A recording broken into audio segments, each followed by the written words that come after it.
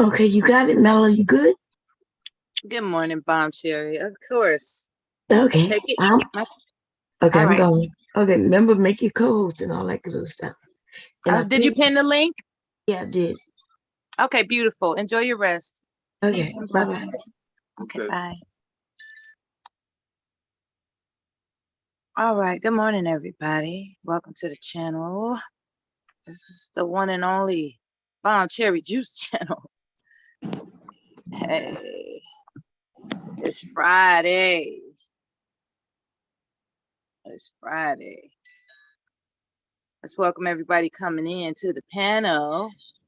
Devastating Silence and RS. Please resume your conversation. I'm going on mute. I hope you all can understand that I got some getting ready to do. Is that okay? Oh yeah, that's cool. Okay, one moment, please. Thank you.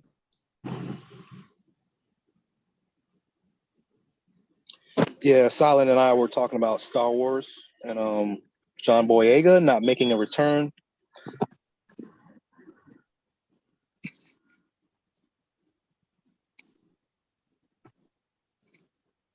All right, you're all of you are co-hosts in the event something happens and you got to take over.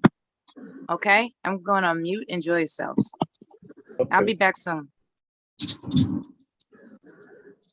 I have a fan theory that John Boyega, they're gonna do an episode 10 Star Wars. I don't know how I know. Don't ask me. Episode 10. But I like Reva's character in the Obi-Wan Kenobi series that just happened that we had on Disney Plus. Yeah. I thought her character was interesting. It reminded me of Ashoka, Darth Vader's Padawan that he never really could have. Yeah. She's supposed to have her own show too. Oh yeah, for sure. Bet. Now, did you watch The Mandalorian? Yeah, I saw 2 seasons from The Mandalorian. Yeah. I think that's about Book of Boba Fett.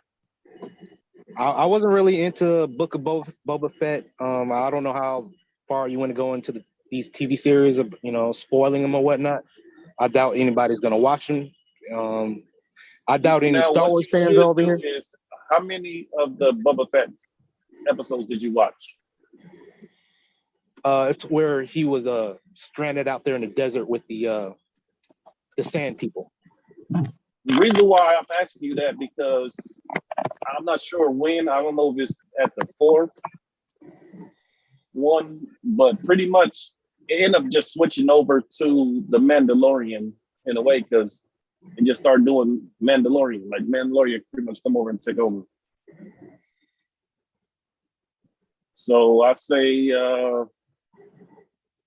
whatever episode you can see and then start off with The Mandalorian, watch it from there at least. The last episode I saw from The Mandalorian was Luke Skywalker coming to pick up Grogu. I know they continue that storyline in the Book of Boba Fett. Oh, really? Oh, yeah, okay. So that's what I said. You got to watch the Book of Boba Fett and I guess read it or find the episode when it start off with The Mandalorian because it's an episode that it start off with Mandalorian. It start off with music and everything, and then you watch it from there on. Okay, I feel you. Then what about Obi-Wan? Did you watch Obi-Wan? Yeah, I saw that. I saw it was very disappointing the last 2 episodes because Reva she should have stayed evil, and they brought back Qui-Gon Jinn. For what? He should have stayed dead. Like he didn't really. He was a Force ghost. He didn't need to come back as Force Ghost. Like okay, talking about the Remember prequel. Think about this. Remember at the end of episode 3 when he told him that he learned how to commune with an old friend and Yoda said he would teach him how to do it. So this whole time he's been trying to communicate with him, but honestly, they should have showed it earlier than it wasn't instead of the last episode. Like, and honestly, they should have had him build up his power instead of like he can't really fight that well. Then it just goes 0 to 100, and he back up. Well, coming in, I kind of knew that Obi-Wan Kenobi wasn't going to be like an action series. It was going to be a lot of dialogue, and the fighting between Darth Vader or Anakin and Obi-Wan, you weren't going to get none of that in this series. Like, because you can't outdo what Anakin, like whatever that name of that place was, that lava place, all that lava shooting up in the up in the. Mm-hmm. Oh, you can't match that. You can't outdo that. The music in that scene, oh my goodness. And it destroys the first one because he said when I left you, I was saying you was the teacher and I was the student now, so they try to act like it was all that time passed by, but then on that show, really all that time didn't pass by because they did end up seeing each other again.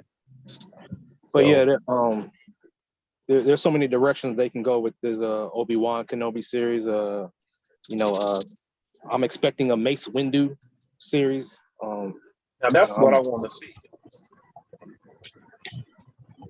I'm trying to think who they could get to play young Samuel Jackson though.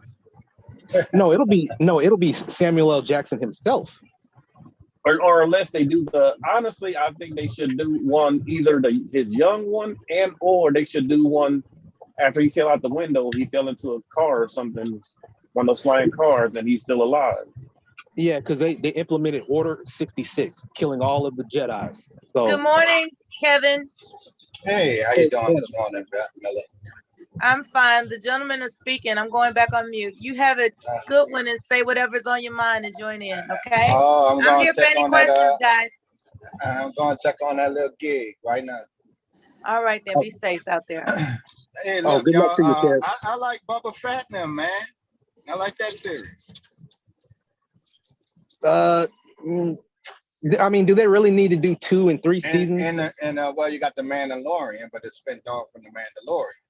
Because what's really the Boba Fett's purpose after Han Solo, gets away? Because actually he's gone now. So, like Boba Fett's true purpose in the original series was hunting down Boba Fett for Jabba the Hutt. Mm-hmm. It's one of those things where I'm looking at you talking about going forward. Yeah, that would be different, but I just like the series. And the Mandalorian. I didn't know the story, so it was interesting to know the whole full story of it. Caught the Star Wars version, but never really knew what their purpose was with the Boba Fett thing. So they went to his history. Yeah, because the show was after all that happened when he got out the damn pit. Right. A bunch of I didn't know that the Mandalorians were made up of orphans that they got from different planets and stuff like that. A lot of orphans. And they're not taking the mask off. I mean, the helmet off thing. Yeah, because it was what was it? Or they explained it in one of the episodes of the Book of Boba Fett. Matter of fact, it's the part when the Mandalorian take over and they explain what happened to the actual because they had their own planet pretty much, Mandalore. So he was just the Mandalorian guy. He's just the orphan, and he went with them, but saying it's a whole creed they had pretty much. Mm-hmm. And I guess, but they say like the creed they go by is like a zealots one. So I guess it's like different factions of, the Mandalorians. Some of them actually take off their hoods, and some of them have the zealous thing of they don't take it off. You know what I'm saying? And you gotta, like you say, bathe in the bath or whatever, so you can take it off. You know what I'm saying? If you took it off. But it's good. Like, yeah. So you need to watch the rest of it. I'm trying to think. I think it was like episode 4 when pretty much the Mandalorian took over the Book of Boba Fett show. So And what I was saying about Finn, I don't like how they did Finn anyway. Like they did the bait and switch with Finn. They made it seem like he was going to be the Jedi. Or I don't mind if both of them was Jedis, but and he is force sensitive, but they cut that out. That was what he wanted to tell. What you think they're gonna do about with Baby Yoda? You think they just go spin off and just let that run? That's what the new Yoda. But I think it all depends on the fan base, with Baby Yoda, because right. I'm thinking it's taking too long for him to get older. Like he been that size for what, 50 years? Well, he don't have to get bigger, but that's not the same Yoda. Because you remember when I was looking at the last it's another Yoda. It's Grogu. That's his name, Grogu. Yeah, Grogu. See, he ride with me every day. Mm-hmm. Right, so they're gonna do a thing of that. It's gonna be a thing that he chose to go under with Boba Fett. My daughter loves Baby Yoda, man. I got it in the car, I got it in the house. Pretty much, Arias, have you ever saw Shogun Assassin? Shogun Assassin, no, I'm not familiar. Shogun Assassin. Is that a movie? TV series? Lone Wolf with Cub. It's a Japanese movie. Matter of fact, you ever listened to Jizza Genius, the first album, Liquid Swords? Yeah. When it was a part saying, choose the sword and you join me, choose the ball and you join your mother in death. Yeah, I know that quote. Yeah, I remember that that's scene. That's off of Shogun Assassin. So when they brought the movie from Japan over here, they named it Shogun Assassin. Over there, they called it Lone Wolf with Cub. Oh, interesting. Okay, so all this saying that is pretty much, how Luke took Grogu. He pretty much gave Grogu that choice. Yeah, either you choose the Force and get trains with me, or you can go with the Mandalorian. And this is all in the book of Boba Fett. You gotta watch the book of Boba Fett to see that part. And they even show Ahsoka Tano again too. Yeah, man. That's crazy. And they actually show the other Mandalorians too. Or no, is that or am I getting mixed up? Maybe that was in the yeah. Hey, you familiar with the Third Sisters? The what? Third Sisters. What Reva was. Yes. She was with us. Okay. Yeah, because are they similar to the Mandalorian? Because they were adopted too, or they were just taken, during Order 66. Yeah, they're just Force users. They pretty much either Padawans or Jedis that got tortured and they switched over to the dark side. Yeah, but I'm just happy that they didn't kill Reva at the end of the series. They can actually do a spin-off. They probably won't, because I even got that game that they about to come out with a part 2 that the Fallen Order.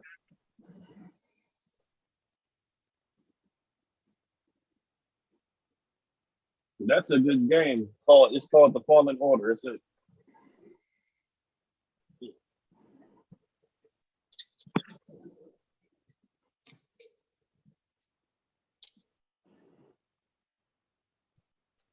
Yeah, I'm a Star Wars fan. I'm not really into the novels. I haven't really gotten into the Clone Wars. Video game. Now you got a Xbox or 360, anything? Oh, not an Xbox. You got an Xbox or PlayStation 4? Xbox One or PlayStation 4? I think I'm gonna get the PS5. I don't have a game system now. But yeah, it's called Jedi: The Fallen Order. It came out a few years ago. Matter of fact, they about to come out with a part 2. The only thing I don't like about the game is it don't let you create your own character. You got to play as the character. I like games you can create your own character. That's why I like games you can create your own character because you can make the person black and all that stuff. Yeah, that's why I've been playing Skyrim because you can create your own character. We need more video games with blacks in it. Oh, it's coming. Like I bought this. I definitely think that's coming. I bought this Spawn toy from Walmart. It's got like 27, 32 moving parts. I've always been a fan of Spawn as well. Todd McFarlane, man, he like the details of his toy. I bought me and my nephew. It's called Sun Man. It's pretty much this black. Okay, so pretty much the story is her son was watching. This is back in the 80s. Her son was watching He-Man, and he was wondering why there was no characters that looked like him. So the black woman created Sun Man for her son, and it got like I guess a limited release back then. But fast forward time, they're sending them out back again. So I bought me and my nephew one of them. I'm not going to buy still in the package, but I bought my nephew a Marvel too, because he's still I think he's 6, I believe. He's so he still play with toys. So every time a black character come out, I send it to him. Yo, man, I think I spent like a whole bunch of money on Amazon on like black action figures. When I was overseas and when I got out, I gave them all to my little nephew. I don't know why I did that. I haven't been back to check on it. I think it was 7 or 8 Mella, at the time. I'm sorry. I didn't mean to cut y'all off. Mella, just for you, I know you like looking at the city. I'm on St. Charles Avenue in New Orleans. And this is the streetcar line. That's why you see all these big ass oak trees covered in trees. Okay, I see Yoda's navigating you. Thank you so much. Yeah, I need my guidance. Right. I'm gonna show you some of these big ass houses, some of that old money up and down St. Charles. And like I was telling you before, you can have a $10 million home and have the hood right behind it. Okay, point it out as you see fit. The gentlemen were talking about I think PS4s or something. I guess they could figure out. And y'all look, y'all know what I did, shop. Man. All right, I made a mistake, y'all, of finally getting a PS4 last year, I think it was, and I was wondering why they were out of PS4s. I went to Walmart, went on. They really, I had to order it on Amazon, but every store no stores had it in stock. 2 weeks later, after I bought a PS4, the PS5 came out. And that was the reason why they wasn't on the shelves. I was like, oh, damn. And it was the same price. So, but I had already purchased. Oh, ain't that some shit? What's coming out for Christmas time? PS6? No. The game systems come out every 7 years. And pretty much what's out right now is the PS5 and the Xbox. I'm not sure what they call it. Xbox X or something like that. I'm not sure what they call this one. Okay. But even this stuff, like it came out. Look at that, Mella. That's a decorate shop already open. It came out like last year, and they still not keeping up with the stock. It's kind of hard to still find this stuff. Wow. Well, what does anybody have any suggestions for RS as to where he could get the best deal for a PS5? Or he just gonna buy it online or what? Is he still I don't here? know. I'm here. I wasn't really considering buying a game system at the moment. If I had to go buy a game system, probably from Walmart. Okay. As long as you know what you're looking for, that's all that matters. Yeah. But I think I told you all what I did with my son when he wanted, way back in the day, he wanted a Wii, the advanced one with all of the attachments. And I taught him how to, basically, I taught him entrepreneurship, you know, how to earn the money for himself. That was part of the thing about being you know, I've never really been into Christmas, right? However, I do like the lights. I like the joyfulness of the season. Everybody seems to be in a good mood around that time of the year. All my life, that's what I remember, the lights and the joyfulness. I'm not really into all that other kind of other stuff, right? However, I'm not gonna lie, my aunts did try to program, you know, they programmed us when we were little children that Santa Claus is real and all that shenanigans. Of course we grew out of that. But anyway, it doesn't take away the fact that I wanted my son to experience joyfulness and the lights of the holiday season. And that included having gifts under the tree. As these game consoles came out, you know, I found myself being compelled to adhere to his whims for wanting a new goddamn console every freaking Christmas, right? So it starts with the game box, a little Game Boy. It was always some type of new thing every year, you know, and I just knew it was a conspiracy. I was like, you know what? They are setting parents up to, you know, just have these video game consoles babysit their children. You know, I just started thinking a little deeper about this new technology that was being introduced as substitute babysitters in children's lives. It's not necessarily a bad thing because they learn strategy. They got to engage in characters that are interested in them, you know, so I didn't want to take it away from them. But at the same time, I wanted him to understand the commercialism in America and what, you know, and how Christmas is wrapped around that. And in order to make up for the fact that I didn't want to deny him what he was accustomed to every year, and just, you know, deem him selfish for even thinking that, you know, I'm going to go on doing this for him. For whatever reason, my aunt came up with the idea of, not the idea, she didn't come up with the idea. I came up with the idea because she told me about a going out of business sale that a grocery store was having. I bought their entire stock of M&Ms at 10 cents a bag, regular size M&Ms. And fast forward, what we eventually wound up doing was selling the entire inventory at least a profit of about $1,500 and more, because he was the one that was handling the money. You got to consider this a 12-year-old child, so he's handling all the money.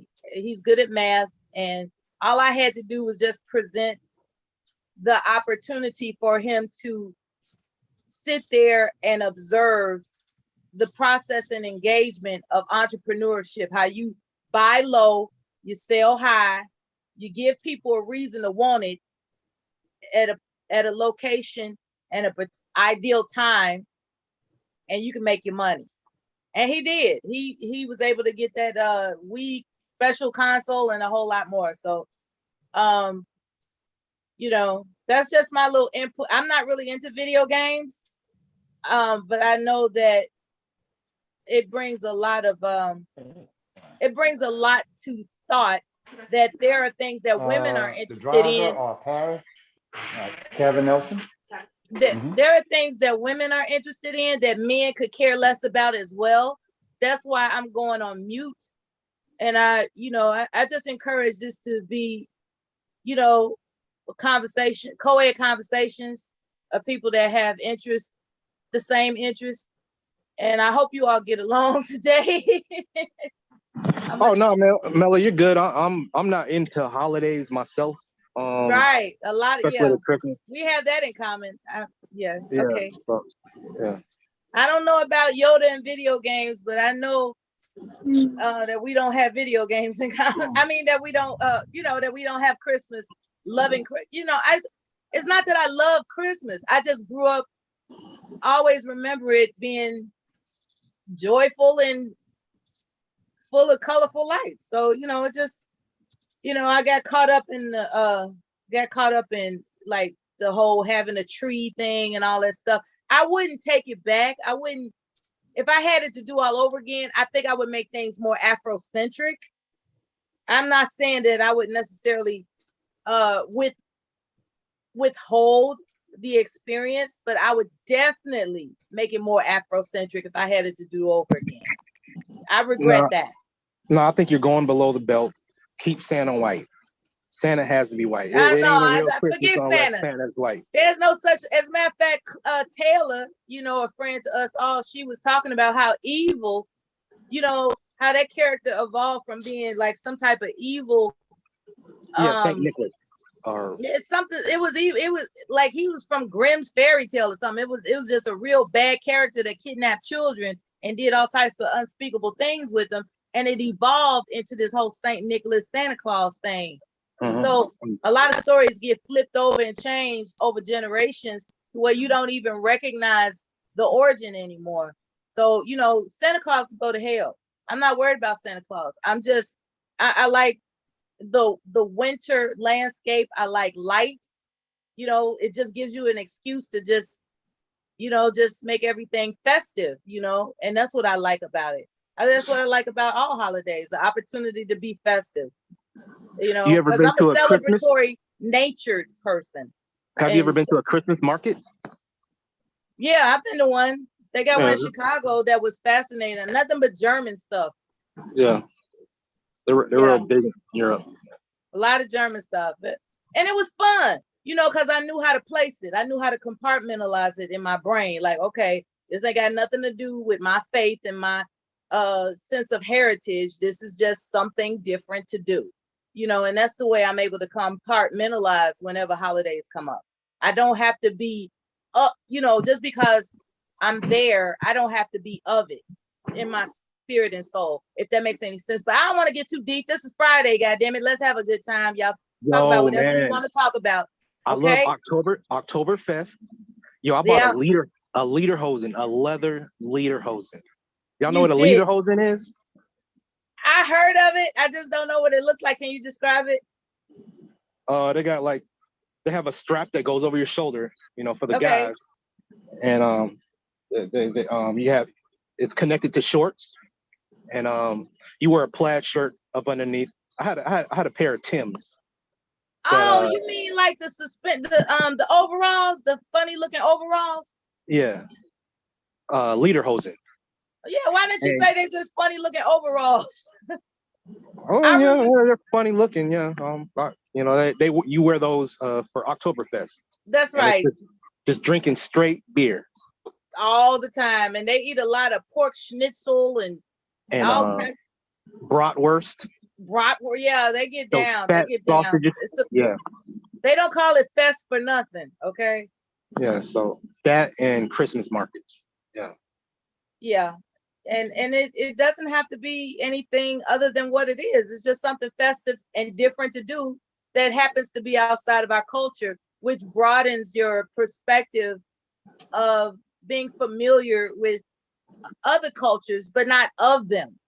Just because you're familiar with other cultures, that does, like if I was stationed in Japan, that doesn't mean I'm part Japanese. You know what I'm saying? I was just stationed in Japan. And so there's nothing wrong with knowing that the cherry blossoms come out in the springtime, and seeing how beautiful the tradition is that these people believe in praying under these cherry blossoms to have their families blessed. That's their culture. That's their tradition. That's what they do. And there's nothing wrong with knowing that. There's nothing wrong with seeing and experiencing that. That doesn't mean you're any less Black just because you have experienced enjoyment in the festivity of other cultures. As long as you stay safe, happy, and enlightened, I say do what you feel and forget anybody that doesn't relate to it, because life is about having a good time while you can. Safely, of course.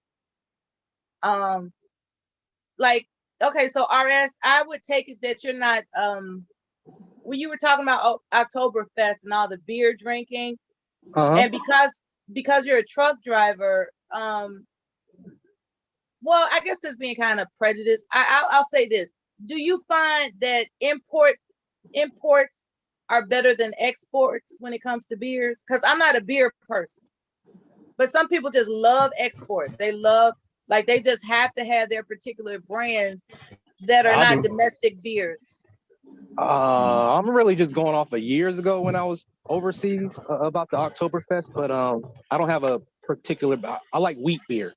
That's okay. All I can, yeah. You like to kind of taste like it's got okay, I feel you on that. There are people that have, I don't know the brands, but I do know there are certain ingredients in different types, and now they have these I forgot what they call them. I like one in particular, Leffe, L-E-F-F-E, Leffe. I like that beer. I'm gonna have to go try that right now, man. Leffe beer. I love me some Leffe beer. I think it's Belgian. It's Belgian, actually. A Belgian beer? I don't see it over here. I think the closest thing is maybe Blue Moon or Blue Ribbon. Okay, now, Blue Moon with the orange. Comes with an orange. Yeah, Blue Moon, that's a gluten-free beer, so you don't feel achy and stuff after drinking it. Some of those beers, you know, because they have the grains, and I'm not trying to mess up anybody's good time drinking beer with their favorite beer. A lot of times you'll find that a beer gut comes from the gluten that they use in the beer. And Blue Moon is less likely to make you have a beer gut. This is just, you know, I haven't studied the stats. This is just through word of mouth. And, you know, I can see that people who drink Blue Moon, they're not quite as bloated as people who don't. And I'm just saying that out loud. I mean, could be that. I mean, they got factors in there. Yeah. I drink Blue Moon. Yeah, I had to cut down on some of them because they would fill you up. But I like craft beers. I don't like domestic beers as much. I like, here we got a local Beta Amber, which is like the other guys said, it's a wheat beer. You know, but the one kind of beer I do not like. I don't like fruity type of beers. You know, they got strawberry brews and all kind of stuff now. That doesn't make sense to have a fruity beer. Like, that goes against the very nature as to why beer exists. It might as well be a wine, for God's sakes. Yeah, I don't want that. You know, spritz. What they call that? Now, you know, they had something called Champale back in the day. I'm wondering if that's a version of Champale or something. Like Fred Sanford said, Champipple. I'm trying to figure out because you look in the cases and it's like, oh, look at all these different beers that are out now. And then you see the ones that's talking about peach flavor and strawberry flavor. I'm like, what the hell does that have to do with beer? All right now, Mella, I'm about to pass Tulane and Loyola University. That's the old. Okay. Catholic schools, right? When they don't make it to Harvard and Yale and stuff like that, or Stanford, they come to Tulane and Loyola. That's okay. That's a good deal. Right. If you absolutely must, you know, it's good. Something has, you know, there are options. I wanted to talk to you about the gumbo. There's this restaurant called Dukey's, I think. Dookie Chase. Yes. Dookie Chase. That's been around a long time, and it survived Katrina. I saw a little documentary about how it. I was wondering, is that true? Did that restaurant survive? Like, was it unscathed?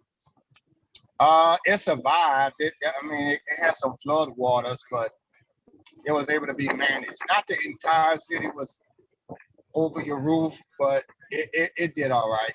But it was able to come back in and open back up. Really? The same location? Okay. Yeah, right down Claiborne and right by Claiborne and Orleans. Which is what me and Mule was saying when me and Mule was showing where they ran the interstate through the Treme area, and that was the area where all the blacks gathered every weekend. You know. That's right. I saw that in the documentary too. Right, and Leah Chase, Dookie Chase is right there. So you had restaurants, barbershops, everything you could think of around there. You know, back in the days. But yeah, Leah Chase, and now her son runs it. Yes. Well, she was real famous. All the presidents, everybody go over there to Dookie Chase. Yeah, she lived in her 90s. She lived to be in her 90s. Mm-hmm. She, everyone loved her. They would bow down to her, give her a kiss and a hug. And, oh, yeah, yeah. You don't play with that lady. That lady ain't never got robbed or nothing. We just don't do that. We don't play with that. We don't play that shit with them. You don't mess with the old folks. That's at right. All. Yeah. Like everybody coming out. You ain't even got to be a thug. The mailman will whoop your ass behind messing with these old folks. Lose his job. You don't mess with it. And the youngsters know that. That's right. And let's see, what was special about the documentary Truth?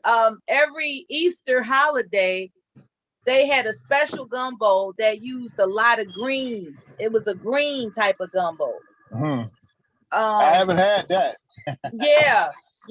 It's of course they got their regular selections and they're world famous, but every year around Easter time, and I think I'm trying to figure out what Thursday of the month in April they do it. Anyway, I guess I'll send the documentary to you sometime sooner than later. Mm-hmm. I thought that was fascinating that once a year they do it. I saw it. That's where Obama went to go. He went to get some chicken from over there. One time he got a little grease on his tie. You don't remember that? Yeah. Lena Horne liked her fried chicken too. Oh yeah, they like it. And listen, it's made with it's not a dry batter. It's a wet batter. That's right. Right. It's a dipping batter. So and it makes the chicken a little darker, but the taste is a lot different. And it's all in the batter. You know that. Whatever you season that batter with it, you're just good with it. Yeah. Oh, here go the street cars. Look at that. This is New Orleans live and in living color, everybody.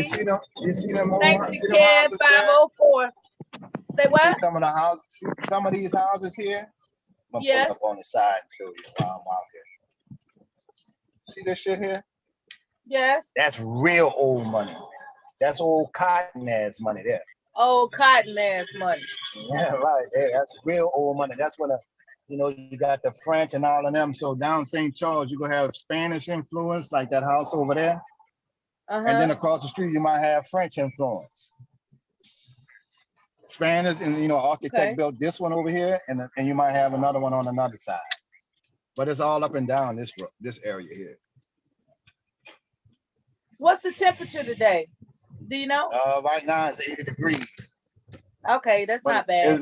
It's been raining for the last few days. It rained all night last night. That's the only reason why it's like that.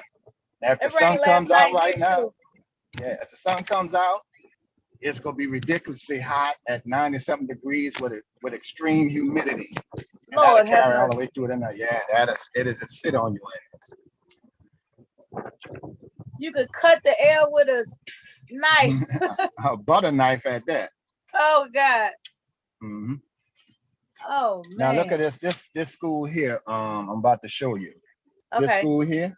This is a all girls Catholic school, right? Mainly white. They may have a little pepper in there, maybe about a graduating class of about 4 black girls.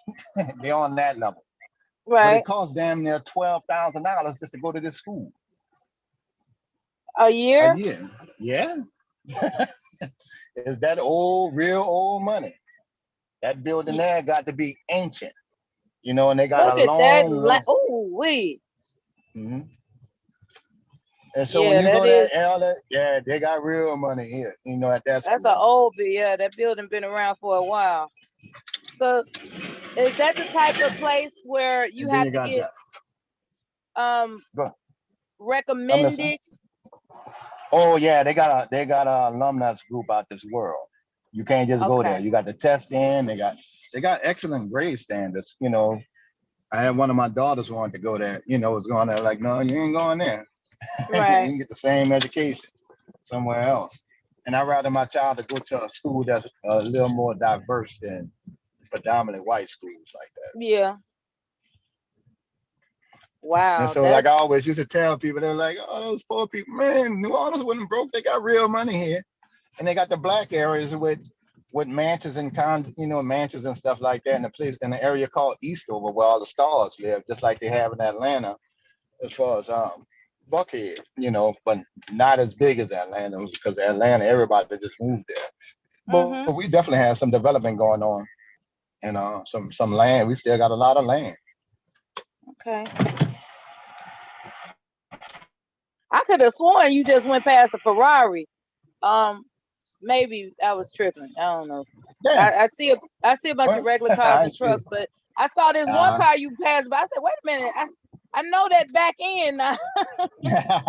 But you don't really want to roll in the Ferrari around here because the streets are too bad. That makes sense. Ferrari up. Those tree branches, right? They got potholes and all that. Somebody's talking about the rows of trees. Kev, can you drive with a semi truck, Kev? Can you drive on that street with a semi truck? You damn near need a tank. And look, hold on right quick. This is how the kids cross the street and go to PE at some of the Catholic schools. We don't have major fields in the back of schools like y'all have. Okay. And the school is across the street, next to a kids' library, next to a police station, a 24-hour bar, and a convent on one corner. Wow. It's a lot of history there. Some of my partners are already here at the bar. Look at that. I don't get out much, so they'd be thrilled to death to see my black ass. Okay. It looks like a friendly place. No, that is a music store. That is a music store called Peaches. That's the back of it. But you'll see when I turn the 24-hour bar right there next to it. That's all. I'm just teasing. Yeah, it is. And that's a nice lady too. That lady is the one that sparked off a lot of black people making money in the music industry from that company, because they was the ones that worked with Master P and them to get their own record deals and shit like that, because you could put the albums on the shelf, sell them for $25 and get some extra credit and stuff like that, double your sales, and then you go to Universal and tell them that I already got 500,000 sold, man. That's what come with the whole selling them out the trunk thing. What's up is I didn't know the details about Master P until you told me. Like he really looked out for people. What's up, people? Yeah. He looked out for a lot of people. And he spread that across everybody. He just went from state to state, putting people on with it. Yeah. And he still got blessed from it. He, it didn't. If anything, he got better from it. Right. Now, some people are criticizing because he said he had to cut some of his people off, including his brother. Because them niggas just always wanted to stay in the street. Millionaires still won't be hands on the street and hands on in the street, and that's how his brother got that charge. Okay. C murder. You get a charge with the names. You get a murder charge with your name C murder in a white area of southern Louisiana. I don't know what's wrong with some people. They could have a red carpet laid out for them, or they could have the world laid at their feet, and they just won't figure out how to get right, man. I just, and it's a shame. It's a shame how. Oh, look at this. This is Casimir's Oyster Bar. Right. That's all they do in here is sell oysters when it's in season. They don't even open up the rest of the year, just oyster season. Wait a minute. I'm trying to remember. I think oyster season is in the fall, in the autumn, right? Oh, I'm not sure when they come out. They come out. Okay. Look like I guess oyster season is now because they're in business. All right, Kev, thank you so much. I'm still here, man. I'm still here. I was just talking to my friend, meeting some people. I told you they'd be having 24-hour bars. You can literally, 7, 8 in the morning, doesn't matter. RS was saying that he was looking for a place that, I believe that was you, RS, saying that you were looking for a place that is alive 24 hours a day, but not as expensive as New York City. Do you think you can handle the weather in New Orleans, RS? I don't know if you're around, but I got land and 2 houses in South Carolina. Okay, that's cool. Yeah. That's not too far from New I mean, Orleans. where Kev is at, it's a nice area. Looks homey. Yeah, it's cheap though, man. Listen, I can go in this bar. I'm not getting nothing to drink like right that. now. You can park your car on the side of the street. That's cool too. Yeah, the entire city, man. We're not congested like that for a major city. You don't need a parking garage and shit. No, you'll never need that. I mean, they got some condos and stuff like that you may want to deal with, but for the most part, you don't need it. You can park your car in front of your home. Yes. And this place I'm at right here, like if you go here, RS, I'm on Napoleon and Magazine at a place. What's up, Pop? I'm dead, man. I'm out. You go in this bar here, and a double is. Don't get up for me. I'm just telling my friends. A double here in this bar, Miss Mays, is $4 for a double, a vodka, whatever you want. It don't matter what it is. So the price looks chill. Yeah, double for $4, man. We got back patios and stuff like that. Outside, a lot of people just sit outside. Like they have a guy that come out here and cook tacos or whatever, a food truck or something, 24/7. They get here about 2:30 in the AM, and just the back patio.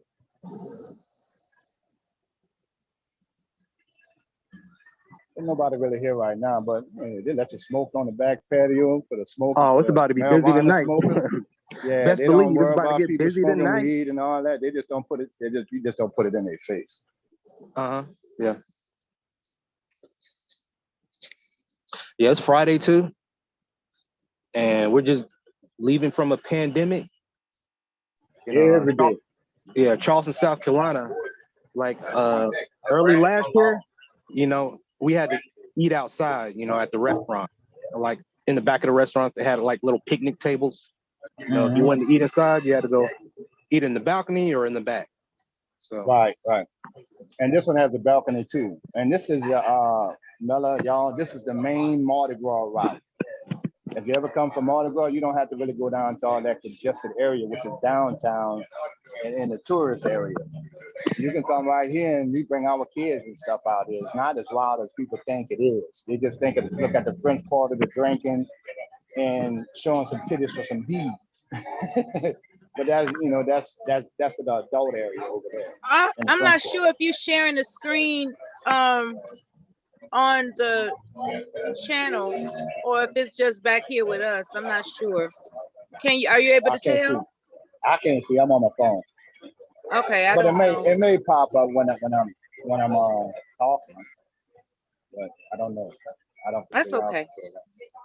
Oh yeah, thanks, Mella, for making me co-host. That's a black Porsche right there, Mella. You're a veteran, yeah. I see that Porsche, Kev. I see. Hey, got your name on the back. It said Mella on the license plate. Okay.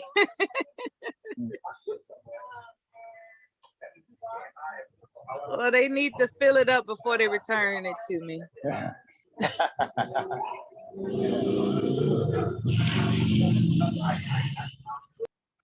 Oh man. Yeah, it just occurred to me that I'm not sure whether or not people could see what you're showing us. It's really you're a very good guide.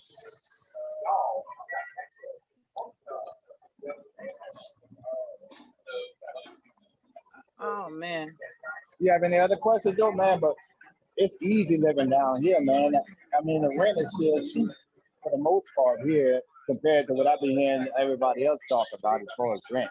You can still get it, a 1-bedroom apartment for about $600-700 at the cheapest, and that's not a bad deal because you can pretty much. Okay, so a 2-bedroom is just under $1,000.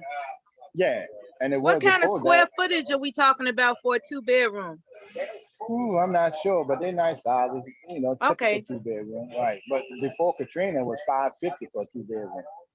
Yeah, well, you know how that is. They're gonna raise the prices. Well, yeah, the flood insurance company raised the prices. That way, and the flood raised the prices. But in this particular area right here, it didn't flood. But if you go 10 blocks up, about 5 or 10 blocks up the street, it flooded, like deep flooded. Because where I'm at is close to the river, and the river is the highest point of the city. And if you go down this street straight down, I'll run into the convention center and the Superdome. You know, the convention center didn't have any water in it, so it's really a bowl. So like right now, you'll be on the edge of the bowl.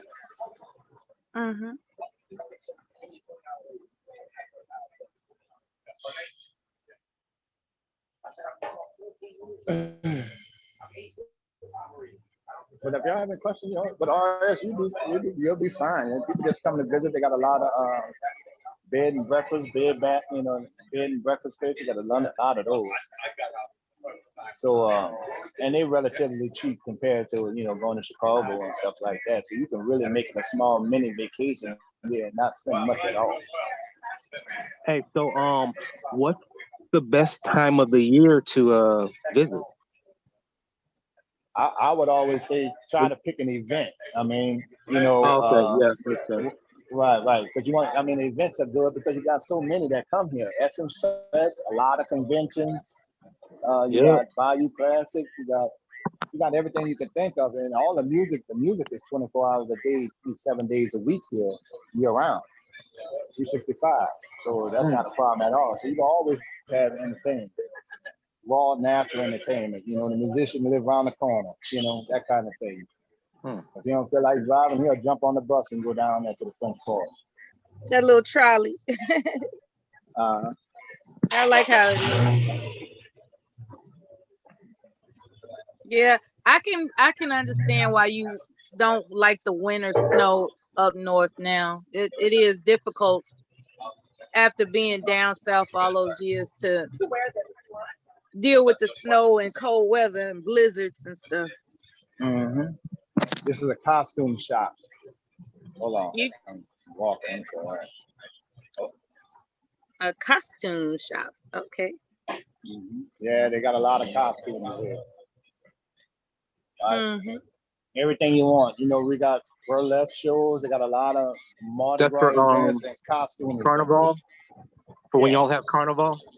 Yeah. If you need to rent a costume for anything, private party, whatever it is, it'll be like on that movie with 50 Shades of Grey. No, Eyes Wide Shut. I think it is. You can put the mask on and do what you want. And it's it's not segregated here. You'll see black folks walking around. It's still majority black. We don't have those issues with white folks in our city. They outnumbered for one, and they damn sure don't want to go down that road. What is it like at night? Is it pretty dangerous? much the same? No, it's like any other city. It depends on what area you're going into. If you go into the hood area where you got high crime areas, well, it's gonna be high crime. But around here, no, you rarely have stuff like that. That's in the eastern part of New Orleans, a whole totally different place. Okay. All right. And I know a bunch of them niggas. Let me check the chat and welcome everybody. Give me a moment, please. I want to give a shout out specifically to everybody in the chat room. I'm not sure if you can see what Kevin's sharing. He's a generous tour guide, that's for sure. Happy Friday, Gigi, Sac Passe, Sugar Bum, Water Sniper, Third World Ward. I got to remember to pronounce that correctly. Third Ward in Texas, Third Ward, Columbia. And, you all are engaging one another in the chat room. Happy Friday. That's what Third Ward in Texas? Yes. Yeah, see, we got wards too. I'm in the Third Ward right now. I thought you all had parishes. We have parishes as opposed to county, but the city is broken off into different wards. Oh, that's okay. Right. So you can go all the way up north, and that'll be, Ascension Parish. This is Orleans Parish, but Orleans, the city is split up into different wards of Orleans Parish. If someone was moving there, how long would it take for them to get the scope of the land, like to, you know, feel comfortable driving around with? I mean, well, you know, there's GPS soon as you get here, you can drive around. We don't have major traffic jams and all of that kind of stuff to think about. Right. 15 minutes to get across New Orleans. 15 minutes to get across to New Orleans on the interstate. Now, I went down. There's a such thing as like a downtown, like a I guess you could call it your version of downtown. Yeah, it seemed like a lot of traffic was there. That'll be around the French. It depends on what time. 5 o'clock, they still got people moving, you know. But it doesn't last long. Like our biggest traffic jam, it lasts an hour, 20 minutes. And that's because there's people just trying to go to the outskirts of the city, you know, the suburbs. I was definitely in the traffic jam. Well, I said, yeah, it ain't that big of a deal. No, it wasn't a bad thing. Yeah. It was just not like in Houston. And going now Houston I didn't Dallas, explore traffic, Lord have mercy, that's ridiculous. I didn't explore these tree-lined streets that you're showing here. This is a different area of the city I haven't seen. Well, yeah, up and down this area here, you got a whole lot of those magnolia trees, which are heavily protected. You cannot cut them. Yeah, you cannot trim them, you cannot cut them. Yeah, I'm looking at how long they've been around. Yeah, it holds the soil together. And don't forget, we on moss land, you know, soft land. Okay. Land. So that's why you don't see New Orleans try, like, you know, develop like other major cities with high rises. We're not built for that. Yeah, the soil is soft. Turn around.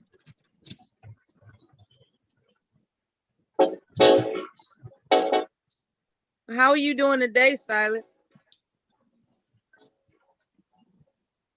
You check in with us when you can, Silent. I'm back now. Okay. Did you have breakfast? I'm heading to have it now. That's good. Stop by a train. Okay.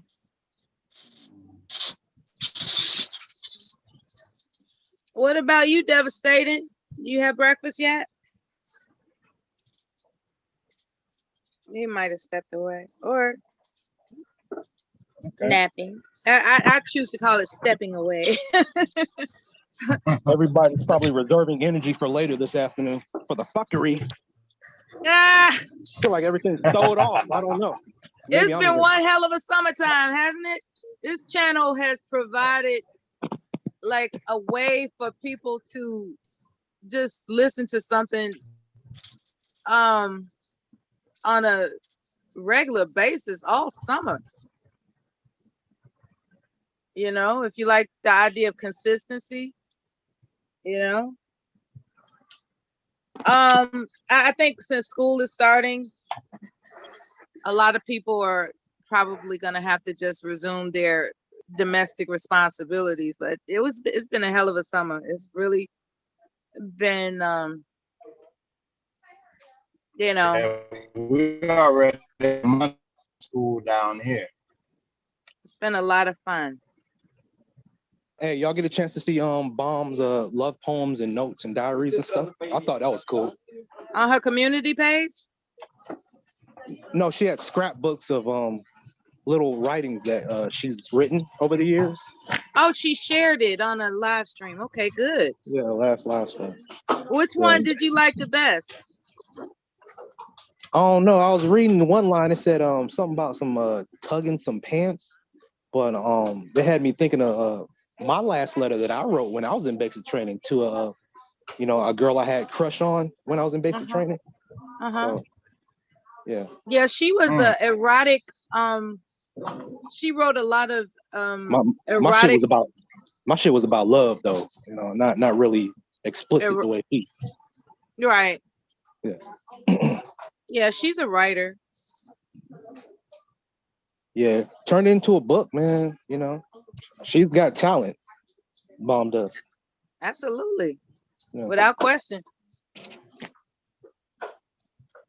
And you know, there's probably more that we don't know than what we do know. Believe it or not, not everybody shares absolutely everything, even though it may seem like it. So there's lots of talents and skills that, you know, she'll share eventually, you know. So what street are we on now? This looks well developed. This looks like a corner on the west, near the western end of Chicago, to be honest with you. It seems like they build it. No, it seems like they build those, they build these, look at that. You got the Ross, the TJ Maxx, the Marshalls, the Pet. I see the word pet, and I'm PetSmart, yeah, Five Below, Ultra Beauty, and Chicken Fingers. You know, nigga have some chicken. Well, actually, I was testing my eyesight. That's what I was doing. Yeah, it's like I was making sure that my eyes still work, and thank God they do for the time being. Person my age, they usually wear glasses by now. That's not the case yet. Still holding on. I hope I didn't jinx myself. All I have to wear them if I'm reading a book or something. Yeah, period of I time, can imagine. Yeah, I can make it out without the glasses, but you know, I'm not trying to struggle. Yeah, they say that make your eyes worse. I do not want to strain my eyes. I absolutely don't. That's why I don't watch the screen as often. Some people sit in front of computers all day long, and it strains their eyes. It messes up their back. You know, there's all types of protective equipment to, you know, if a person has to do something like that, that they can invest in to, you know, keep their spine aligned and their eyes tight and right. Now, what's up with the graffiti that we just passed by, Kev? What side of town is this? Yeah, still the same area. And right now, like I told you, I was 6 blocks from those big ass houses. And that's the houses there. These haven't been redone yet. They haven't fixed those up yet. But somebody with a lot of money could buy all that up. Well, I'm gonna tell you this. I'm gonna make you laugh. I'm almost to Martin Luther King Street. Oh yeah. Wherever they got a Martin Luther King, they get hoodish. I noticed that. That's the pattern, right? Yeah, I don't know why it's that way, but it's always that way. All the MLK streets in America are hoodish. That's so it would seem. That's yeah. Really something how that works. Yeah, and this is the car wash. Of course, you got a car wash. That's always good to have. Do they have the automatic over there by the? I see over yonder. It looks like they have the automatic, where you just roll through, or you have to hand. I don't know. Oh, this the hand wash right here, baby. Okay, pull up under the shed. Yeah. Are there any automatic ones? Yeah, they got them, but you always want the hand wash, especially if you got a nice car. You don't want the automatic. If you got a nice car, yeah, you better get it. You better get a hand wash. And when like what they call those foreign cars? What's that foreign car that it's a foreign car, Range Rover. Oh. Yeah, if you got a Range Rover, don't put it through the machine. If you right now, I'm smack dab in between the Calio project and that's the hood Magnolia right project. Yeah, I saw that little church right there. Oh, they got plenty of churches in the hood. They ain't short on churches. And I don't know why it's like that. They ain't like they helping much. Exactly. Like the hypocrisy of it all. Preachers be rich, but they don't live around here. Exactly. Hey, Kel, the funeral home too. Funeral home, definitely. Oh, right around the corner. Yeah, they banking on that. Funeral home right around the corner. Yeah. Now, as you get a little closer, that's 2 or 3 blocks off that Claiborne Avenue, and now you see more development. Right? You still have you still have homes that haven't been fixed up yet, right? Okay. Like that one, like these couples in these little short with streets. the cardboard still on the windows and doors. Yeah. Now I didn't know that you all set your garbage out front. Because in Chicago we have alleys. Yeah, it was funny to me to see people put it in the ground, the garbage can, and they had to pull it up out the ground. No, they don't. I forgot what city that was. Where they do that? I had to think on it, but I seemed like they just, I don't know, it might have been New York or something where they just like lift it up. Is it a lift that bring the trash out or something? Oh, they probably have. Yeah, I think I've seen that in a movie, but I think it depends on whether or not it's a big building, and they probably got a sophisticated way of trash removal. Mm-hmm. But in New York, I guess they would need something like that. And of course, you got the brothers sitting there having a drink on the street, having their beer early. Okay, so public. And that's another project. That's a Lafitte. Oh, that's large. Right. That's the one Master P brought. I think Master P brought this one.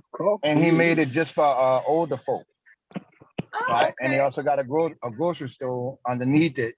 They got videos of him that when he opened it, and it's strictly for the elderly, you know, because he's real big on taking all those old people that lived in the old project that he was in.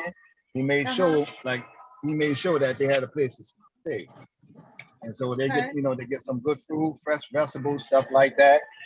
And now they're redoing all the projects.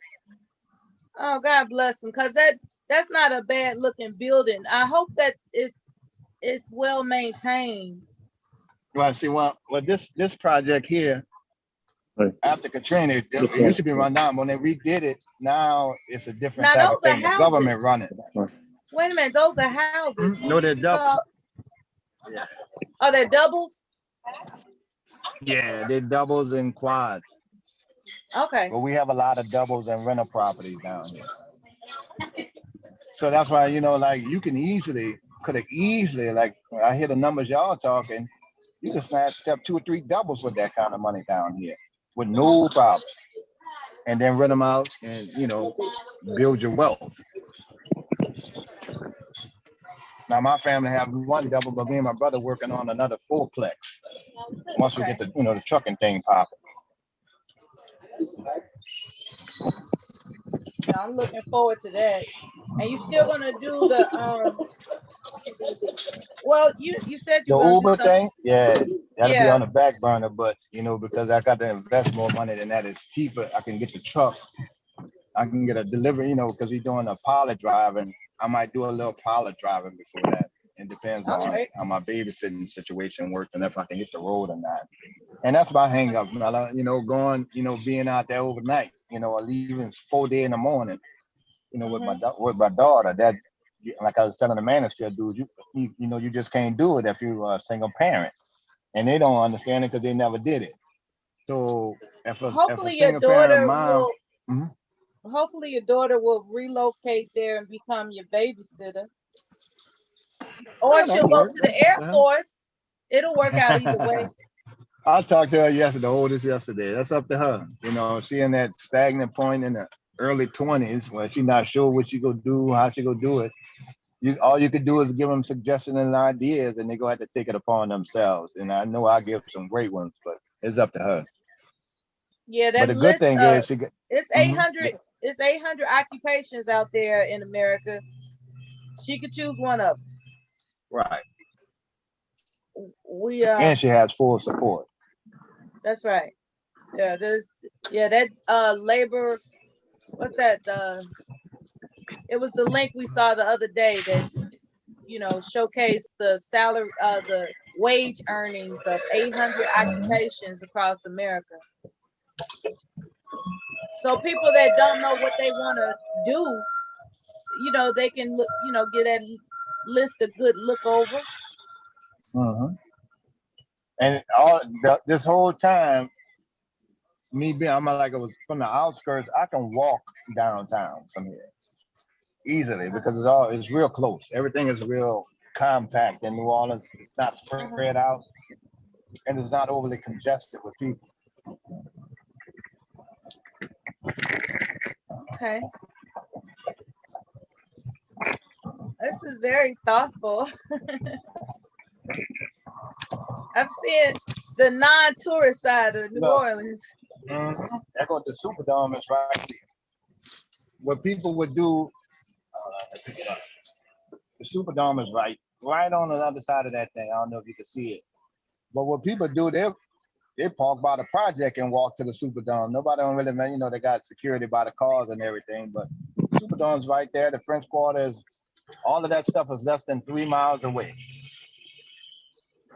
And when I first got on, everything was less than 7 miles away. Walking 3 miles is not bad.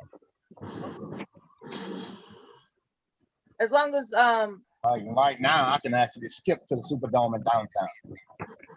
Okay.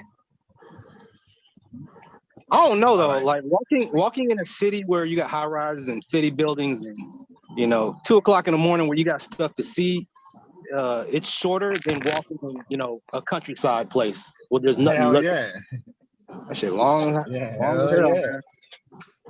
Yeah. So Kev, have you ever seen a player from the Pelicans, like say like Zion Williamson? Yeah. I see him all the time. Actually, that go to the arena right there. I'm glad he stayed with the Pelicans. We wish he'd have left. I wish he'd have left because we got more fun. He never wanted to be here.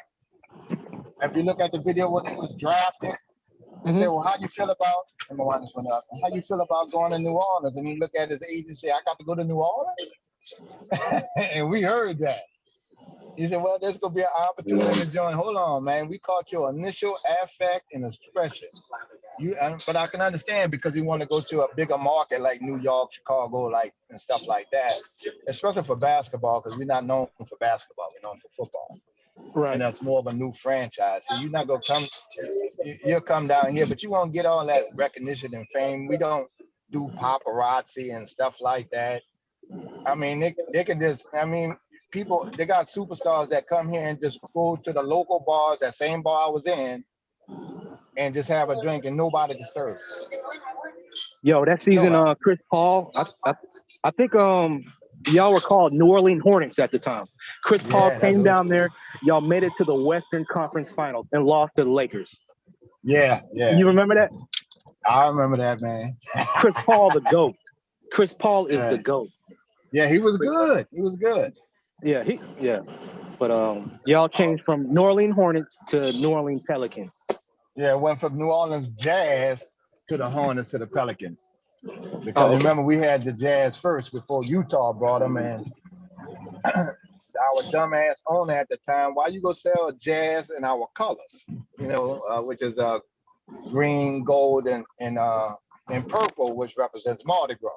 You sure it was New Orleans Jazz? There was always Utah Jazz. No, it wasn't always. It was New Orleans Jazz. Right. Okay, it's back and forth. Yeah, it was New Orleans. Because remember, we had Pistol Pete married. I take the water. You talking about back in the day. You talking about black and white. Back in the day. Black and white NBA. Yeah. Okay. I want hash browns with onions and peppers and cheese. Take bacon and man. Wilt Chamberlain, Bill Russell, man. Rest in peace to him. Wilt Chamberlain's a GOAT, man. Thank you. They got a few goats out there. He's notorious for being a womanizer. Okay, those women took advantage of him. Court, but you can go out at Nella. I know you want to. I know you want to go out Chamberlain. Yeah, so. Go ahead. Right. Well, at least he didn't get no Bill Cosby or R. Kelly charges. Never. You know what I'm saying? That's so everything was everything was consensual. But he was a womanizer. He dated a lot of women.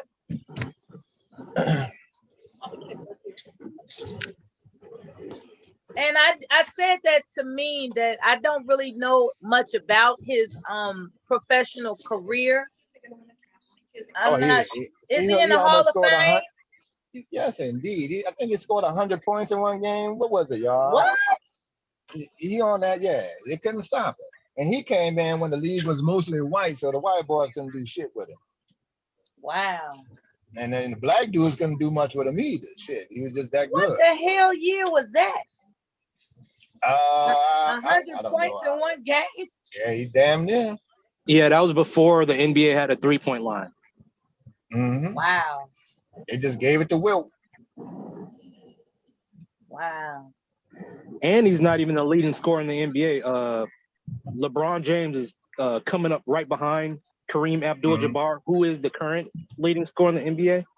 Mm-hmm. You know, that's going to change the whole dynamic of the MJ versus LeBron James. Who's the GOAT? Mm-hmm. Uh-huh. Oh, well, the GOAT just good for conversation. That's the arena for the basketball right there. Yeah. A basketball arena. Yeah. And the Superdome is right on the other side. You're gonna see it when I'm passing, you're gonna see how big the Superdome come out. That is. Okay. So it's all right there. You know, we catch it, we don't even drive to the game. We catch the bus to the game. You ain't gotta pay $20 for parking. And here go the Latinos with their food trucks. I wish people could hit the link and see what we see. I'm not sure if they can see it on the big screen or not. This has been very eventful of a vision because I only saw the tourist areas. Oh, I'm gonna bring y'all in the club and everything. Uh-oh. I'll bring y'all to the local bar, the old juke joint type style bars. This the Calio project. They just rebuilt the schools from the flood. This area was flooded. That's the school that you just passed by? Yeah. And all that in the back, that's the old Calio project. Master P had a lot to do with having that rebuilt and allocated some stuff to the elderly.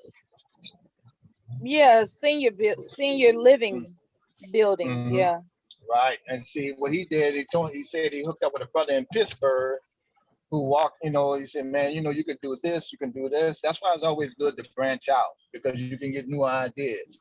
And the guy kind of walked them through it and then they got to apply for the federal money and it was over after that. Okay. Especially during a city with some hardship. So, that's a big move. He don't really talk about all the shit he do, but a lot of his products, chips and stuff, they on all the shelves in New Orleans and stuff like that. And his whole goal was, black folks, we need to get some stuff on the shelves to sell because we're not selling. When you go in the grocery store, how many black owned products in the grocery store? I can't think of any offhand. I can think of products that have black faces on it, but they're not black companies. Uncle Ben's, Aunt Jemima, and all that shit. Yeah. Right. But the only thing you may have had in a black a grocery store or something like that may be hair products owned by black company. That's about it. Mm-hmm. So now and again, snacks and you got the vodkas up there, and so I always see progression, especially when you're coming from where I came from. I see the glass as half full. Yes. If they got Teslas and shit driving down in New Orleans, it's gonna be here. So that just when things get here, which you guys are used to already, that means it's gonna stick, in my opinion. A lot of businesses and stuff. Mm-hmm. I don't see why not.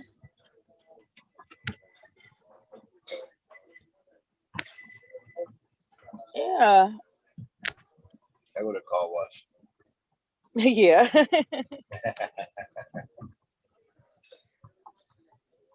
Oh man. I hope you had a nice breakfast this morning. Me? If you are a breakfast person, some people aren't breakfast people, Look what and I'm that's eating. understandable. Look at them drinking, brother. Woo. I was drinking like a little health drink. I told you convinced me to start doing some of this. Oh, okay. Getting a little healthier. Oh yeah, that's got a lot of potassium. Now, I remember that brand. Yeah, that's a nice brand, and because you can, because you keep busy, and you've never had, any major health problems, that's gonna be right on time. And the biggest thing is my daughter loves them. I don't My daughter blame. loves to drink them, so that's good. And they're just a little smoothies and stuff like that, but at least we can get our fruit in and our fruit in and vitamins in every morning. Yeah, it's not a bad thing at all, I would say. I'm into not having a lot of sugary things. So when I look on the label, and that's a good brand, when I look on the label, I examine what the added sugars are, because it'll say what the sugar content is. And then just below it, it'll say 0 added sugars or a low percentage of added sugars. And that's a plus for me. A lot of brands that are not that, they have, oh man, an incredible amount of added sugars, and that's not cool. So that's a good brand. I really like that too. It tastes like a smoothie, it tastes good. It doesn't taste like it's been made from powder. You know what I mean? Do you try making your own smoothies at home? Yeah, but if I can grab these 2 for $5, I'm gonna get these because I ain't got to go through. I got the whole juicer and everything, Yeah. at the house. My daughter knew how to juice and things of that sort, but this when I found this had everything I need in it. Absolutely. For the most part on some different stuff. Now see this building here? Yes. These are buildings that haven't been they never came. If this is how it looked going after Katrina. They never rebuilt it. Right. That whole house that you probably still got water lines and everything else still in it, but this area here, to give you an idea how high the water was here, there's a lot of land to buy down there now. Yeah, I keep telling people we got land. Look at all that money waiting to be cultivated. Yeah, see, that's the thing. White folks coming down here in droves. Right. White folks coming down here in droves and buying up land and moving here like it ain't nothing. I've been trying to get black folks, man, just buy something down here, dude. Just buy something. Right. You could they could fix that up. I think I was talking to one of the brothers that was doing the real estate. And I was saying, man, you come down here, I'll show you some areas down here that's off the chain. If y'all talking about buying land. And for the East Coast, I know the big hustle is get the money, and a lot of people live in condos and stuff like that out here. But you can have 200,000 in the bank and no house. Yeah, I can, I can build my net worth. At least I have the home and the land, all the land. If I step out a little further toward Byam area, I can buy acres that's damn near pennies on a dollar. Like it ain't nothing, so I had to listen. What I learned is to listen to other people in the area. That's why I was like, well, where you from? Okay, well, now I understand. It took a minute to understand, what people's conversations were, because we're coming from all different areas of, of life and damn sure the country. Yes. That's why I like when you emphasize New Orleans, because I find that most people that are online are from the north, the Midwest, Northeast, West Coast. I haven't really been introduced to a lot of Southerners like you good people until I came over here to this channel. And I spent a lot of conversations talking about what's going on up north, so this is kind of cool to get to see and hear what's happening down south. The best way to learn is to get it from the horse's mouth or the people that's there, but because Absolutely. We all get our ideas like America. We watch TV and assume that's what it is, because that's all we got to go by. Right. But, you can give it the detailed version, the details is where it's at, because you'll get a whole bad, people think Chicago, the entire city, is a damn OK Corral. because that's all it is. 27 shot this weekend in Chicago. It's like they just walking around the street shooting motherfuckers. They do give it that impression, don't they? Yes. And then when you learn about that, okay, that's the youngsters. It's the same type of crime with the young people. And in Chicago, the reason why they're getting so many people shot is because they got the switches making on the guns that's making them fully automatic, and them young dudes not control it. They're just hitting everybody. They'll just walk up to the McDonald's and shoot through the window. So everybody getting hit. But here we just pretty much go out our target. We don't have it like that. So the youngsters do their own thing, and that's on the outskirts of the city. Okay. Yeah, the Carolinas are a great place to live. You got scenic places like Appalachian Mountains and stuff like that. I heard it's pretty. You got Yeah, I was thinking about moving to Raleigh or Durham, man. Raleigh, Durham, Charlotte.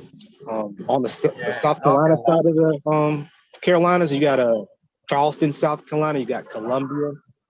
Got some beautiful places. I just can't sell it the way you sell New Orleans because you got such rich Black culture over there as far as music. And we got culture. Yeah.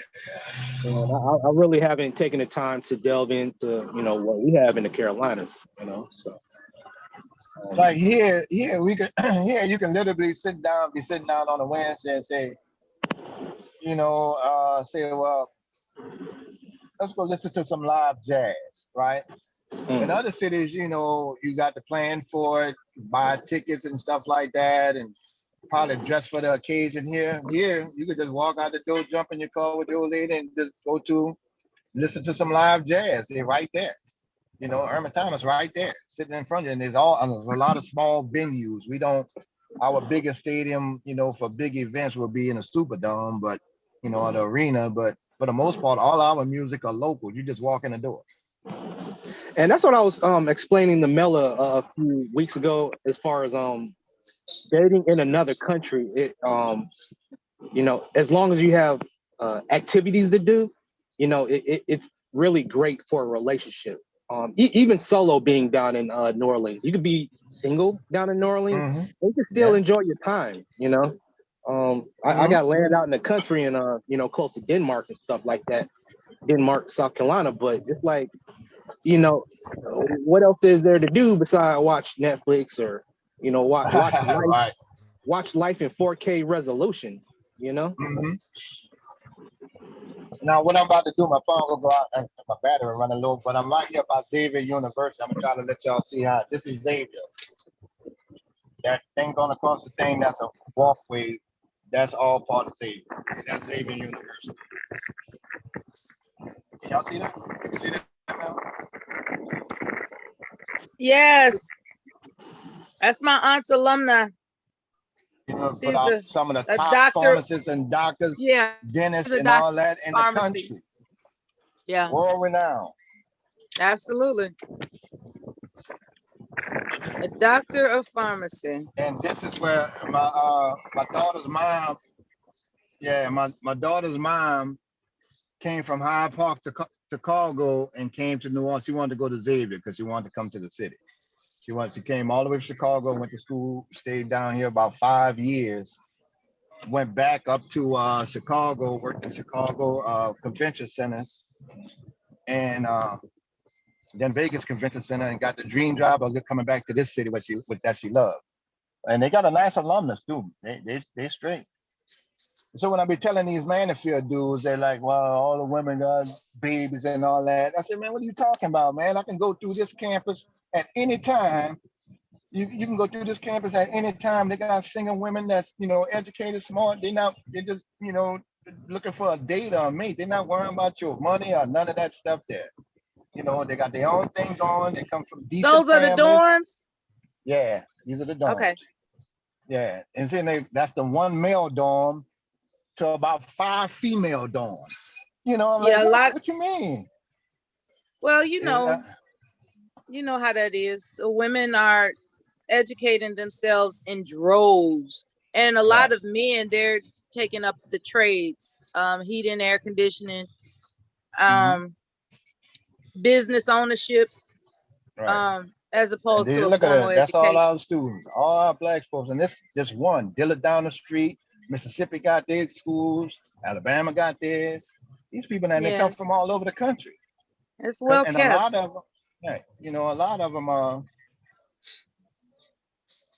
They even own these apartment complexes too. All these housing stuff, Xavier owns that for the students. Okay. Mhm. So they get to, you know, they don't have to pay top dollar.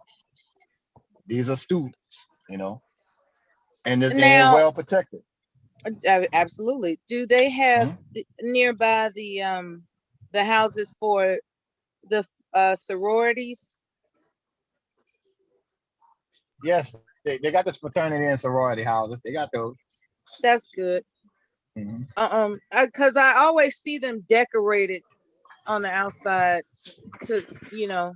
Right. They go some more students. That's the other building down the street. This whole area is strictly for Xavier. Your camera's not sharing. Oh, all right. Here you go. All right. All right. Here we go. Thank you. This whole area down the street is all Xavier, like 10 blocks, you know, even the houses.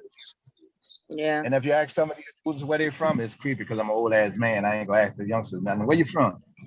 You know, I asked you. Hold on, let's see. Hey, Doc. God.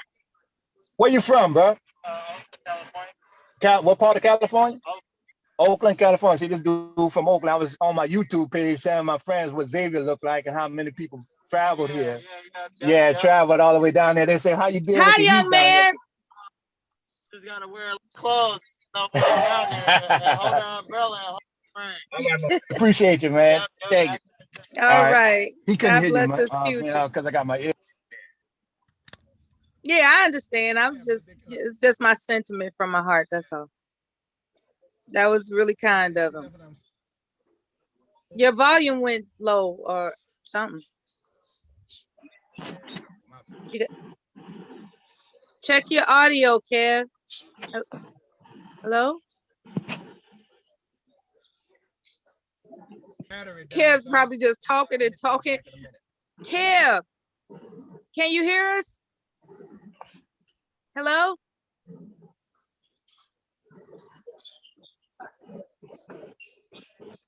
Hey, it's Silent there?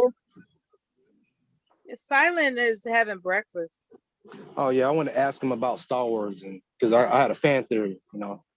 Let me text Kev in the back and tell him that his volume is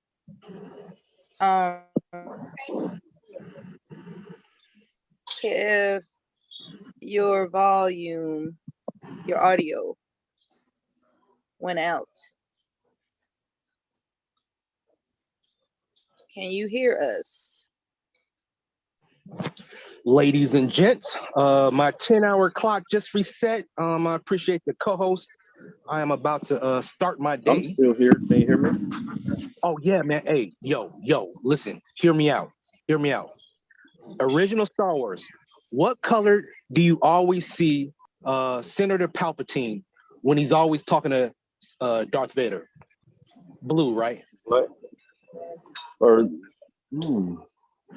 Okay, well, let me say this. R2-D2 is a spy for the Empire. He's always been a spy for the Empire. I believe that R2-D2 always belonged to Senator Palpatine. But think about the times when they wiped the memory and everything. So what about them? Do they really wipe the memory? Who wiped the memory? Remember, so when they redid the prequels, at the end of the prequels, they like wipe their memory and send them off. So then that's how how can I say it? Okay, so the prequels, before the first 3 ones. So remember at the end of the prequels, he was like wipe them. After Rogue One, because Rogue One is the beginning of A New Hope. Mm-hmm. And I remember Darth Vader saying, wipe those droids' memories. But Darth Vader can't really call any shots. Senator, what's his name? Armadillo, what's his name? No, the senator at the one that took Leia, the one that took Leia, he said wipe him. Oh, yeah. Okay, I know you're talking about. Leia's adopted father. Yeah, her adopted father. He said wipe him before they went to Coruscant, I believe.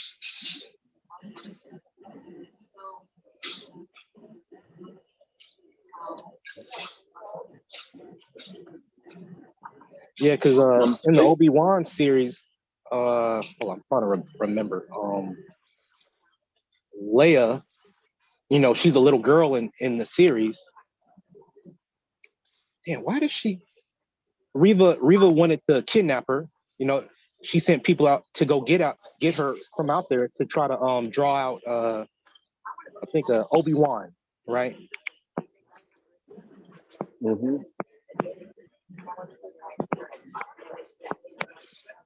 Yeah, so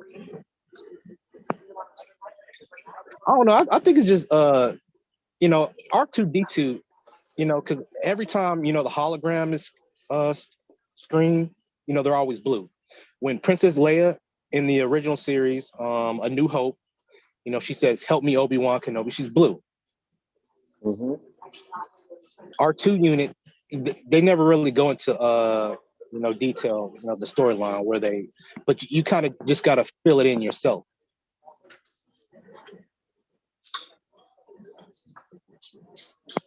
R2D2.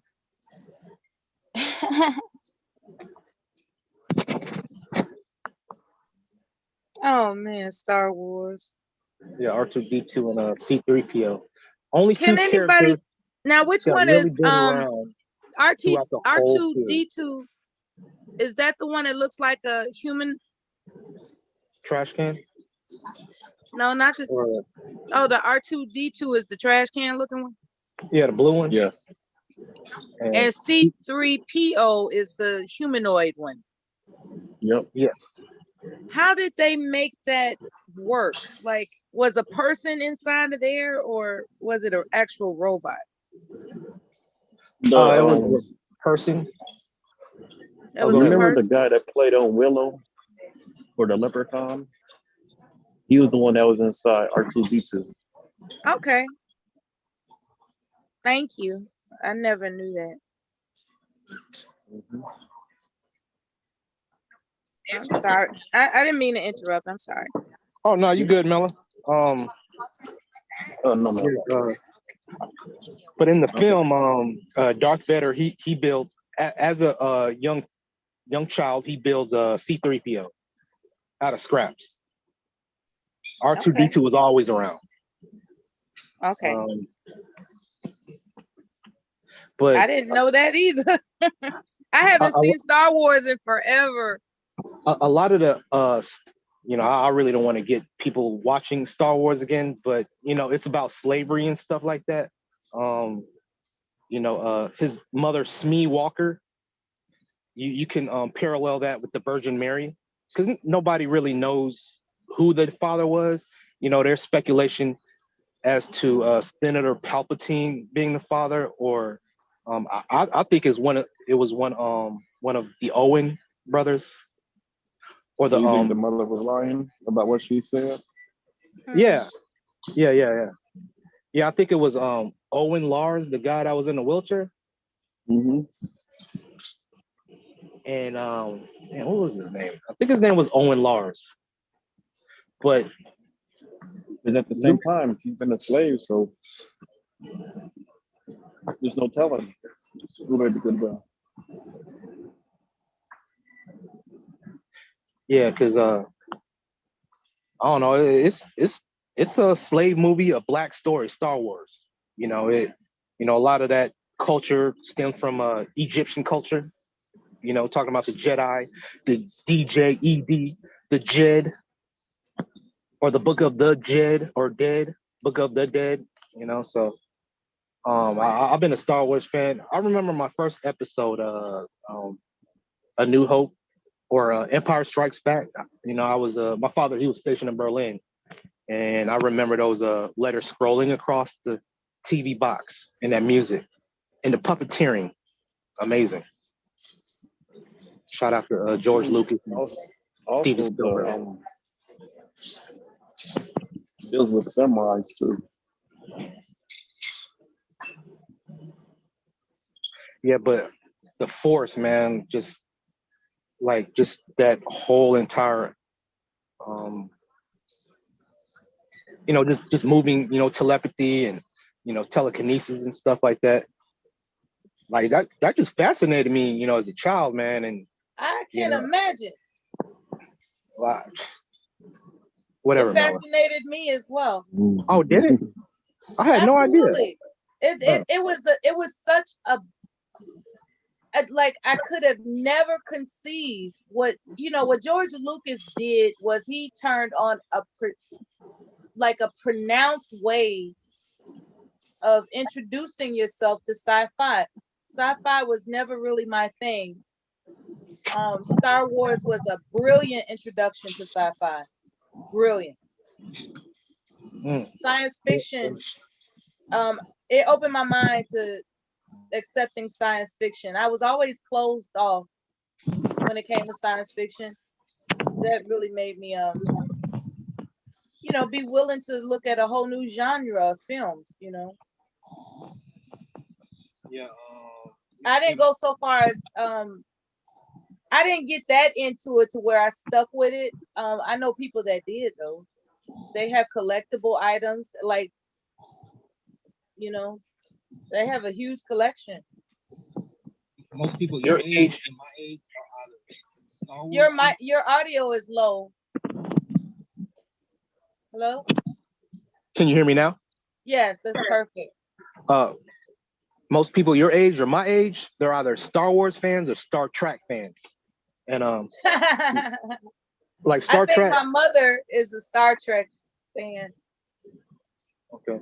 Star Trek was that was when that was something. She's always been a sci-fi person. She likes astronomy a lot. So when Star Trek came out, she was hooked. When Star Wars came out, she was hooked. She's there's another movie that I have yet to see. It has Halle Berry in it. And it has them traveling over time. And then there are other movies, not just with her in it, but there's a lot of movies under the genre of sci-fi. She's a sci-fi fanatic. If it's sci-fi, she's into it. Yeah. Star Wars really isn't sci-fi. It's more of a Western fantasy type genre, not really sci-fi. What do you mean by Western fantasy? Okay, Western, Gunslinger. That was Spielberg's inspiration for writing the script. Western. Okay. If you've ever seen a Western, yes. There's always a woman, guys are fighting over, or talking about Western. Right.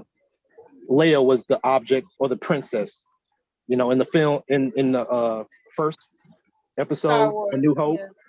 Yeah. It was always about saving the princess. Yes. Against the Empire. You did kiss her brother twice, though.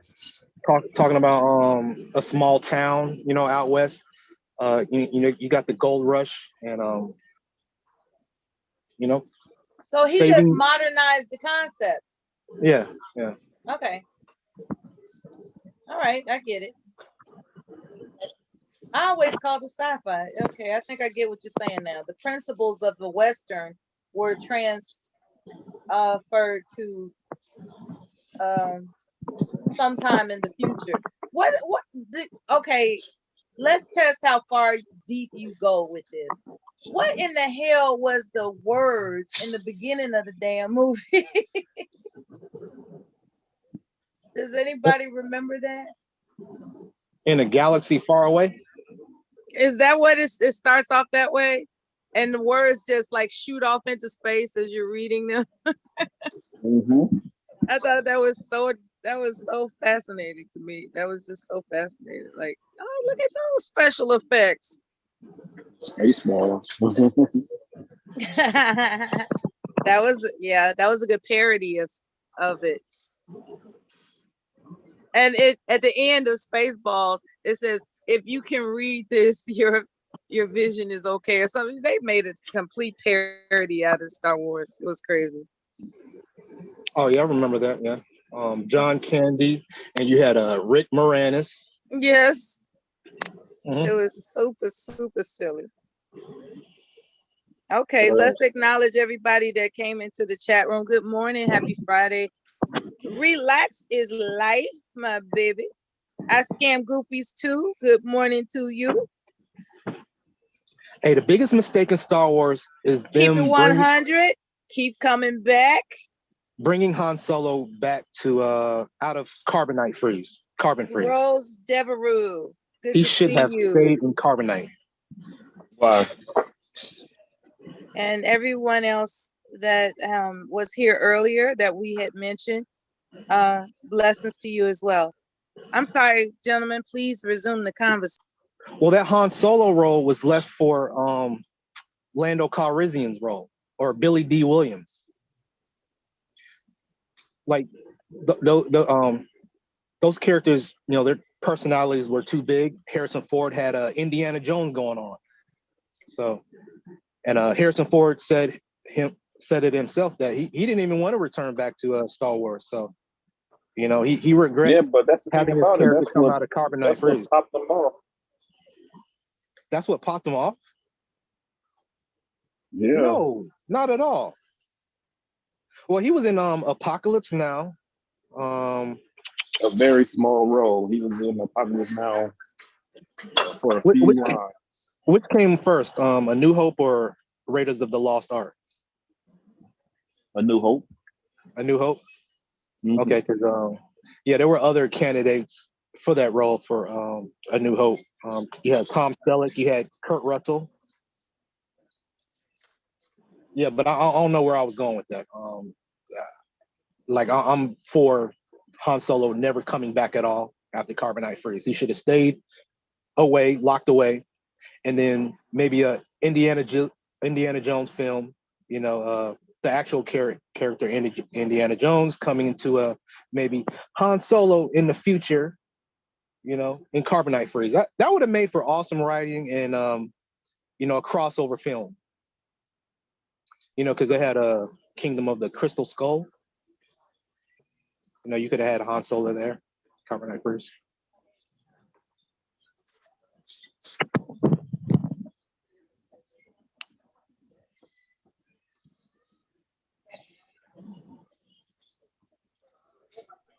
Why was he called Han Solo? Because he's solo? I think they say in the actual Solo movie. I wasn't really like, was that his his family name or just the name he gave himself? Does he have a family? I guess is what I'm asking. The character, that is.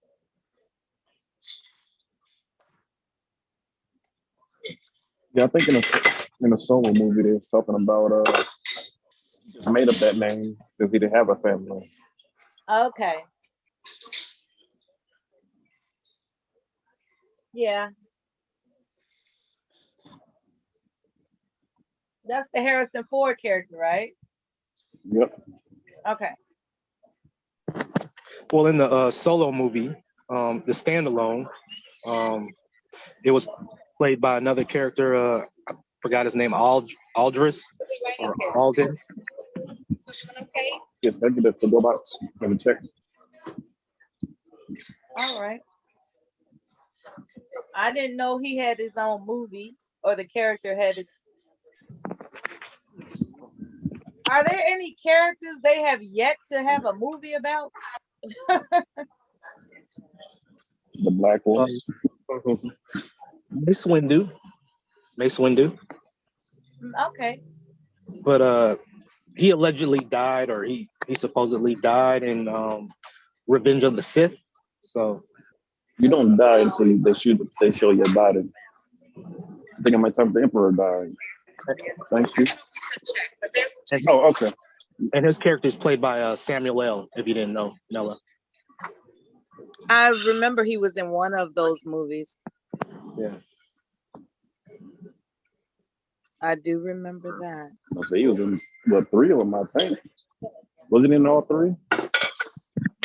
Yeah, he was in all 3. Yeah. Samuel Jackson has put in a large catalog, or rather body of work, or however that terminology is used. He has put in work.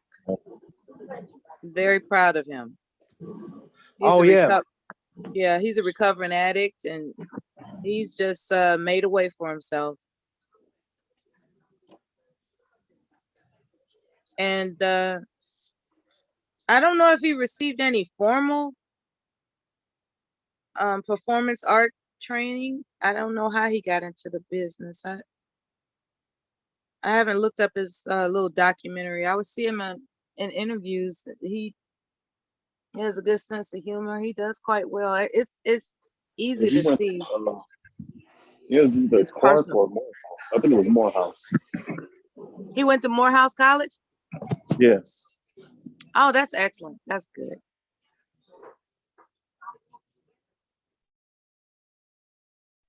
HBCU. I like it. I like it. Let's check the chat room, shall we? Welcome. I am. Oh, Relax His Life is asking you, Silent, if you used a coupon today. Everyone is enjoying themselves in the chat room, communicating with one another. Kev is returning to us. And all is well in the world. All is well in the world.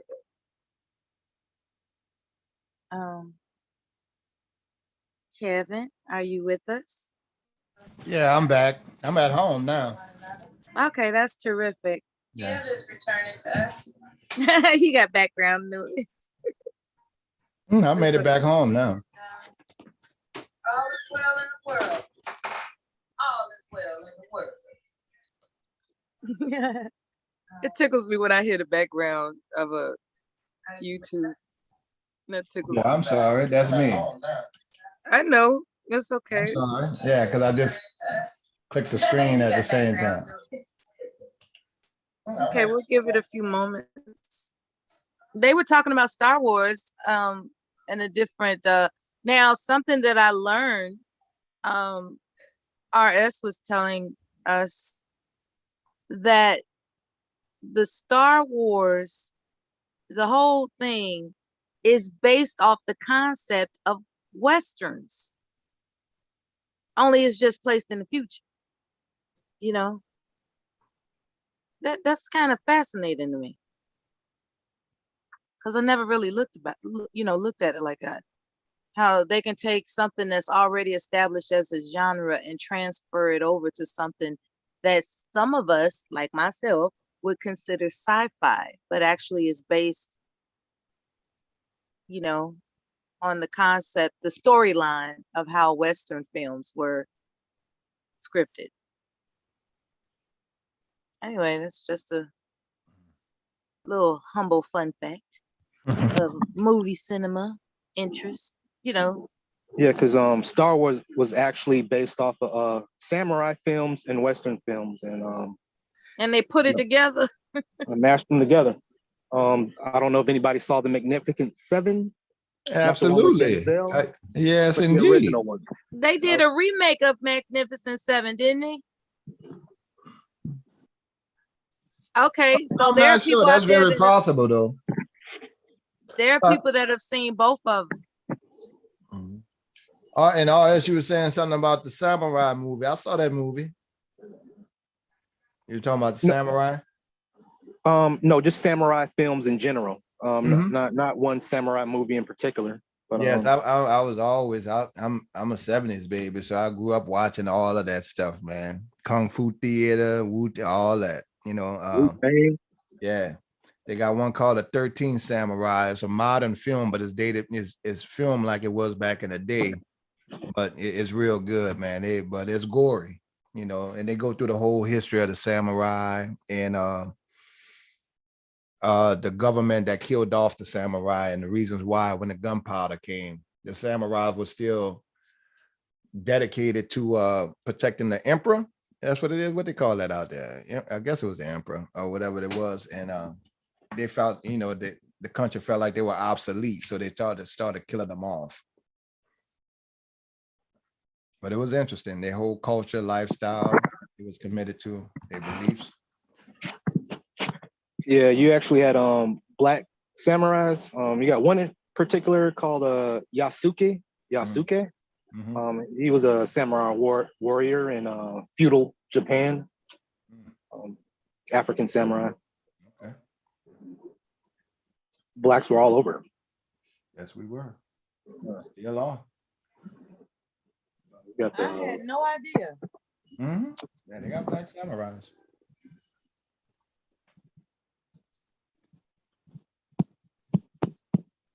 Who was that tall guy that was in the movie with Bruce Lee? The tall brother. Kareem Abdul-Jabbar. That was Kareem. Kareem. Afro. Yeah, when he was young with the afro. Actually, in real Kareem life, he trained Kareem Abdul-Jabbar personally. Is that right? Yeah, Kareem knows his shit. Also Chuck Norris. I remember that film. Mm-hmm. I know of it. I don't say that I remember. I know of it. Mm-hmm. When they got a little fight scene, but yeah, he trained Chuck too. That's why that was their personal trainer in karate. Yeah, man. Bruce Lee would say, just move your hands like water or something. That's philosophy. You move like water. So his thing was a lot of real, you know, let your body flow and a lot of counters. You know, they hit you, hit them back. And he had Chuck Norris tied up, you know, in a move. He had wrapped him up and, you know, had him in a grappling move where Chuck Norris couldn't get out. And he was asking Chuck, what do you do now?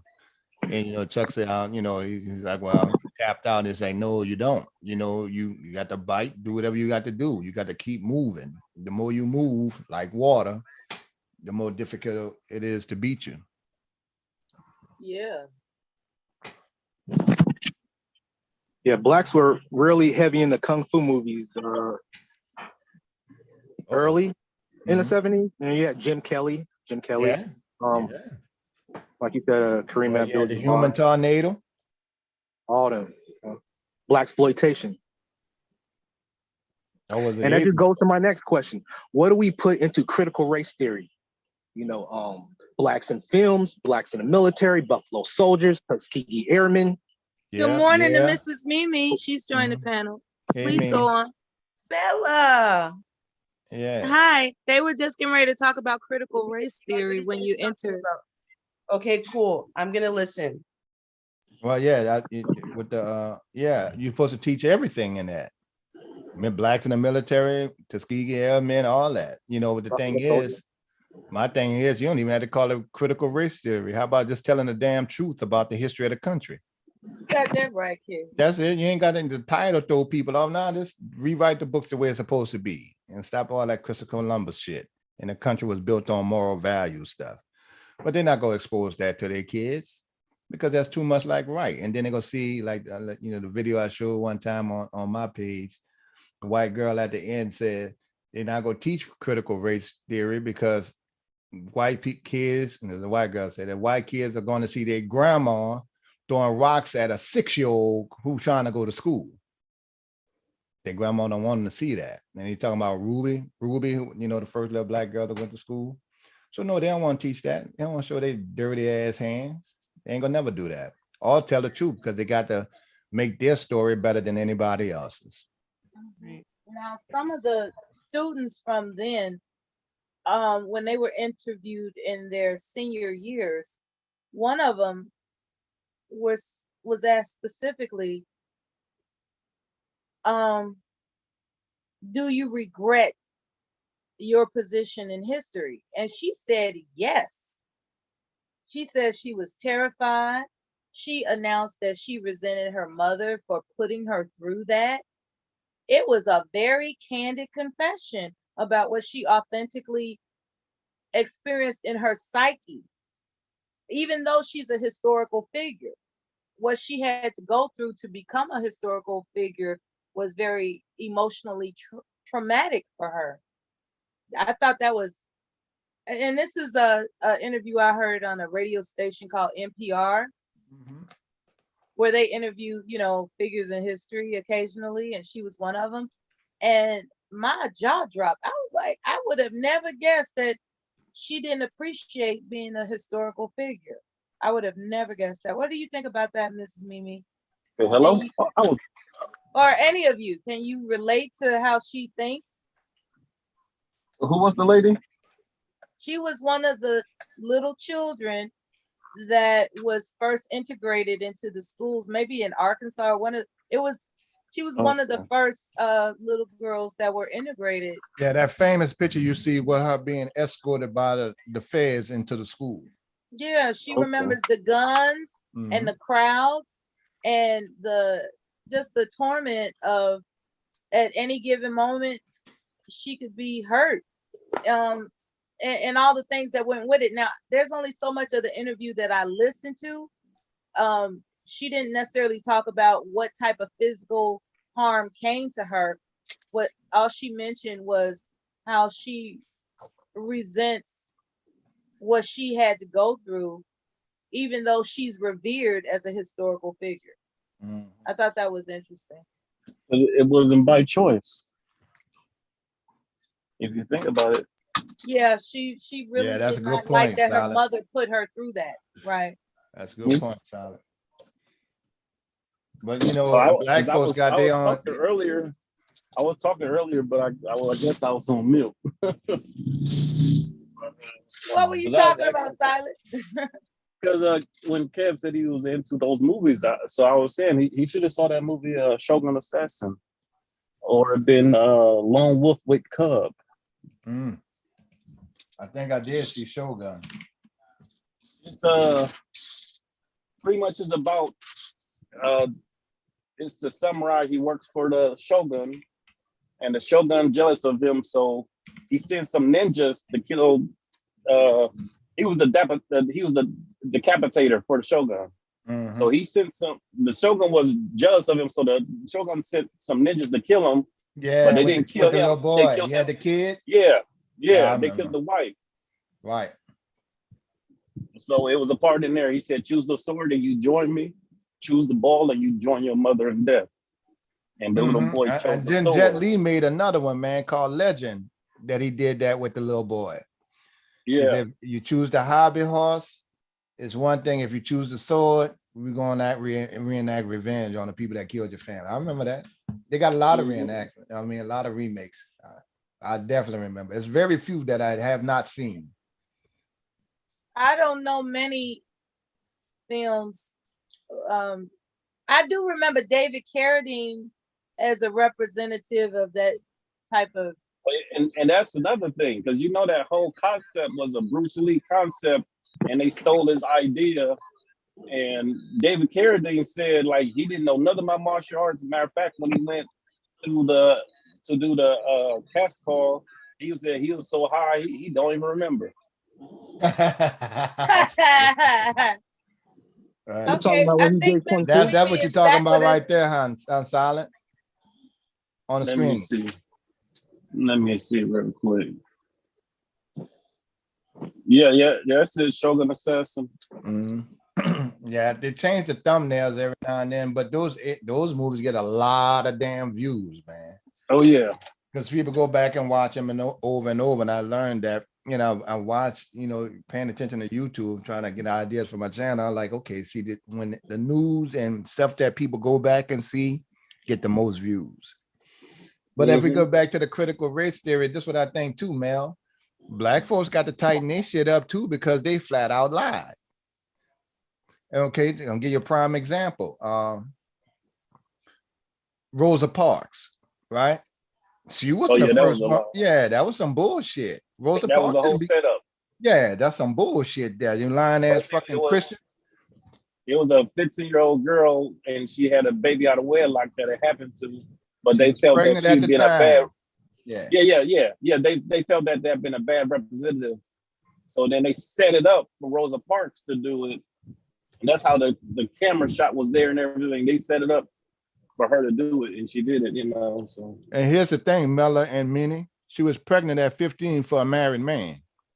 So they didn't want to use her. Right. And now that I think about it, it makes sense as to why that picture of her being on that bus existed. I thought they may have reposed it, if that makes any sense. But apparently, as you said, it was a setup. Like originally, the girl that happened to, I believe you, she was a 15-year-old pregnant child. From a married man. For a married man. That's crazy because we were always taught that she was tired from work and her feet were hurting.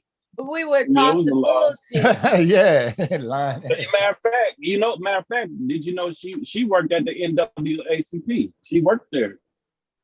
She was the secretary. She was an employee. Okay. Mm-hmm. Wow. So for her saying the hard days of work, she sat on her butt all day typing hard days of work. So that made it seem like she was we were lied to in all types of ways, huh? And then and I wondered during that, what's the name? Did she set to sue him, or was it her estate that sued Outkast when they made that song? Do y'all remember that? Oh, Outkast made a song called Rosa Parks. Yes. Oh yeah, I remember that. It was Get Off the Bus or something like that, right? Yeah, everybody get in the back of the bus. Everybody get in the back of the bus. Yeah. Yeah, I remember that. Yeah, what's that sound? Yeah, I remember that.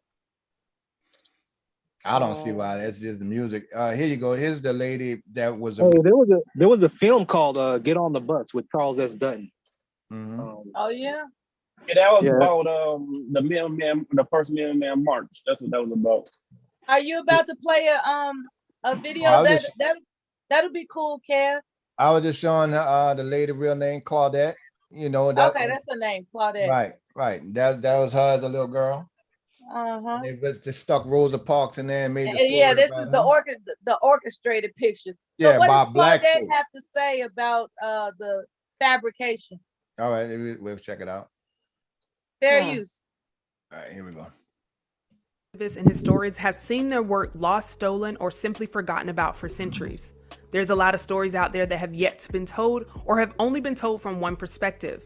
When it comes to the Montgomery bus boycotts and the civil rights movement of the 1960s, one would assume that those in charge would preserve history and commend those who pushed the movement for equality forward.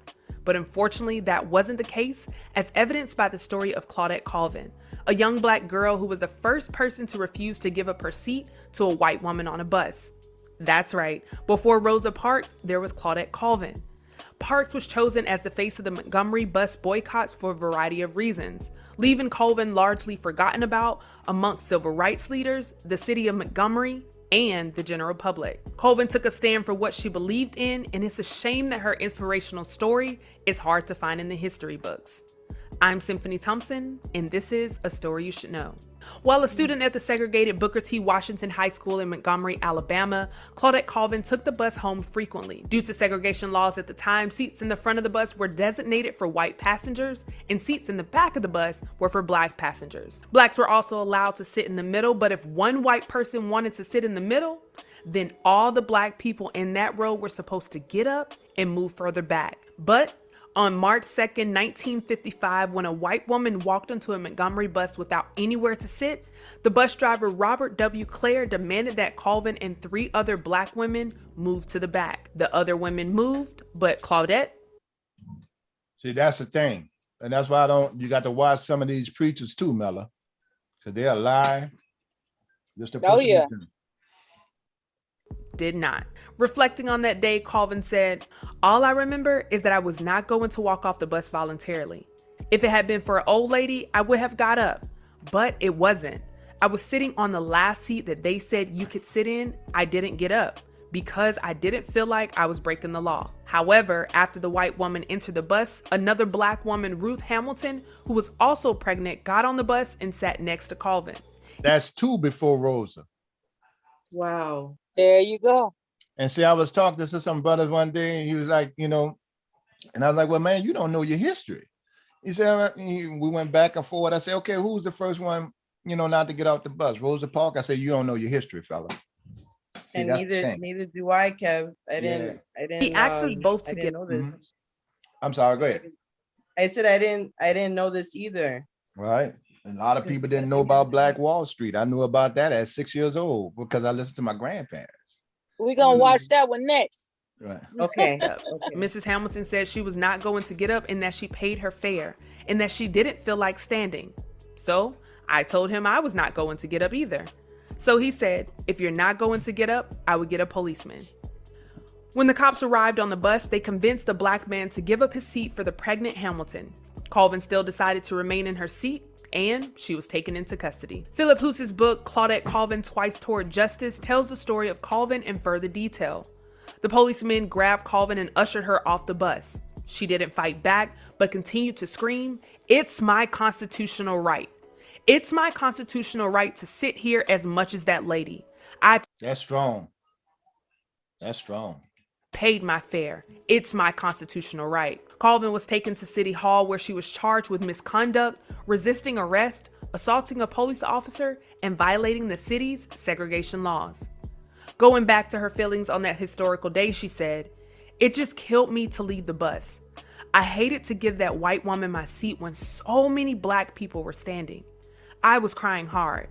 The cops put me in the back of the police car and shut the door.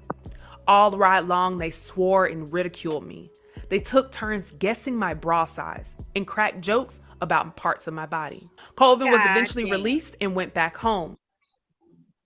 Hey, how do I erase this? That was a 15-year-old little girl. Perverts. I couldn't hear you. No, I was saying they were saying that stuff to her, and she was a 15 little girl. Yeah, talking about her. Yeah, yeah. They ain't hold back. I don't know what this scribbling is on here. It must be some old stuff. Upon her arrival, her neighbors surrounded her with support. But I was afraid that night too. I had stood up to a white bus driver and 2 white cops. I had challenged the bus law. There had been lynchings and cross burnings for that kind of thing.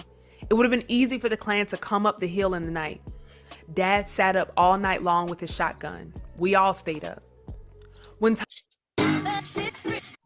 See, Dad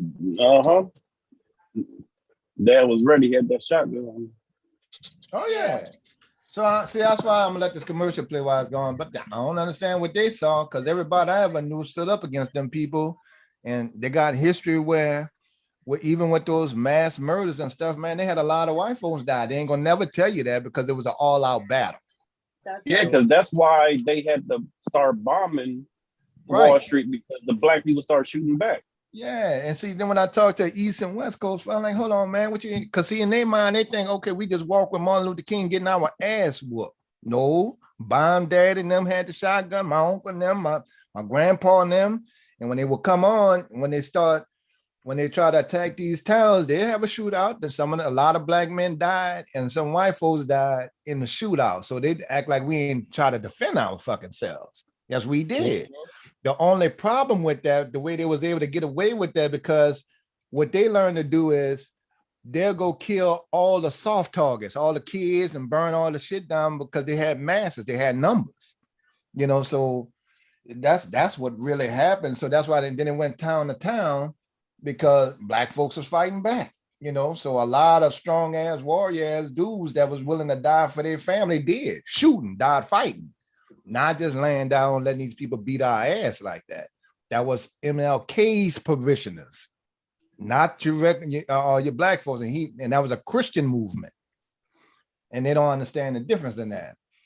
I said, and so I had to ask one of them dudes, how you think we got these people to get off our ass? Now they most of them intimidated. Because when I hit in the 70s, 80s, that's how I got that juvenile charge. We fought them every day. We was whooping their ass all over the place. But then they start throwing us in jail. Then you had the crime law kicked in. You're like, oh shit, so they had to tone it down, but they know.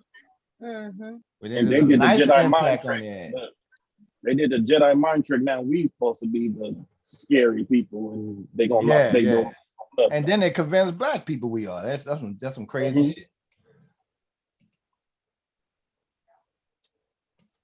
When time for trial finally came, Colvin pleaded innocent, but was found guilty. She was released on indefinite probation in her parents' care. As the guilty verdict came in, yeah, I ain't never heard that one. Indefinite probation. God damn. You know, and see, people joined MLK after that treatment. Everybody came out then. That's the whole thing. It started off that stuff over the Selma Bridge. That wasn't that big of a group. Then it became bigger because then, you know, black people pulled together with a whole lot of black men. So I don't understand some of these things. Black leaders in Montgomery knew something had to be done to initiate change. I told Mrs. Parks, as I told other leaders in Montgomery, that I thought Claudette Colvin's arrest was a good test case to end segregation on the buses. However, the black leadership in Montgomery at the time thought that we should wait. Fred Gray. So why did some black leaders think this way? It was partly because of her color and because she was from the working poor. Too dark. See? I knew it. I knew it. Colorist. I was going to say that. Mm-hmm. I knew it. They were saying it in the chat room too. Yep. Yeah, she was too dark. Look MLK was a colorist. Yeah, look at her nose. That ain't so right. We can't put that on TV representing black people. No. And see, that's why I always had an issue with what Jesse Jackson them at punk ass, you know, because they just cashed in on a whole lot of shit, you know, but they're not telling the real story. Right. Jesse Jackson was a gang member. Yeah. What? Yes, child. I said it, damn it. I gotta show these videos to my daughter. Kevin, do you have this on your channel, this stuff? No, I'm gonna send it to you in the back chat, man. All right, thanks. Right, see, Mella, I had one already. All the kids I raised shock the teachers when they have Black History Month because I make sure they know shit that the teachers never even heard of. Oh, my daughter will be doing it right this coming year. Right, like we spoke about John Brown. I might have my daughter do it on a white man during Black History Month, John Brown and his sons, you know, who broke into an armory in the South, Confederate armory, tried to help him, and I think it's 4 or 5 sons he had, to go give guns to the slaves, but they never showed up. So they'd be like, I'm gonna be John Brown, as such as in food. He lost all his sons. He died, and his 4 or 5 sons died. Just because they were Christian people and believed that was wrong and wanted to help black folks. So in my mind, I know they got some people that don't want white folks in our shit, but shit, they had more of a sacrifice than most of these niggas talking shit. Yeah. You know, they had white folks with us too. Not a lot, but they had some that really believe, some Christians who believe in, humanity. So I can't forget about them. It was a case of bougie blacks looking down on the working class blacks. Gwen Payton. Not only that, but according to an article in the National Women's History Museum website, because Colvin was a minor and Parks was an adult, Parks seemed more trustworthy as the face of the movement than Colvin. Parks had a lighter skin, which was considered more socially acceptable at the time. In the end, it was Colvin's pregnancy that caused several black leaders to not use her as the face of the movement. Black leaders believed it would not be good if the face of their movement was an unwed teenage mother. An article in The Guardian titled "She Would Not Be Moved" describes Colvin's situation as a personal tragedy for her was seen as a political liability by the town's civil rights leaders. Author of Parting the Waters, Taylor Branch wrote, "Even if Montgomery Negroes were willing to rally behind an unwed pregnant teenager, which they were not, her circumstances would make her an extremely vulnerable standard bearer." Okay. Even Rhoda in Mella, even in many Rosa Parks dirty and low down too, because she know the real story. She knew she know right. She was propped up. They probably sent her on the damn bus just so she can get kicked off and arrested on purpose because they heard that other story. Yeah. That's what that's what I said, Cam. They set the whole thing up. They had a photographer there and everything. Right. That's why you see those pictures of her on that damn bus. Yeah, absolutely. It was orchestrated. Right. Yeah, it was orchestrated. Yeah. If the white press got a hold of that information, they would have had a field day. They called her a bad girl and her case wouldn't have a chance. Rosa Parks. When asked why she thinks Rosa Parks gets all the credit when it came to the refusal of giving up your seat, she said that the NAACP and other black organizations felt that Parks would be a good icon because she was an adult and they didn't think teenagers were reliable. Colvin also added that Parks had the right hair and right look. She was reliable enough to not get off, not to get up for a white lady.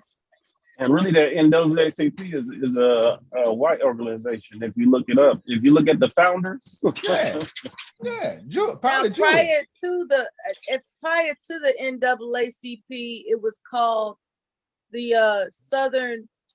It was called something else, and then they integrated themselves into the NAACP because they had more funding because they, I guess, were Caucasian, I guess.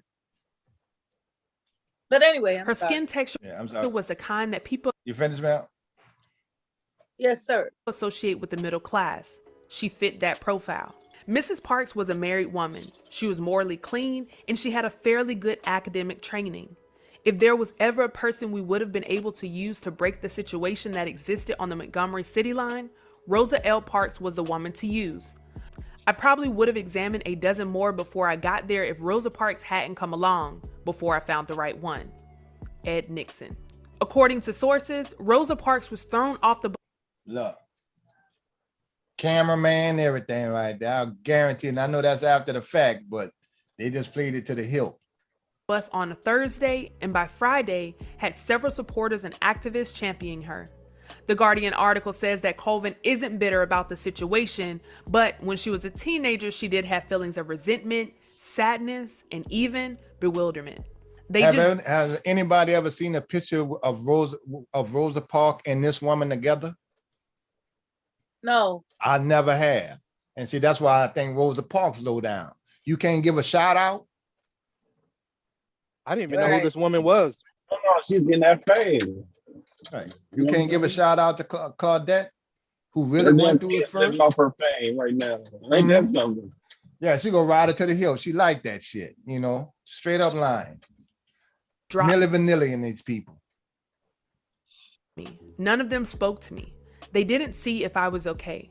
They never came and discussed it with my parents. They just didn't want to know me. It would have been different if I hadn't been pregnant. But if I had lived in a different place or been light-skinned, it would have made a difference too. They would have come and seen my parents and found me someone to marry. Once Parks became the face of the movement, Colvin was more See that phony ass pit? That's phony. Or less forgotten. She told reporters that she sometimes attended rallies at churches. I would sit in the back and no one would even know I was there. To make matters worse, Colvin's son Raymond came out as a light-skinned baby. He came out kind of yellow, and then I was ostracized because I wouldn't say who the father was, and they thought it was a white man. He wasn't. I wasn't with it at all. All I could do is cry. After Rosa Parks was arrested for refusing to get out of her seat on December 1st, 1955, the Montgomery bus boycott began 4 days later on December 5th. That same month, Black community leaders gathered together and began developing a federal lawsuit that would challenge the Alabama segregation laws. Attorneys Clifford Durr and Fred Gray worked on the case that would become known as Browder versus Gale, a fight against Montgomery bus segregation. Gray approached Colvin, Aurelia Browder, Susie McDonald, Mary Louise Smith, and Jeanette Reese, all of these women who had experienced discrimination by bus drivers who enforced the segregation policy. Damn. All of them should be before Rosa. Definitely. The name of the case comes from one woman previously listed, Browder. W.A. Gale was the mayor of Montgomery at the time. The women agreed to become plaintiffs in the case. However, Reese later dropped out of the case in February 1956 after intimidation. She and her husband were both threatened. Months later, on June 5th, 1956, the district court found that the enforced segregation of Black and white passengers on motor buses operating in the city of Montgomery violates the Constitution and laws of the United States because it denied equal protection that was promised under the 14th Amendment. Of course, the city would attempt to appeal the decision, but those attempts proved to be unsuccessful as the Supreme Court supported the district court and ordered Alabama and Montgomery to desegregate its buses. On December 17, 1956, the Supreme Court denied the petition for rehearing on the December 20th. The ruling was implemented, officially ending the Montgomery bus boycott on that same day. In 1958, Colvin moved to New York City after having trouble finding work in Montgomery due to her involvement in the overturning of bus segregation. In 1969, she began work as a nurse's aide in Manhattan for 35 years, retiring in 2004. Had to leave the South because these niggas turned their back on these preachers and gave her no recognition, no support, no nothing. Ever since Colvin moved to New York, she was largely forgotten about. Her family has joined the fight for Colvin's recognition in the history books. The family asked the National Museum of African American History and Culture for Colvin to be giving more mention, as the museum does have a section dedicated to Rosa Parks. All we want is the truth. Why does history fail to get it right? Had it not been for Claudette Colvin, Ariel Broder, Susie McDonald, and Mary Louise Smith, there would have not been a Thurgood Marshall, a Martin Luther King, or a Rosa Parks. In December 2021, the juvenile court's records of Claudette Colvin were sealed and expunged. Montgomery County Juvenile Judge Calvin Williams signed an order for the records to be destroyed, including all references to her arrest. Colvin is still alive and is currently 82 years old at the time of the video release. Decades have gone by and her name still isn't as prominent as it should be. Lady barely got a wrinkle in her face, man. Look at that. 82, they said? Still alive. Montgomery County Juvenile Judge Calvin This is a very Williams well signed an order for the records to be destroyed, including all. I wouldn't even want the records just destroyed. I would want to keep them. I want to keep them and put them in the museum, even if they didn't want it. I want all my records. References to her arrest. Colvin is still alive and is currently 82 years old. Look, she look good. That don't look like an 82-year-old woman. Look at all that. Tight skin. At the time of the video release. Decades have gone by and her name still isn't as prominent as it should be. Claudette Colvin sacrificed herself when she refused to get out of her seat for the greater good of the civil rights movement. Now, as we approach the 67th anniversary of that day, Colvin is now getting the recognition she deserves. As a biopic about her life is in the early stages with Anthony Mackie directing and Sanaya Sidney portraying the civil rights icon. The film will surely inform everyone of Colvin's story and inspire. Black women always got out there with now, the when is the film going to they be? They got Black Falcon directing the movie? Yeah, they got a black man directing the movie now. What do we know what year this documentary came out? This one that we're looking at now, so we can look for the film. This was in 2022. Somebody just redone it. Okay. Right, but I've seen several different documentaries on it. They go back, a ways of on that. Whoever did this did a good job of breaking it down. Yeah. The film will surely inform everyone of Colvin's story and inspire an entirely new generation. In 2013, while interviewing for Democracy Now!, Colvin was asked, what would she like to say to young people today? And she responded with this: well, keep on moving. The struggle is not over. Every day presents a challenge, and all that hard work that we have made progress as African Americans, we do not want to regress. We want to progress. Right. I think that's almost the end of it, but that's a good thing. You see, that's the same thing Duke, the guy, I think it's Bill Duke, was saying on that little documentary I had pulled out with the racist book that they had. He said his thing was, they were like, well, get over it. He said, you don't get over that. You can't get over some of this stuff. You move on, but you always remember. That's right. Some people chose to forget. Excellent share.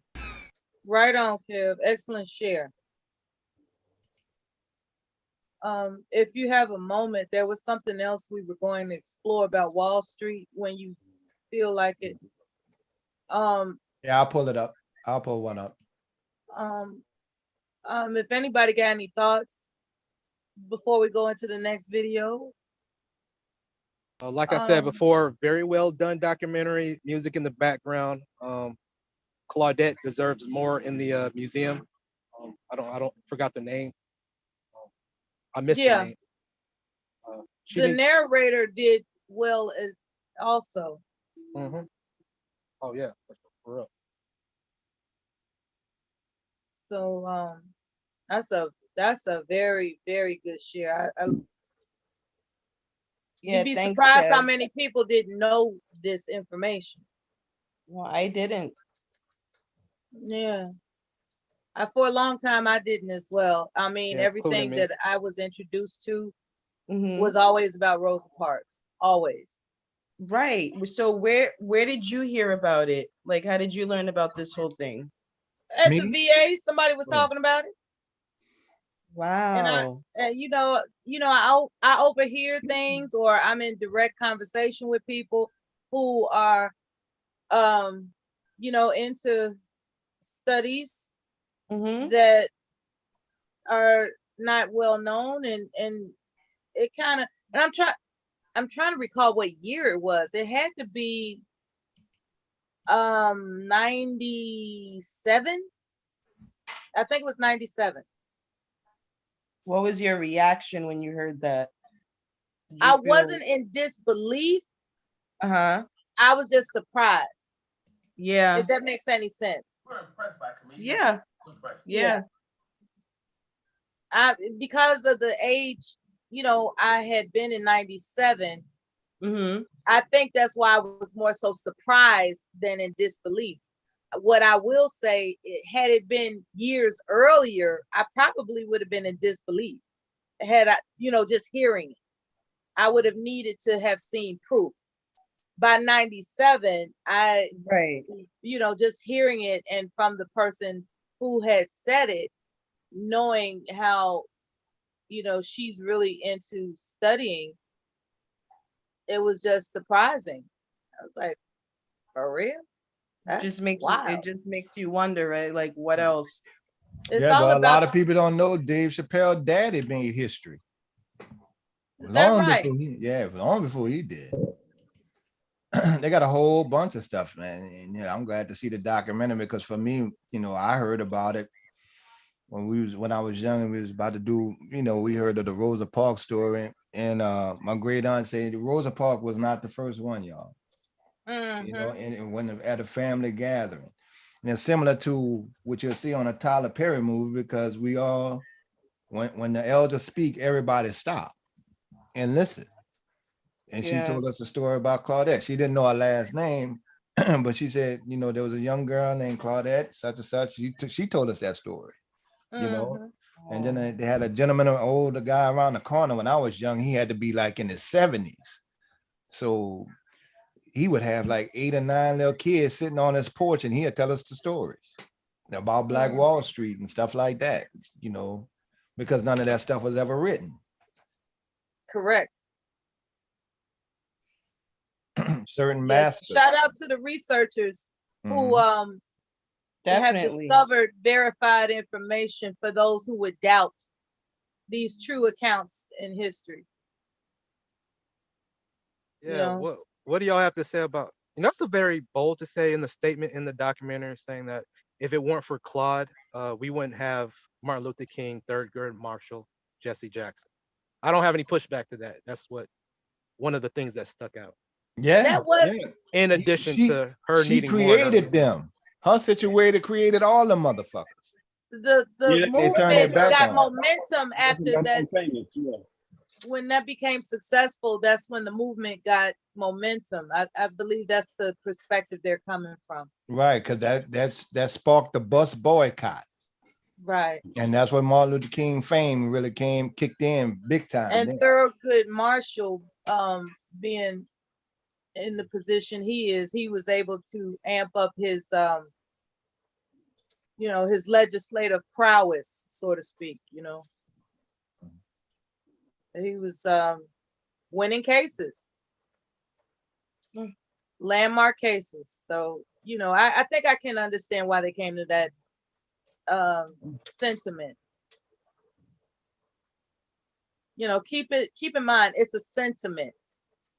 It's you understand, RS? Oh, I follow you. Yeah. All right. Yeah, I had no pushback. I just, you know, That's what stood out to you. I get it. Though. yeah, when y'all closed the documentary, I just wondered what stuck out to me the most and provide a little bit of commentary. Yeah, yeah, I'm glad you pointed that out because people might be curious about, haven't heard that as well. Yeah. Yeah, after you play the Black Wall Street thing, Kev, I wanted to, or anybody on the panel, I just wanted to ask some questions about the boule, if that was okay. The boule. Yeah. All right. Yeah, because I've heard mixed things about it, and I'm unclear. I have no idea what it is. I'm pretty sure. I'll give y'all another one. Y'all think Rosa Parks was the one that helped free the slave? She wasn't the only one, and she wasn't the first. They had she wasn't the only one. And you mean Harriet Tubman? Harriet Tubman. Who I said? You said Rosa Parks. Oh, I'm sorry, Harriet Tubman. She wasn't the first to help free the slaves. She wasn't, and she wasn't the only one.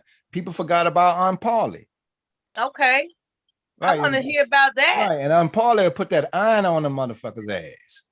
See, that was our heroes growing up. You know, Kunta Kinte was my first hero because the first book. Because rewind a little bit. Aunt Polly. Who was that? Let me bring up Aunt Polly, man. I got to educate you. Me. Enlighten me. Yeah, Aunt Polly. I never heard. Supposed to be reckoned with, man. And that's what they used to call her. I got it pulled up now.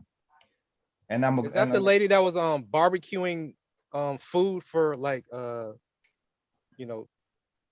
schools and stuff? We gonna learn today.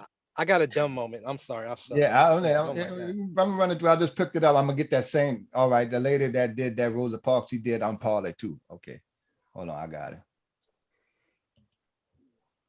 I just look at people like, really, that's what y'all believe? And the reason why Kunta Kinte was my hero, because watching Roots, they stopped showing Roots because down here we was getting into it with them when we saw that. That inflamed a whole lot of black people. Right? Oh yeah. Wait. Kunta Kinte was a fictional character. Who that? Kunta Kinte was a fictional character created by a seaman, a person in the Navy by the name of Alex Haley. It's all too common. Okay, all right. For but to take 13 lashes just to keep your name, that resonated with me. One lash, just a crack of the whip. All right, I'm gonna be Kunta, motherfucker, but I'm gonna keep my. I'm not getting. That's a different type of strength for the ones that went through that, because you remember you had to break them, coming from their native land. You had to beat it out of them. All right, here we go. Yeah, this is Aunt Polly. To become lost, especially before the 1900s. Fair use. We're taught a variety. Fair use on Aunt Polly. It's all too common for Black history to become lost, especially before the 1900s. We're taught a variety of lessons that either exclude large excerpts of history, leave out important historical figures, or alter the facts of the story. There are powerful Black figures we should know about, but for some reason, they're never talked about. In school, teachers told us about Rosa Parks and the Montgomery bus boycotts. But for some reason, Claudette Colvin, who took the same exact stance as Parks, was largely forgotten. The same can be said for Aunt Polly Jackson, who remains unknown amongst the majority of people. Harriet Tubman is often celebrated as one of the leaders of the Underground Railroad, who led many enslaved to freedom using the trail. Aunt Polly Jackson is yet another legend of the Underground Railroad, who helped runaways get to freedom while fighting off anti-abolitionists and slave capturers that were looking for them. From the little information found about Aunt Polly Jackson, she was a force to be reckoned with, and definitely someone who should be more widely known and admired. Meet Aunt Polly Jackson, a story you should know. Aunt Polly Jackson was a former slave that escaped through the Underground Railroad and settled in Africa, Ohio, established near Ripley. Africa was known as a settlement of escaped slaves who were offered land to settle. It was located along the route of the Underground Railroad, and fugitive slaves could decide to stay in Africa or continue their journey north after resting for a while. Polly was offered land and decided to settle in Africa, where she started a small farm. Africa, Ohio was originally named East Orange, Ohio, and its name Africa comes strictly from the Underground Railroad. In the town, a landmark briefly retells the history of where Africa, Ohio got its name and how slavery had the area divided. You'll see results in your very first week, just like me. This is me 40 pounds ago, and I'm never going back. They gave me everything I needed to lose weight, and it was just. I'm gonna let that run through right quick. All right, there we go. Damn, y'all quiet, like y'all actually in I'm learning. Exactly. Invited anti-slavery speakers to the pulpit of East Orange Methodist Church.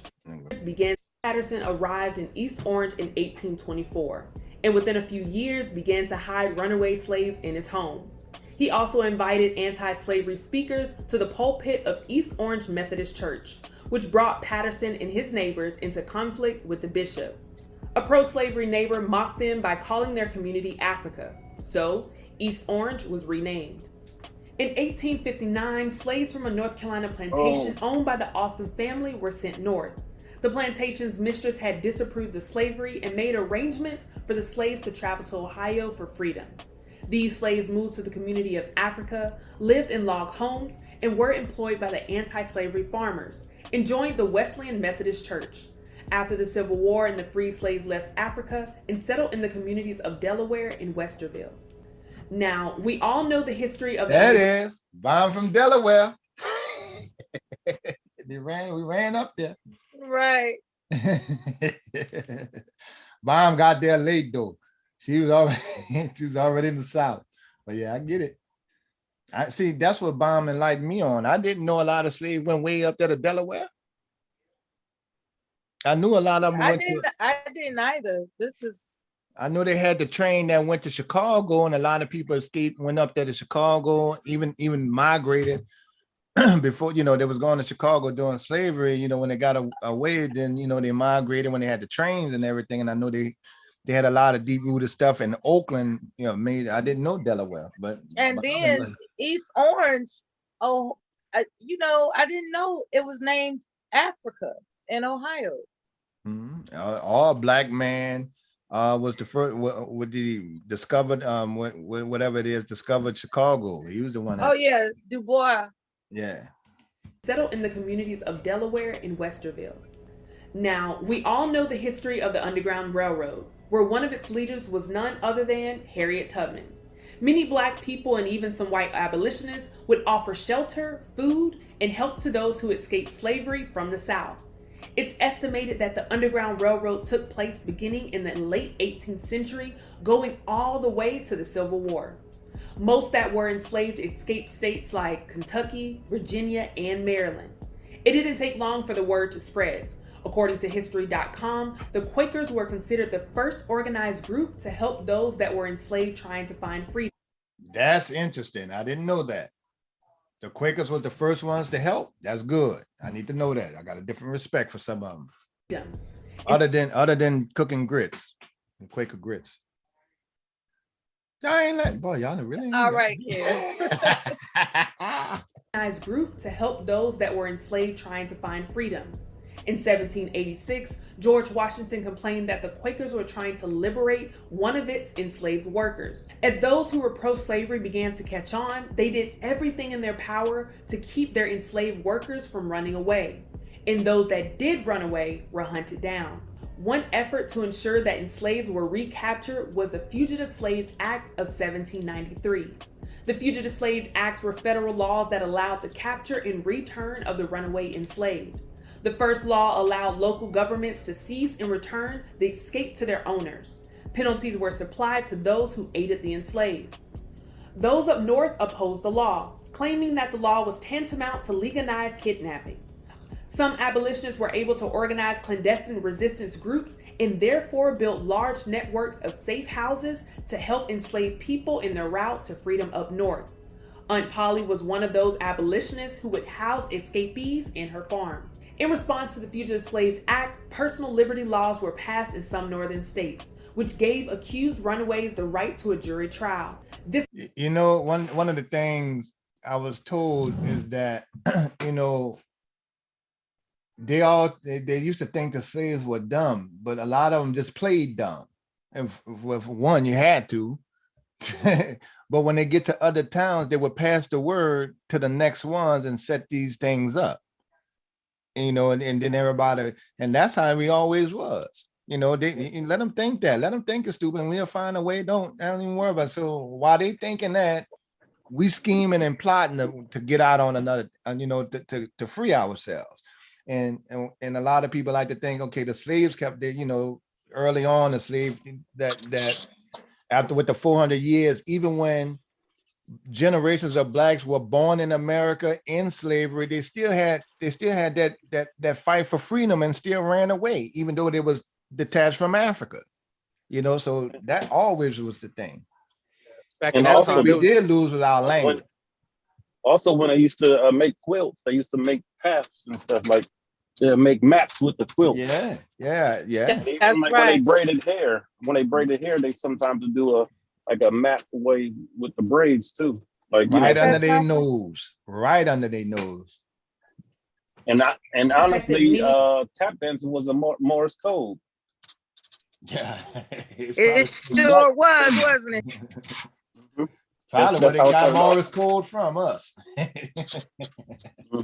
Freed blacks who had been abducted by bounty hunters and sold into slavery, even if they were never enslaved and born into freedom. Resistance towards the law of 1793 led to the Fugitive Slave Act of 1850, which gave harsher punishments to those who helped the enslaved.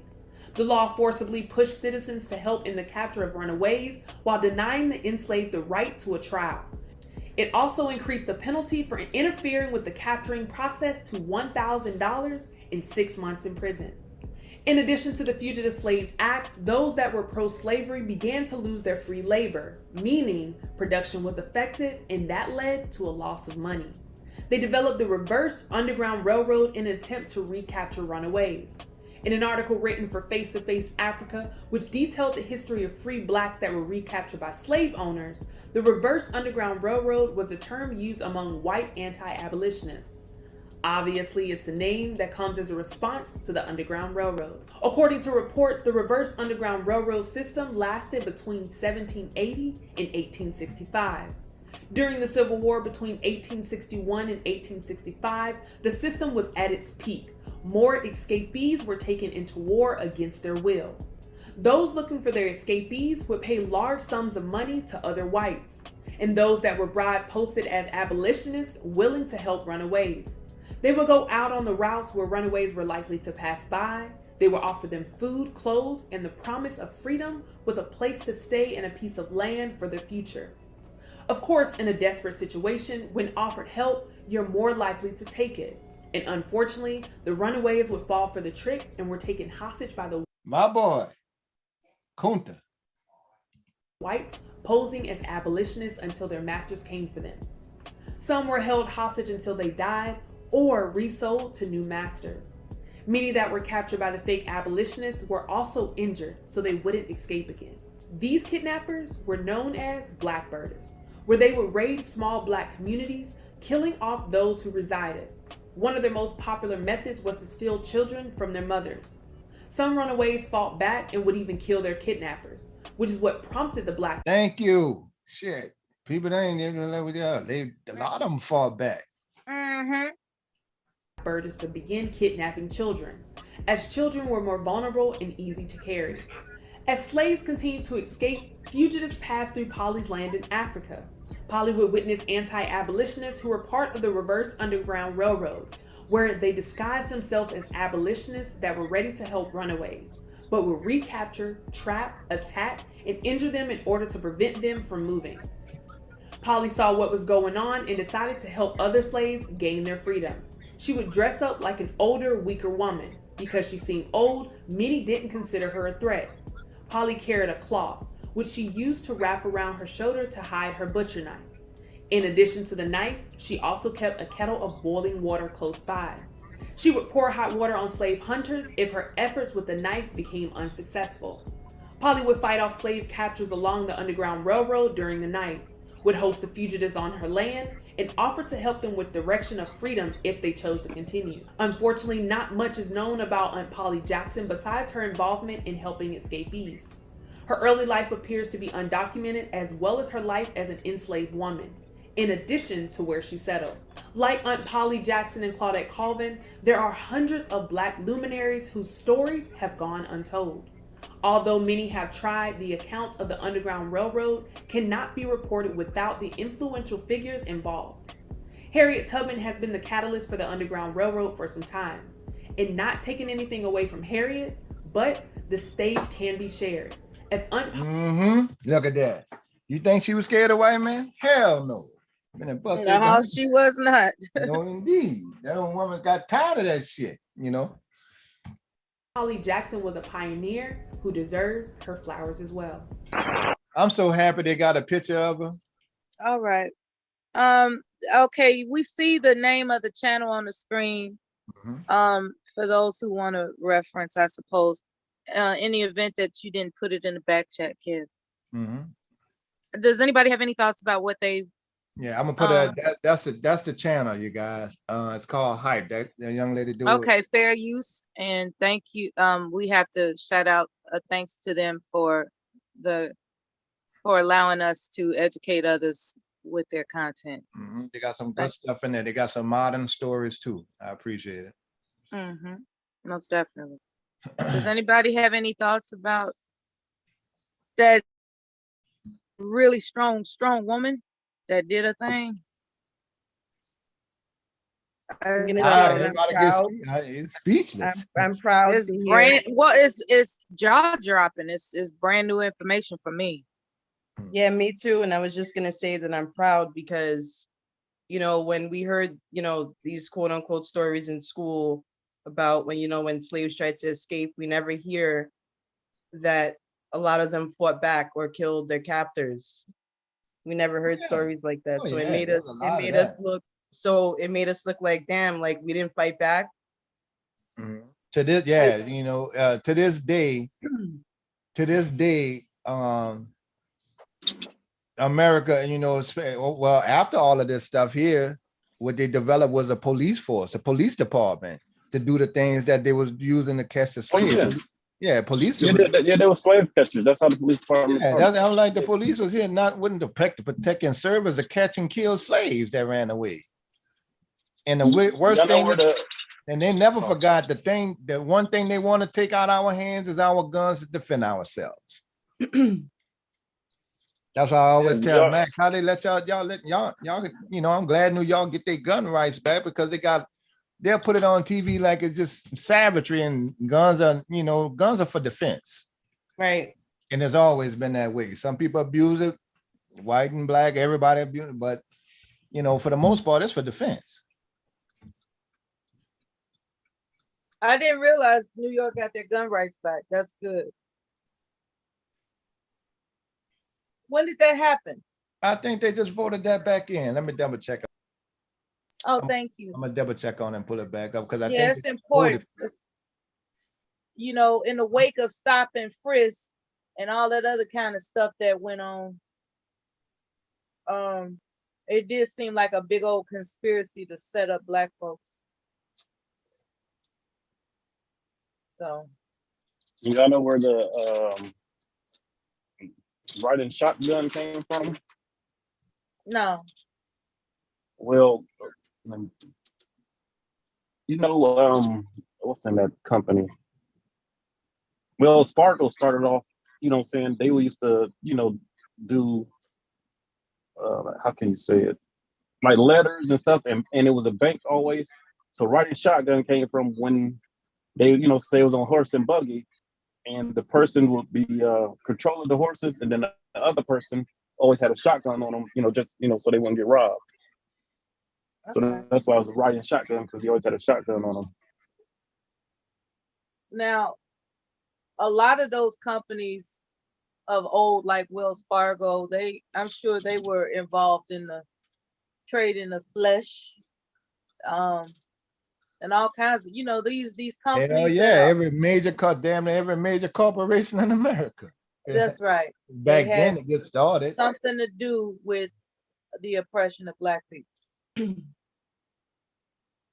So when they go to the terms of reparations and stuff like that, like I had to tell y'all that story before, white folks would be like, well, I don't want to have to pay for something that I ain't had nothing to do. I got it. You didn't benefit. I got all that. And so on and so forth. But we know all the major companies that benefited. We know all the banks benefited. Obama showed us that in 2012 when he had all the top banks plead guilty to overcharging blacks and minorities for higher interest rates on every damn thing. Home loans, student loans, and shit like that. Business loans, you couldn't get one down here. If you went to a bank and with a business proposal, and it was an excellent business proposal, they'll turn you down for the loan and take your idea or something similar to it. So when I hear people say, well, this, we ain't doing this, or this, the women ain't doing this, or the men ain't doing this, man, that was a hard, long ass fight. This shit still ain't over.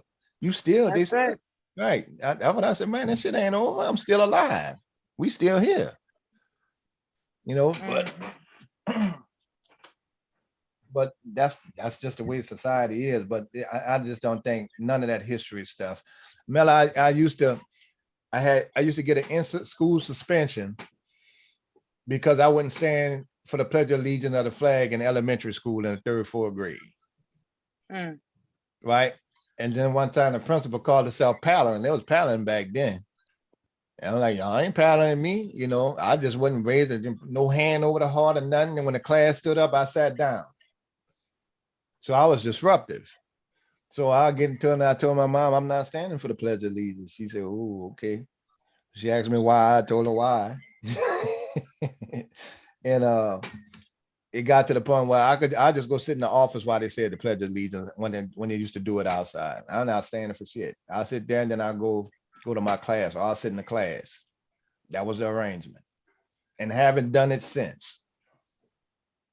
Not even at football games, sporting events, or anything. I'll stand, but you'll stand?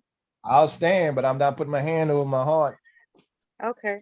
Right. I it depends on the situation, but at a game, I usually just sit down. I got my beer in my hand and all that shit. I'm good. I just look around at people standing there. Y'all stand if you want. But I wasn't feeling it because I knew the whole thing was a lie. But that same Constitution that they wrote for themselves is going to bite them in the ass later. Yeah. I was looking at something about the origins of Black Friday. And apparently they're trying to claim in Britannica that what we have known where Black Friday was a term given the day after Thanksgiving when slave traders would sell slaves for a discount. But now Britannica, they're saying that that's not accurate. And then they want to bring it back to the 60s when the police officers in Philadelphia began using the phrase Black Friday to describe the chaos that resulted when large numbers of suburban tourists came into the city to begin their holiday shopping. Now, see, this is some bullshit. When it comes to originally, from what I understand, that it was created to stimulate the economy. And I had a discussion with one of my white friends. I was like, well, I don't do Black Friday and all that shit, but they used to sell slaves during Black Friday. And he pulled up, him and another guy I know, they pull it up and they said, no, it was created. Yes, it was created to stimulate the economy, but we were still slaves. So they sold our ass on Black Friday, man. Well, so they just couldn't fathom that was part of what went on with Black Friday. It was a part of Black Friday. It wasn't the start of Black Friday. Right. They don't want to talk about the start of it, right? Right. That's the difference. So now that's another way that they want to erase the real deal of what happened. Because I'm looking at some of these notable resources and they are trying to change it to where shit happened in the 50s and the 60s instead of talking about what really happened back in the 1800s. They are so full of it. That's crazy. A lot of that stuff still going on. Boy, you say you got a gun, they go shoot you. That's why I used to, like I was saying the other day, I know Bob like be mindful of your states or your gun rights, but every time I got pulled over, no, I ain't got no gun. And then they give you in small print at the bottom, they tell you, you have an opportunity to fact check, click here to contact us. And it's very small print. So if someone doesn't contribute or challenge their accuracy, they're just going to leave this fabrication up as a part of a historical reference. See, you even got to watch. Here's the thing too, Mella. The shit ain't even in the Black Museum that we run. The fuck? Right. You know, so that's what I was saying, man. No, they got a whole section for Rosa Parks and a couple pictures of Claudette. Nothing to Polly finally. Yeah, we have to do better. Right. Tell our own damn story right first. Yeah, we have to be curators of our own history, apparently, because some of these well-known sources they're starting to rewrite history. I remember one time somebody in the chat said, you know, Mr. Kevin, yeah, he wouldn't criticize him, it wasn't being nasty or anything like that. He was like, yeah, Mr. Kevin, my parents told me they left the South and never looked back. I said, we know that in the South. Nobody don't come back to help. And a lot of y'all try to forget, and a lot of them tried to forget it. So when you start forgetting and not talking about it, and you in mainstream America, that's why so many blacks lost. They don't know their own shit because it wasn't passed on. You ain't gonna never get it in the schools. Never. That shit ain't coming in the school system. And white folks will die before they tell the truth and especially expose themselves to their own children. They ain't gonna do that. Let's acknowledge everybody that came into the chat room. Happy Friday, good people. Jamario came in, Aries Queen, we love you. Sakpase, Gigi, of course. We just devastating. He looking out, making sure that fair doctrine is fair use, and we appreciate him as always. Sugar Bum, relax is life. I scan goofies too, and you know, just everybody that I'm trying to catch up with that came in. We really appreciate you being here. I hope you're learning something and you pass it on. All right. We're going to continue with a discussion about what's ever on our minds, and you all are welcome to join the panel. It's open panel Friday. Y'all come on through if you want to. We're here. All right. All right. Anybody got any? Aries Queen didn't hit the like button. I've been messing with you. Please remember to like, subscribe. And look, I bet she looked at it too. Oh, damn, I ain't hit the like button. Yeah, so yeah, so if anybody has any topics in mind, we can discuss whatever you got. You know, Aries Queen, I understand. Oh, I'm sorry, I don't mean to cut you off, Mella. Aries Queen said, stop acting like you didn't know why people move out of there. Yeah, I understand why they moved. But why you cut your history off and didn't pass it to the kids of the reasons why you moved? Those stories needed to be told. Even if you are in mainstream America or Delaware, California, and stuff like that, or Chicago, just completed this, you know, you just can't, you know, like I told one of the dudes who was getting on the South dance, I said, yeah, dude, we know that. We a lot of people left the South, we helped free the slaves, and none of you motherfuckers came back to help. Polly or Harriet, none. Same thing when they say that's no different than Katrina. Ain't none of you niggas come help. You know. So when I'm talking about groups in general, like Muslims, y'all ain't do shit. Y'all just talking. Black conscious groups up there in New York on the East Coast, them bitches just talking. Y'all talking about Africa, man? They got black folks down here could have used your help. All that education out there. We got the poorest educational system in the South, but we got you literally have white people come down to the South and help free the people that have been wrongfully imprisoned. No blacks. No blacks. Right. Yeah, that's sad. They doing a better job. I remember asking my grandmother, what about Mississippi? Because, you know, a lot of people in Chicago migrated from Mississippi. And she just didn't want to talk about Mississippi, and I didn't push it, right? I learned that a lot of families do hold land in Mississippi, but it's just sitting there. They pay the taxes on it or whatever, but they're not cultivating it. It's just in the family. you know. And you're right, they don't go back. They don't. And you know, so I can imagine Louisiana and other southern communities have been left by the wayside. So, you know, I can't criticize you about your thoughts regarding that at all. Yeah, I just so happen to be able to visit Mississippi. I think it was Vicksburg, as a matter of fact. But I went to some of the museums, you know, the Emmett Till Museum and the museum that featured Muddy Waters. There's a museum And there. see, that's the thing, Mella. It didn't get real to folks in Chicago till Emmett Till got killed. That's right. Right. And seeing we were down here like, we've been saying this shit for decades. Y'all know how it go with white and black folks. That documentary at the Emmett Till Museum, Kev, made it seem like they just handed the child over, knowing that they were gonna beat the child. Can you highlight what you know about that? I think I heard of. I don't detailed information. I think I got it like you got it.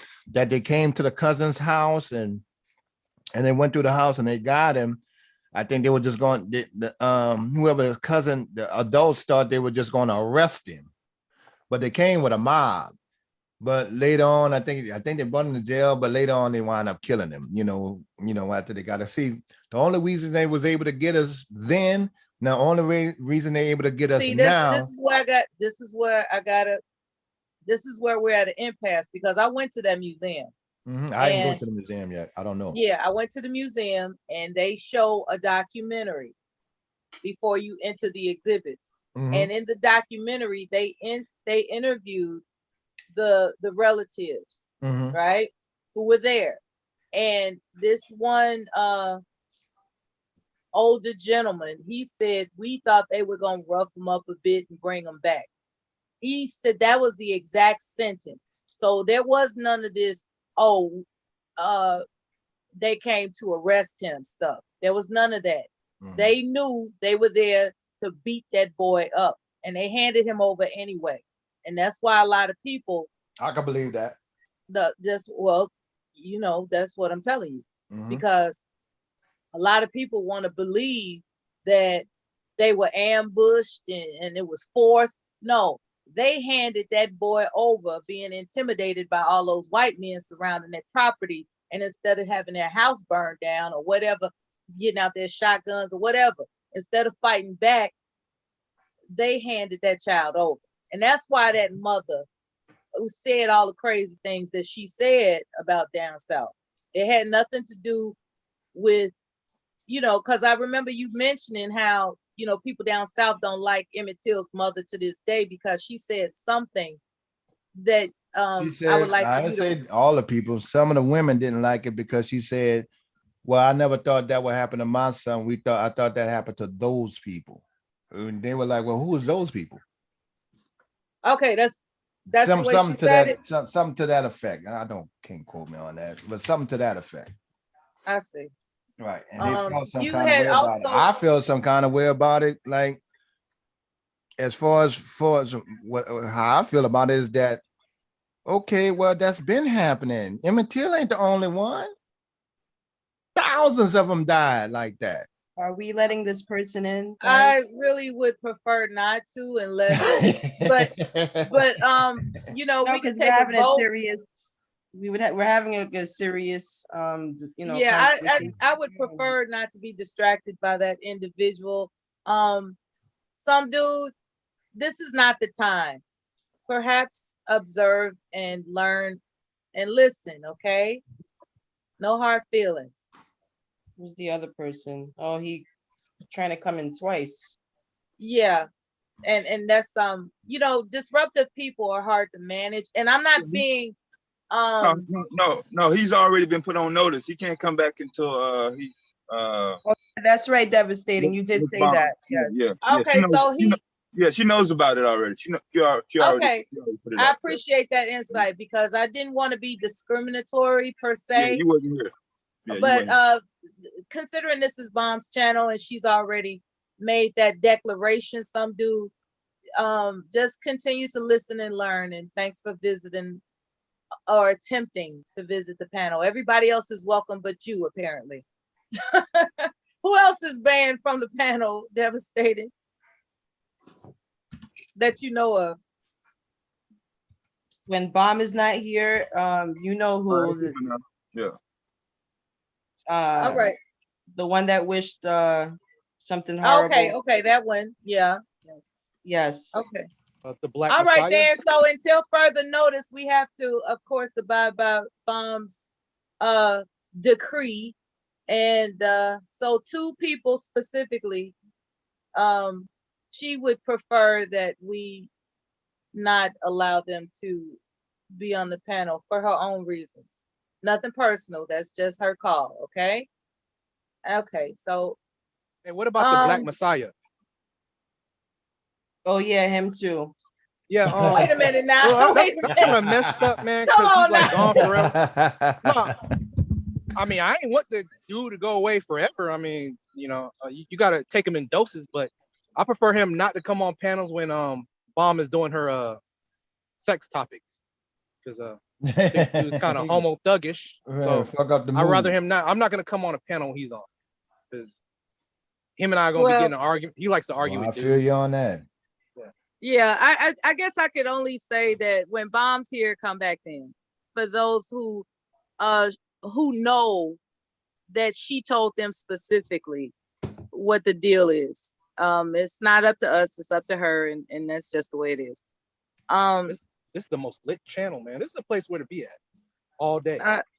Yeah, we love her a lot. So Kev, I want to give everybody's opinion before you make your commentary or state your views about this particular figure in history, okay? For those of us that are on the panel, what say you about Malcolm X? Nothing. When I think of Malcolm X, When I think of Malcolm X, I'm saving you for last because I know your views. I want to put it in. I know you was getting ready to get down. Well, I'll call my partners up on the phone. I know you was getting ready to get down, Kev. Wait a minute now. Go ahead. Wait, Mela, you borged a little bit. all that. Question? Pardon me? I said you borged a little bit. What was the question? Okay. When in one sentence or less, can everyone state when you hear the name Malcolm X, what comes to mind? Strong. Okay. Mimi. Revolutionary. All right. Strong, revolutionary. Huh? Truth teller. Truth teller. All right. Anybody else? All right.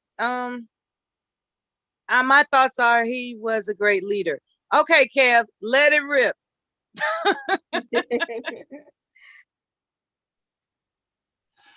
If you feel like a great leader for who? The Muslims? Here we go. Yeah, I mean that's good for them. Other than that, he was just a good speaker. That's all. A lot of good knowledge. That's it. You gonna keep it PC, Kev? No, I'm building, Meta. Let me do my building. All right, do your thing, baby. Do your thing. Also, the opinions expressed on Bomb Cherry Juice channel by wait a minute. The views expressed on the panel are not necessarily the views of Bomb Cherry Juice herself. And this is a panel discussion, and all are welcome to express themselves freely. With that disclaimer being made, take it away, Kev 504. Give it to us in the raw. I ain't got that damn much to say about the man. I think he was a good speaker, and I think he brought a lot of knowledge that we needed to know, and he definitely was in tune with his history. But as far as the Muslims and stuff like that, other than that, they about their own people. I mean, he didn't do nothing for what did he? I don't know what he did. I don't see where he did anything for black folks. That's the part I'm getting to, Kev. Why is it that you say he didn't do anything for black folks? Because what has he done for black folks? He did a lot for Muslims. No, he preached to American black folks, or just blacks in general. Yeah, that was enlightening. Own gun. Yeah, own gun and arm yourself. Or we already had that. They needed to arm themselves in Chicago. We already had that. That was the foundation, is having a gun. He wasn't the first one to stand with an AK or a shotgun, fending off white folks. He was fending off the Muslims. What's the difference between him and other people that had guns and? Well, hold on. Wasn't out there Why should I put him on a pedestal other than just being a good Muslim preacher or someone who told history? I can pull up thousands of black people that told history the same way. Well, it's all about presentation. Well, he was a good speaker. That's why I gave him that. Yeah, it would come across. It would come across as that your interpretation of his existence perhaps is just that of a talker, as opposed to a motivator, influencer, someone that actually sparked other organizations to do things for Black people that advance lives. I don't know what organization he sparked. I don't know enough about the man, but you know, I don't see. I mean, he didn't say anything. I think that he was relevant because he was important because they had a lot of people that need to know the history of what white folks was doing and more about the oppressor. I think he handled the media and white America extremely well, but that's it. Wasn't he going to separate himself from that community? Yeah, he did separate himself after he went to Mecca and he came back. And not only that, he used to down Martin Luther King and our movement down here. He thought it was stupid, but I understood it because I understood what the movement was. And Martin Luther King thing was, if you fight back on this particular movement, then the media is going to see Black people fighting. But if you go through, and that was his parishioners, some college students, his church, and what they told the Black people, especially after the bridge thing, the Selma thing, if you got to fight, don't come. We just go take this because it got to make a statement. You know, I got that. So how you go down the man on that? And later, after he left, you know, the Muslim nation and went to Mecca and came back and prayed with white men and you know, different types of people from all over the world. That's when you see the famous handshake with MLK. And he gave me, like he said, I understood what you were saying, you know, and MLK was a good speaker. So they was on the same level to me as far as speakers. Yeah, they were both eloquent speakers. Yeah, they were good speakers. But I don't know anybody that Malcolm X motivated to do what. Okay, I for one find him enlightening. To be, yeah. I find him to be one that when it comes to his speeches, they were soul stirring, for lack of a better term, because when he says, "Who told you to hate yourself?" Yes. Okay, that's, you know, when you got people walking around unconscious, you know, that's a hell of a fucking sentence to hear. You know, they're unconscious. They are content with believing that they are born to be second-class citizens. And then you have this eloquent speaker that comes along and says, "Who told you to hate yourself?" Okay, so that's just opens a gate of, yeah, who did? Okay, people that don't look like me told me that.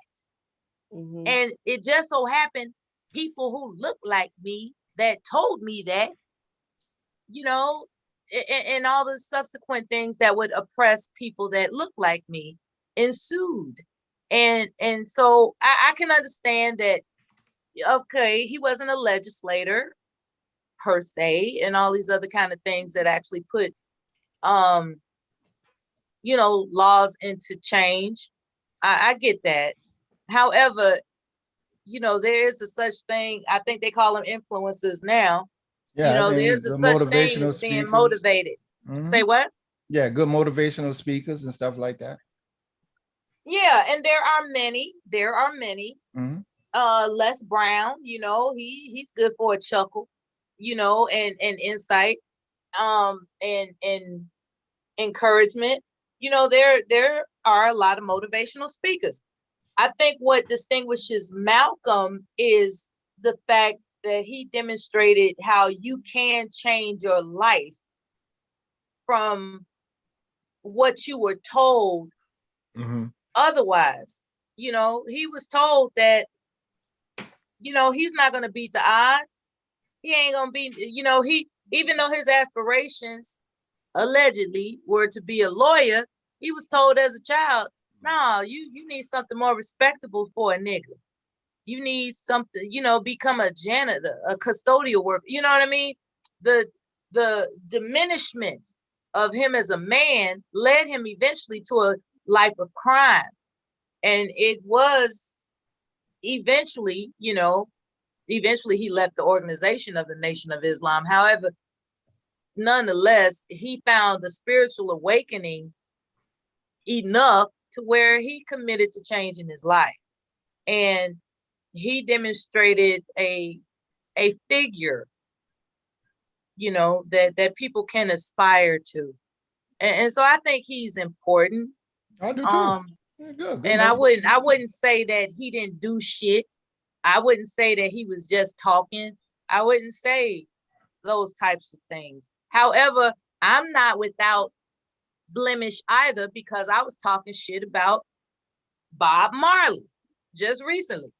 I said some kind of disrespectful things only because of his, you know, according to his religion, he believed in just spreading his love around, even though, you know, it was tormenting to his wife. What I didn't realize, not that I accept that he is primarily an adulterer, but that's his culture. That's what was going on. That's how it went down.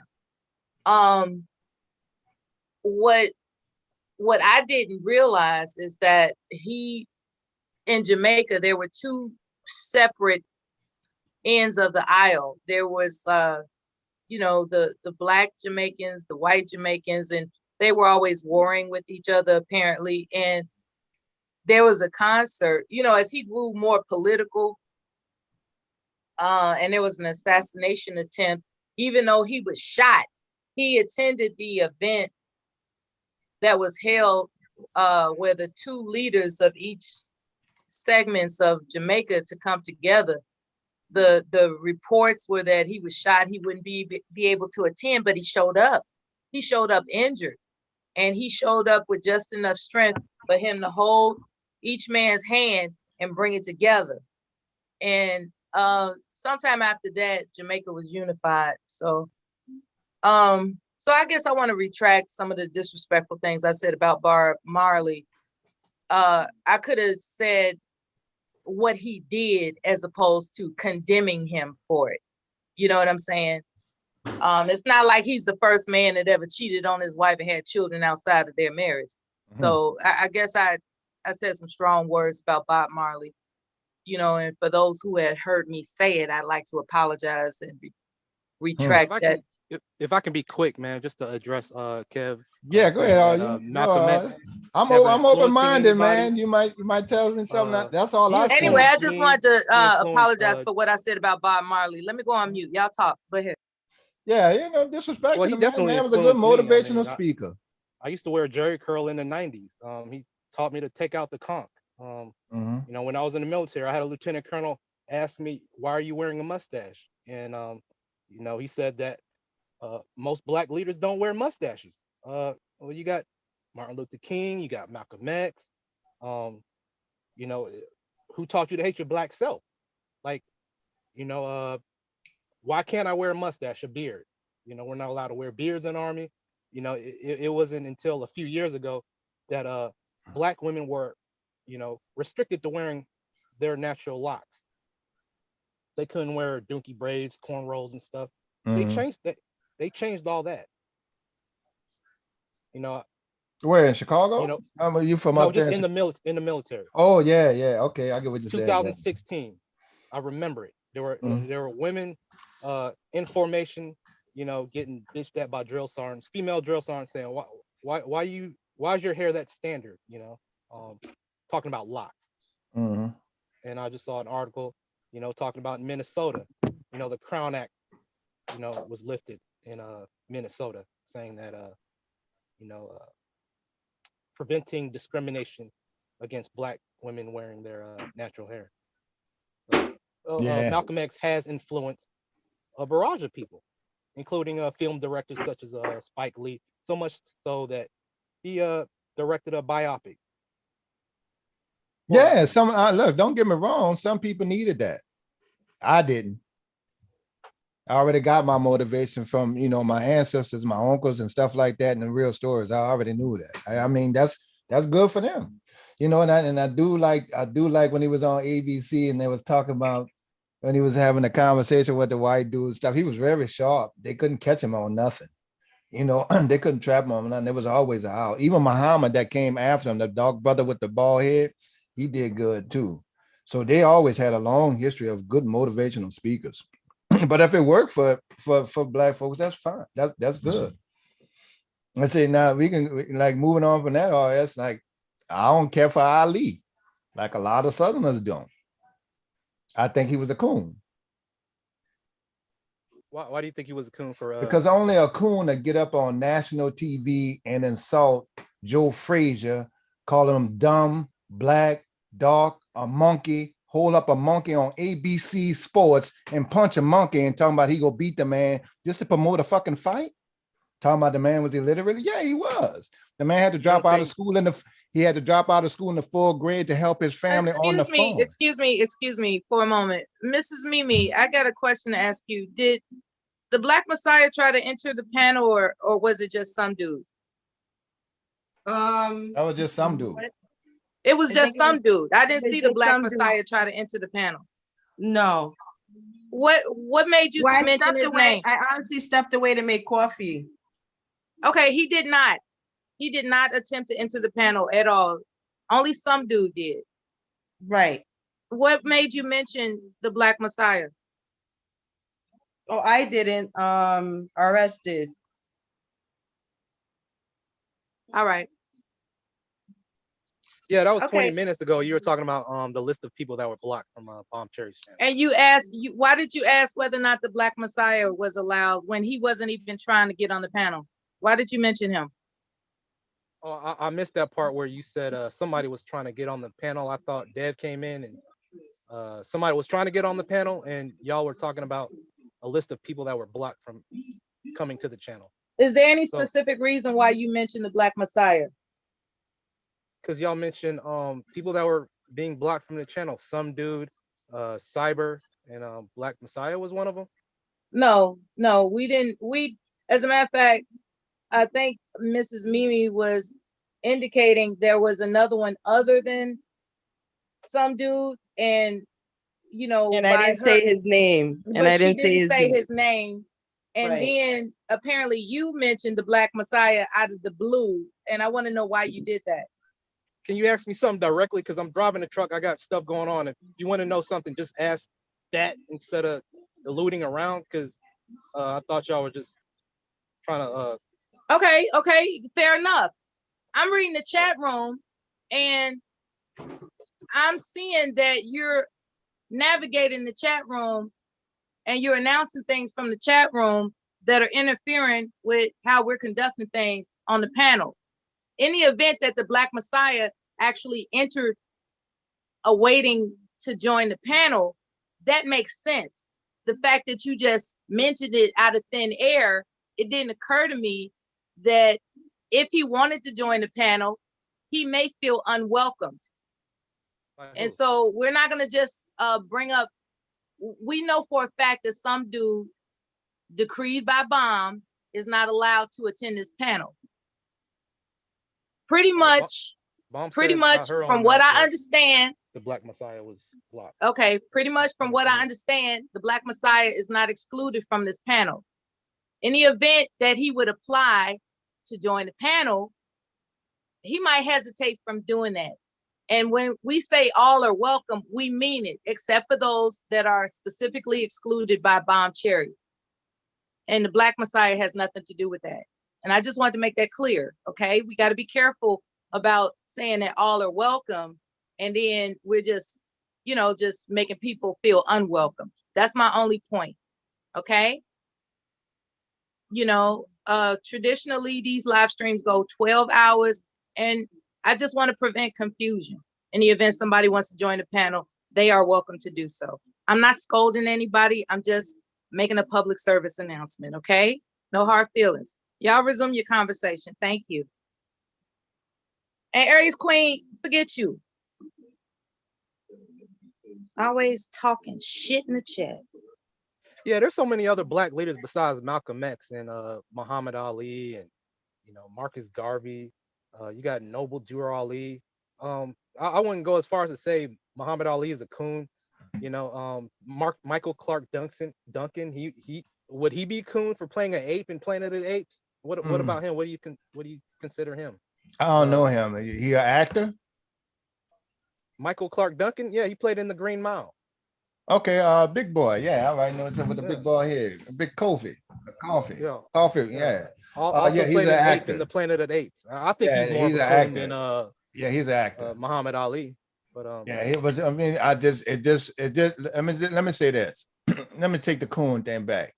It resonated with the South when he said that and sat up there. Now we got this pro-black motivating, speaking up, point I ain't going to no damn war. All that's good, admirable. That's great. It was definitely something that need to be said, need to be done, especially on national TV, shit like that. But when you get up there and start calling a man dumb, ignorant, a monkey on national TV to promote a fight and entertain white folks, because you need what's that about? You see what I'm saying? The man dropped out of school to help his family in the 4th grade. Everybody knew that the man had some problem with it back then. That's what he did. Sacrifices, education, or whatever it was to help his family, which is nothing out the realm. A lot of people did that. The men went to work real young. We didn't go to school. We sent the girls to school. That's why I don't understand why the manosphere got a problem with educated women these days. That was always, we'll use our forearm strength. So when you get up there and punch a monkey, which is the most insulting thing you can do for a black person, just to promote a fight, I don't understand that. That seemed kind of selloutish, huh? I get what he's saying. I mean, because I came on like, hold up, yo, you ain't going to talk about Muhammad Ali like that. Why not? And that was definitely at a time period where he was on some trying to get money, trying to promote. And what else would promote more than hearing what white people was already thinking, saying what white people was already saying? And so when it comes from a person of color, man, like black on black, come from a person of color, you said what? Go ahead, finish, Eric. I think all you are coming. Go ahead, finish. You were saying, Eric. So yeah, coming from a person of color, right?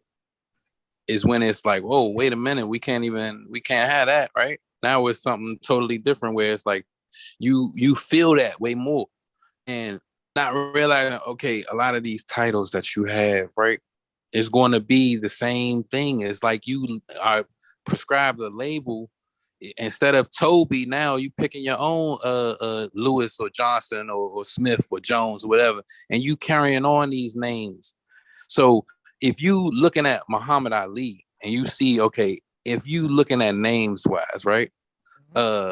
Calling a man who has actually historically person of color name, coon, when you got a name like Joe Louis, you get what I'm saying?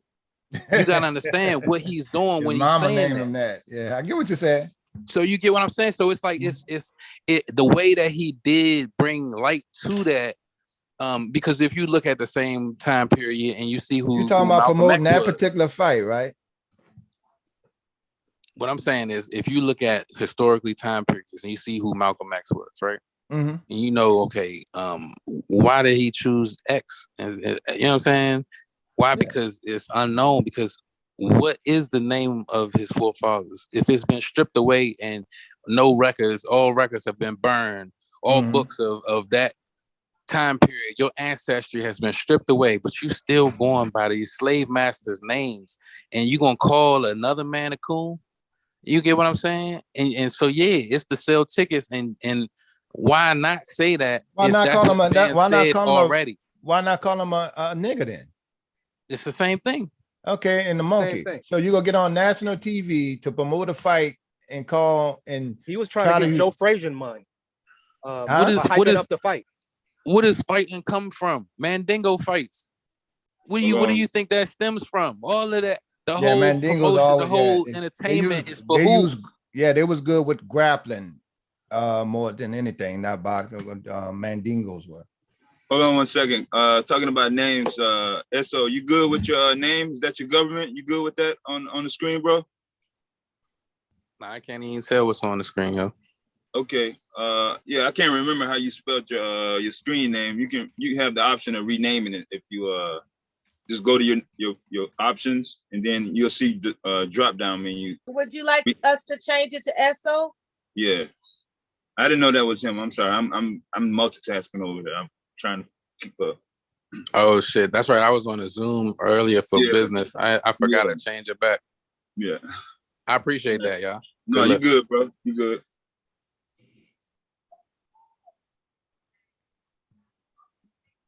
But yeah. Yeah, but my point is, what fights were popular back then? Black and white fights, more so than black on black fights. They weren't Mandingo fights, but to get an audience, good point. Ali had to say what he had to say. I mean, that's some bullshit, but he got Joe Frazier money. He got him that paycheck. He got him that paycheck. That is. He wouldn't have to. That is, Mella. That so fucking paycheck. That is. He did it for that check. He was promoting the fight, just like I said. What's more important? Joe Frazier. Yeah, and hold on. I see. I wouldn't do that to somebody. I wouldn't do that to somebody for the money. Nobody was trying to fight Joe Frazier. Oh, so it's okay to beat up on him and bruise his body, but not to call him a name, huh? That's sporting. That's the sport. You just like you named the actor. I mean, that's their profession. He didn't have to go out there. He didn't have to go out there on that like that. That was gonna be the biggest fight anyway, because it was Ali and Frazier. It was already set up. He ain't getting no more money than he was gonna get if he didn't say that. The deal was already set, if I'm not mistaken. Yeah, but no big names are really. It don't matter. Just about the paycheck, not the big name. Like y'all say, it's the paycheck. I wouldn't do that to somebody, especially when I'm knowing they coming from a worse place or coming from the South. He know the South better than anybody. He came from the South. And you gonna do him now? Okay. Take Jack You see Johnson. what I'm saying? Jack do you understand? All right. That's just how I feel about it. You know, my thoughts on it at the time. I'm like, okay, well, that's some cool ass shit. Now, or some fucked up shit. You go beat the man down, insult him, insult his family. That man had kids. Even his kids, he wound up apologizing to the man kids, and the man, the son, yeah, all right, I was hoping the son didn't try to swing at Ali because he's gonna get his ass whooped. But I mean, just saying. Dumb, ignorant, he can't read. We know still Frazier couldn't read. He worked for his family, went to school. That used to be honorable, but I mean, he didn't go to school. He worked the farm and took care of his family and sent all his sisters and stuff to school. Took care of his mama. And then you go grab a monkey and punch it. I'm gonna beat that monkey. Really? Hey, can I ask a question? You don't think that was a little extra? Hey, I think God bless the dead, man. But listen, moving on, right? Even if we look at today's fights, and they talk about who pound for pound the greatest was Floyd Mayweather, right? And how he couldn't read and all that. Yeah, he couldn't. And it's like, he's how rich is he? Who the fuck cares? Like, you know what I'm saying? Like, how rich is Joe Frazier and Joe Lou? How rich is their families? Who the fuck cares? That's what I'm saying. Like, you can keep getting this money for these white people as much as you said he did it for the bag, the money. Ali did that for the money. You understand? That don't change for me. I wouldn't do that to you for the money on national TV in front of these people. I'm just not built like that. So you saying you wouldn't be a boxer? To me, that's equivalent. You saying you wouldn't be a boxer then? No, I'm not going. I'm not going. That shit talking they do. It was just recently. I think it was Charlo. He was fighting. We just said we talking about the times at that time, right? At that time, that was extremely foul. I mean, you got to admit something, bro. I'm not from that time period. I know, but you know that time period. But I'm telling you, as far as if you looking at that time period, but you know that time period unless you detach from your history. And you realize how they was talking about that man changing his name, right? Yeah, I know why he changed it. Who Cassius Clay? Right. Yeah, I get that. So that's what I'm saying. That's his own, and that's his religious belief. That's fine. But recognize what it is. It's still his religion. That's still Muslims. So that's no different than a Baptist church, a Catholic church. That's a religion. Yo, man. I mean, if they feel that way, that's on them. I mean, the Quakers might have did their own thing. It don't matter what they're doing, but we on national TV. Yo, Joe Frazier was a no-name fighter prior to fighting Ali. Did anybody really know Joe Frazier? And the comment on the Jack Johnson. Well, he was a champ. People around that time was really checking for, black versus white fighting, boxers, not really black on black fighting. Right. For the racial tension. Racial tension creates good boxing. Mm-hmm. You think so? Yeah, absolutely. Country, for Queen and Country makes for good boxing. See how you still riled up about it? Who, me? No, I'm just talking, man. It's a conversation. I done had these conversations a bunch of times, man. I'm actually doing some work while we talking. But yeah, I mean, that's just how I feel about that, man. I mean, you ain't had to go the extra mile on that. And that was the only incident I kind of felt some kind of way about Ali. Other than that, he was he was a good boxer, and he was the top of his craft for what he did for a living. That fight that just happened a few years ago between Tyson and Roy Jones, that should have been a bigger fight than what it was. There was no promotion. Man, you can't promote that fight, man. That fight did as good as it could do. Exhibition. Right, it was exhibition, because if you make it a real fight, Tyson would have killed it. and you saw Roy Jones holding his ribs after that fight. Tyson then slipped up and hit him too hard. Nigga, Roy Jones up there, yeah, it was good exhibition, but my ribs hurt. Tyson done hit him. So, hyping that fight up, the weight limit was off. One's a heavyweight, one's a middleweight, or damn near cruiserweight. So that was a mismatch in the beginning. So that was a good exhibition. That's not I don't think I get what you're saying, but that's not a good example. Yeah, but I never heard any tell me some racial tension, situation that promoted a fight. How big was Joe Frazier prior to fighting? The champ? Oh, he was the champion. Okay, I didn't know that. Okay. Yeah, I don't know what else you want to talk about, G. Yeah, we can move on for that one, but Jack Johnson was on the table. Y'all just talked about him. I got a question for the fellas. Then I got one. What do you think? Which one you think? Malcolm X, Ali,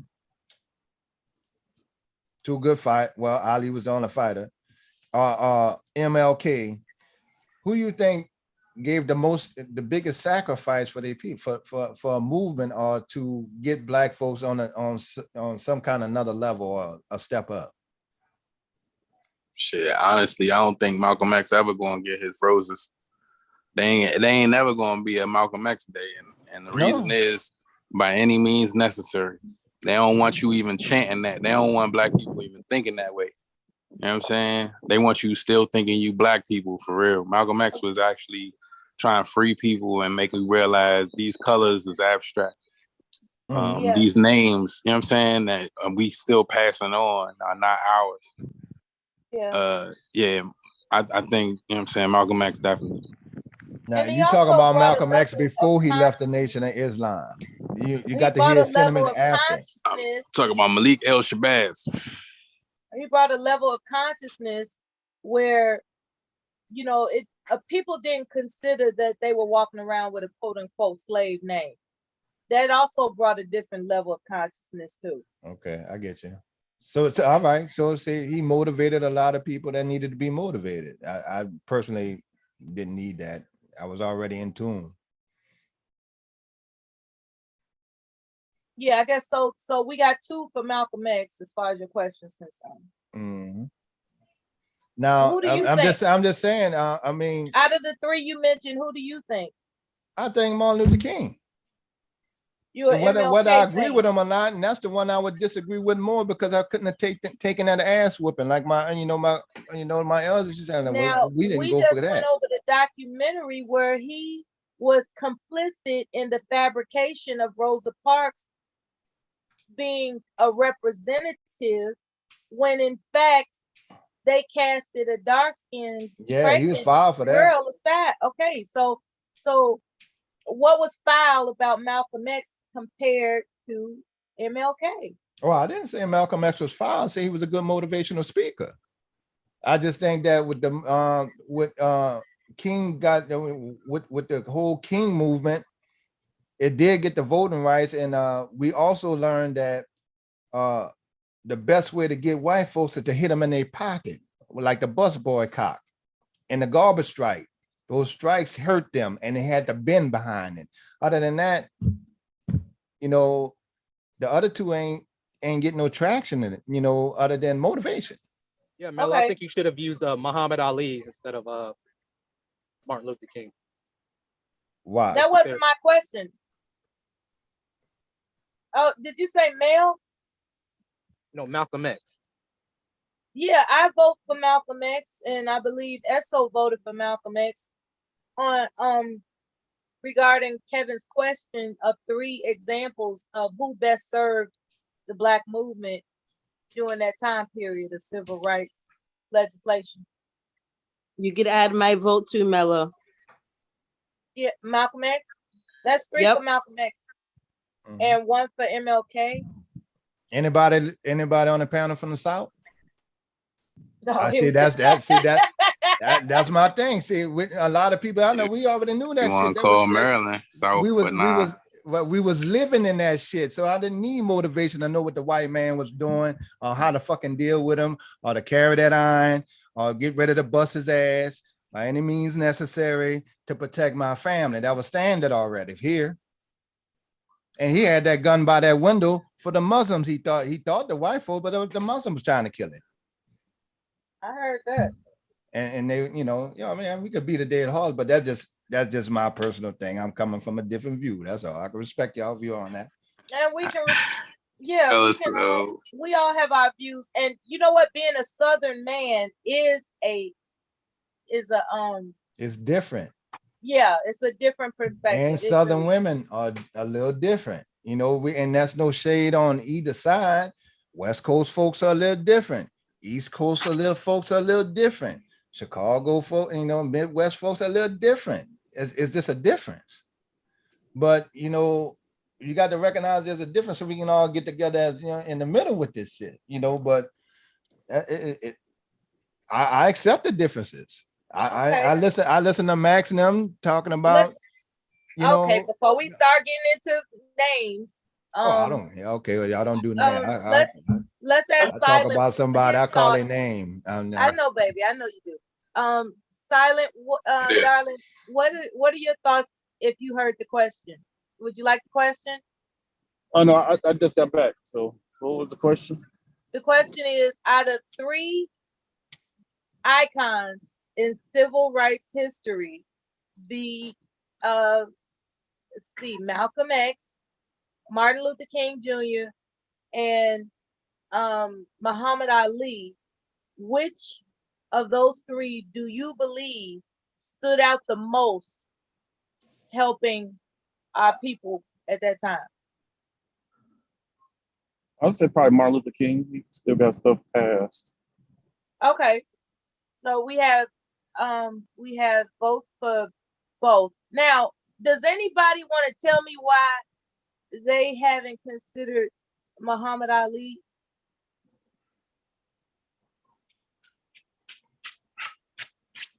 Is it because he was just a sports figure and he didn't actually? Because I think when he refused to join the military, I think that was an important thing.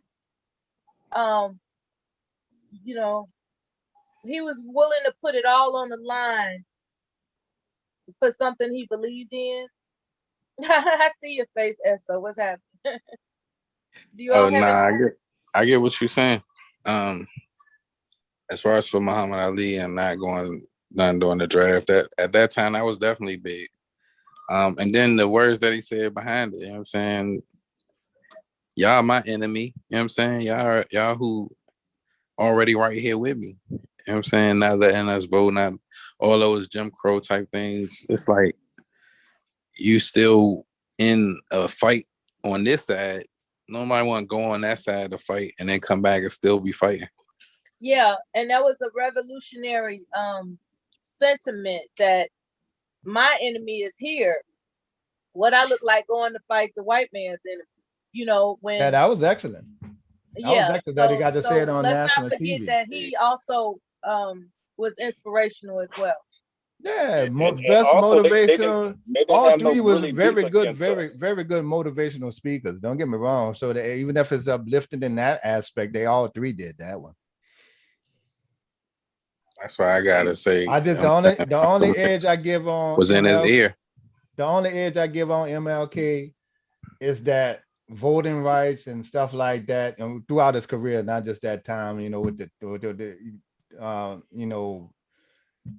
not just that time, but after the fact, the voting rights, which is what, you know, I'm in the South, so that we desperately needed that.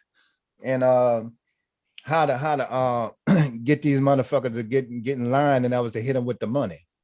You know, the boycotts actually worked. And that was good, but he's still low down. I mean, you can look at good and bad, Mello. You know, but that nigga still low down, and them preachers still low down for not bringing up Claudette and them and bringing out the truth. I still can't let him slide with that. Yeah, because they appointed him. Yeah, they appointed him. Yeah, I got like 20 hours. Now I will say this: Malcolm X, to this day, still have people getting motivated to change their life. I know a lot of Muslims come, you know, some brothers go to jail and enlighten themselves and stuff like that and become Muslims and stuff like that. But I was really anxious to see where the direction was going to go when him and MLK hooked up, and after he came from Mecca, which he had a different frame of mind then. And they respected each other. If both of them would have teamed up, I mean, we'd have been in a nice position as far as motivation is concerned. But, you know, they go kill our leaders. And that's the main thing. Yeah. You got excommunicated for telling the truth. Yeah, it was seen that a lot of people who are aspiring to take the reins of something like that, they hesitate. They think about their families and they say, I don't want to put myself out there as a martyr. Right. All of them put their life on the line, and, you know, for what they believed in. So I can respect that. And Ali took 5 years in jail for what he believed. Yes, he did. Yeah, that's hard time. Yeah, that's a hell of a lick. Oh, I didn't know he actually went to jail too. Oh yeah, I just know they stopped him from boxing. Like at his prime, they took his license. And look, Silent, they try to offer him a deal. Okay, well, you don't have to go to the front lines of war and everything. We just want you to go speak to the troops every now and then. He said, I ain't doing that either, because that's kind of false. You know, he ain't believe in the war. Now that part I didn't know. I didn't know they had it arranged for him not to be in battle, that he was just going to go around, talking to the troops, right? And see, that'd have been a win for America. You know, while they throwing brothers on the front line in Vietnam, you know, straight to the front lines. Yeah. So they were gonna make sure that he was out of harm's way per se. But he still wasn't with it. But maybe it's something I'm not looking at. Maybe we may never heard of some people that followed that path of not joining the military, and like he did. That may never been told or written. I'm sure he wasn't the only one who refused to go, but he probably motivated some people not to either, by his speech, what he said. Same thing with Malcolm. Some things I think the effect came in bulk with MLK and came sporadic for people that needed it with the other two, and you just kind of measure it. We did get some laws passed under one. But I wouldn't go out there with MLK and take that whooping either. I mean, It took me a long time to realize that's a different type of strength, you know, to do that. Or maybe he couldn't fight. Shit. There were other. I don't know.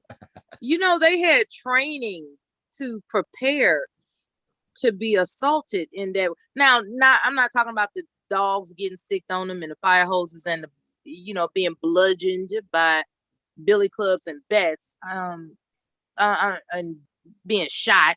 I'm talking about what do they call it? The diner sit-ins. They would actually practice all the, I guess for lack of a better term, all the hazing that was going to ensue by them being defiant enough to sit, I think at Woolworth's counter. Yeah, I seen that with the brother sitting there getting busted in the head with the throwing. Yeah, and it was going more and more towards that before. That's what I'm saying. Without Malcolm X, with the by any means necessary, without Black Panthers, with the having guns and actually saying, you know what? If you harm me, I harm you. You get what I'm saying? And it's not going to be I'm directly opposite. Turn the other cheek. All that turn the other cheek bullshit. I mean, I'm sorry, excuse me. All that turn the other cheek nonsense. It was out the window, and that's what actually made civil rights change happen. It wasn't if you know what I mean, we had to get our ass whooped. No, getting your ass whooped, they was gonna keep whooping your ass. They was gonna keep sicking dogs and spraying hoses, and they was gonna get more and more diabolical. They still doing it now. See what happened in Waco? Didn't they stop? Didn't some laws, civil rights laws, get passed? And what do you think happened? And we still using the civil rights laws today. Hold up, you think it was because enough people got their ass whooped, or are people still getting their ass whooped now? And people are still protesting and going in the streets and marching. And you think the marches is what really changed things, or was it when people started rioting? Was it the riots, or do you think it was the marches? Which one I think it was I think it was more the marches and the voting than the riots. The riots, once the riots started, that's when shit started. Which riots you talking about? I only know of a couple riots. I know Chicago had one, a real big riot. I know LA had a couple, because they imported the racists up there to California and put them on the police. What got shit changed? Yeah. What got changed? It wasn't no kumbaya. I can tell you that shit. No, it wasn't kumbaya, but you know, when you with the it wasn't no we shall overcome. Yeah, right. It was like a culmination of things like boycotting buses, marching, inciting riots. We're gonna take our money away from businesses. It was a number of things. Hey, Bob separating our school. Hey, Bam, how you doing, man? Hey, I will say so this. it wasn't just Bam, don't you can't come up here and be bullying people on your own channel. Mhm. I knew that. I'm trying to wake you up. How you doing? Hey, good afternoon, Bomb Cherry. How you? Hello. How's everybody doing? Morning, gorgeous. Some dude tried to enter the panel, and we explained to him that by your decree, that's not gonna happen. Right. Some dude, did he apologize to what's his name? No. Well, yeah, you can't come until you do that. Miss Miller? Miss Yes. Miller? Yes. So that's the decree. He has to apologize to Wody in public, not in a private DM or one-on-one. It has to be in public, just like what he did in public to put him in that situation. All right. All right. Hey, Miss Baum, I'm sorry. I'm multitasking back over here. It's okay. How you doing? All right. You all right? Oh, yeah. Leaky wouldn't let me sleep long, so I'm up. Okay. Anyway, I'm just listening to y'all, and I'm going to be sewing, so. Okay. Okay. Y'all continue on. Who is that? You want to host? No. Why? Because I got some things to do, so I'm going to be around for 2 hours. Okay, whenever you're ready, give it up. You know, they got people here. All right, Mr. Kev here, Devastating here, many people here. Okay, all good. right. Thank you, baby. All right. Okay. Silent here. It's Got a me full here. house today. Yeah. Thank you, Mel. I know you do a great job. You Devastating, all of y'all. Okay. Yeah, it's some fantastic people around here, including you. Thank you. All right. Now, you all were talking about the 3 civil rights influencers. Let's talk about Jesse Jackson, crazy ass, right? Now, I didn't realize that he was a gang member. He was a gang member in Chicago. I'm not sure if it was the Black Keystone Rangers. It was something to that effect. And I was wondering if anybody could tell me what their, what is it? What are your true thoughts about Jesse Jackson and his playing crazy son? I mean, that's what happened. It's like, yeah. Once you Jesse get busted, you got to go to Jackson had a counseling. weird way of trying to paint himself to be this perfect citizen, the Rainbow Coalition, all that. Come to find out, there's something behind the curtain regarding him. And then as years went on, as it turns out, his son is, basically somebody that corrupt, is not strong enough to own up to his own corruption. He want to play crazy, him and his wife, just to stay out of jail. And they know they were ripping people off. And that's Jesse Jackson's son. So what do you think he got it from? What do you all think about that? I just think all skin folk ain't your kinfolk. True that. It's just one of them type of thing where people will use that they look like you or whatever, have some semblance of you. I think it was like it's a joke. It was like a axe was made of wood or whatever, and would talk to the trees and be able to tell them, hey, I could talk to them whole time. He's the one that's chopping them down. So I don't know. I feel like it's one of those, wolves in sheep's clothes, or you kind of you see it. Everybody can see it, but they don't want to call them out on it. I don't understand why not. It's the same thing with Clarence Thomas. It's like, what I'm saying, a lot of them people who, you like, oh, but it's somebody who's Black that's there though. You know what I mean? But damn, look at the person that we put in that position. You know what I'm saying? And the character. He ran. He's the only gang member I know that tried to run for president, so to speak. Yeah. Then he tried to lie and said MLK left him in charge. Y'all remember that? Money. What you say, Simon? Let me ask you this.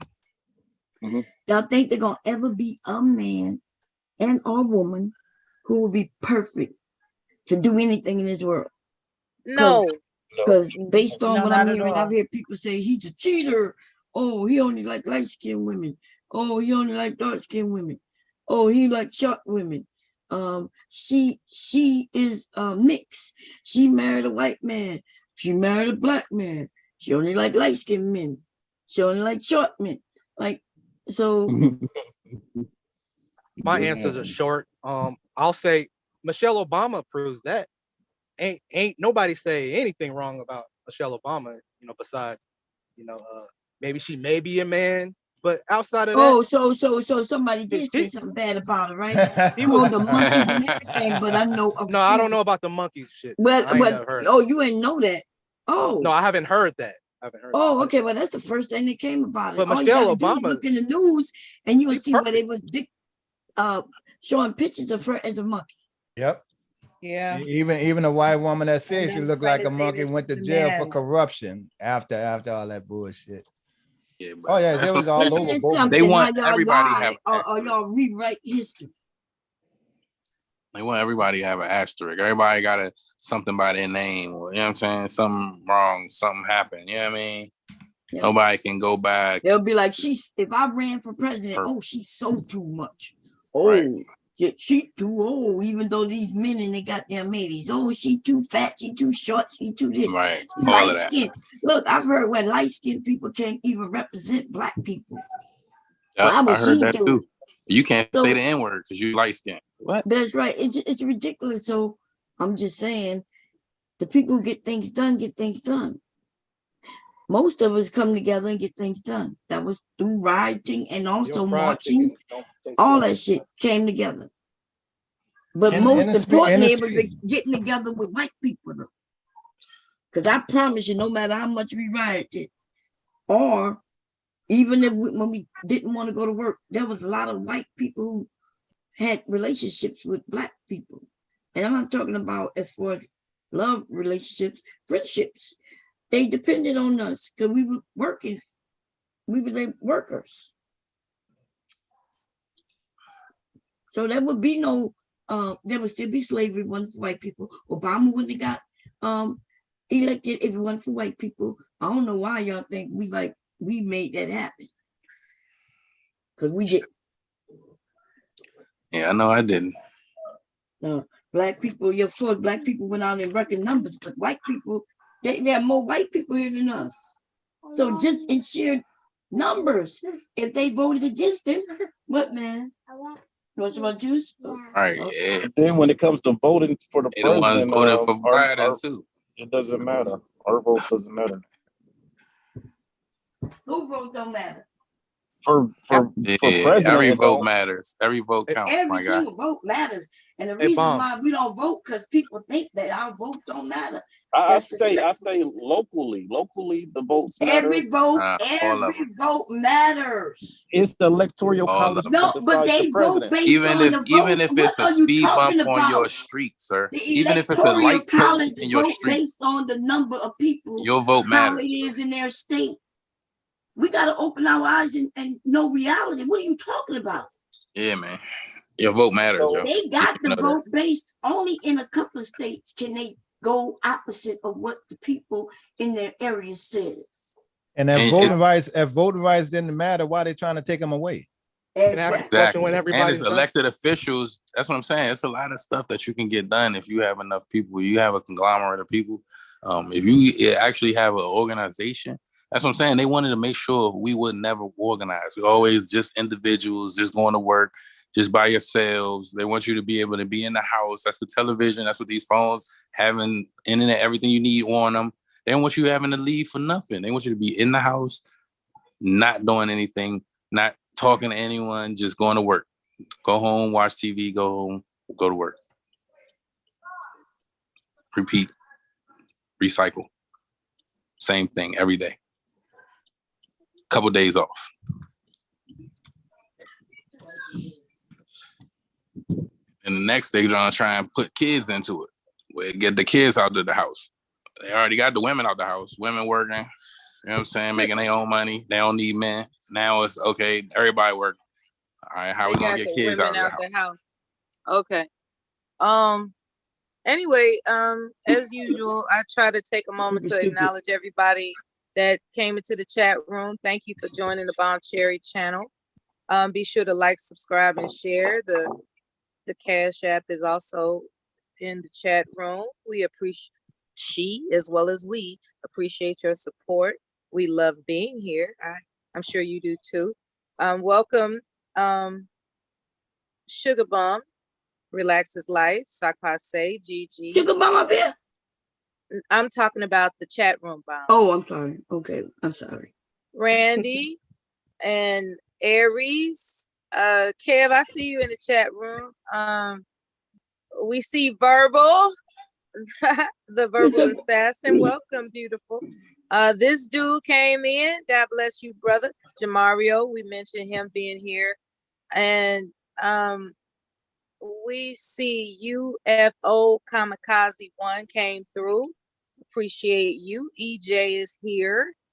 And everyone else has been mentioned, most likely. If we Can somebody mute me, please? I'm sorry. I can't see it. And Red SK. Thank you all for being here. Resume your conversation. I'm gonna mute Bomb as she requested. Y'all take it easy. Okay, enjoy the conversation. You know, tell me if we got a new topic on the table, y'all. People of color isn't only synonymous with just black folk. You have Puerto Ricans. That's a shame. You have Mexicans, and you have blacks. So he said that's a shame. Why you say that's a shame, OG? Not only blacks voted for Obama. Go ahead, Kev. Because when they use when they say people of color or minorities or diversity, to me, that's damn near everybody. And it just should be everywhere. Why is that a shame? Well, like, because I think this is my question. Why are we special? Like, why is it because white people includes all the white people, Italians, everything that's like. So we are people of color. We supposed to be special? Well, it seems as though Afro Latinos don't care for blacks. No, that's not true. There's some who don't, and then there's some that don't. Who do. Okay, all right. It's like there's some blacks who don't care for blacks.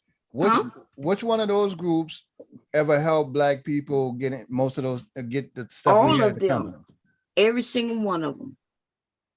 If you go back in history. Well, okay. Really? Well, I mean, that's what you got to do. Go look at Mexican, Martin Luther King and Malcolm X and go and look that shit up. Not only did they help, but also white people help. Well, I got that. I acknowledge that. You know, X was a good, motivational speaker, and white folks, died with us and fighting with us. They're Mexicans. They're Cubans. They're Asians. I ain't seeing. Yes. Okay. Martin Luther King himself used to talk about Gandhi. Gandhi was a racist. What? Gandhi was a racist. Yeah, he was. Okay, he was a racist. Like where was he at when he was a racist? What y'all call a racist? He didn't like black people. Where was he? I'm asking you, where was he when y'all claimed that he was a racist? Where was he? Was he in the United States? What? No. He was in India. Oh, so he wasn't in United States. Oh, so where there was hardly any black people. So how could he actually be a racist if he wasn't even in an area where there was African people to be racist against? You mean just because he didn't speak highly of a race he knew nothing about, now we're going to call him a racist? That makes sense to y'all?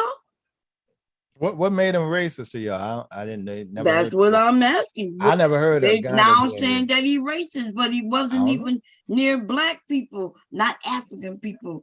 So they now calling him a racist. He wasn't even in this country or countries where there were large numbers of black people, and they're seriously. That's just like calling Martin Luther King a cheater. He was a cheater. He cheated on his wife as if that mattered to us.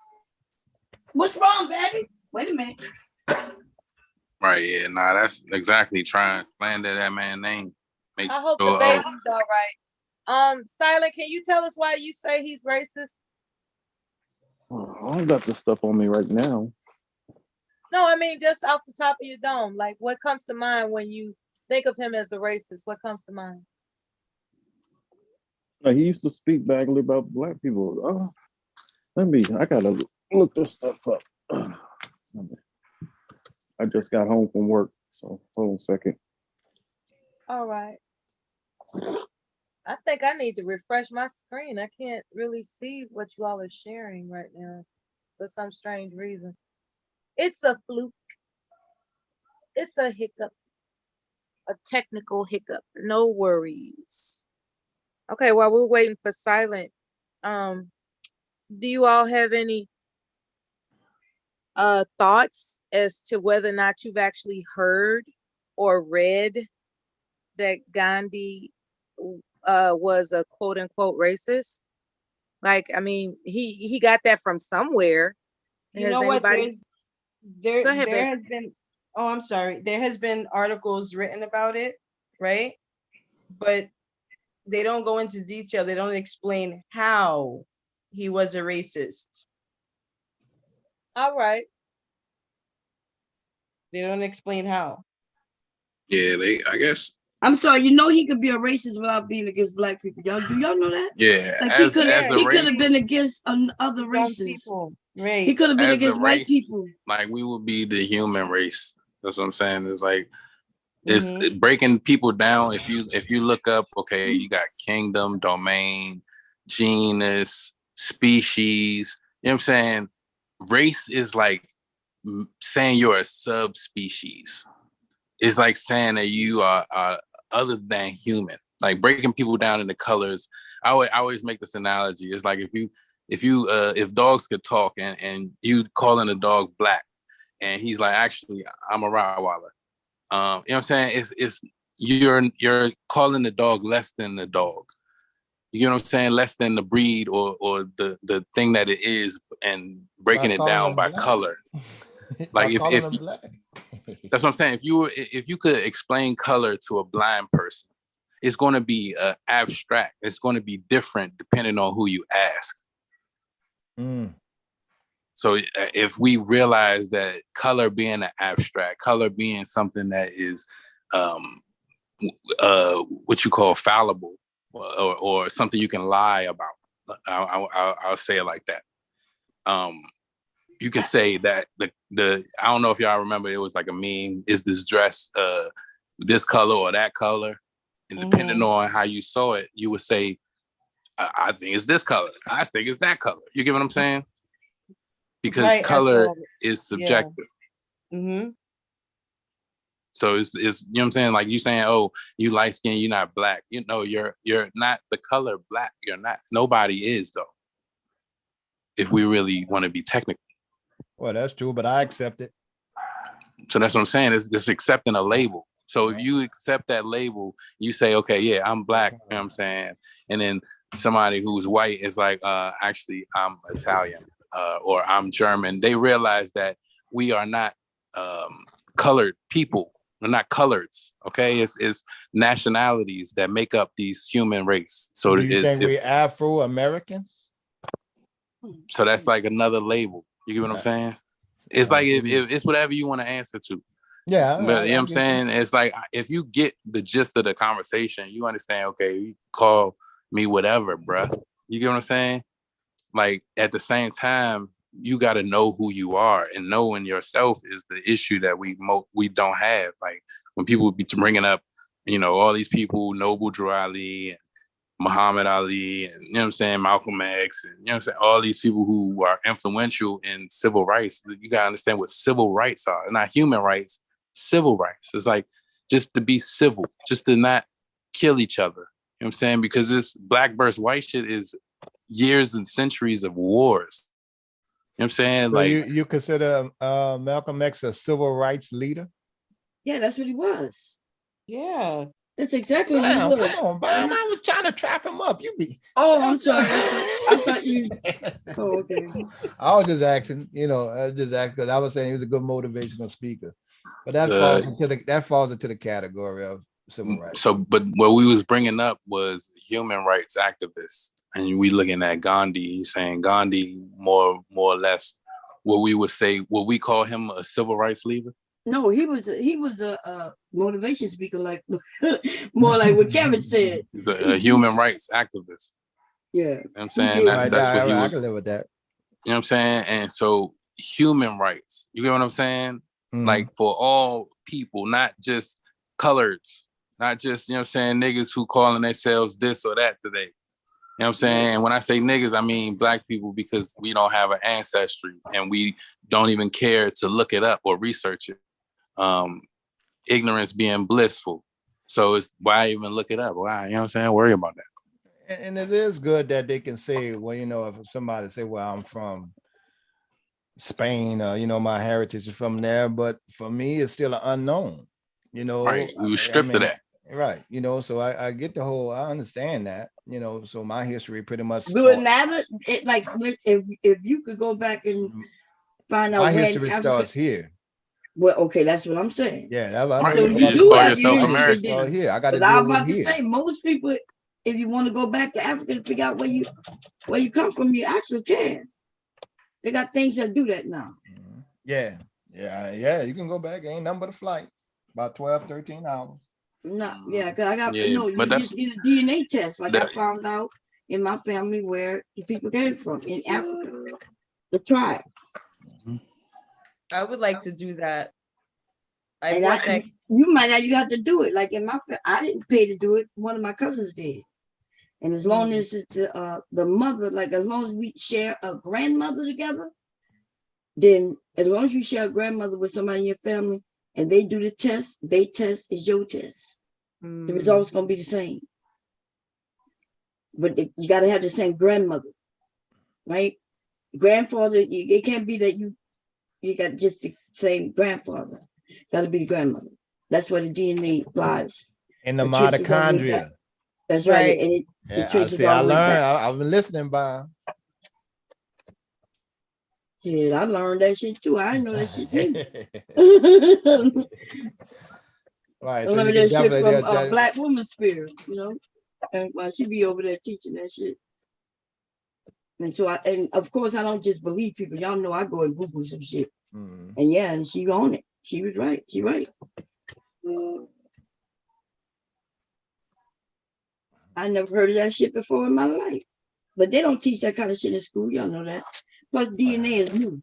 Oh, Bob, we went through a whole. We went through Miss Polly, and we had showed the history video of the lady who was on the bus before Rosa Parks. Yeah. Yeah, Claudette. Yeah. Right. And Kev took us on a tour of that was the one who had a baby, right? She was unwed. Yeah, she was 15 with a baby. Yeah. And then earlier this morning, Kev took us on a tour around New Orleans. It's been interesting today. Yeah, I had to stop over there at the trap house right quick. He showed I had to us take that Xavier COVID test this morning. University. I had to take He was telling y'all us can mute me. I'm sorry. So y'all won't hear this noise, y'all. I got you. Yeah, and it was good that he made the point that people that went to Xavier come from all regions of the country, because that's how that's a good science university. He was, it was a nice tour. He showed us around. He says he's gonna show us around later on tonight what's happening. So yeah, it's been a really good day thus far. It really has. Obama had stopped somebody walking and saying, asked where they're from. And the guy like, I'm from Oakland. I like to see. I was just telling it, beautiful campus. They're doing well, but it's gotten bigger. They're expanding it. They got a lot of that. They got a lot of that federal money too after Katrina, and they rebuilt the whole thing. So a lot of happy looking students. Yep. See, they was able to expand that much because they did right by the money. And that's what I'll be looking forward to seeing, instead of some of these dudes, like my boy just said, all skin folks ain't kin folks. They'll take the money and run and wind their ass up in jail like Ray Nagin. Now, Baum, I don't know if you want to answer this question. Being from the South, it is Kevin's position that people up north can't relate to I don't even know how to put this question. I was just saying that there was differences, not necessarily can't relate, but I think people in the West, Black folks in the West are a little different. Midwest and the East Coast, it's different views. I didn't get a chance to finish, Kevin. I'm trying to point out how people migrated, like from Mississippi and other regions down south, and they migrated up north and they didn't come back. That's why I remember we were discussing that. Yeah, and how atrocious that is to just not bring all the prosperity, to at least come back and strength and development, to at least come back down south and help out the people of your origin, the region of your origin. You know what I'm saying when we talk about that, Kevin? Oh yeah, I thought you were talking about him. Yeah, I remember what you were saying. The reason I was saying that a lot of people, well, one thing we know, they said in the documentary Bomb, is that a lot of people migrated to Delaware, which you told us that. That part I was like, damn, and they said it in the documentary, so I was like, oh wow, that's different. Mm-hmm. That's the one that's an accompaniment to Harriet Tubman. Right. That documentary, that I didn't realize that that part of Ohio was named Africa because so many people migrated there. And then in the documentary it cut to how the ancestors went to Delaware. They went all the way up to Delaware. There's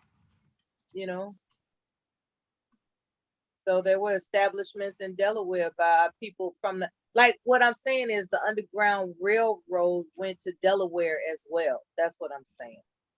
I didn't learn that until I watched the documentary that Kev presented. It was really informative.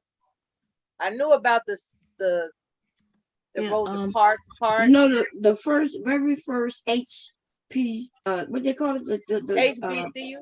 It's here in Delaware. What y'all didn't know that? Not at all. I knew that. Downstate is the very first one. Delaware State. Mm-hmm. All right now.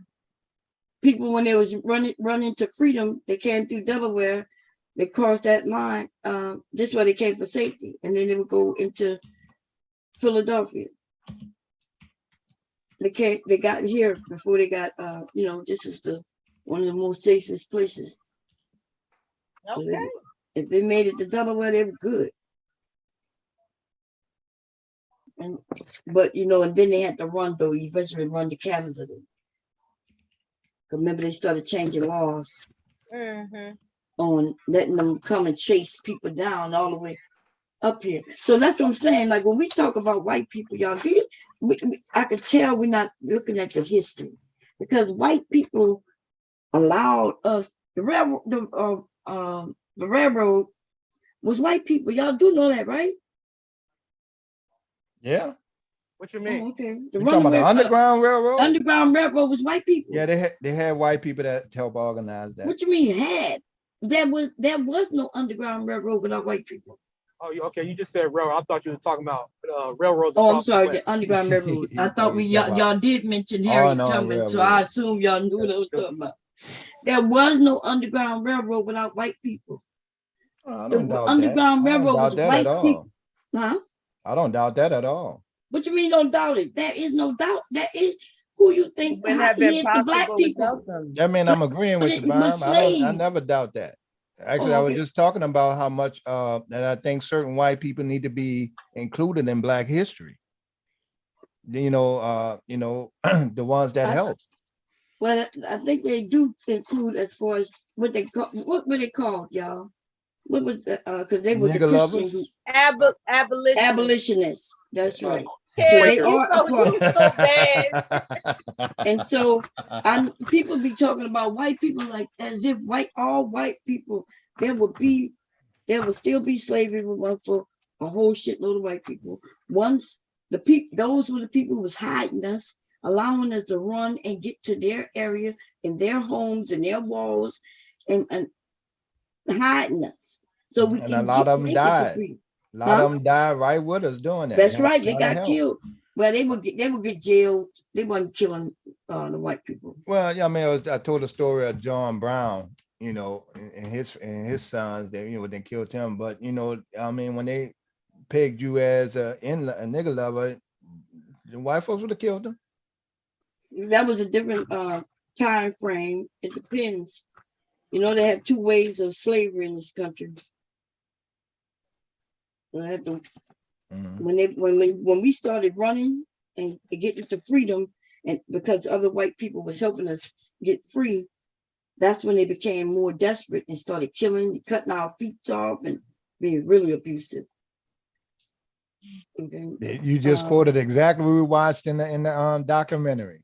They said they sent out the patrols, and a lot of the people that they captured were injured because they wanted to make sure that they couldn't run away again. Right. So the people up north, the reason why they don't know slavery the times that we do in the South is because they made slavery illegal. That's why people came up here. So yes, black people was able to come up here and be freemen around white people. And white people wasn't judging them and all that shit. In fact, it was helping them. Purposely helping the black people. So we look at the white people up north who may have never been around a slave. There are a lot of abolitionists that went unnamed. Can I do it? Can I do a share? What? Let's see. A share. Yeah, you want to do the I thought I was sharing. Am I not sharing? No, you sharing. I Oh, said, can okay. I share? What you about to share? The Gandhi thing, I did. No, I was gonna share I did the ancestry thing. Oh, you gonna share the ancestry process? Or I was gonna show mine. Interesting. What tribe you belong to? Who went through? Well, I got the whole thing. It breaks it down. No, like, I'm saying who you went through. So I went through I did the ancestry DNA. Okay. They didn't give you the tribe, huh? Let me see. It just got different types. It didn't say tribes. No, we didn't do no tribes. Why, you got to go through the right ones who gonna actually take you to your peoples, and then what'll be funny? Once you find out your peoples, if you go look at pictures of those people on the internet, they'll be looking just like your family. And then they got a group here. They got groups on Facebook and YouTube of those people who have that ancestry. And what place who did your cousin go through?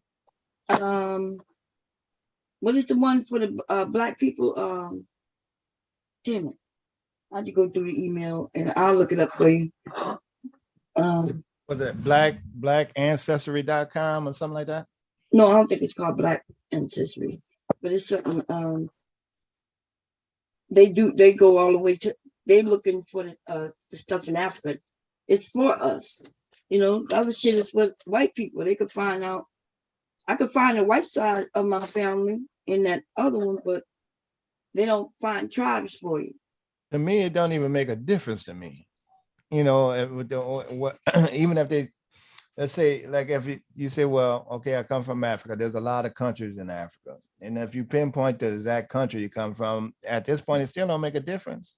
I've been cut off so long by generations that just took pride. So why we mad that they took us and because we don't know who we are. I thought if we complain that we don't know who we are, then now you can find out who you are, and then that should answer some questions. Because you wouldn't have known them people back then anyway. Suppose slavery never happened and your family just came over here. You still wouldn't know them people because them people dead and gone. Oh, yeah. It don't make a difference to me. No. Yeah, so that's what I'm saying. I agree with you. It don't make a difference. But we have people who claiming that it do. And then when they find out, they don't do nothing with it. Some people do though. Some people go and visit, Yeah, I'm gonna go. I'm gonna try to go next year. I'm trying to bring the girls next year. I haven't decided which country to go to. I have a friend of mine that went to South Africa. But if you had your DNA, you would know it would help you pinpoint where you're going. But you go where you I know what a country is. I don't need to. I'm not going searching for nothing. I'm just going to visit the country. I'm not just the whole. Search, I'm not going to search for what tribe. I've been in my back behind, been in, wind up being a damn Tutsi and land right in the Hutu land, something like that. But it really don't make. The land itself and then just making the voyage is what I good enough for me. That brings something to mind about what was discussed earlier.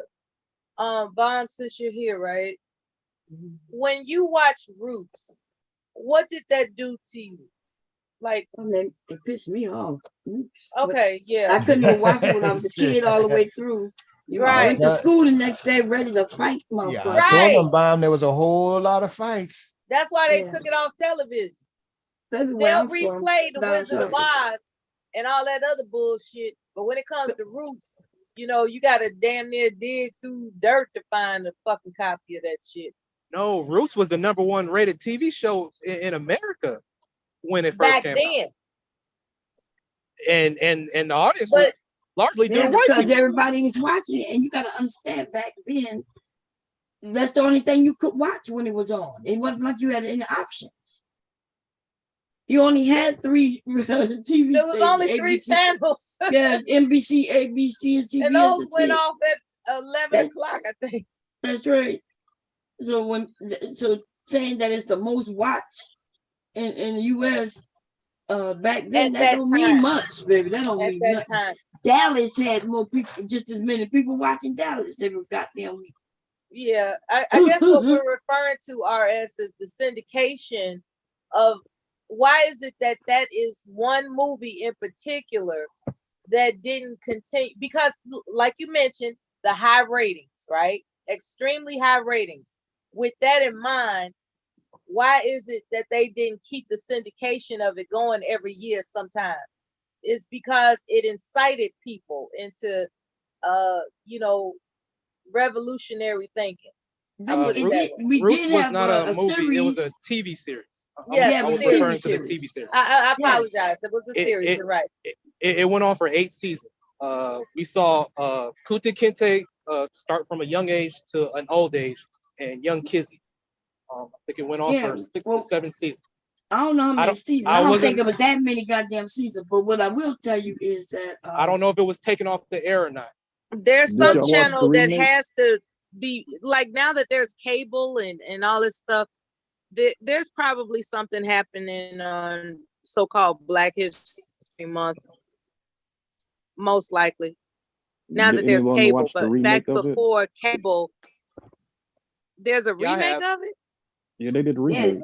Yeah, they got series, man. It came out in the it was in the 90s, huh? Or was it when that shit came out, y'all? Okay, you had Roots. I think it was called Part 2 with James Earl Jones narrating, and then you had one that came out on I think Amazon Prime, which was 2 seasons, and they talked about. Oh damn, on Amazon Prime. What? Wait, it was made recently. Yeah, this was made recently. 2015, 16. Oh goddamn, yeah. I think I saw it. Anyway, so what I would tell you is the reason why Black people watch it. I know why my grandmother and them watch it. That everybody said watch it. Like number one, like I said, there wasn't much options, and number two, that's where you learn a lot of your Black history. That's why we believe things that's not true, because they were sharing false information even then. Even then, they're sharing falsehoods. Okay. Yeah, I think it was a lot of fights when that series was going. You notice they ain't showing you the sexual abuse and all the torture for real. Right. But they just share some that in Rosewood.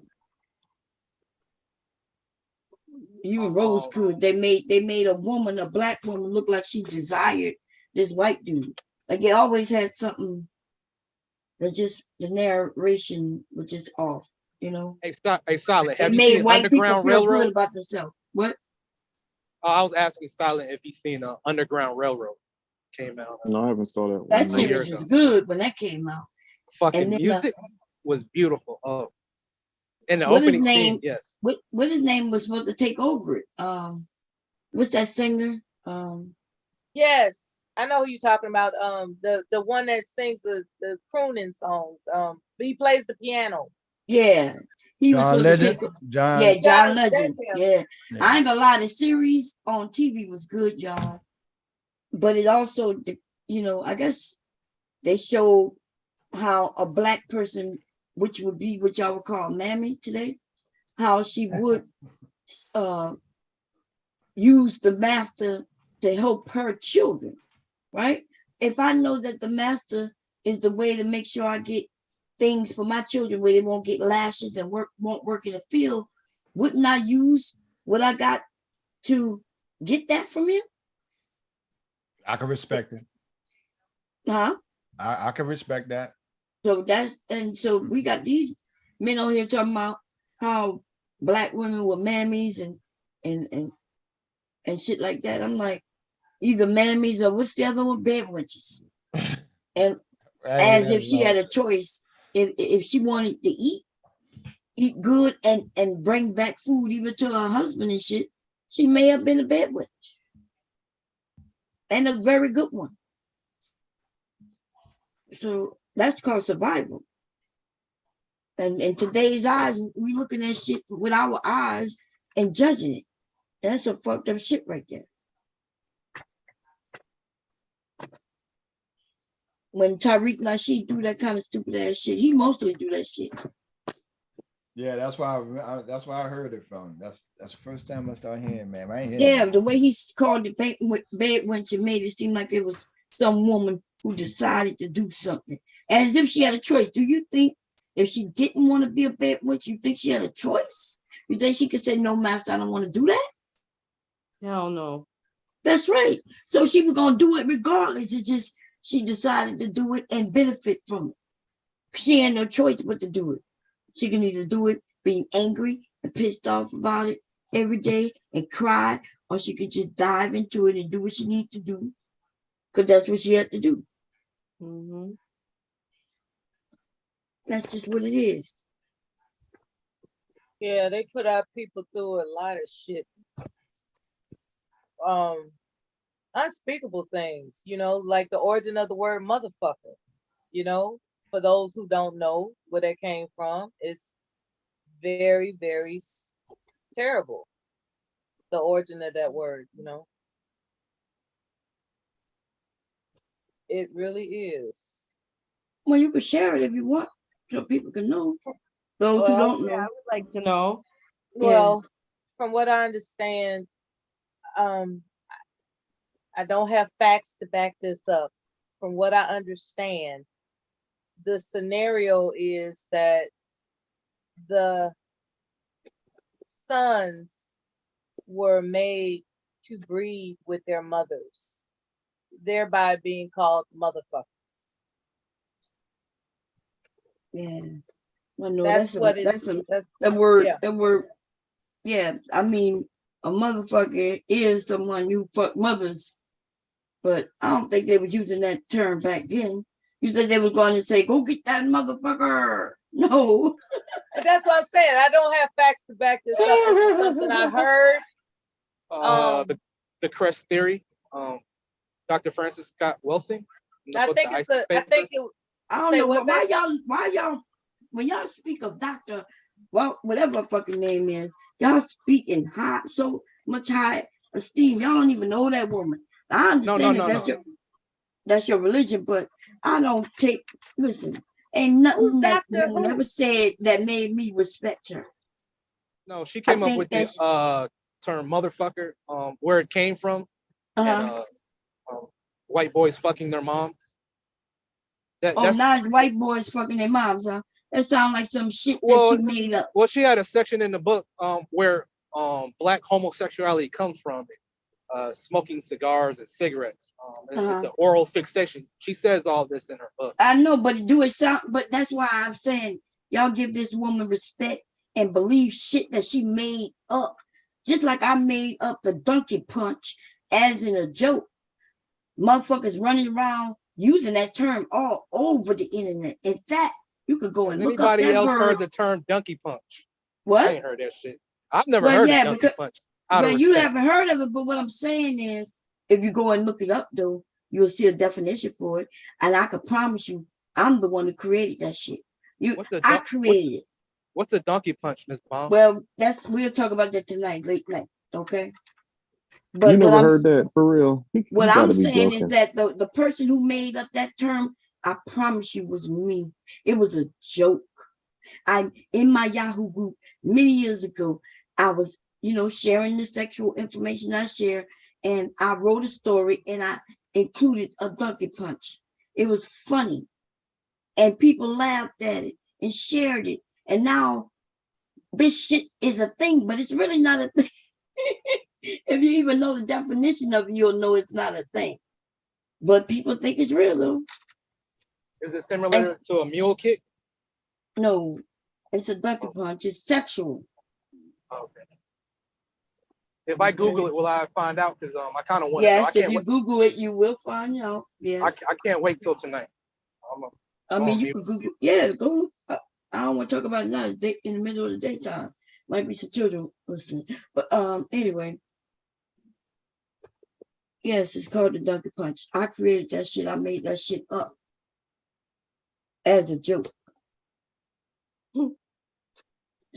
Anyway, so you have a woman who wasn't there, so making up shit. So, they were white. So gay came from white people, but if that's true, how are little people in Africa who've never been around white people, how are they gay? If you can explain that one, if she can explain that one, we sure would like to hear it.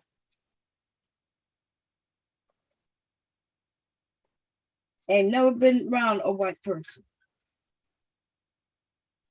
I'm still looking up donkey punch. You ain't find it yet? 2 words, donkey and punch. It will be a sexual act. That should be the only one they got. Yeah.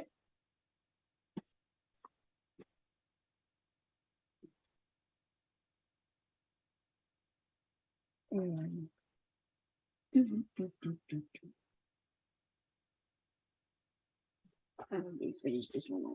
Still around that one. Okay. No, let's do this first. Get this over with.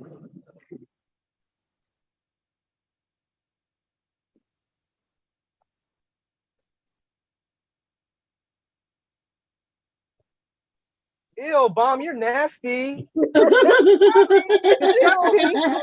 it too. Why would you give that a name? What the hell? You gave it a name.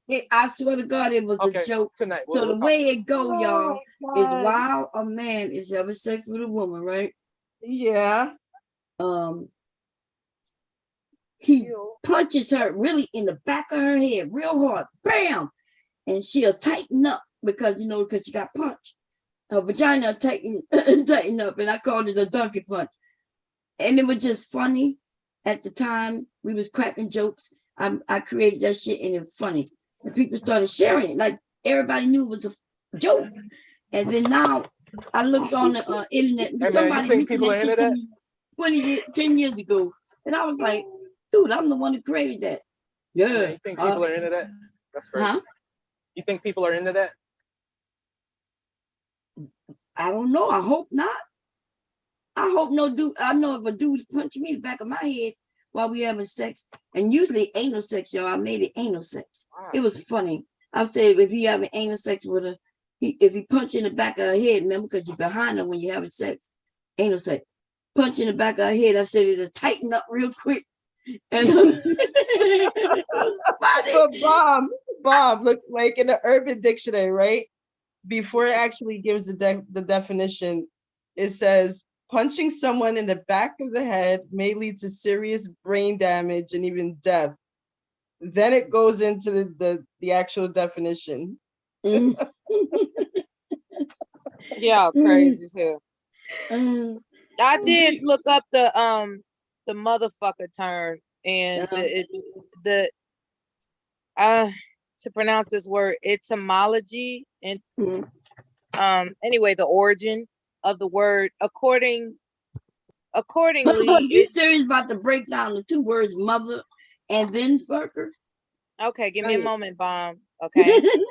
So apparently it refers to white slave masters who raped the black women slaves, and it was a term used so that the children that resulted couldn't call the slave master their father. And it's like, that's not your father, that's the motherfucker. Oh wow. Oh shit. Where they said that came from? Do they show you the cited information? Do it come from her book? It's a Slate. No, it's from slate.com. Oh, okay. Probably come from her. Cause that don't even sound. Come on now. That sound kind of crazy, but people back in those times wasn't using that type of language. Exactly. Well, we can go way further than referring to themselves. What? Socrates wrote the book. What's it? Oedipus. Yeah. Yeah. Socrates. He kind of invented the term. Mother effer. Yeah. It might be true, but back then you gotta understand they was having all kinds of group sex and shit. That's the Greek times, right? Yes. Mm-hmm. Yeah. So it was wide open back then. Yeah, but in the story Oedipus, the mother didn't know that was her son. And how she didn't know it was her son? What happened was there was a king and a queen, and the oracle told them that, well, a psychic told the king and the queen that their son was going to be with the mother and kill the king. So they were afraid of that coming true. So they tied his feet up in a boat. Somebody else raised him. And then when he came back, he actually did that, but he didn't know. He actually killed the king, who was his father. He didn't know. And somehow the mother figures it out, but it's too late. They had like 2 daughters together, and the mother ended up gouging her eyes out at the end of the story. Is this just a story? Damn, that's crazy. Yeah. Oh, yeah, okay. Oedipus. Folklore. Yeah. Yeah, you know, they did a lot of writing back then. Y'all do know that, like writing before photographs and all that shit was creating. Writings was famous. Remember, there was no TV back then. So people read books, and so people wrote stories. You also had and had plays and shit. Right. Okay, we see eye to eye. So, and so when that woman, when I heard that she was saying some shit that I knew wasn't true, like it really, like we just gonna put all the bad things on the white people, because black people, we were angels. I guess we was in heaven, right? If that was true, then how did a group of people steal people and then sell them to a group of people they didn't know? We're gonna act like that shit didn't happen. We're gonna act like that atrocity didn't happen, and we did it to ourselves. You know, I don't listen to them motherfuckers people. They want to just make up shit. Like, tell us, if you're gonna tell us something, tell us the truth. We're grown, we're adults. Stop making it seem like white people are the evil, the devil. Because remember, that's what they were thinking. That's that Malcolm X in his, in his younger days. When he got older, though, he mentioned that he was wrong. He said he went to another country and there was people of all races, or well, skin color, should I say. And they had no problem drinking with him. I was over there with Gandhi in India and shit like that. That's what I'm saying. Gandhi was racist, but he wasn't towards black people. And so we got black people talking about he was racist. Like, shit, wouldn't you be racist to white people when you heard what they were doing? Let's think about that shit. They knew what the American people was doing over here with slavery and slaves and shit. And he was against it.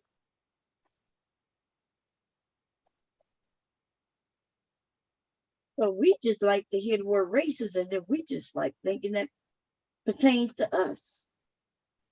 It's ridiculous.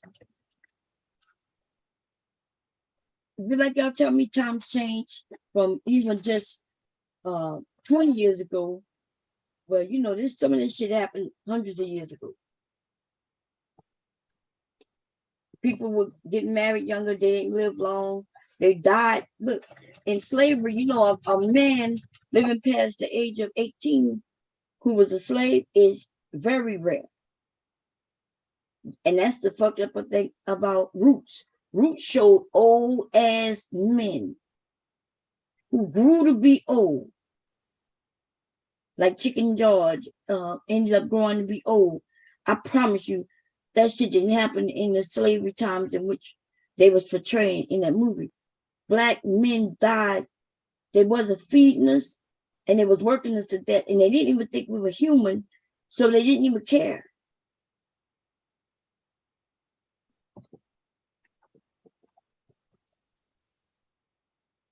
So that's just what it is, what it was.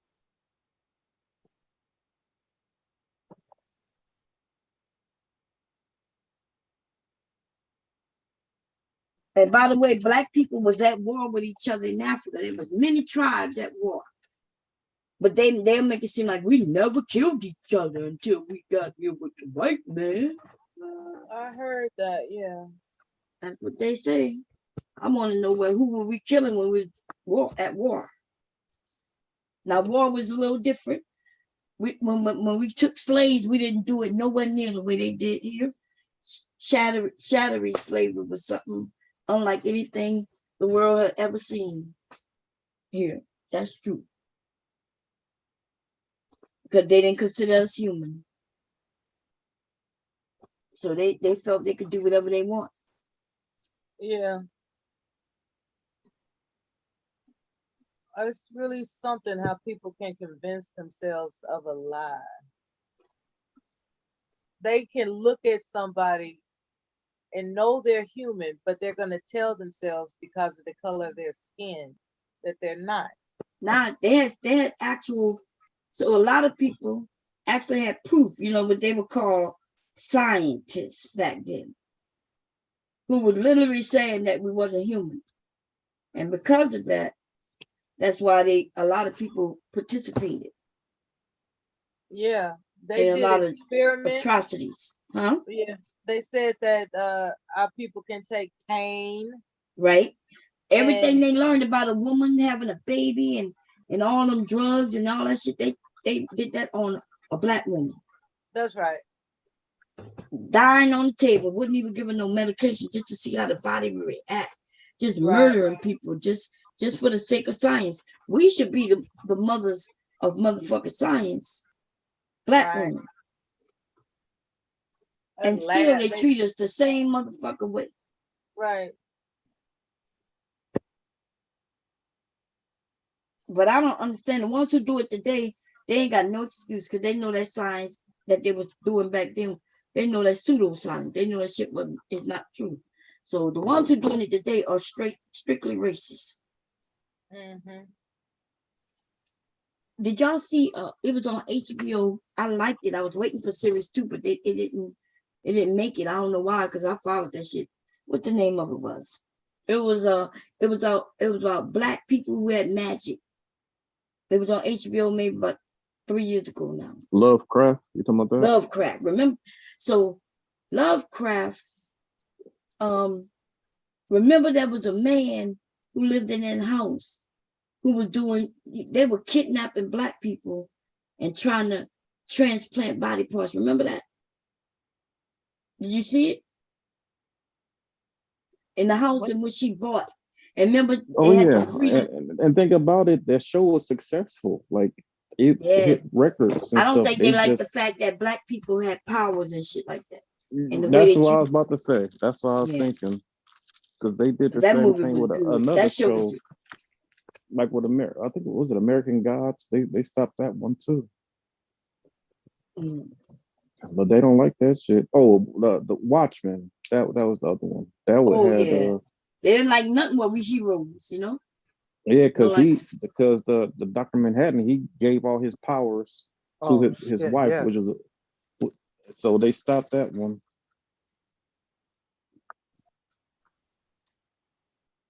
You go to birth. This is called birthing, y'all. And it's called birthing because through this hole, like with us women who would get birth, I'm about to birth the bag. Okay, so I sold it. And now we're going to birth it. And when I finish this, it'll be done. I just have to sew up that hole like they do after we have children. Don't remind me. So this is birthed in the bag. The lining is out. And the outside is out. And then I take the lining, push it in.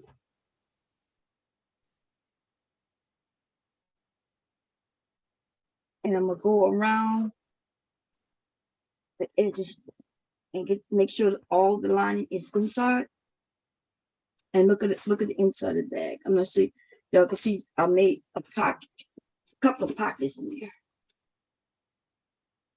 And so the only thing I have to do now is close up that birthing hole, and then I do a stitch running around this to keep the lining in. And then this bag is done. And the birthing method is good because it gives it a clean edge on the top around it. That was another way I could have done it, but this is the easiest, nicest, cleanest way of doing it.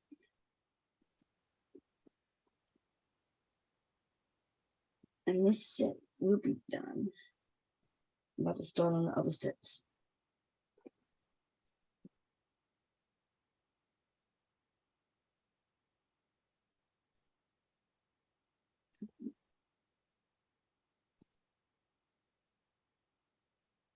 So I did make a pocket in there. In the pocket, let me see, I could put my tablet in there. It's like a little slotted area on that side. Let me see how it looks for a minute. So when the bag is closed,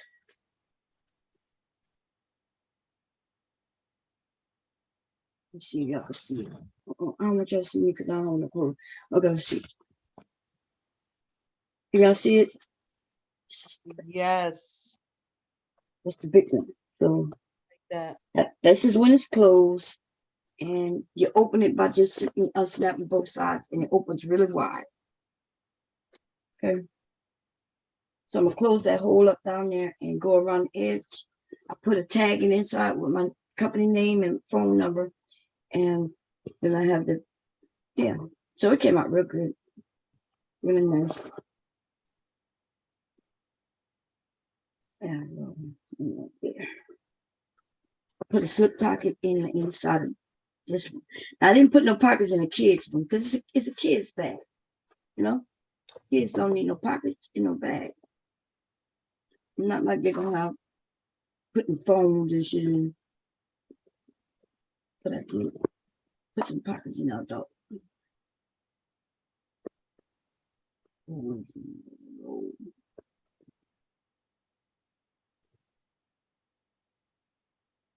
Okay.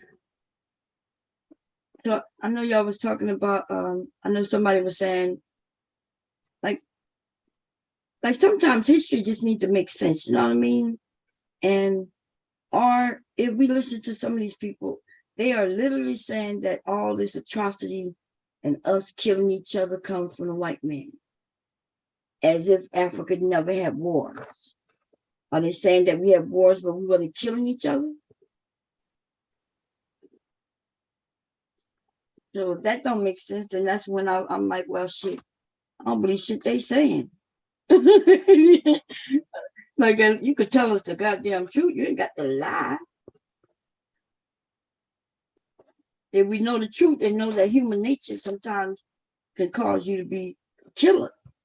Because I think a lot of people will kill. I know I would in the right circumstances. Especially for survival purposes. Exactly. Now, believe it or not, there's some people who wouldn't kill.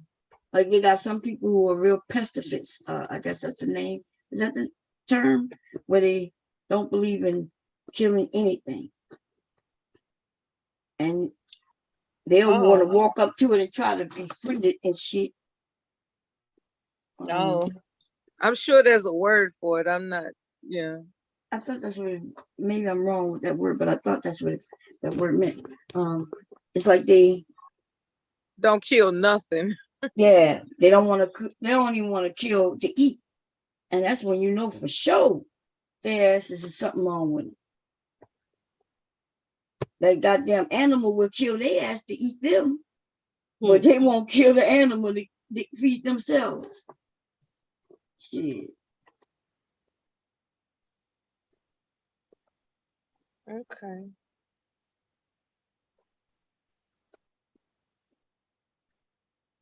Let's find out what they're doing in the chat.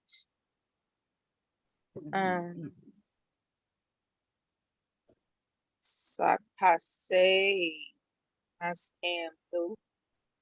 You know, everybody is communicating with each other about marijuana in the chat room.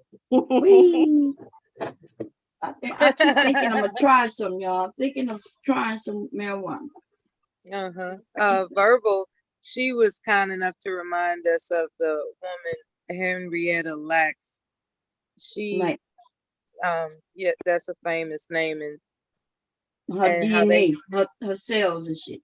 Yeah, they used her cells. Yes, they did. Mm-hmm. Hey, I have used her cells to create all kinds of things that's helping all the pharmaceuticals, and her kinfolk are dying with no medical insurance or nothing. They stole their blood. I scam goofies. Why you putting a YouTube link in the chat room? They talking about I guess it's referring to weed. You know, they talking about marijuana in this chat room for the most recent entries. What y'all think? Y'all doing it good? You know, on Friday, people want to get high, baby. I was thinking, Friday. Does marijuana make sex better? Friday is high day. I heard ecstasy does. I don't know marijuana just, but I don't. If you're good at sex, you don't need no goddamn drugs to make sex better. But I forgot you told us you had a small dick earlier. Bomb. I don't know. Like, I've been high once. Well, I've smoked marijuana once, and it just made me sleepy. Really? And I was at a club. I wanted to be awake, and it made me sleepy. Yeah, them men who be on weed be thinking they slinging deep, but they be slow as fuck. Okay, don't trust them with no sex, thinking that it's gonna be good. Now I don't have facts. What y'all think about the set? What you think? I love it. You know I do. And I had to minimize my screen to catch the image. If I enlarge the screen, for some reason it's not popping up. But I see it from here, and it's a beautiful mother-daughter combo. Yeah, that's for the daughter. That's for the mother. And now that let me do the others. I want to sew around it. I guess I'll just see if I can do it on this machine. Keep talking your shit. You're gonna get donkey punched. Oh my god. Bomb. I would love to smoke with you one day. Oh, I don't smoke. I never smoked nothing in my life. Weed. Yeah, I never smoked weed in my life. That's what I'm Never, talking about. ever, for real? Never in my whole life. I never smoked anything. I don't drink. I never drink alcohol, and I don't smoke. Yeah. Okay, so then I had some alcohol once. I tried alcohol a few times, like wine coolers, but I don't like the taste of alcohol. So I didn't like it. Yeah, but I ain't never smoked nothing ever in my life. Now, Bomb, didn't you tell us that you crave beer? Yeah. And I told you that it was non-alcoholic beer. I was pregnant. Oh yeah, you did say it was non-alcoholic beer. Yes, I did. Because I was pregnant. The most disgusting thing ever. And yeah, I was pregnant and I was craving beer. Sure was. That shit was you nasty did too. say it was non-alcoholic. Yep. My husband, my husband was like, he was like, shit, you pregnant. You can't be jabbing no beer. I said, baby, I got a craving for beer. I'm telling you, a nice cold beer. So he went and bought me some beer. I think the non-alcohol or some shit, huh? The non-alcohol brand, I think, was O'Doul's, I think, if I remember. Yeah, that's what I just said. Oh, okay. I just said it was called. I'm just half listening, child. I need my old lady nap. I'm sorry. I'm half listening at this point. I gotta get my energy up. Last time I smoked marijuana was in Amsterdam. I was at a coffee shop. I heard Amsterdam was wonderful. Yep. That's what I heard. Now, did you know New York was actually called New Amsterdam, but they changed it to New York? Oh, Fun fact. Oh, wow, I didn't know that. Yeah, I didn't know where I would need that information, but I happen to know. Huge Dutch population here in America. I come across a lot of Dutch restaurants out here on the highways, Dutch hotels, Dutch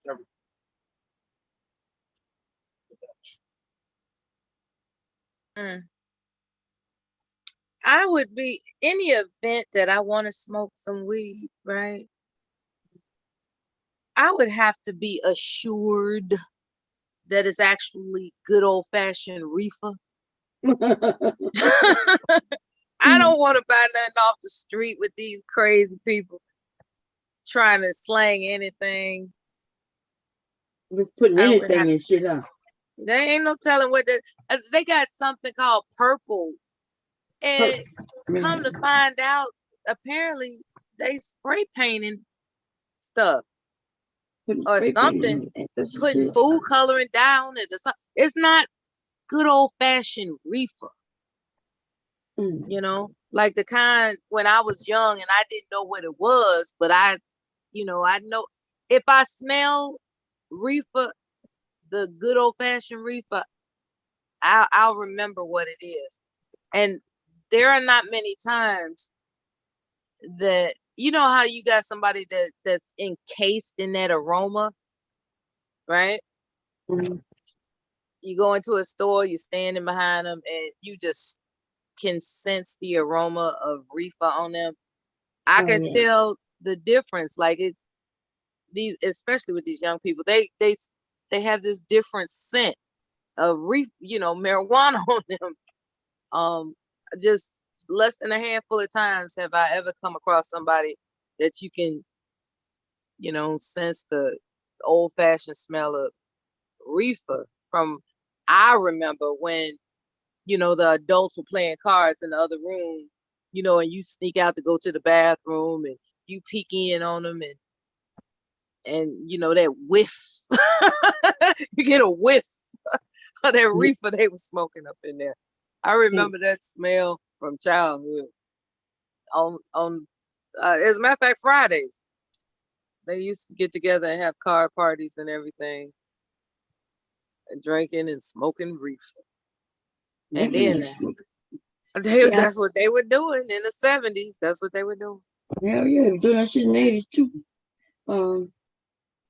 Yeah, I guess I've seen my family, end up addicted to shit that I just didn't want to take the chance, if that makes sense. That makes a lot of sense. Yeah, I'm just not with it. Okay, this one's done. This is the top of the bag. It looks real good. It's the inside of it's the kitty bag right there. Mm-hmm. It's at the top, and it's nice and in there. And I closed it. Yeah, so this one's done. Wide. When it's open, when you close it, it slims down. Yes. And then that one's done. That's my favorite part. That it's got the little side snaps. Closures. Yeah, I like that. That is cute. It gives it a shape, a different shape. Yes. Yeah. That's what I like about it too. It's so attractive.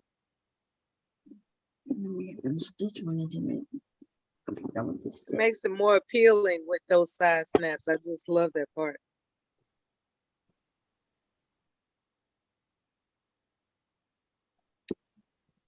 Wait a minute, they still talking about weed in the chat room, Bomb. Got that on my mind right now. They talking about the strands and their favorites. Yeah, baby, they ready to get it in this weekend. Yeah, my daughters are upstate. My daughters are upstate this weekend with my older sister. Oh, okay. Your daughter's about to go away. Akila just got her family back. They're just going for the weekend. They have it's her daughter's birthday. School about to start soon, huh? What grade they in? Mine? Yeah. Are they done? Oh, my youngest is 15, and my oldest is going to be starting college. Oh, okay. She's staying local. Yeah, that's good. But they make cheaper to go local. Yeah, I didn't want her to go away. I don't think my oldest will ever leave me. I don't think she ever will. My youngest she's like, I'm out of here. I'm going to California as soon as I graduate from high school. She's like, so spend all the time with me now because that's it. And I believe her.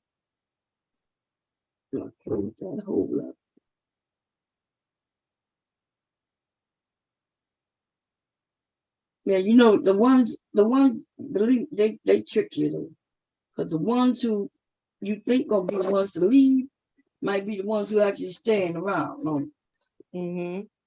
Like my son, the one who had the baby is the one the last one I thought would have the baby. See, I thought my older one would end up being a father because he was slinging penis, He got and the one son, he like committed relationships. He not in a committed relationship. He ain't messing around. My sons happen to be scared of diseases just as they should be. So they always got the little protection. That's good. And so, but he was in a relationship, when legally, legally, let me go check on him. You quiet, God. He's the reason I'm even more. I know that's right. Yeah, he woke my ass up, y'all. I would have been probably just waking up. He was sleeping in my bed with his pop last night.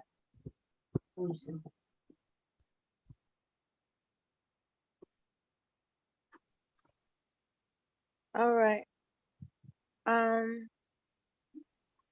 So there's devastating. Are you here with us? I heard Mrs. Mimi. Yeah.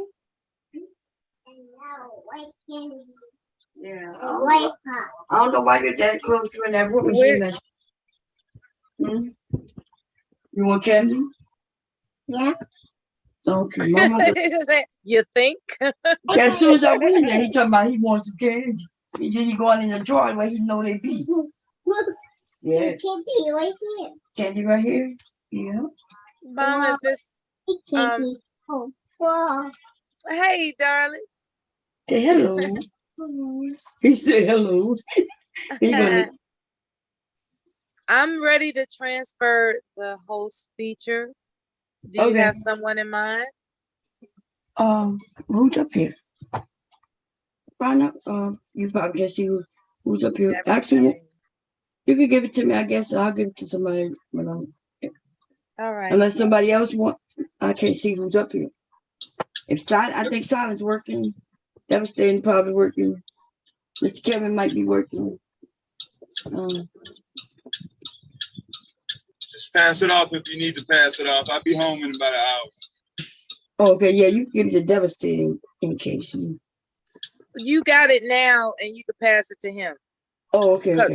Because he didn't respond until just now, and it was already transferred. It's okay. Yeah, it's okay. All right, then. All right, I'm still here. Oh, It's just that I'm about to leave soon, so I didn't want to forget. Yeah. I heard you mention Tequila. Not only is it her daughter's 9th birthday, congratulations, and that's a lovely, lovely child. I wanted to talk about what she had mentioned in passing about that guy Messy C beating up such and such and so, and then reconcile. Like he got arrested for beating up the guy that he left for his wife. He left his wife for. And then no, he wasn't married. Oh, okay, I didn't know they weren't married, but that's the latest news regarding Messy C. Remember, he was engaged to her, and then he left her to be with the guy. And he beat up the guy. Then he beat up the guy. Yeah. And now they made back up. Yeah, that's what they're gonna do. That's the type of relationship they be having. Two men. Well, yeah, they rough each other up. He's not a trans. He's a gay man. So that's two men who consider themselves men. Just one is you would consider kind of queer. The other one is they just two gay men. That's all. It's something like it rough. He was switching it back and forth, man. That should be dangerous, Do you think they were monkey punching? I'm sorry, donkey punching. I'm just asking. Oh my God. Girl, maybe. I don't even know. What made you think of that, Bob? It was just a joke. I told y'all because I was right. I used to give sex advice. And I came up with a joke. That was many years ago. That was like in the 90s, probably mid-90s, early 90s. And I don't know. We was all chatting it up. in the group, and I came up with that. Okay. And now Ricky. Mm-hmm. Candy. That shit. You poo poo? Huh? You poo poo? No. Don't be telling me no. You gotta tell me the truth.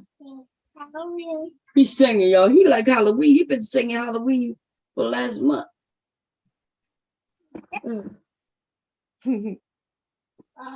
You over here talking about Halloween, Halloween.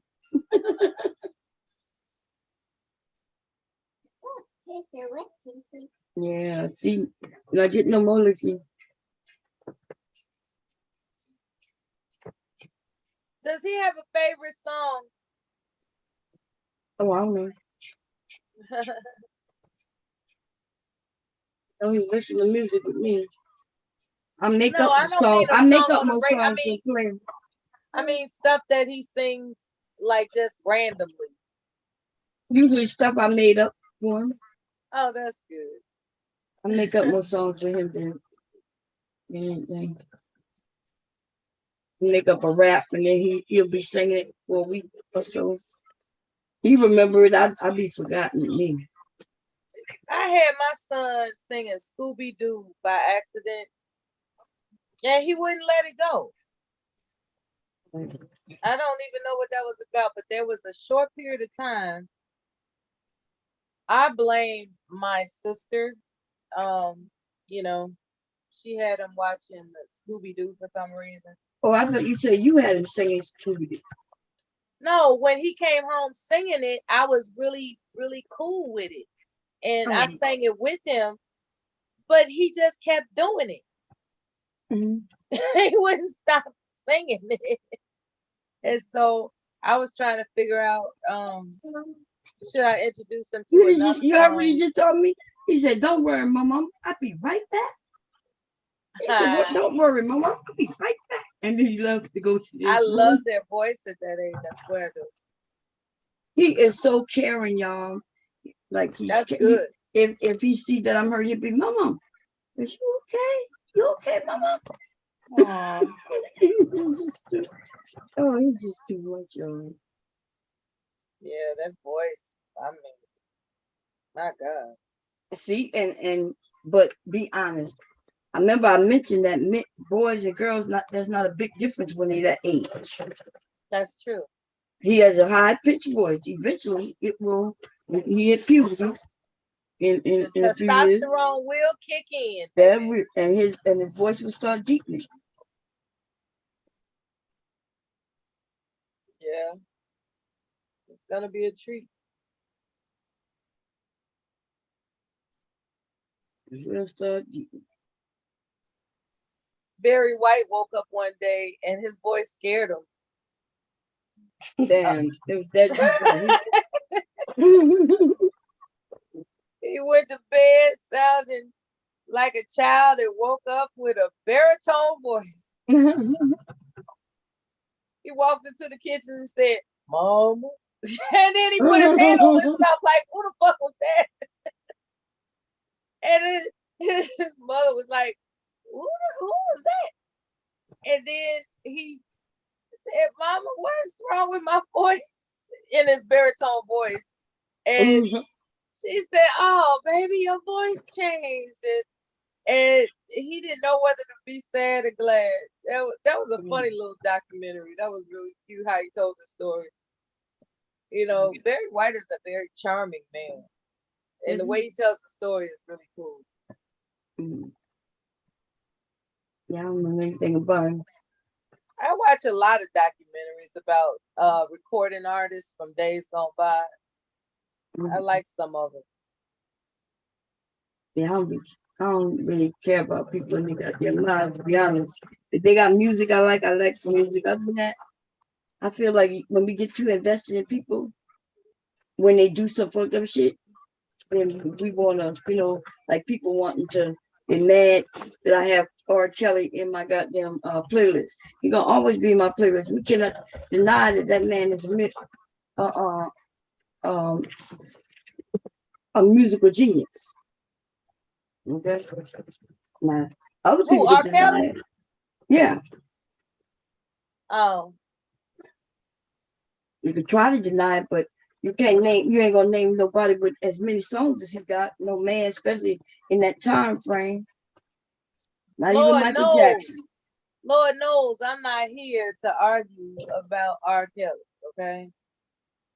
I mean, to each And that's his the own. point. Everything would be, anything you had an argument about would be what he did personally, right?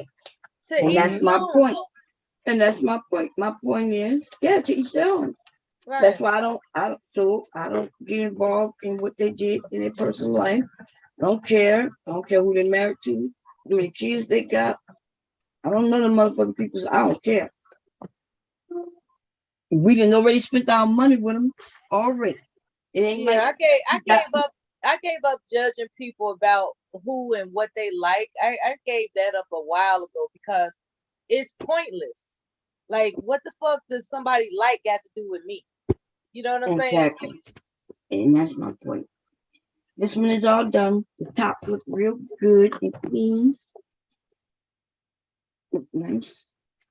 Inside is closed up and pockets in there. So let me show y'all.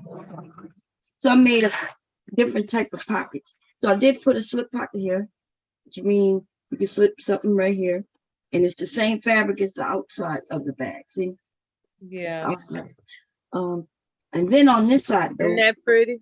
I put a different type of pocket with 2 pins where you can put pin here and pin there. Let me see if they fit. You could put a pin right here and another on the side of it. You see it? Well, I put the pin there. There's 2 of them. One here and one there. So you can put your tablet in this area, and you can put something smaller on this side. That's the kind of pockets I did. Next one, I might do a zip pocket. I'm not sure. A zipper pocket just seemed like a lot of work with his little bag. It's all done. So those 2 down. Very. Put the small one inside the big one, and I'll Yes, store it. indeed. Take Yes, some pictures of them later. Then the small one fit inside the big one. So mom and me said, y'all. Okay, that was done. Start on the next one. Boom, boom, boom. I think I'm behind. Wait, let me see. 1, 2, 3, 4. Yeah, I think when I finish these bags, I'll be caught up with how many items I'm supposed to do this week. So I cut everything out. Let's see. It's the large. I'm gonna do the kids ones first. It's to the side. It's a kids one.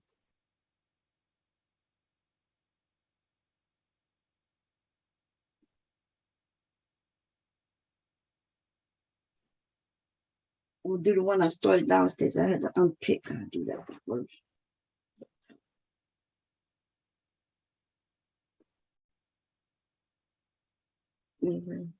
That. Just go to the big one.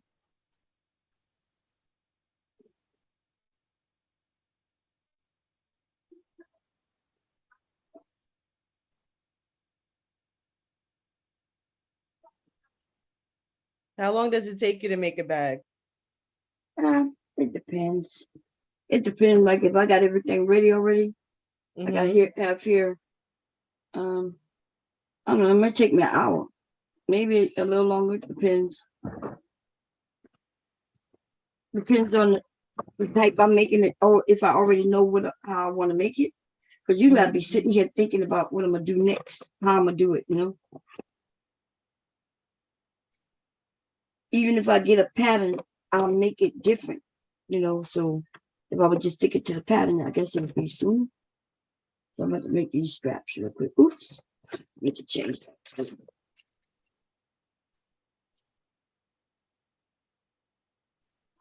Change these. do black or red? Let me think about it. Black or red? I'm gonna do red.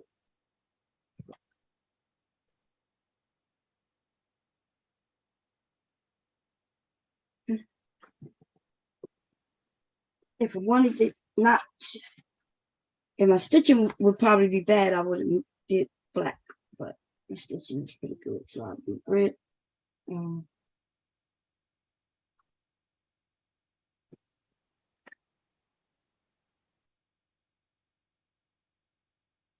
What kind of pattern is that on the strap? Looks like flowers. Yeah, it's pretty.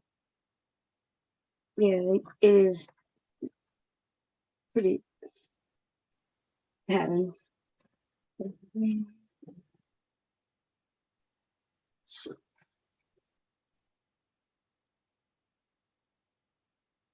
what I like about the colors, the combination is that it can go with any season. And this one, so I have one that's like this. Remember, it's just like that blue, except it's brown, and I have one that has a red. Let me see, red one to one. I just change them up a little bit, but yeah, a purse. Yeah, because it has the black. So the one I just made is like a teal color. Yes. So it goes with. Oh, excuse me, what? What? You win. Friday. This is Friday. Next Friday. Oh, hold on, y'all. Let me. I got it.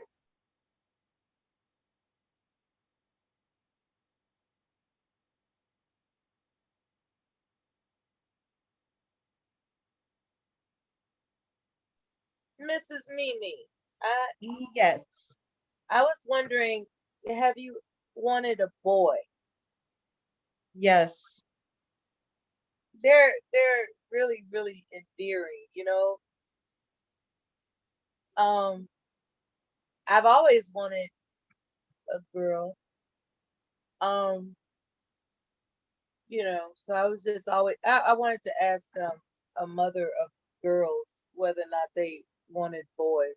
My grandmother had all girls on my mother's side, and on my father's side, she had all boys. And that's I don't know. I just couldn't get past one. After childbirth, I was like, I'm not doing this anymore. I told myself that too after my first. She was 8 pounds, 14 ounces. Woo! Yeah. Mine was about 7 pounds, 7'5", I think. And that was I don't know. I don't even know how to describe it. I guess I could if I was forced to. It's just I knew I wasn't going to do that anymore. I just knew. That's what I said. And then my second daughter was planned. How many years afterwards? 3. Yeah, that would be about the time. Like by the time he was about maybe 8, I started thinking, well, maybe I should give it another try. But then something would come up and I was like, nah. So here I am approaching 45 at the time. I'm past that now, of course. But at the time when I was 45, I was like, oh, I'm at the cusp. I'm at the cusp. It's, now or never. And I was just like, oh, girl, please stop tripping. Ain't nobody trying to have a baby at 45. I thought about it. I was like, no, man. Chasing around. I mean, I guess I could deal with, chasing a toddler around for the most part. But as far as going through pregnancy and childbirth at 45, I was like, that's a hell of a gamble. But that was and then there's no guarantee the baby would be a girl. So what would be the point? You know what I'm saying? Yeah. It's not like wanted to have another baby just to have another baby. I wanted a girl. And there's really, I guess, unless you have a hell of a lot of money, there's really not many guarantees for that, you know. I think I've heard of these designer babies that are out there or whatever. I don't know what that's about. There was this comedian years ago. I guess it was the late 80s. His name was Robin something. He originated the term Bebe's Kid. He was a comedian. And his comedy was hilarious. And one of the things he would say was like, he would call people a test tube baby. You test tube, baby. Test tube, baby. I remember that. Right. From Bebe's Kids. From Bebe's Kids. They had a cartoon. He had a man. There was a cartoon and everything. And, you know, so when I think about these celebrities planning their pregnancies, and they just happen to come up with all these fertility treatments and stuff like that, I found out that they're freezing their eggs. Mm-hmm. And I'm wondering if that's equivalent to a test tube baby. When you defrost the eggs and get it reinserted at the most convenient times in your life. Can you hear me? Actually a test tube baby? Yeah, I can hear you, Bomb. Oh, yeah, that is a test tube baby. Yeah, that is a test tube baby. Yeah, test tube baby. Yeah, anything fertility wise. So you know when a woman is infertile, the man have to provide his semen in a test tube.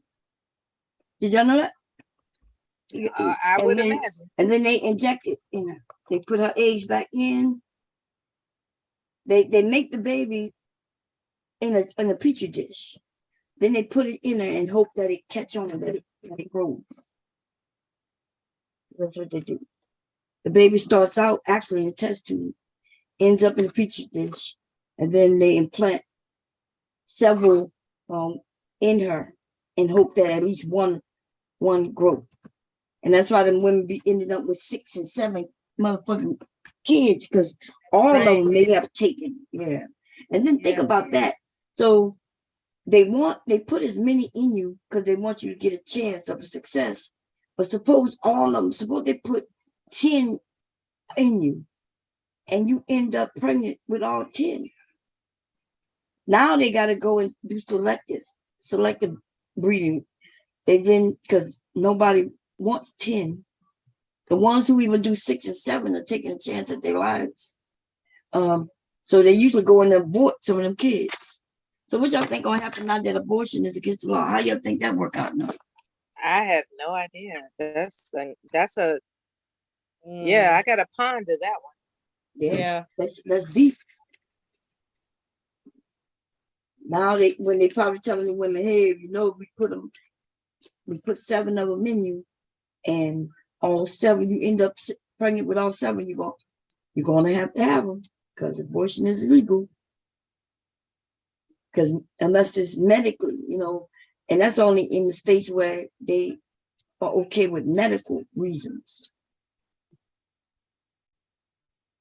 Yeah, but see, don't y'all think that's the right of the parents to do all that decision making and shit? What happens if what happens to surrogates? What if I'm your surrogate, right? Like that Kim Kardashian and them, they didn't want to mess up their body, so they had surrogates. Now suppose Kim give me her egg, it's in me, and then I decide that I don't want it no more. I got the right to do that. But in the states in where abortion is legal. Okay. That's scary. That's when some of these people be holding up them people hostage to get more money. Like they may say, oh, I'm doing it. Like there's no cost, just my medical. And then they start holding that baby hostage. Say, I don't think I can do this. I'm sorry. I'm gonna go terminate. Oh no, we'll pay. Man, all kinds of shit going on in the world today. Let's see, do I want it to be closer? I do. Remember the story of the woman that took a baby from the hospital and the daughter didn't, like, it came out years later and she wound up going to jail for stealing the baby, even though she's in jail right now. Yeah, that's why she that was belongs. a tripped out story. And you got to feel for the daughter, right? Because the daughter grew up with this woman all her life. But this woman stole her from her real parents who loved her. That's right. That's fucked up, man. Fucked up story. I saw a story about a woman that she was trying to keep a man. So what she told him is that she was pregnant. And then she befriended a woman that was pregnant. And I don't know how she did it. She gave the woman a C-section. Cut the baby out of her. Yeah, murdered her. Murdered her. Yeah. Yep. I remember that. Cut the baby out of, and when the father came home, when the husband came home, she had the baby at the house, claiming when he was away on a business trip. But you know, they say that women who have fertility problems can have mental issues, you know, if they really want to have babies and can't.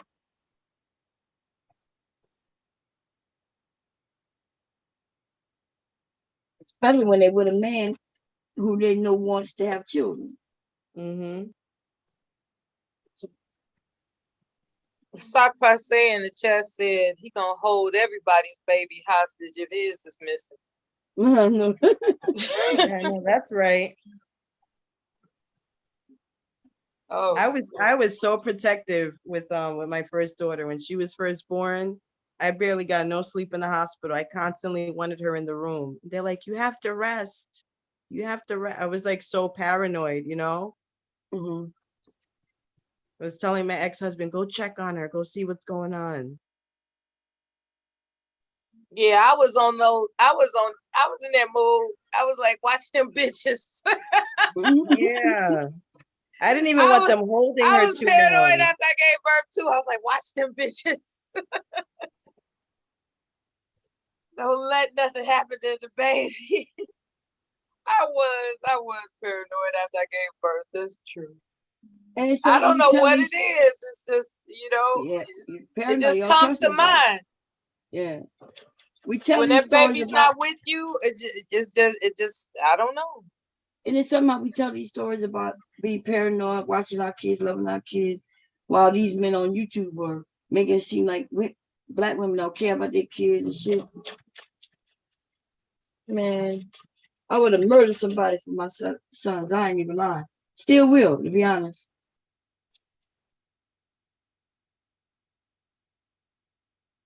And not on no stupid shit. I ain't talking about like if it's some dumbass shit. I'm talking about somebody coming for them.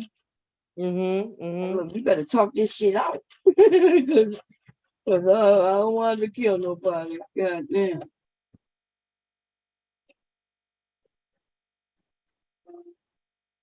Now, if my sons are doing some ridiculous shit out there, that would be something different. This is one of the straps, y'all, for the little bag. Isn't it cute? See the flowers? Yeah, I like that. Didn't know. That's great. That's always good. I like that color combination. I don't know how to describe that pattern because I can't enlarge the screen, but I like it from where I'm looking. Yeah, this is the pattern here in totality. Oh yeah, I love that. But this gonna be at the bottom of the bag. That's stylish. Yeah, it's kind of cute. It was okay, but I didn't want it as all the bag being this. So okay, I'm not into flowers, but I do kind of like that. Yeah. I don't even know what kind of flower that would be. I do like it. It's different.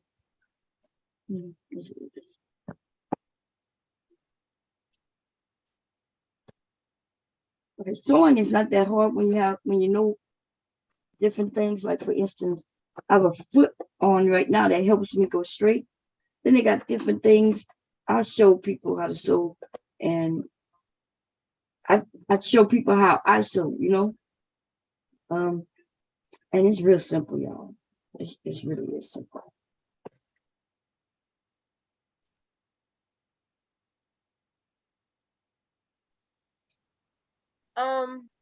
It was mentioned earlier how it's been a heck of a summer with your live streams, and now that people who have seasonal work are returning, they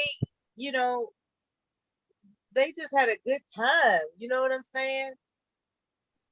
Because you got people that have returned, I guess, be school teachers or nurses or whatever the case may be.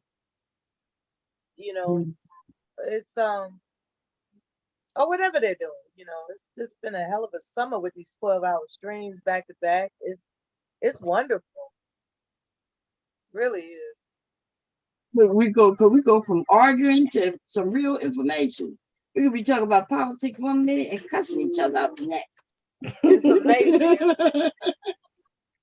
Yeah. A lot of variety. Don't you like that, Miss BB? 1 minute, Yes. which is educated. And my husband enjoys it too. Like yesterday, because he came home a little late yesterday, right?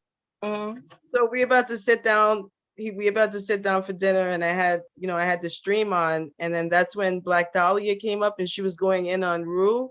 My husband was like, "Who is that? Is this a joke?" I was like, "No."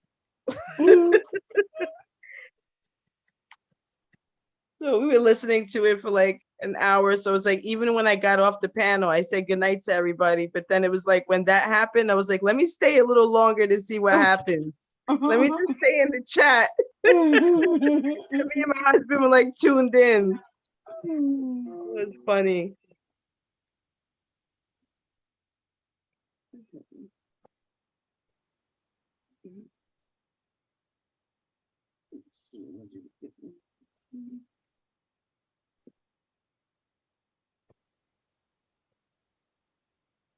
Yeah, it's crazy, man.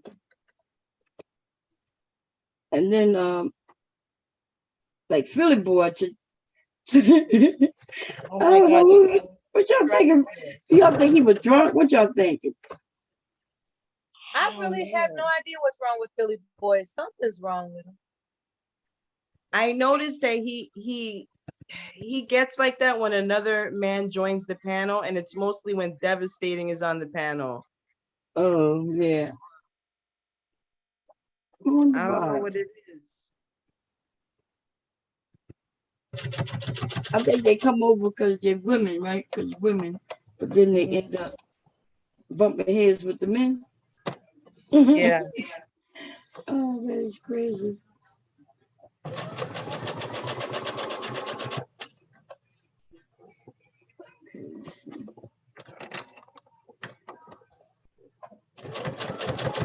Somebody told me I was making fake purses. I was like, well, what is a fake purse? Oh, no, they did. Yeah. I was like, what is a fake purse? Because if it's a purse, then it's not a fake purse, right? Right. And they were like, I've seen some purses look like that. And I think they said, I forget what brand they said. I said, well, I'm quite sure you can find many purses that look like whatever that brand you're talking about. But I don't have no brand name on these purses. These are handbags. I'm like, you making fake purses. Like, oh. So when you go to Walmart and buy a bag, is that a fake purse? No. I said, well, who you think making purses? Somebody like myself, sewing in the sewing machine. Our people can be so wicked sometimes. That's some crazy shit, huh? But I'm wondering how is it, if it's actually a purse, then how is it a fake purse? Okay. It's not. They just wanted to be hurtful. Yeah, who did hurt and I, me? that I don't. They hurt me, girl. Nope. Yeah, nonetheless, that was their attempt. Yeah, they were just trying to be funny. So they mad because I could make purse, and they want to call it a fake purse. I was like, okay. You say you want to buy one? You want to buy one of my fake purses? You not shut the hell up.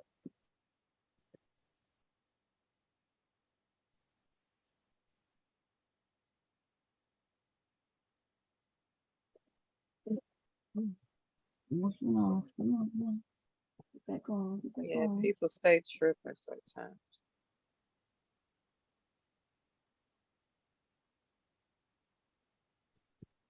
And I can understand. I'm sorry, what? No, I was gonna talk about human behavior. How sometimes it's hard to believe when someone is genuinely trying to be kind and loving when it comes to our people. For some reason, they think that's not coming from a sincere place. Like when a person gives somebody a compliment, they think it's something behind that, I guess. And then when you cuss them clean, smooth the fuck out, it's like, she keep it real. She keep it real. And it's like, it's the craziest shit. It's so crazy to me. Baby, did you? How it work? No? What? Oh, he must have hear me. I asked him how it work. He gone.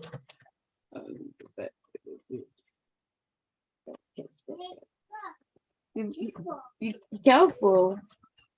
Which one be careful with? Oops, you want me to be careful, not my mom. But tell me to be careful.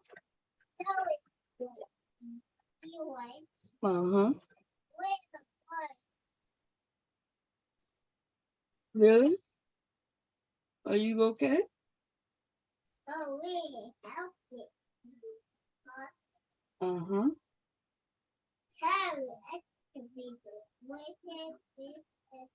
You talking about an excavator? You playing with your excavator? Tell Papa to put the air on. Mama did turn it off. She got hot all of a sudden just now. Mama, tell Papa, put the air on. You want to tell Papa for me? No, I don't want to go downstairs. You don't want to go downstairs? He said, nope, I don't want to go downstairs. Okay, I'm going to call him then. I'm going to call him. He said, nope.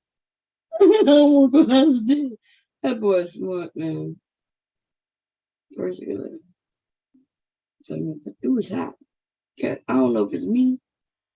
But you know what? It is getting hot in here too. I'm about to turn on my ear. It's humid today. God damn, it must be. Look.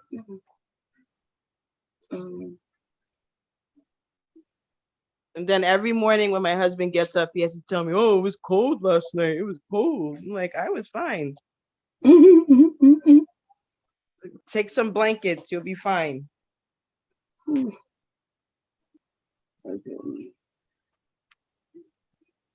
Oh, we didn't bring his phones up here. No, we didn't. Wiggly. Do you and your husband have the same accent, Mr. Mimi? Yeah, you can put the air on? Yeah, I already turned it on. Okay. Bye. All right. Mickey, come here. What you was asking me or me? I was asking Mimi, do they both have the same accent? Because when you're married for a while, you could be from, I'm sorry, I got background noise. You could be from different regions of, like, say for instance, somebody met in New York or California, and they've been married for like over 20 years, and eventually the accents blend. It does happen. When he comes home, more of it comes out, or like little sayings that he have. Like it'll, like with sometimes when he gets mad, he does a weird thing. He puts his hands up and he goes, oh, or hey. He does oh a yeah, lot. you've been married a while. Okay. When you start knowing their mannerisms and how they different, yeah. As these new couples, they're just getting to learn one another. My niece's son got married recently. I found out they've only known each other 6 months. They had a big wedding. I hope it lasts. And I didn't understand. Now let my aunt tell it. She suspects that he wanted to rush a wedding because she catches the eye of all his so-called competitors. And I don't think that's a good reason to, scoop somebody up like for the sole purpose of quote unquote taking them off the market. You know what I'm saying? For lack of a better word. It's like, maybe they should really get to know each other first. Yeah. As far as I know, they're all right. It's been about a year. They've been married. I think their anniversary's coming up around Christmas time. But yeah, he had to have them. Okay. Had to have them. I don't know if they're planning children anytime soon. I think that was my aunt's concern, that as long as they don't start having children right away, give the marriage some time for them to get to know each other before they start having children. But of course, she doesn't have control over that. She was just talking to me about, the family and how things are going, and that was the one thing that stood out to me. That their first anniversary is coming up, and they've only known each other 6 months before getting married. I was kind of tripped out. I was like, wow. I hope all goes well. You never know. Yeah, there are people that make it last forever. Yeah. It happens. Make it last forever. Right, Mom. Keith Sweat was that man. Or is that man? I think he got a radio show now. Oh, really? Yeah, Keith Sweat was that business child. Even his fast songs was. Yeah, y'all want to do karaoke tonight? What y'all want to do tonight? Just like but people can. I don't, I'm cool with a good karaoke. I just can't follow the I usually do an acapella because it's something about the screen delay. So I chose, I choose acapella when I choose a song. You know that. Yeah. Well, you could even play it in your background if you wanted to. Like. Oh yeah, that's follow it with your phone or whatever. Anything. Because I think there's a delay on the person who's sharing it. You know what I mean? What you doing, Vicky? Stop messing with my stuff, please. Thank you. No. Huh? Hey, hold this for me. Yeah, no. Hey, look here, you poopy? He's tired. Oh, you poopy for sure. I smell you. Okay. You want Daddy? Mama gonna change your butt, okay? Okay. Look, I had to get his permission, y'all, because it won't fight me. We can't. Let me change your little boo-boo. Because you smell boo-boo. All right. Yeah. Here we go. Here we go. You want the music on? Mama gonna put a song on for you? No. You gonna make a song to change your boo-boo? No. Yes, she is. I can't make a song. I could make a song, though. No, I want to make a song. You don't want me to make a song? Okay. We can't mute the host, Mom. Oh, okay. Okay. Give me a second. I'm coming back over there. Yeah. Okay, take your time. Yeah, you too. Lord. Lord.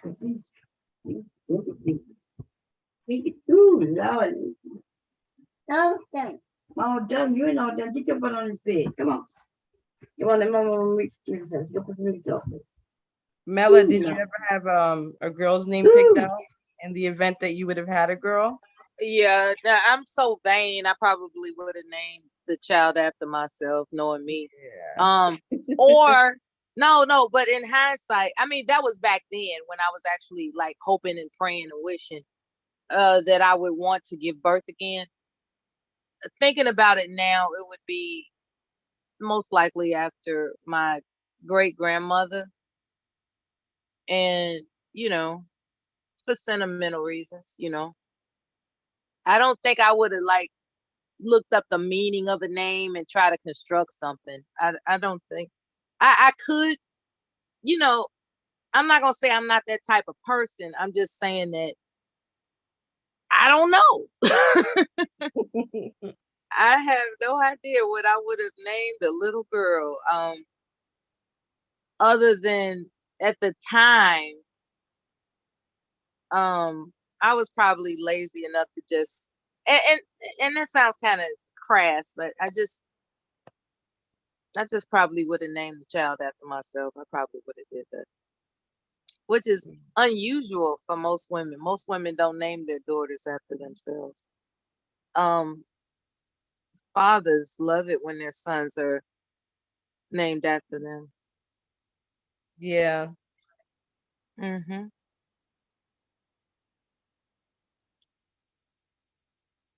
Yeah, I was named after my grandmother. Uh-huh. And the story was that my grandmother and then my aunt, who was my godmother, they were fighting over a name. Okay. my mom liked Antoinette. That was the name that my mom wanted to give me, but then there was an argument between my grandmother and my aunt, so we went with my grandmother's name. Yeah. That those things happen in families when they take over the mother's right to name home baby. Mm-hmm. Those things do happen.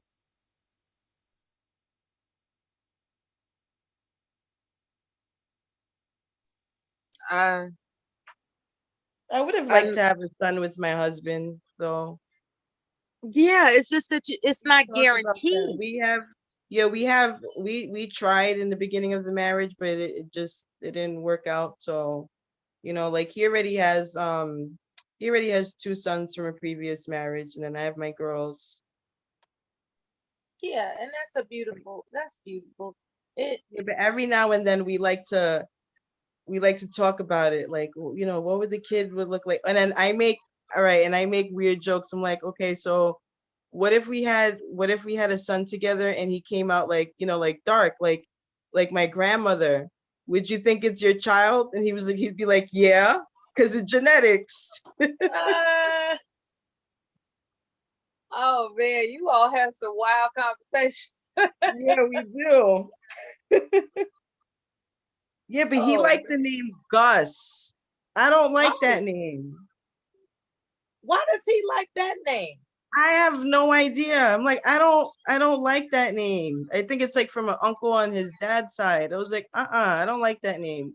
We would have just named the boy after you. That's it. Oh, okay. Child, when I think of the name Gus, I think about this folk song, 50 Ways to Leave Your Lover. I might sing that for karaoke tonight. It's like 50 Ways. Right. I think of I think it was it Cinderella?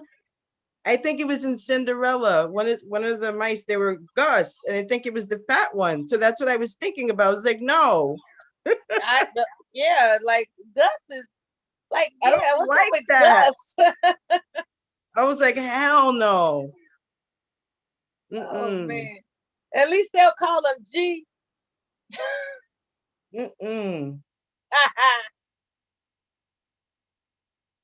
Oh man. Let me tell you, he spoils, like, him and my younger daughter. They're so close. Like, I will tell my younger daughter no about something. Like, if she always wants something. Every week it's something new that she wants. And I'll tell her, let me think about it. And she'll go straight to my husband. You better believe. And then he looks at me and I'm looking at him. And then he'll look at her and he'll go, oh, how much is it? all right, we'll get it this weekend. And I'm just like, wow. what? Yeah, he spoils that girl. Oh, wow. So that's why she wants to go to California, because she knows that, you know, she's covered. Like, she's just going to be able to discover a new land, a new world of people with a sense of security, I suppose. I don't know. I remember you saying that, like, she's got her mind made up. When she reaches a certain age, she's going to California. Yeah. Why is she so enchanted with California anyway? I don't know. She's never been there. When I was about her age, I always said that because I visited California twice when I was a kid, and I had an aunt that lived over there, and I just loved it. I just loved it out there, and I always said, I'm gonna move there. I'm gonna move there. But obviously things changed when I got older. But with her, it's like, girl, like, you haven't been there yet. Yeah. And she wants to go. She's like, I'm going to college there, and that's it. And I'm just like, well, if you're going, then I'm gonna move there. And she gets real mad. She's like, Mom, you're not moving to the same state as me. I'm like, you don't own the state of California. They can't stand that idea. I think it's a perfectly good idea. And I tell you, those college students, they can't stand that. They're like, they get this look on their face like you just disrespected them or something. When you tell them, when they want to go to a university out of state, and it's like, okay, well, I'm going to move there, so I'll be nearby. And they, I got this look of like, how dare you? Yeah. Don't you want me to be an adult? Or must you mommy me forever? I mean, that kind of look. It was like, I don't know. I can't even describe that look to this day when I suggested that. It was like, damn, sorry. What the fuck? I thought it was a good idea. She's even like that with my oldest, because my oldest was like, yeah, maybe I want to go there too. And she tells my oldest, no, you're not going. If you go, then you got to live like far. Oh, shit. My youngest is something else. I'm telling you. Man. She gets down with it. Okay. She really is. She's like, look, I'm going to tell you how this is going to go. Oh, man. That's wonderful. She has a strong personality. Sometimes her and I get into it, and I'm just like when she's adamant about something, she will keep pushing the argument. She'll keep pushing it and pushing it and pushing it. Yeah, and it's hard not to call children like that stubborn. It's really difficult. Because I would prefer not to label children that do that with a negative label of stubborn, even though that's what they're doing. It's just that I noticed that wealthy people, they call it something else. They call it a sense of adventure or independent thinker. They just find more less negative ways to describe children who are basically stubborn and defiant. It's like, oh, she's free-spirited, she's assertive, she's this, and it's like, this is a 13-year-old. They have no business, acting like they're paying the bills around here. So it's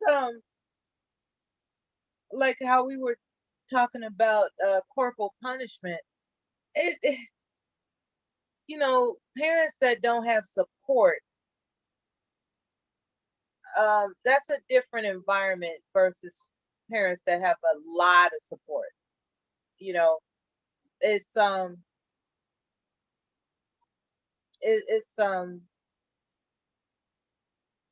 don't know. I got really, really upset about that whole topic. I would like to think I didn't overreact. I probably did. It's just the idea. And then you confirmed it with the article about how it changes the brain. Yeah, it does. Yep. So, that confirmed my suspicions that, there's got to be a better way than corporal punishment, as frustrating as it just can take be. things away. That would drive my kids crazy, like taking away something that they really enjoy, whether, it's their phone or a game or Absolutely. TV, things like that. That absolutely works. As opposed to hitting them upside the head, whatever it is people do. And, it just, it changes their brain. Not really a fair option, in my opinion, as well as documented fact. Yeah. I was gonna say my youngest, even though like she has a strong personality, like she is so funny. If it's like, and she's also possessive when it comes to me. Like if I'm hanging out with my oldest daughter, we could be laying in bed or whatever in the living room watching a movie. My younger daughter will sit right in the middle of us and she'll start hugging me. Yeah, territorial. She does that all the time. And then there's a chair that my husband has, right? It's like, his chair where he sits in the living room and stuff like that. And there's times where I'm talking to her and she will sit directly on the chair.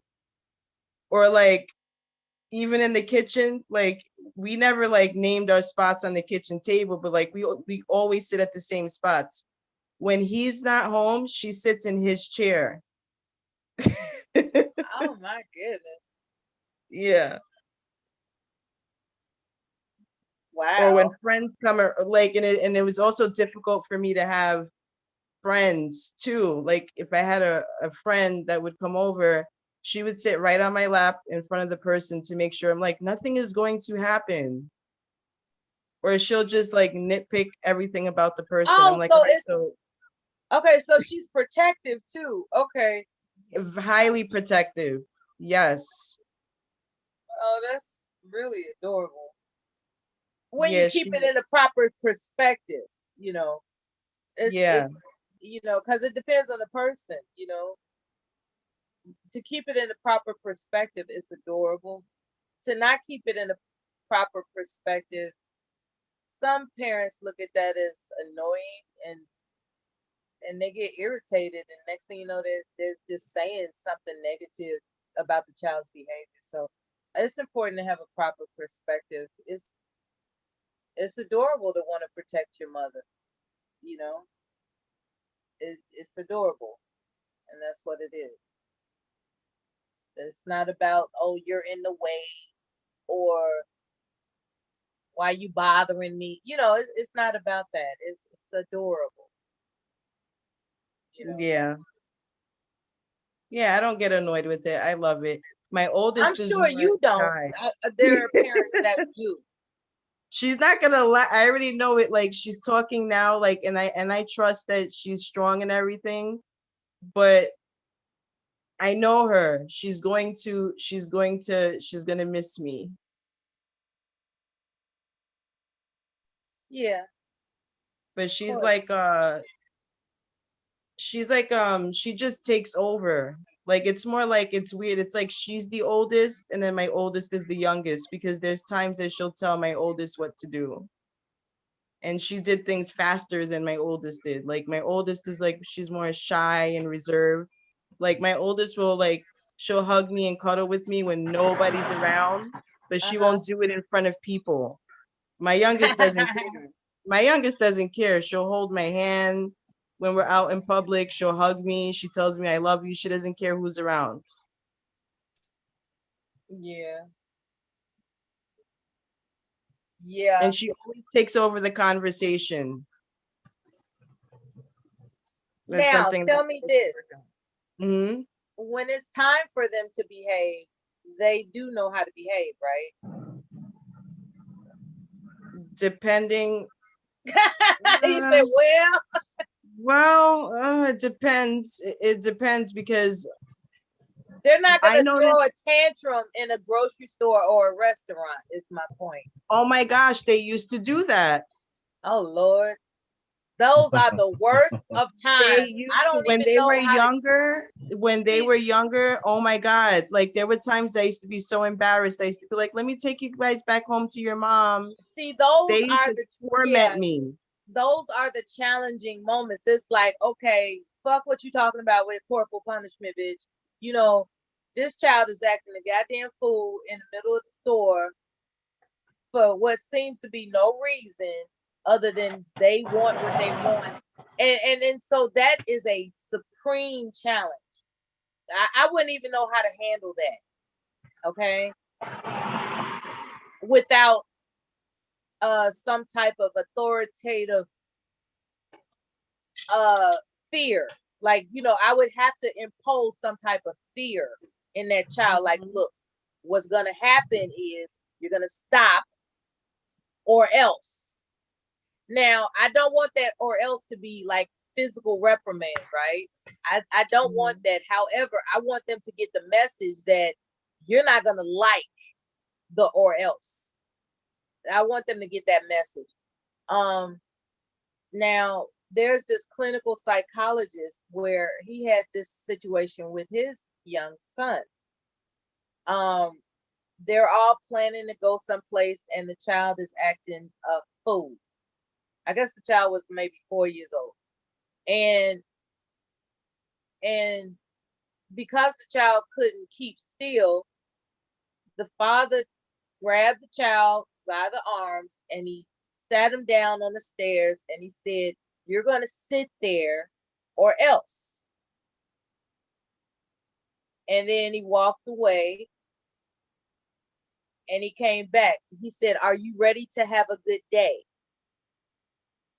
And the child folded his arms and shook his head around in defiance. And he said, okay, you can continue to sit there until you're ready to have a good day. I'll be back. You know, so the family, they tossed the frisbee or whatever the hell they were doing. And he came back, are you ready to have a good day? And the boy had been sitting there for like damn near an hour. And he was just like, you know, and he saw them having fun without him. And so eventually was like, yes, Daddy, I'm ready to have a good day. You know, so that was one way he handled it without, you know, like, you know, clobbering the kid. I don't know how. See, what bothers me about that particular story is that I don't have a visual as to whether or not he wagged his face. You know, how did he intimidate the child enough to make him sit there? You see what I'm saying? Yeah. So I don't really have a complete picture about how that tactic could work. So that is an idea, but I'm not sure if it's a successful strategy. But there are children that will throw a tantrum, start acting crazy, and you know, it's best to plan ahead as to how you're gonna handle it, so there's no overreacting. Hopefully, because when it comes down to it, you're in charge. You're in charge, and that's all there is to it. It's just about making sure they comprehend and believe that the or else is something they're not going to like. You know, and it could be anything, like you said, taking away their favorite things and stuff like that. You know, it doesn't have to be a smack upside the head. You know, it doesn't have to come to that. But that's easier said than done, because my raising children days are over. Okay. So, you know, I have to keep that in perspective as well. I'm not giving anybody any advice. What I'm saying is that I don't like the idea of corporal punishment when it comes to children at all. And apparently there's a scientific journal that verifies it affects their brain. And that was my only thing That's the only thing I wanted to say. Hell, I got plenty of them. Hey, I got what's enough for happening? everybody. What's happening? I got enough corporate punishment for everybody. Oh, that's good. I heard that, kid. It's good to hear you back. I had to pick up little one. We just not coming from school. Okay. You can wave you can wave, Ken. She can't hear you, but she can see the phone. That's all right. Tell like Miss the Miller Yoda. said hi. Miss That was Bond the first said time hi. I saw the yoga bobblehead in your car. Oh, they were talking about the yoga bobblehead on the Yoda bobblehead. I love Yoda. that. I They love saw it. your Yoda bobblehead when I was driving over earlier. They said they liked it, baby Yoda. Yes, we like the baby Yoda. Yes, we do. I love it.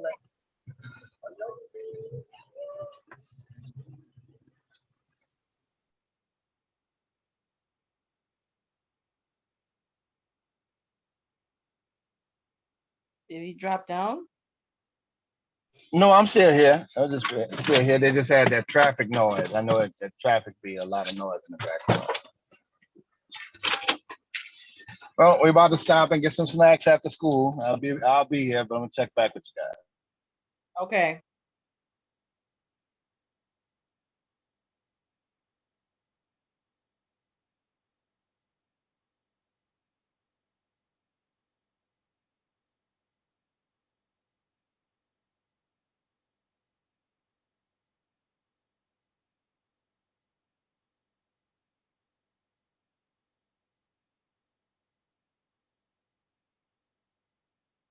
Oh, those are all good movies. Love Jones, Jason's Lyric, Romeo Must Die, Belly,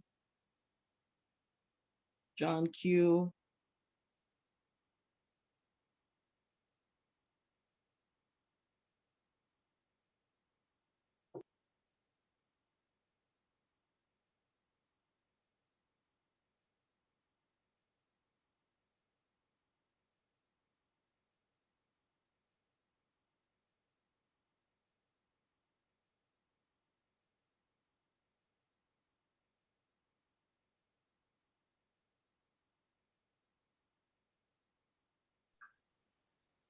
Miss Mimi?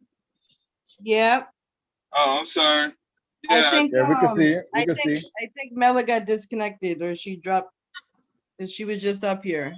No, we lost Mella. We can't have that. No. Sorry, I just passed a head-on collision with a couple of teenagers. Head on? Yeah, they wasn't looking. Uh-oh. Are you all right? No, it wasn't me. It just happened in front of me. Oh, okay. Okay. Yeah, it's gonna be noisy. Give me about 30 more minutes. I'll be at the house in a minute. I'll take over everything when I get there. Okay, no problem. Don't worry about it. Miss Vinny, go hold the show down. Not the way you guys do. This is your fault, Kev. It always is, baby. I'll take the lick for everybody.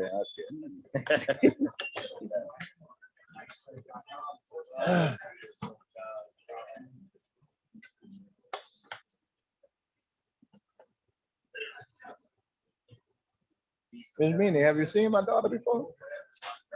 No, I have not. Oh, well, you know the story, but here's my daughter. Yeah. This is Kennedy. Hi. She's so says hi. beautiful.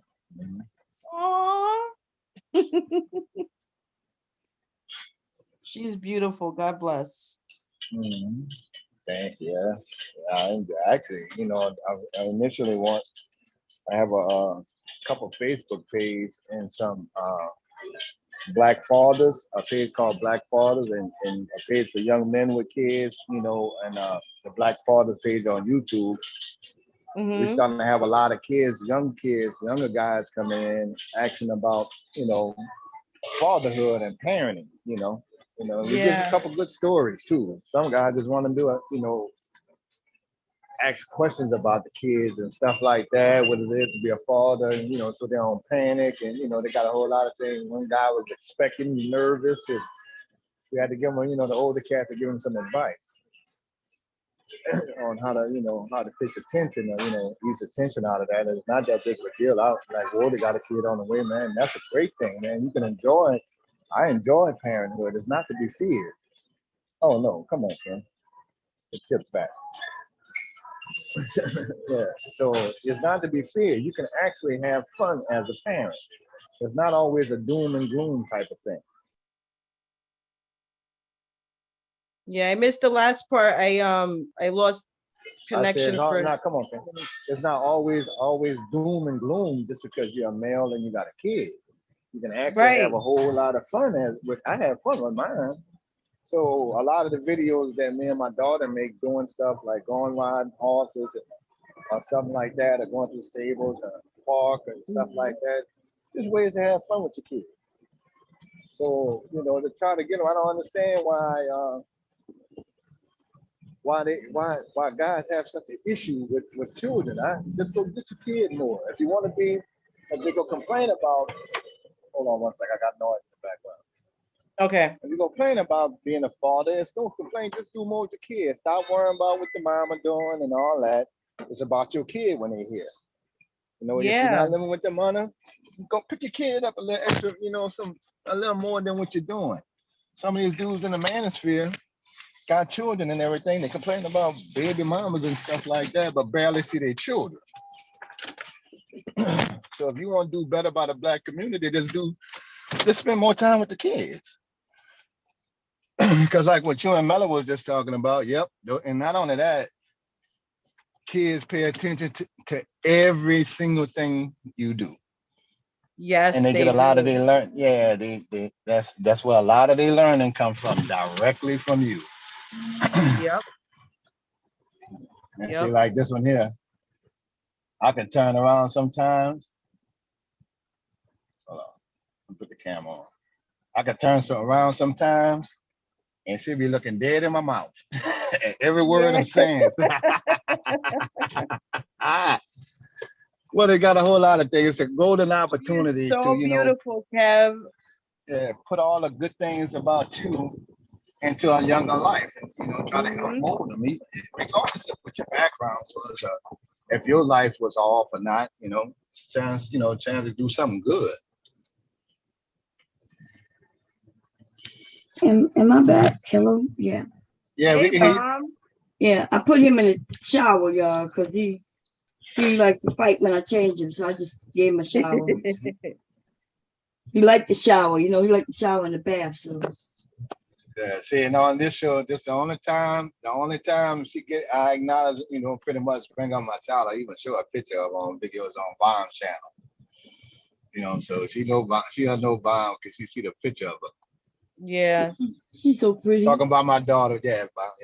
She's doing good. I would like my 15-year-old. I gotta have my oldest won't come on here, but my 15-year-old will to say hello. Yeah. She'll do it. Okay, see, like the youngest, that's the baby, the last child. That's the one. I don't know what it is about the last damn child. The last one and the only one. Like this one I got. This could be proud. Like, what? Like how they and my daughter, my youngest daughter wears her hair just like that too. Yeah. I was telling Bomb them I'll be under scrutiny when I bring her to the hair salon, because one, I go into a building full of women getting their hair done, and they're like, "Oh, that's so cute! Your daddy bringing the baby to get his hair done." And then one day, it's the older people. I'm like, just go in there, Ken. Go ahead. Well, what you want? I don't know what to say. I don't know what style to say when I go to a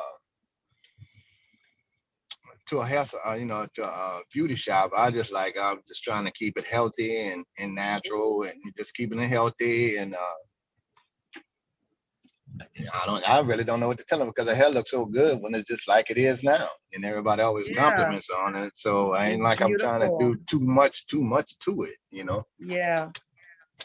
And we had a flat iron one time. That was nice, but flat iron, and especially down here in the South, and guys won't know this, but that lasts 2 or 3 days with the humidity.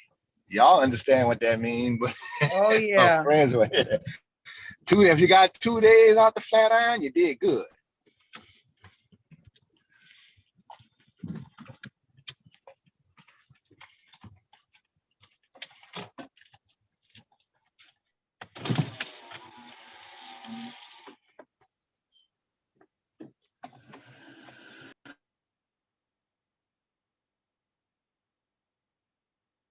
Yeah, my youngest is into all this organic stuff, everything organic. Hair products, paraben free. She looks at the bottle every time I take her to get hair supplies, like stuff. She looks at the back of it to make sure it's like what chemicals are in it. Animal tested. Yeah, she looks at everything. I can believe she it. picked out really good Well, products. that's a good habit though. That's a very good habit. She looks. I mean, reading the labels are important. We got away from that. Yep. We got to watch what these people giving us and putting in our Yes. products and food. Mm-hmm. Now we gave up the pork, except bacon. She said everything but bacon. Who gave up the pork? Y'all did? Yeah. Can y'all hear me? Yeah, I can hear you. Okay. I asked him who Yeah, I gave up the pork. cut down on all that. I cut down on all that pork. Dang. That's a shame. All right. How you making out, huh? You know what? My youngest daughter no longer eats chicken or meat. And we had we've been having big arguments about it.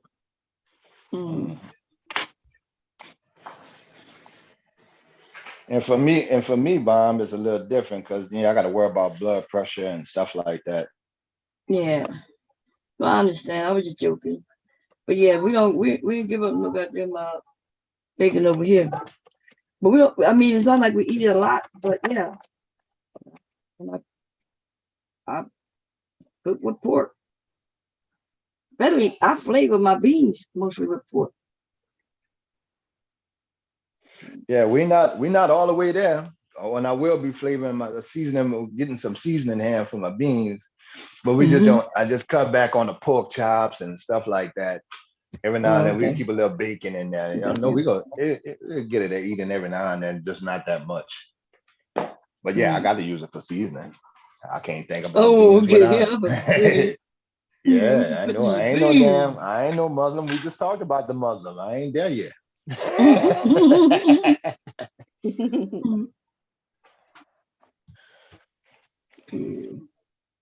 Pork ain't never killed nobody. I don't know why they convince people it's their religion. They started claiming that this animal eats other animals, but fish eat other fish.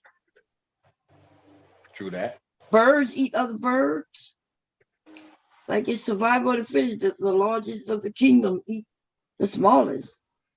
So when they was like, yeah, but hogs, pigs eat other animals. They remember when they were saying catfish was a bottom feeder, which wasn't true. It was like catfish eat anything. Crab eat anything that's in the sea. Now crawfish. What about crawfish? Now that might be a thing. What about crawfish? You think they eat anything? Yeah, anything that's in the water that they can get to, it's softened up and everything. So if a dead body was in there and for months and it swelled up and got tender, all kinds of shit gonna eat it. The fish, the birds, everything. Yeah. She don't tell you that. So somebody decided pork was not good. And people start running with that shit. Well, I'm pretty much on my pressure thing. Yeah. Do pork mess with your pressure? I'm just trying to cut back, just trying to eat a lot of things that won't bring it up. I thought it did kind of do a little bit to your pressure. Oh no. I never heard of that one.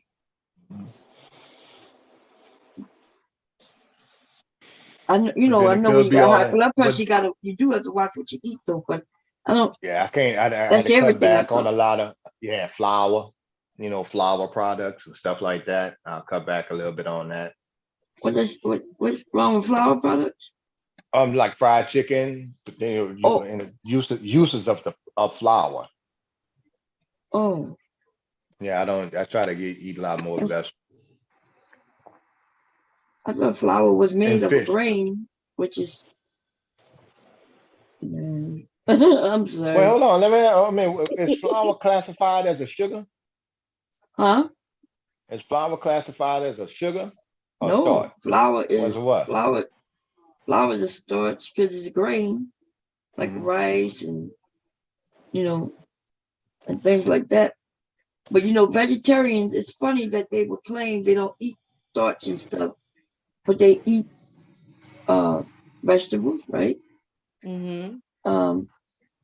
Animals eat vegetables too, like rabbit eat vegetables, and the shit that we eat vegetables. That's where they get their protein from. Protein comes from the sun. The grains and things gain protein.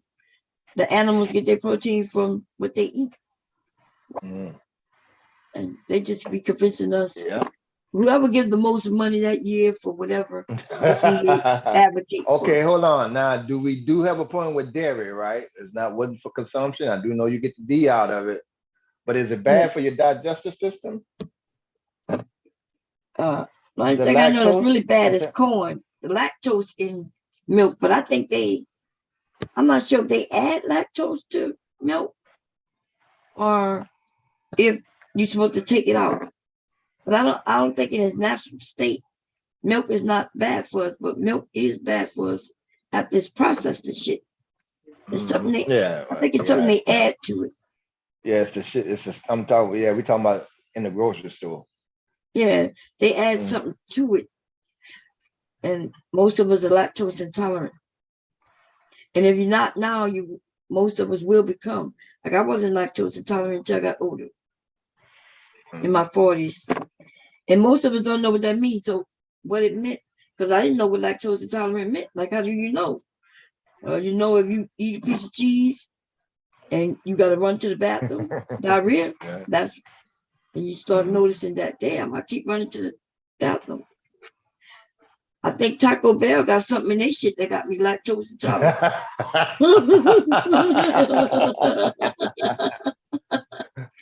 The Taco Bell will have me running to the bathroom. Yeah, I saw that. Coffee, it runs right through me.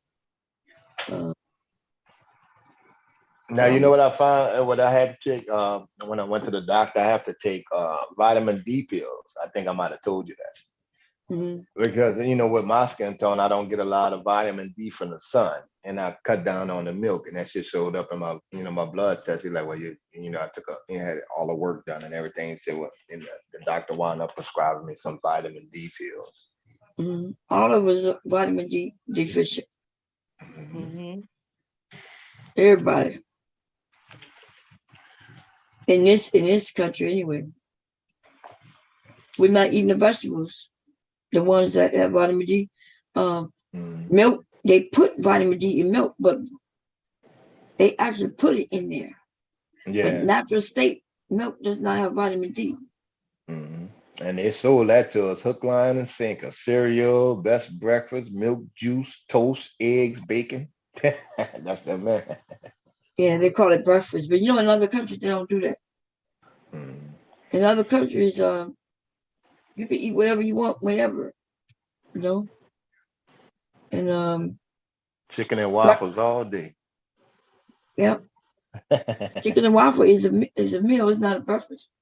That's the dinner. Mm-hmm. I was talking about, like you say, in the other country, you can eat what you want any time of the day. Yeah. Like chicken and waffles, meaning breakfast meal, breakfast and lunch or dinner type of thing. Chicken and waffles is dinner for us. Mm-hmm. You restaurant eat chicken and waffles and breakfast. I was talking about the waffle part of it. waffles and the chicken being, I was just putting it together, just making a joke, like the chicken being more of an evening thing and the waffles. You say you can eat what you want all day, so you could just eat chicken and waffles all, meaning not exactly the food, but just the waffles idea. Only in this country is considered breakfast, but in other countries it's not breakfast. So breakfast is just when you wake up and you break, or not even necessarily when you wake up, but when you break your fast. So if you don't eat for 8 hours, I wake up and eat leftovers. If it was leftover that night, I'll wake up and eat it. Right, we don't waste no food in this house, but I'll eat leftovers in a second. And then, being a parent, minute, whatever the kids don't eat, we'll eat it. I'll definitely eat it, whatever they finish with. If they're not gonna eat it all, I'll eat the rest.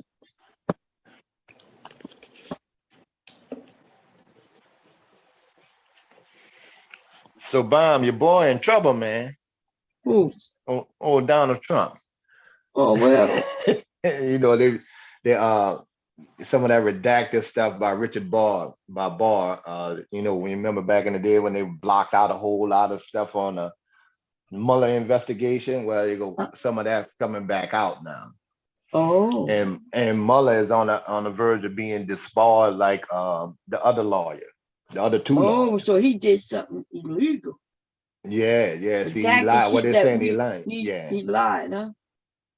Yeah. You saying it right. He redacted shit that he shouldn't have. He redacted it to cover some stuff up. Oh. And then you remember when Kamala Harris was questioning him on some stuff, and he, because she was punishing him with the questions. I love Kamala with that. Did he ever ask you about the Mueller investigation? Oh, I don't know. Inferred, lean to, and we just go take that as a no. She did a good job interrogating his ass. But there's some stuff in there they asked him directly that he was dishonest about. And they also going through the 3 levels of classified documents. And the ones that definitely shouldn't have moved, and Trump getting caught in lies now, because Trump was like, those are mine. And then they changed it to say he was keeping them protected at Mar-a-Lago. He was protecting the documents. Right. And they requested those documents long before he left, long before he was gone. And he hand selected which ones. They got some, but he separated the ones he wanted to keep. So he went through the damn documents and kept the ones he wanted. Oh, so he had them things at his house even before he left office? I think he had to move. He had some at his office and he had the rest move. He had like 12 boxes of it. But they was requesting it before he actually walked out the door. Yeah. Oh, okay. And so you know what they're gonna do? They're gonna go through a chain. It was gonna be like, well, no, because they're gonna want to know, okay, because he gonna probably deny that he didn't know what the box was, or you just keeping them there. But it's coming out that they go question somebody. They're gonna say, no, he hand selected, because there ain't nobody gonna take that rap for him. And when they got witnesses lined up that they're not speaking on just yet. And they think one of the key witnesses is his son-in-law. Son-in-law. Yeah. Son-in-law. Yeah. If somebody close to him turning on his ass, it might be his daughters. They don't want to go to jail behind their daddy. I don't know how he thought he was gonna get away with all that. All them people ain't no. I'm not going to jail for your ass. Probably nobody went to jail for his ass. Yeah, crazy as a motherfucker. Told him he was gonna have their back and shit. I don't know why they believe him. He was a failed businessman, Isn't it crazy, man? The shit that people would just believe, I don't know how many times I had to go over it, bound to some black men about what makes Trump racist. Why you think Trump racist? Some of these black men supporting Donald Trump. I had to go through the whole soliloquy of everything that this man did from his history, and shit like that, But, and he got a history of racism. Yeah, long history. Without a doubt, yeah. They don't want to know. I can even send interviews with his phone, even back when he had the when he had the condos and stuff like that, he didn't want blacks to rent them or live in that kind of stuff there. And his secretary, even had an interview saying, well, no, that was his standard policy. Did he use the N-word a lot? Yes, he did use it a lot. That kind of stuff, and we also know his daddy. I don't know how these dudes skip over so much stuff. Because they're not listening. All they heard is a channel say, oh, he's not racist. They heard somebody like the Angry Man said, or Tommy Sotomayor, and then boom, that's it. Now these men be believing. Man, I used to have arguments with people over here. They would swear up and down they support Trump, and Trump proved to be everything I said he was. You know what I mean? Because I was looking at the news like, God damn. It's not like I imagined it. It's not like I dreamt it and foretold it. All I was doing was seeing what was going on. Really looking at the news. But you got black people who want to be different, even at their own detriment.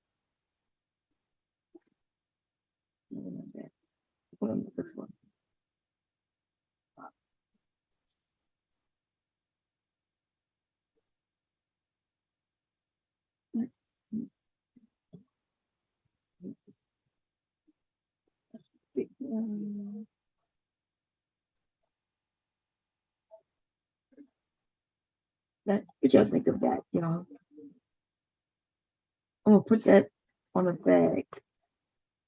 Somebody, you see it? Oh yeah, I like that. The gold on the red. What you think about the gold on the red? I like it. And his side's gonna be this. I That's did it to nice. match that. So remember, I made a bag out of this already, but I had some more fabric left. Make the same bag, but this on the front of it. Maybe this at the top too. Yeah.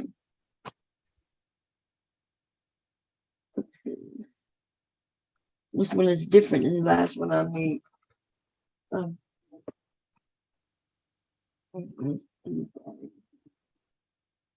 There's something else too. I think it's out there. So let me just grab pieces.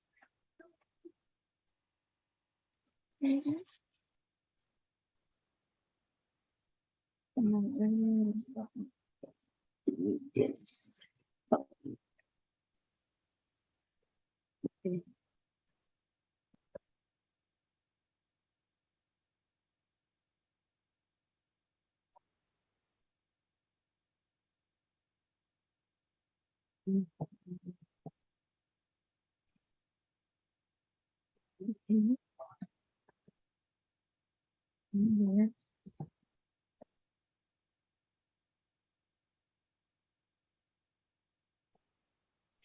Now they asked Michael Cohen, Michael Cohen, the one that did the time from the first lawyer, the Fixer, the one that the first one went, the ex, he got his own YouTube stuff going and everything now too. He just getting some views off of just talking about Trump ass. But they asked him, well, what was Trump trying to do with keeping the documents? He said, I don't think he was gonna sell them, but he was gonna use it as like a get out of jail free card. Oh, like, that's even worse. Yeah, like if you try to prosecute me, I'm gonna tell everybody about this, and this and shit. Right. So and so I don't think the man gonna go to jail, but they're trying to do espionage on him. That's coming up now, espionage. Yeah. Right. But so we'll see what it is. But the whole thing is they're gonna try to make sure he's not able to run for no type of office again. That's why they're gonna start pushing up DeSantis from Florida. But his ass messing up right now too. Because Florida, he's trying to run for president, but he also trying to run for something wrong with these people. Senator, yeah, for his governor of his area, right? Yeah. But then he trying to run for president, so he traveling all over, and the Floridians are looking at that. They're like, "Wait a minute, are you trying to?" I I think he got a sister that's running against him now, and she getting some love. Yeah, she may. That's the best thing for them to do as a family.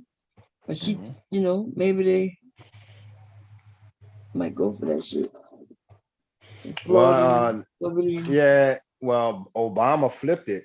You know, when he won, and that guy who got caught in the hotel room with the white boys and the drugs, he was doing good. He had a good chance to beat him until he go run to the beach and stuff. You know, with his little side bunny. I guess what you call it, a bunny. Right, white boy getting him a beach white boy to knock him down.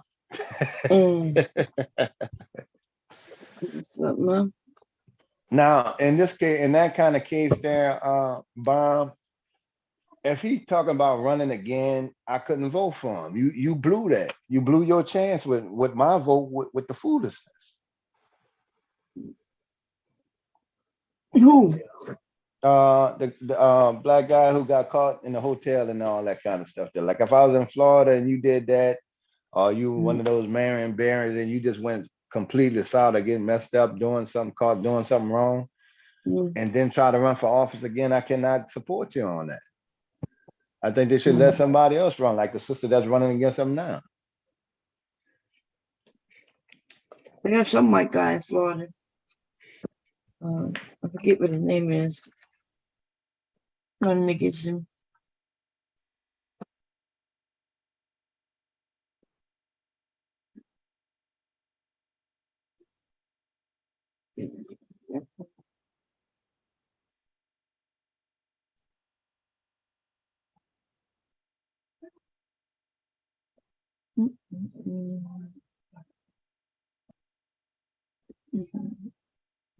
This side better.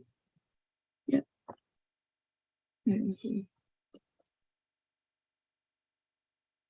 All right, both sides. Yeah. About to tell. Let's go with this side.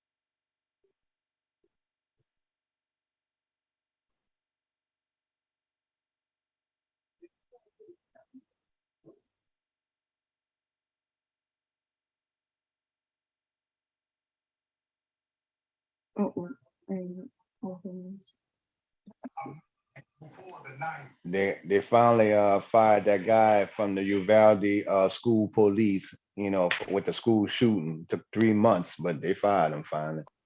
Is that the one they gave a promotion and now they fired him?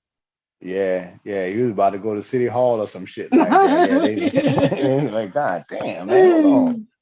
And they had a good moving speech in that like a City Hall meeting by some of the kids. You know, it's like, if y'all was supposed to protect us, why didn't y'all come in? Like, damn, I mean, that's as simple as you can say as a kid. Why didn't y'all come in and help us? Me and my teacher and my friends. What a bunch of dogs gonna say to that shit? You know, I don't know, baby. I don't know why they ain't come in. Exactly. But in that situation, if I'd have dropped the ball that much, you know, I'd have went ahead and resigned. You know, just me personally. I'd have had to live with the fact. I know they got some people, you know, some of those officers, because we can't forget about some of the good officers that might have been out there just waiting on command. That was, you know, like one of the guys was like, what the hell are we doing? You know, what we doing out here standing by the door? He's been standing there for 20 minutes. What we doing? Right. You know, I know some of them officers wish they can second guess and wish they would have run it. Some of them would have went in off the bat. But that guy who was running and said, look what he said. The Uvalde police said. He said he didn't know who was in charge. He was in charge. Yeah, he was in charge, and he wrote the book. He helped write the all the He wrote to help write the book on what to do for school shootings. So how you don't know who's in charge, and you want your name on a damn document for help write this shit, you know? That's it. I'd have retired. I'd have apologized the best I can and try to got out of there, huh? Yeah, try to live with that. Ain't no sense of playing with them damn people, you know.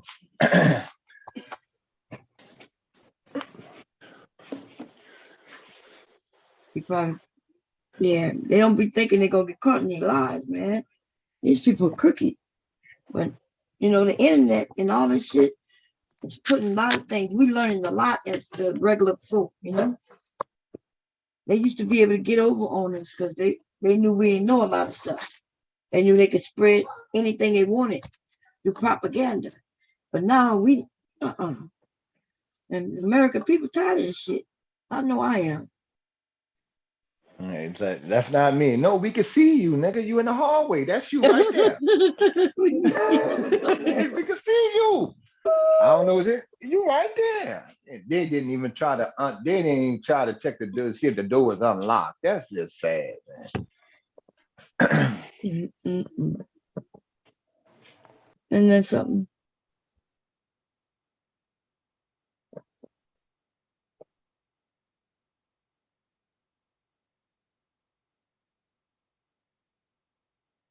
Is that one? Oh,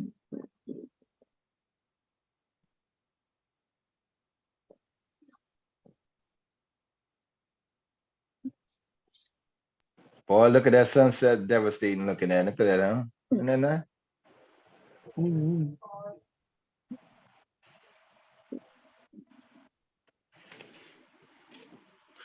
That would say, forget all that. He trying to get home.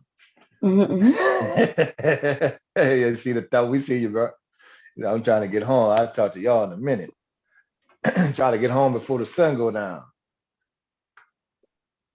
20 more minutes, devastating. And then counting down. Well, Bomb, I got hired for another show. This show here is called The Drive. Yeah, it's called The Drive or Parish or something like that. So I got another position. The Driver? Yeah, you told me about that one. Yeah, it's the same thing. No, they call me and they call me. That's what I was doing today. I went to New Orleans to take the COVID test. Oh, okay. Right, they got a little clinic up there that you go take the COVID test from, you know, and then when you're in the film and I rode down St. Charles and was showing them, and I showed them Tulane, Loyola, streetcars and stuff like that.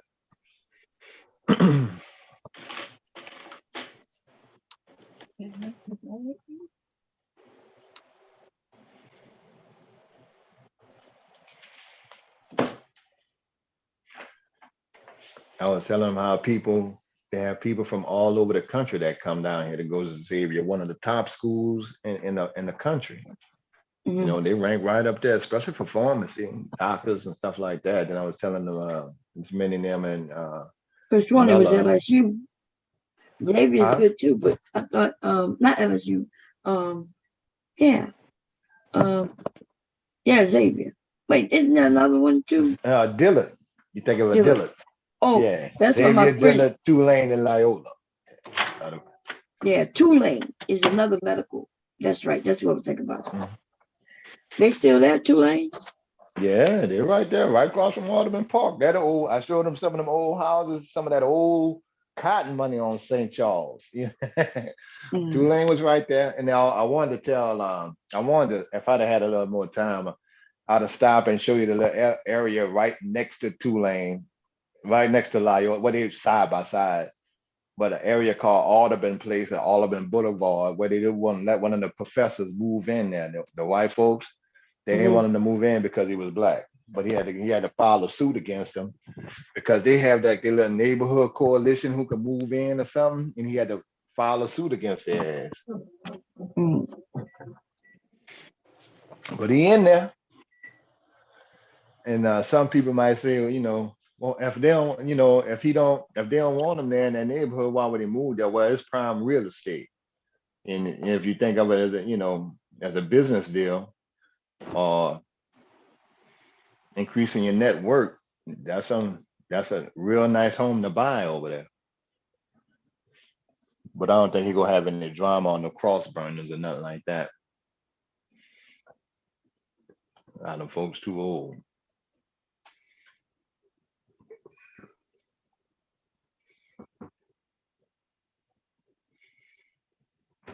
Too old to burn a cross.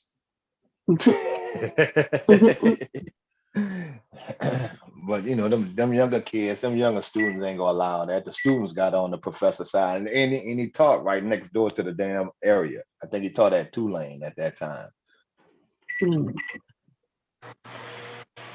And the teacher can't move next door.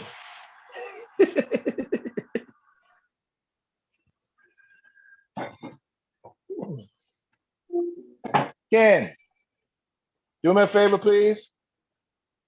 Bring me a towel.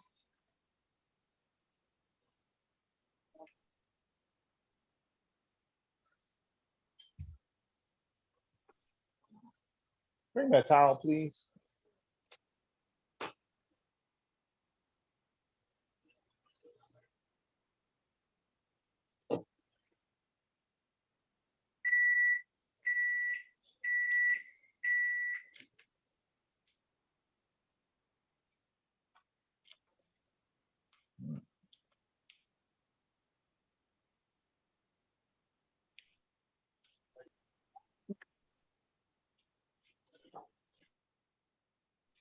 Don't laugh at your dad. I waste my coffee and almost slipped in it.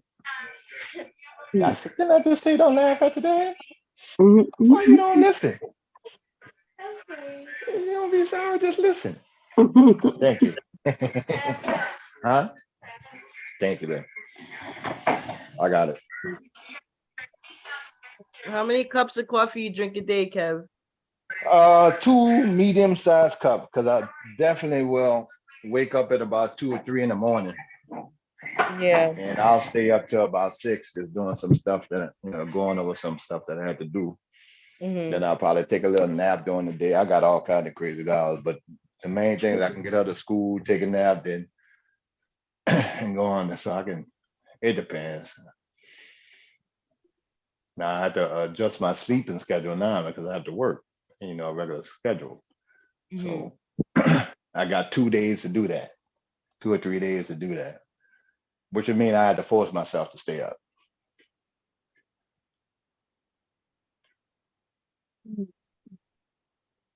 That's what I need to be cutting down on. I bomb this damn coffee. Oh, I don't know. I have 3 cups a day. We about on the same page because I get the big old medium-sized cups. We did I it have in 2 in the morning. I'll have one in the morning with my husband, and then when he leaves, I have another one, and then the afternoon, say maybe 1 o'clock, I'll have another cup of coffee. And see, I have one of the Keurig machines in the house, but I'll still go to the little gas station because they got the fresh ground coffee, and they be having a different time. I like that fresh ground coffee.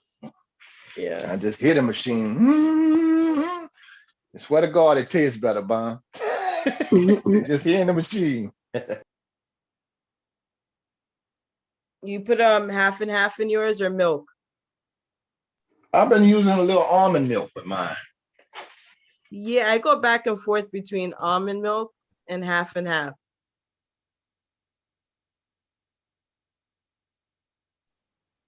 Yeah, the almond milk creamer. Now my daughter liked the almond milk in the car, and she'll just drink a cup of that without no problem, But I use the almond milk creamer. Half and half, so half and half is the fat, to the milk, mixed with regular milk. Yeah. So would you just like it creamy? Is that what it is? Yeah. Yeah, I like it creamy. Yeah, I like it. I like half and half better than regular milk any day. Yeah. I remember why you just don't get heavy cream then? I like cream. Well, I use the almond milk. Oh, you use almond milk? Yeah, I use them soon. Like if I go get it freshly ground, they got all those, they got all that right there. They have it half and half, you know, the cream, all the different creamers and stuff like that. Caramel, cinnamon toast crunch creamer, all that. They got a cinnamon toast crunch one. Yeah, look, when you look on the course, they got all the different, they got the cereal flavor cinnamon toast crunch creamer. Oh my God, that would be a problem. That would be a problem if I found that. Right. She said that's not good. Carnation milk. Yeah, like pet milk with me, huh? Oh, damn. Yeah, the carnation milk is like these Spanish bakeries that I used to go into when I was a teenager. Whenever I would get coffee, I would wonder why it was so sweet. They would warm up the carnation milk and put it in the coffee. So good. Yeah, pet milk used to be what my grandmother used to use in coffee. Yeah, pet milk, carnation, condensed. But you know what that is, right? What pet milk is? No, what is that? What is it? Evaporated milk is just milk that they boil the water out. Okay. Yeah, make it thicker.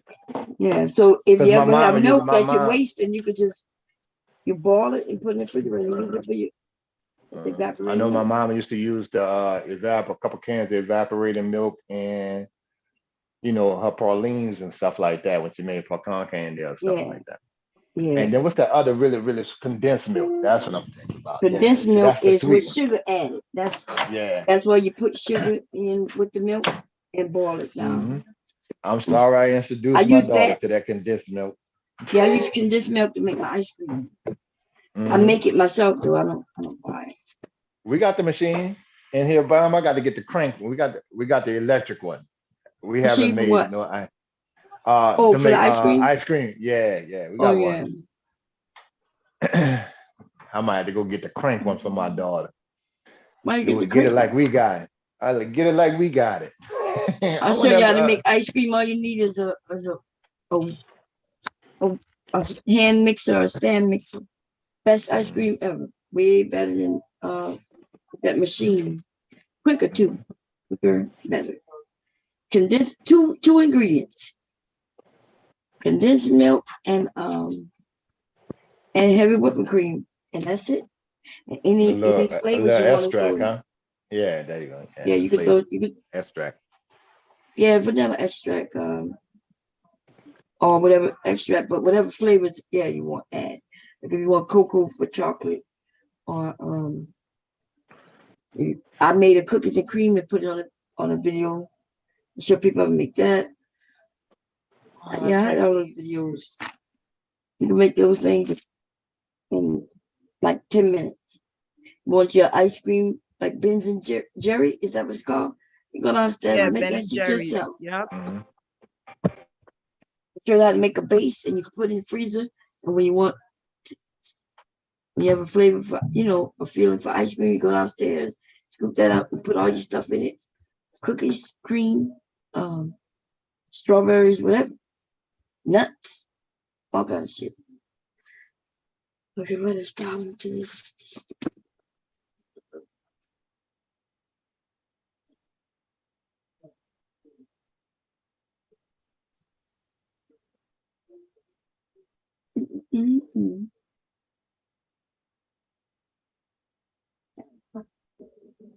Missing it. What is it? Hold on, Byron, 1 second. I'm searching. I think that therapist made another video. What therapist? The one who got fired. Oh yeah. I'm gonna check it out. I'm gonna look it up. Yeah.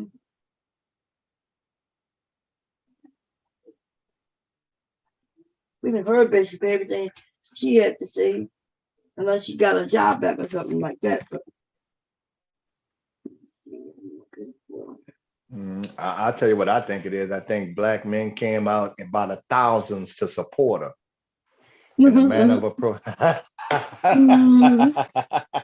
couldn't even finish that one. In a man of a protest. We need therapy. Boy, some black women to be so proud of us getting some therapy. Yeah, the women will. The men admit they need therapy. Hell yeah, I went. Yeah, you know, there was a I need change. some therapy, man.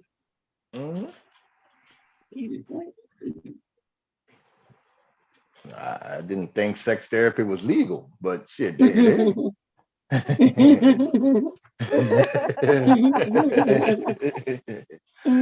I ain't know illegal. Right there over there, Okinawa spa therapist. Now I went after Katrina, bomb. You know, that was there were things that a lot of bombing was changing, and what I learned, what I tell some people, when you go through certain tragedies like that, or certain situations, you'll revert back because now you lost everything. So now I'm like back at 19 trying to figure stuff out, and that came with tension, trying to get things straight. And then I'm sitting in one of them old formaldehyde infested 10 times the rate of formaldehyde FEMA trailers that they have.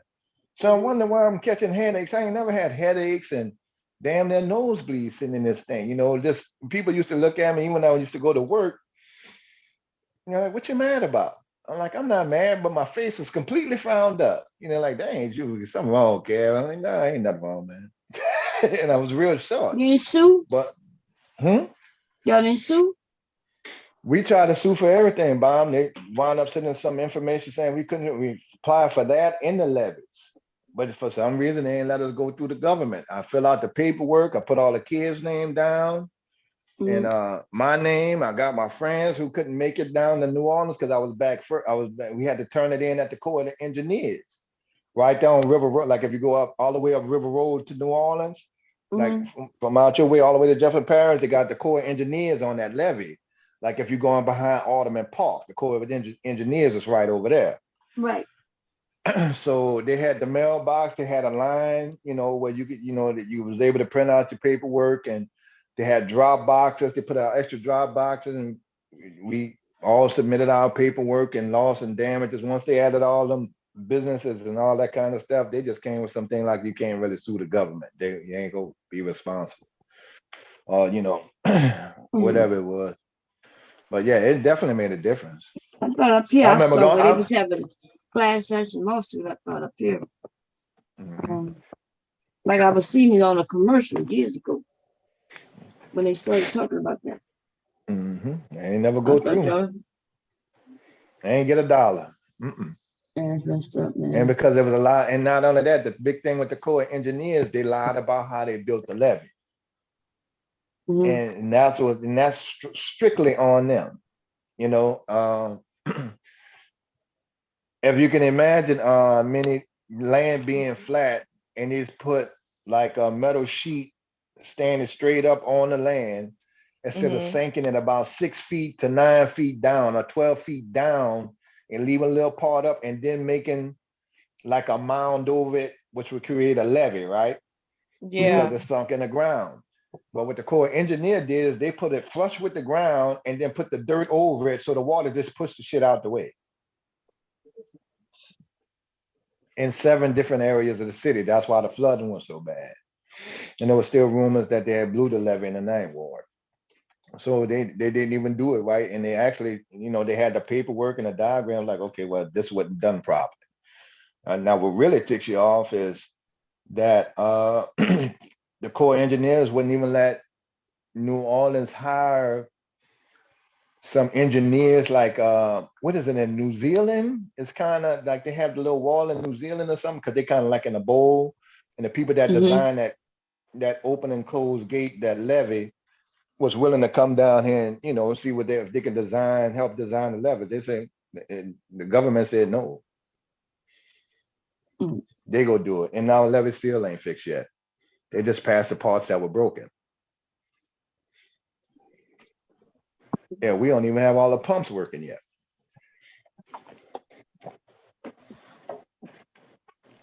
Well, those are just little horror stories, though. But yeah, I went to counseling after that, but it took a while. That was a couple of years after Byron. about, about 6 months to a year after, when I realized that was affecting. I remember going to work at UPS and just looking at them people like, man, I don't feel like doing it. I'm going home, man. Taking a day off.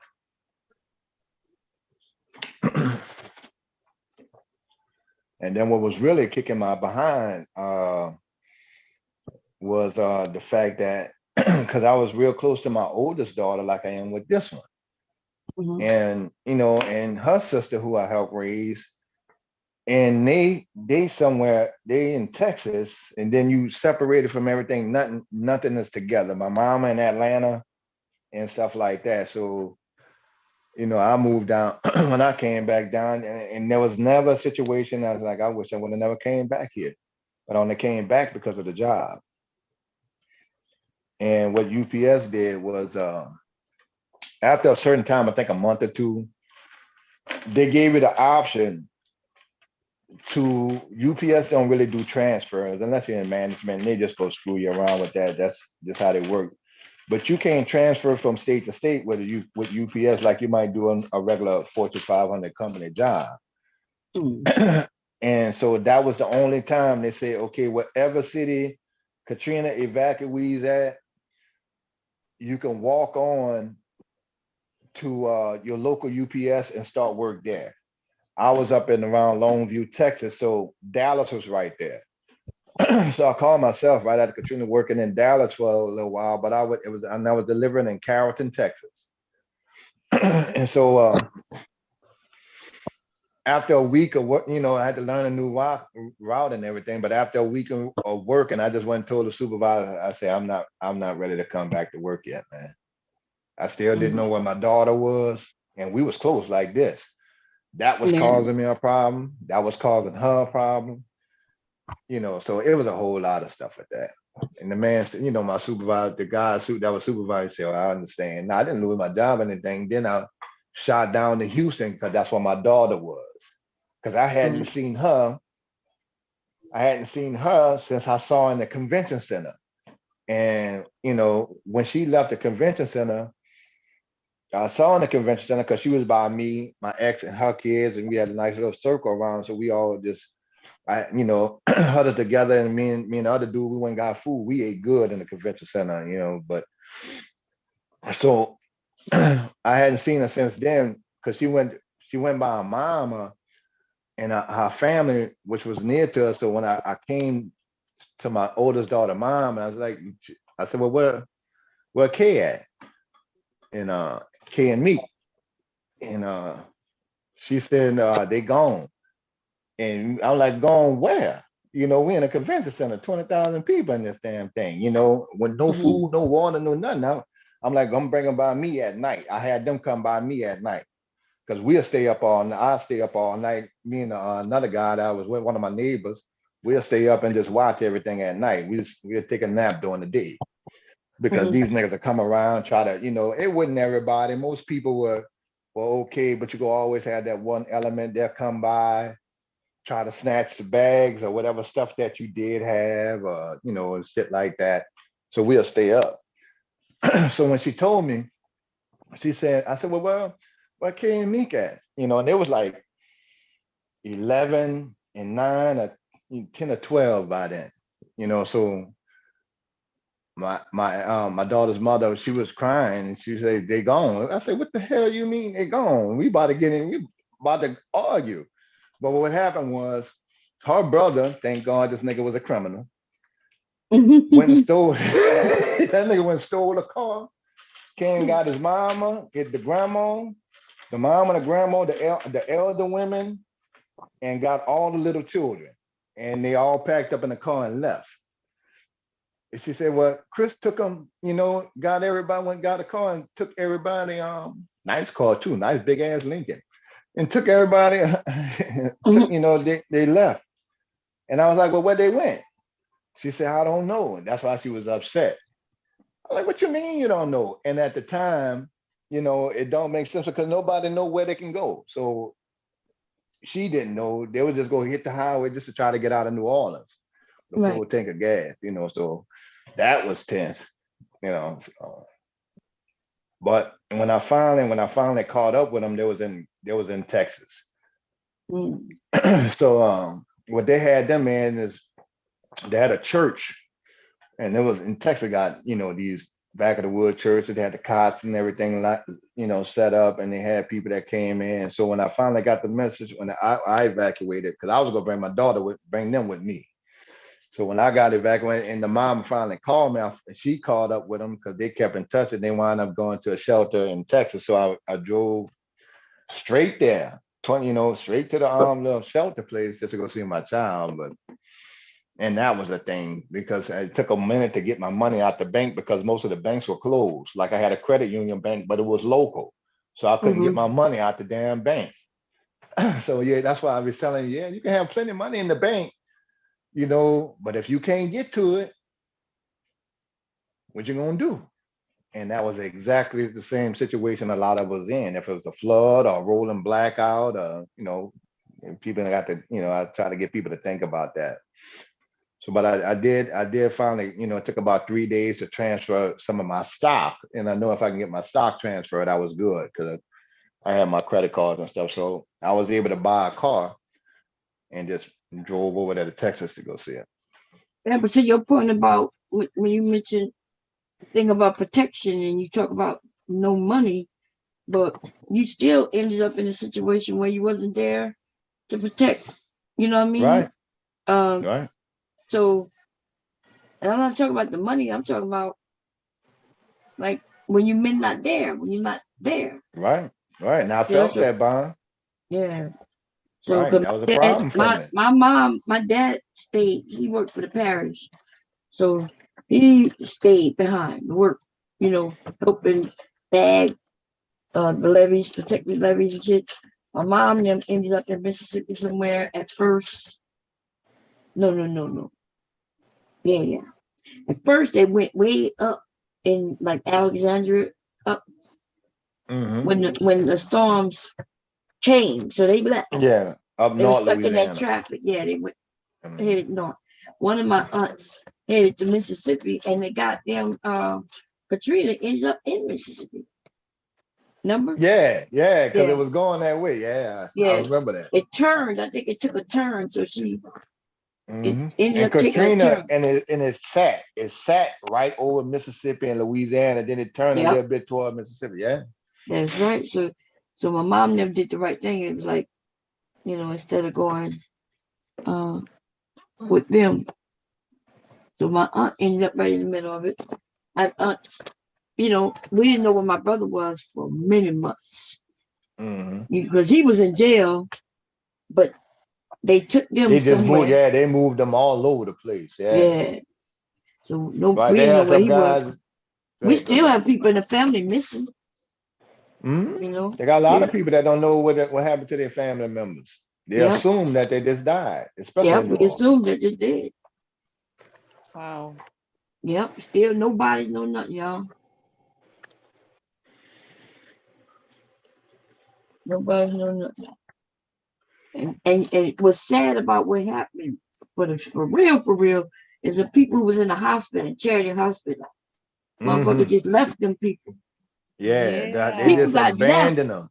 The abandoned people was in bed, y'all. Old folk just left them. Right, they had senior living homes. Y'all, the people were dead drowned. Senior living homes. We saw pictures of people just left these people in there. The water is over. They is right up to their knees in their wheelchair. Y'all just left these people. In jails too. They left people in jails, locked in cells. The motherfuckers had to escape, yo. Shit. I'm like, who can leave these old people here like that? And people was there for days. The elderly. And it wasn't just one place, it was several different places. It was 7 of them, yeah. It was lots of them. Left elderly people that drown, yo. Who made I'm about that to pull call? up some of that video footage. Yeah. And see, this was you can't. I'm kind of torn between that because I can understand the employees trying to get there, but that went. They had some big lawsuits on the people that own the place because they should have had something to move those people out in case of emergencies. Right. But the owners were nowhere to be found. We always have hurricanes in Louisiana. They should have did better. You know, I understand the people who work there, they have to get to their family so they can get out. But you're right, the people who own the place. Right. And then a lot of police officers abandoned their job. They sure did. They left. Them motherfuckers are dirtier than anything because they were the ones stealing the cars. They stole. They were stealing the cars and leaving in the cars with their family. Now, they caught a few of them in Atlanta. They had to stole them. Remember those Humvees was out, remember? Hummers, yep. They went and stole Hummers, took their family. Now, they was okay with them taking, you know, they were like people had to leave. People took buses and shit. Okay, cool. But when it was clear, bring that shit back. Motherfuckers thought they were smart. They thought they outsmarted somebody. Damn it, a year later, they still riding in a Hummer in Atlanta. Acting like they balling, y'all. Yeah, and look, they couldn't. And when they tried to come back to the to NOPD, they fired them. They're like, no, you abandoned. This is why we need police officers during situations like this. Exactly. That's why my dad couldn't go nowhere, yo. My dad worked for the parish. That's what he did for. He there, you know, when something is needed for the parish, situations like that, especially, that's what his job is. So my mom, you know, everybody left with my dad. Yeah, isn't that crazy though? Crazy shit, man. But I was telling some dudes in you know, Black Fathers Facebook group, man, ain't nothing wrong with getting counseling, man. You know, we right. I know we was looked down upon, like you're crazy or you got to stuff like that. But sometimes you need nothing wrong with going to talk to somebody and see what's wrong. If something bothers you, or just to get it off your mind, a second perspective or something like that. Nothing wrong with that. Yeah, it's good to have somebody unpack your stuff. You know, somebody that, you know, that's not family or a loved one, somebody that's on the outside. They'll be more honest. Or professional. And helpful. Yeah, and they have the tools to help you get through things. I see a therapist every other week. Boy, mine, I can see. Look, Bomb. I'm talking about what happened, and I can see her visibly getting shaken, and like she getting upset about my story. The therapist, when I was talking to the therapist, I was going through the scenarios, what I was thinking, what was going through my mind, and stuff like that, and that whole thing. She was getting emotional, like, you know, it is what it is. Yeah. But ain't no shame in therapy. Not at all. Right. You know, when we grew up, we didn't see it as a part of healthcare. You know, like you know, seeing a psychiatrist or, you know, social workers and stuff like that. And I didn't see a bunch of them when I was in juvenile. Anyway, we didn't even really go jail. We didn't even do healthcare for real. Very Black men. Yeah, you got to force us to go. Hell yeah. And you almost on your deathbed, even if it was a toothache, you ain't want to go to the dentist. You thinking you'll be okay. I think my dad was talking about he was going to yank out his own tooth. Like, it was crazy. Yeah, I still ain't get the prostate exam, Bond. I got to go find me a female doctor. At least somebody go give me a hug after or something. This is new. I'm dead serious, man. All right, somebody, can I get your number or something? The only thing I'm worried about with having a female doctor is fingernails, and we all right after that. For the examination. I just tell you ain't got no long fingernails, do you, sweetie? No, man.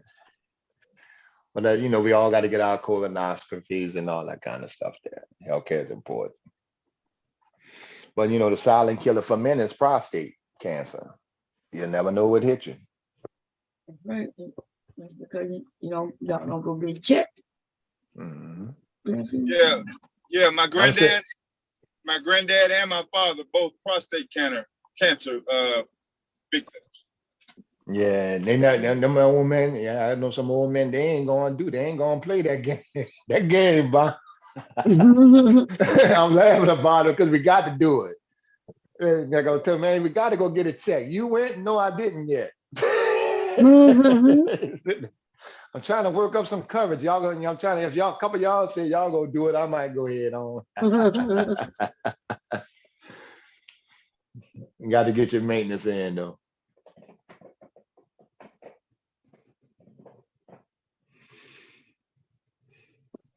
And you know, it's weird, Bomb, for us. Well, at least for myself and some other brother. Is because you can't say, well, look, I'll look at it. Just show me how to check it myself. You can't do that. Right. So you got to get a professional.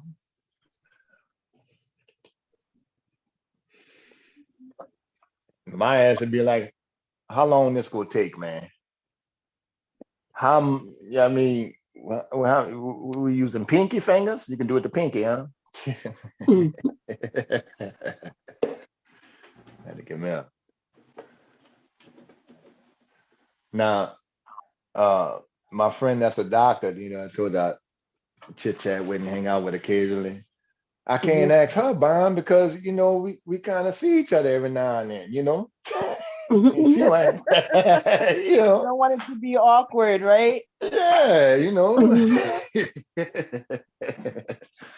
Yeah, it might feel different about. I might feel different about me too. Be laying in bed, you know, you violated me on August the 17th, 2021. Huh? I ain't never get over it because I got to see you every day. Oh.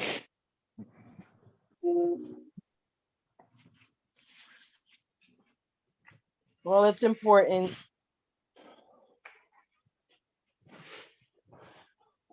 And I think we had a conversation about that. That's where the woman come in, the one that's concerned about your health, not the one who you just picked up after you made $100,000. She hope your prostate explode on your ass. She good, but someone you with and love and you who love you and you built a family and relationship with, she wants you there.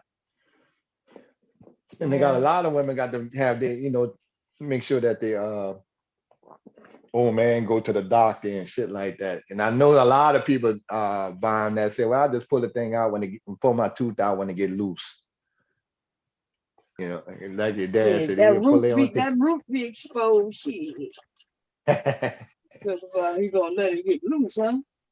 You be trying to get that shit out your head real quick.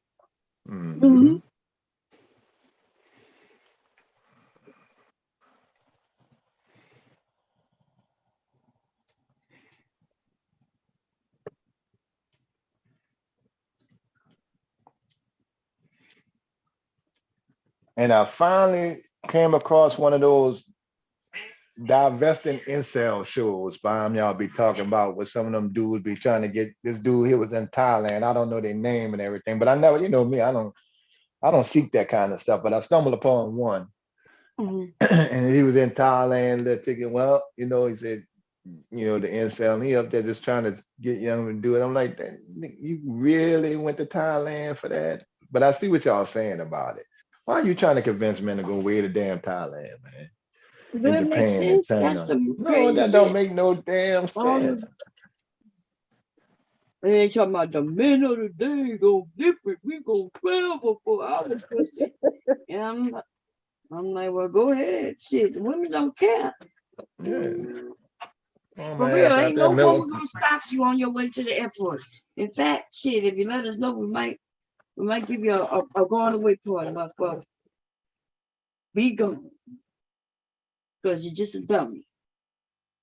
And you're losing. And you're proving it. Like you literally proving that you can't get a woman in your own area. Right, and if that's your problem, can't even get a white woman, isn't it? So that you know how they got Asian women here though. They got Asian women here. Yeah, they do. But what they don't say is no, it's the Western woman. It don't matter what her ethnicity is that she's Western. Western. That's what they started. And before, because I remember like a couple of years ago, they were talking about they going to white women, and that didn't work out for them. Now they're going up. Yeah. Now they're saying it's every woman. It couldn't be them. It's the woman. Right. Of course it is. Of course it's the woman. It's her fault, without a doubt. And look, this guy, he said he met her on a dating website. So you went to one, and he was giving out the dating websites. So y'all going on dating websites to travel across the country for some monkey. You know, I don't get it. You're not gonna live over there all your life. You're gonna go over there just to get a date, or just to get a little, like China came up here and said, you just a John that's traveling across the country to get a product, just to pay for some ass. That's all. I say that to him all the time. You can do that right here. Yeah, if your money that right, you can get whatever you want right here. Somebody told him they could go get more money. That the American dollar is worth more. So they're gonna be able to get a couple of whores, or a couple of women, should I say, over there to get American dollar. So that's why it's so dumb as hell. And then my thing too, Bomb, is, and Kev, is like when you go, okay, like for instance, right? Like I lived in Puerto Rico for 3 months. Yes, it's a part of the United States, but it's still an island. I was getting anxiety. I was getting a little bit of anxiety over there because it's like a culture shock in a way. Things are like different. You know what I mean? Like you gotta learn the language. Then people that are there know that for some reason they just automatically know that you're not from there, like based on how you dress, how you speak, whatever. So it's like, so you're gonna leave your life behind to go over there and find a woman, and you're like an outsider. Wouldn't they be more suspicious of you? Right. Or like, what makes you think that you're just gonna fit in? You're gonna stand out. When things go wrong, who do you think they're gonna look at? They're going to look at you. Yeah, because you're the new talk of the town. You're the fresh face. Yeah, and it's you're a little the new conversation. If some crime go down, it's gonna be definitely on you. It was like, it was nice and everything, but in a way it was uncomfortable because I would go into a clothing store, and then like the people there, they're friendly, but then they would just like stare. It's like they knew I was not, I was not from there. Yeah, there was some English speakers there. Like I know they have a college over there. And I would be so happy when I ran into somebody that spoke English and was like, from the States, but I couldn't stay there long. I couldn't see myself staying there. You got to go with people that like for you to just like up and leave and go because you're trying to find a woman or a man. They gotta I've traveled out the country. I never lived and stayed. I never stayed out of the country during vacation time. And so that's different when you have, like you said, you had to live there, buy some grocery, go clothing shopping and stuff like that. Now you with the main locals. So yeah, I can imagine you got to double the stairs and stuff like that. Oh yeah, plus I was miserable because when this happened, this was like 2019. I remember my husband and I had split up. We split up. So for 3 months, like I just like up and went to Puerto Rico to go see my dad. The positive thing, like I was renting a studio. I still have the receipt. I was paying $112 a month for the studio. I loved it. Yeah. It was $112. But I was still a little miserable too.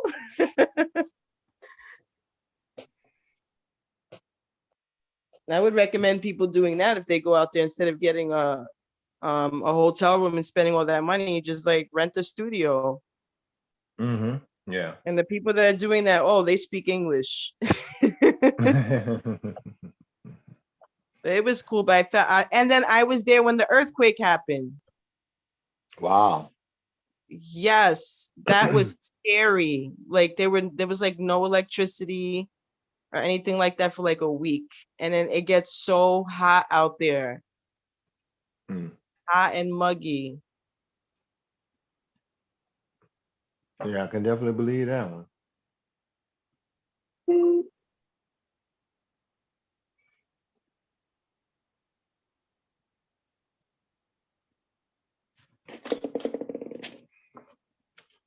It was an experience. I just mostly spent time with my dad, like, because that was like the time that I reconnected with him. So we did a lot of stuff together, and then it caused a lot of problems, like with his wife. Like she'd be like, "Why are you going out to go see her?" Like he would come see me every day, and we'd go do stuff, like we'd go shopping, we'd go to the movies, we'd go out to eat, work out.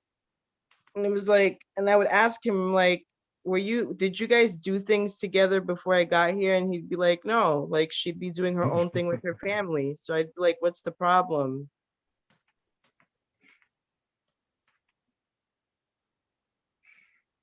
Damn. You know what? I think gonna turn the table. I don't want to switch the subject, but I'm looking at the news.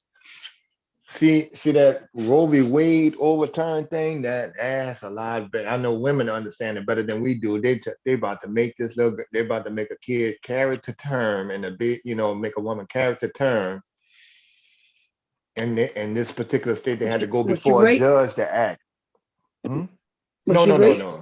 I think the baby is dead. I don't think they got it where it's not surviving. Oh, but they're trying. She want to have I think she had to go before a judge to ask, can she have an abortion in Florida? And they hard on it. And they're like, well, it still got a heartbeat, like a heartbeat or something like that. They're just trying to make her go through the whole thing. And the right. baby's not right. Any other time she could have had the abortion. Right. I think this woman wants to have kids. This one didn't take well. And that's not new. Women make those type of decisions every day. But something's wrong, and it's not like when these men give the numbers of abortions, they just know that it's just an abortion. They don't know if it was medically necessary. They don't know nothing. Right. They don't know if the person have a bad heart to where they can't even carry no babies, and they didn't find out until after they got pregnant. But even women with congenital heart disease, which baby might kill them when they have it, they still could get pregnant. That's not, birth control is not 100%. So women make those type of decisions every day, and it should be just hers. Nobody needs to know. But now everybody, look what happened. They got to go before a judge. It's in the paper. Gonna be case study, all kinds of shit going on now. Man, just imagine if you did go through something traumatic, and not only do you have to deal with that situation, but you got to go go ask a damn judge in a courtroom, can you take care of your health? And he make the decision. That ain't good. That's nuts. Yeah, most definitely nuts. Somebody came up. Who was it? Anybody? Oh, I think I heard somebody come up. RS. Awesome. Yeah, RS. Yeah. Who was it? That was me. RS. Hey, Yeah. RS. What's up, RS? RS. Yeah, I'm in the background. Right now I'm getting loaded. I'm about to park for the night. All right, man. We don't want to hear your personal. I told you that dude dumb as fuck. Oh yeah, that's the one you were talking about earlier. I don't know why y'all don't believe me. I'm about to get loaded. You know what? When he said he's about to get loaded, I thought he said he is loaded. But you know what, Bum? RS and I, there was one morning I was up here. I forgot what happened. I think you had to take your daughter to school. I know Devastating was on his way home. And where did Mello go? I forget where Mello. I think she was on mute. So I was up here by myself and I was nervous. And then RS came up and we were talking about music. And we happened to like similar bands. Mm-hmm. If people talk about music or something that makes sense of the topic, instead of telling people he had a small penis and that his grandma married his grandpa because he had a car. Like those things came out the blue. Well, maybe he just wanted to get it out there. It might be liberating. Hey, y'all, I got a small penis. Man, that's all right. Though. That ain't nothing. He probably didn't want to get it out and see, you know. Oh, okay. I'm sure my sorry. grandmother didn't mind me sharing that story. You know, I bet you my she will. I grandfather mean, died. My especially the way you grandfather had passed away, What? right? And a lot of information she probably withheld, and you know, she's probably still withholding. You know, Oh, she's probably because she's normally like the liar, right? She withheld things. Like you not even hear yourself though. I'm quite sure she would have a problem with the way you sharing her information. yeah, but yeah. You're not putting it in perspective. It's just that, and it wasn't even asked. So, and you already admitted you're only sharing it because you want to show that women are liars. So you're saying that your grandmother is a liar. So I bet you couldn't call her and tell her that you shared that story. I bet you wouldn't dare do it. And let her listen to how it came up. Yeah, I'm sure there was a lot more to that. Yeah, I know your grandma didn't say, Yeah, I married your grandpa because he had a car. For no reason. Yep. For no reason, yeah. Yeah. No, ain't no woman reason. go. Yeah. Nobody It's say, hey, the women out here honestly marrying for this, that. Yes, I don't think a woman married a man for a goddamn car. No. But we may date, he may get a date for us from us when you got a car. Because that means he could take us on a fucking date. Don't that make sense? It really do. Like, yes, it why does. would a man ask me out on a date and then he ain't got no transportation for us to keep and get there? But I'm supposed to meet him there or something. That's what we did when we was teenagers. Like, hey, you want to go on a date? Vaughn, what time you going to sleep? I may not go to sleep. Why? No, you got to get some rest. I don't need no rest. You need to go and call your grandma so I can talk to her. I'll go to sleep if you call her. I love to talk to her. Nobody knows what you're suing. What are you suing? Nobody knows what? She's not suing nobody. She's sewing. Sewing. He trying to say sewing. Oh yeah, he said sewing. Someone asked. Yeah, sewing. What were you sewing? Everybody know exactly what I'm sewing. Oh, okay. You may not know what I'm sewing, but they saw me make one, and I didn't see me make another. Some dude named Eldridge Cleaver. I don't know who he is. He or she is. They were asking, "What are you sewing?" Oh, they probably just got it. They'll see it in a second. It's gonna look like what it's supposed to look like in just this minute. I'm having some issues with the stitches catching, so I gotta go back and forth. Yeah, that's because of the type of fabric I'm sewing on. Okay, you'll see it in a second. I want to do another scroll. That go. Make sure this doesn't come loose on my. How are you, Miss Mimi? I'm good. How are you? Good to see you. Have you had dinner? Not yet. Waiting for my husband to come home. Oh, okay. Friday nights we usually picks up dinner.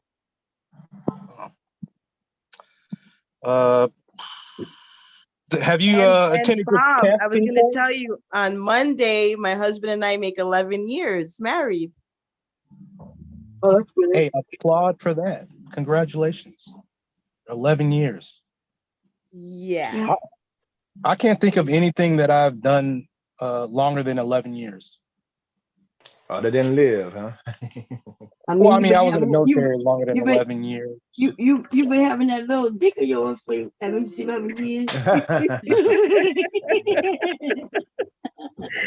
Oh my God! Boy, look, I'm gonna bring that up. Hey, Mom, real quick. Mm-hmm. Know what you tell them that's you when they say that? Tell that motherfucker small, but it's a monster. You wasn't here when he told us that when he shared that I wasn't here. No. Sexless marriage. But y'all don't want to listen to that. Oh, damn. And so that's how we know it was small. I ascertained that it's small because you in a marriage for all them years and not having sex. I ain't trying to do that. Now he didn't literally say it. Somebody was having small, but I guessed it. I think I'm right. What you think? You can prove me wrong. My email is.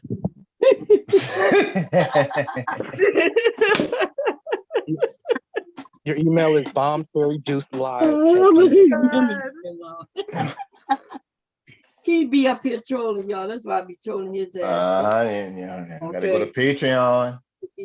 I gotta troll his ass.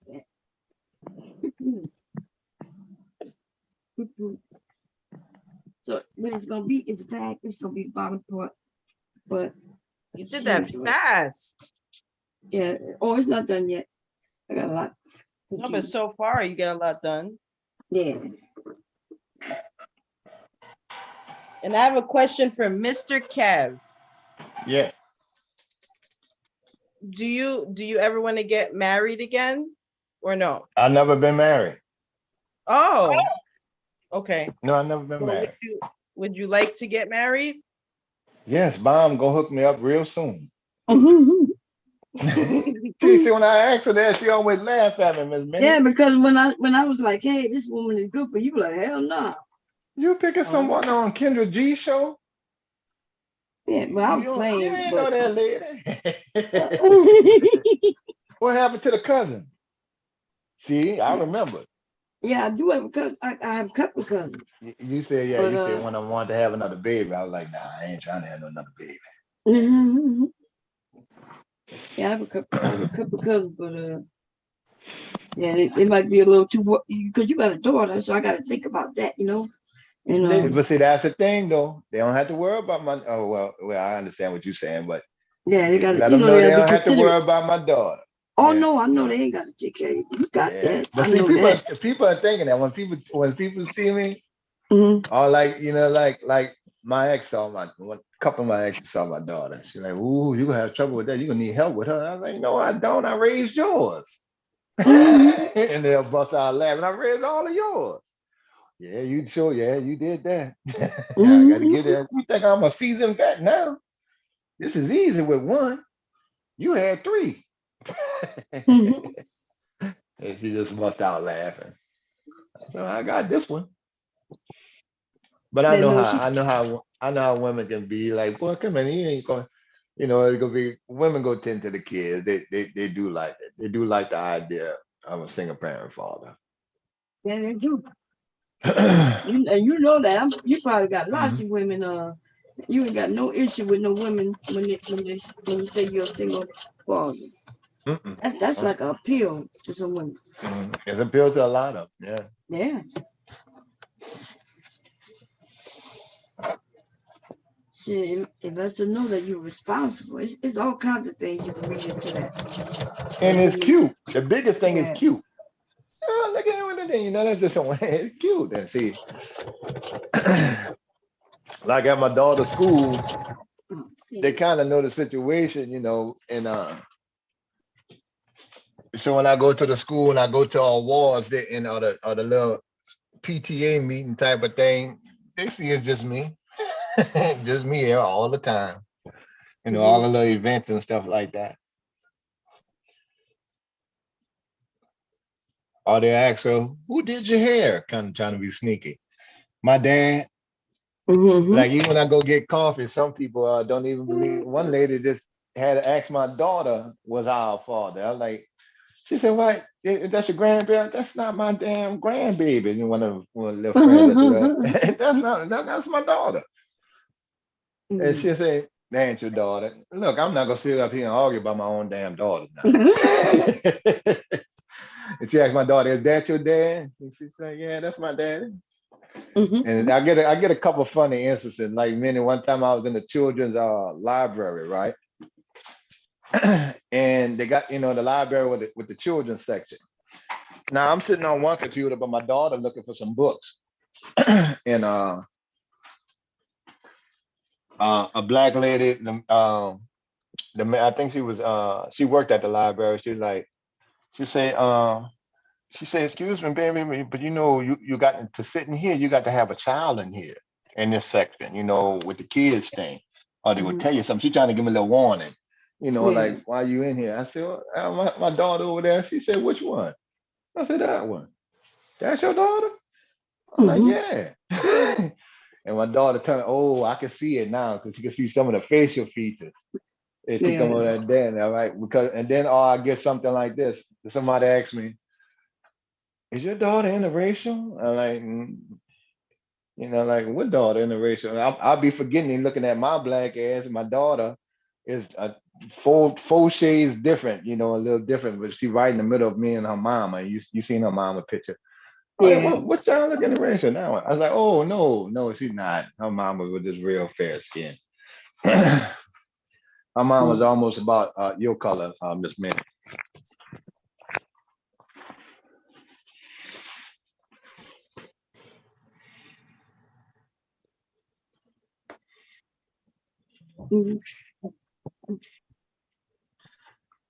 I had to get some Freon in my air conditioner the other day, Bomb. $280. Whoo, just for 2 pounds of Freon.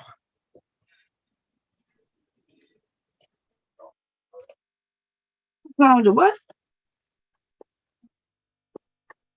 Freon to put in your air conditioning unit in the house. Oh, okay.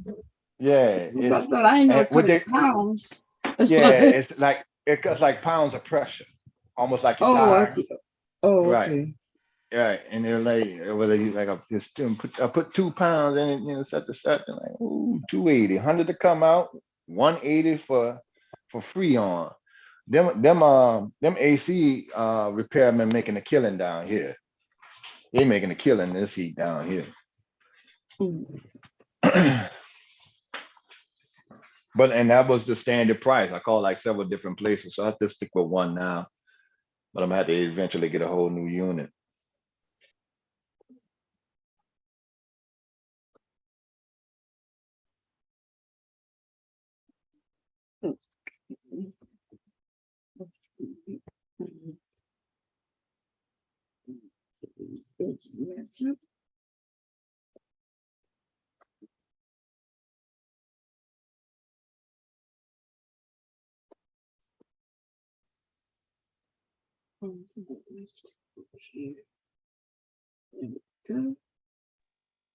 Hey, Bomb, what do you have planned on here later on? You're gonna still do the karaoke?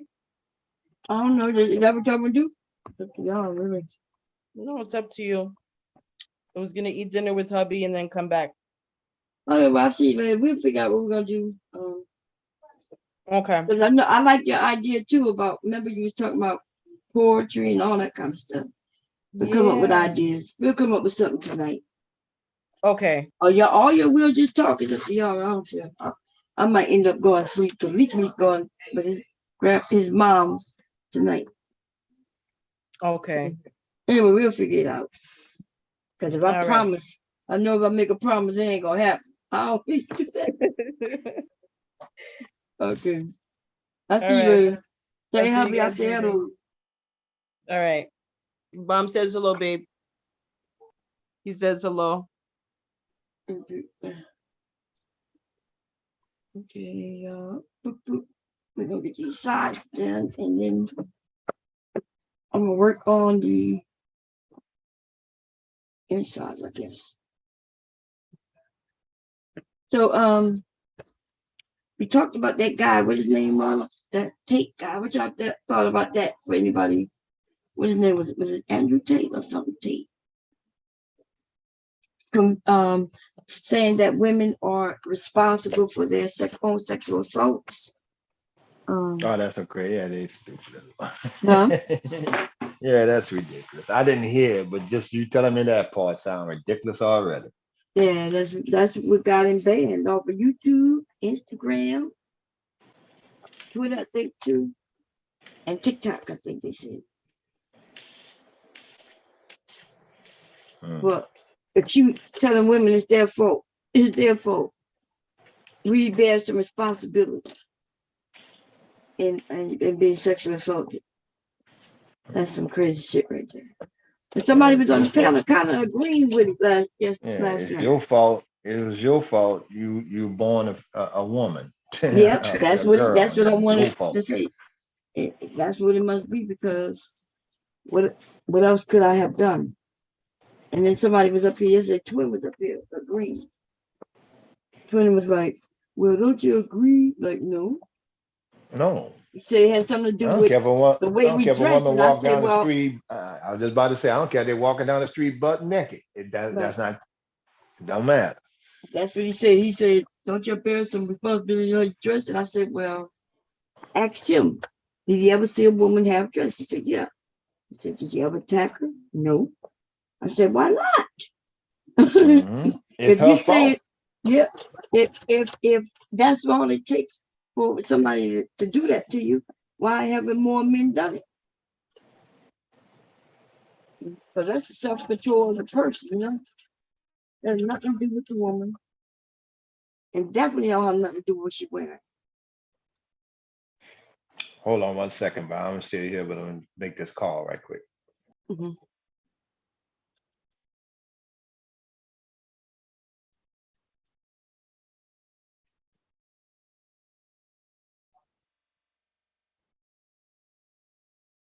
This one. If the vinyl is thick, it don't look like my bottom in this kitchen. Going backwards. What's wrong, my baby? Please don't have me crying.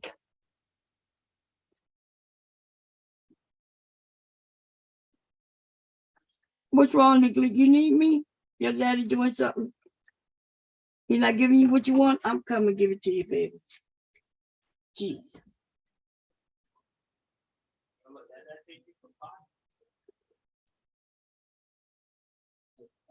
Lord have mercy. My boo-boo crying again. You know, like to be changed, y'all. If my son would do what I say, let's potty train him. We wanted to worry about that now, see? But I'll work on that next week.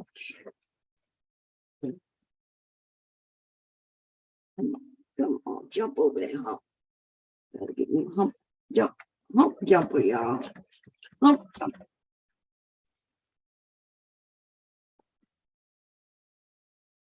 Right over a hump. And I put back, which is not. I might have to change my needle. I hear it. You hear that knocking? That's usually the needle anyway. It's a little knocking, nothing. I am going to be picking the fabric because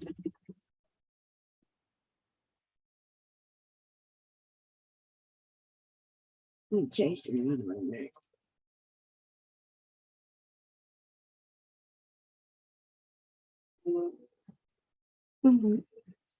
Okay, let's see what we got so far, y'all. Well, let me finish this part first. We'll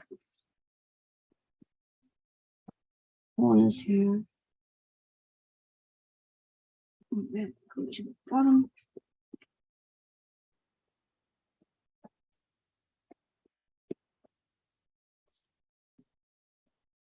You shouldn't need any medicine. You don't like being changed. Take them. This would make the bag bottom flat. If you want a bag with a flat bottom. It's gonna be finished with this as soon as I do these two sides.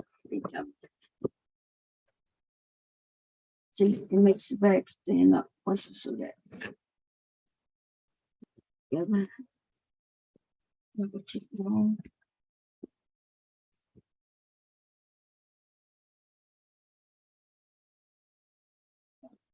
I really should change that needle though.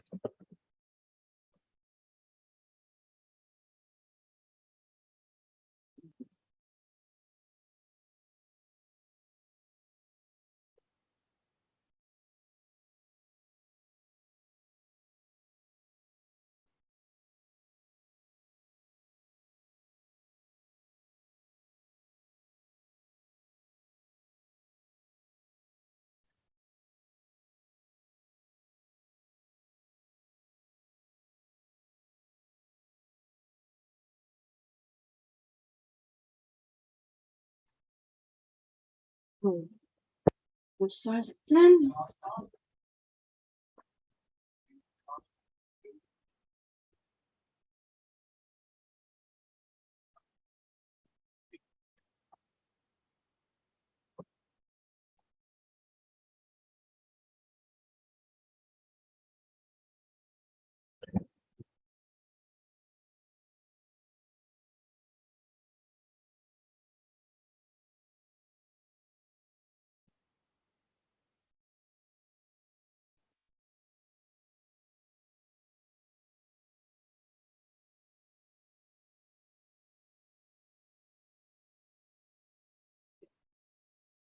Going on my grandson. I already know what it is.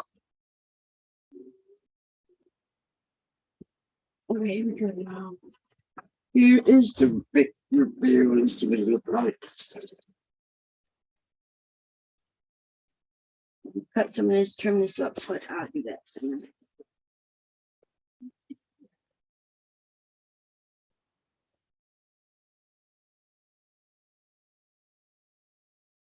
Oh no, it's so terrible.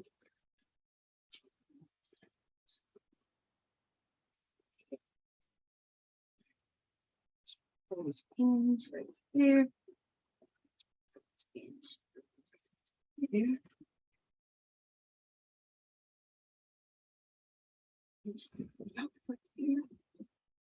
And bam. Look at that, y'all. That is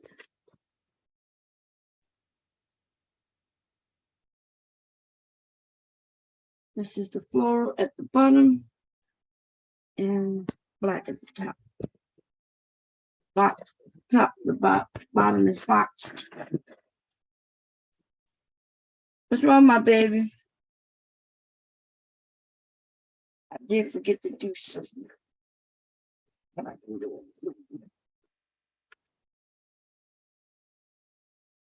I'm gonna put snaps.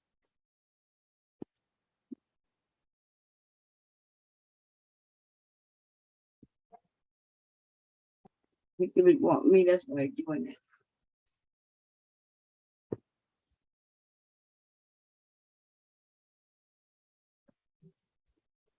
I'm coming. Oh, Lordy. I don't like him crying. I'm coming. What's wrong with my baby?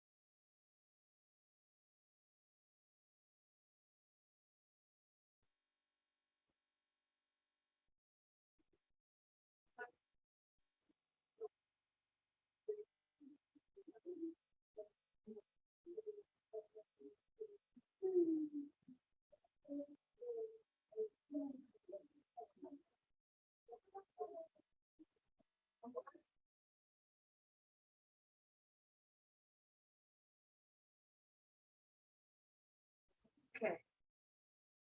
Here you go. Lordy. What we about to do, Bob? Huh? What we about to do? I don't know. I thought you said you talking about someone. I thought you were about to do something. Yeah, I was talking to Weekly. What y'all think?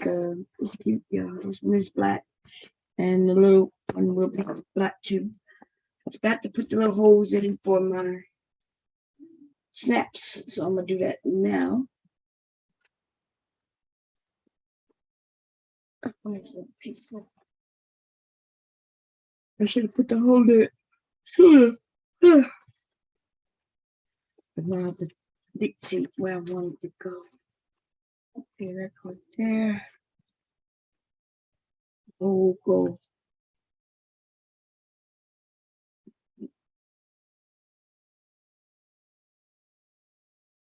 Yeah. Put a hole here. And now put another hole here.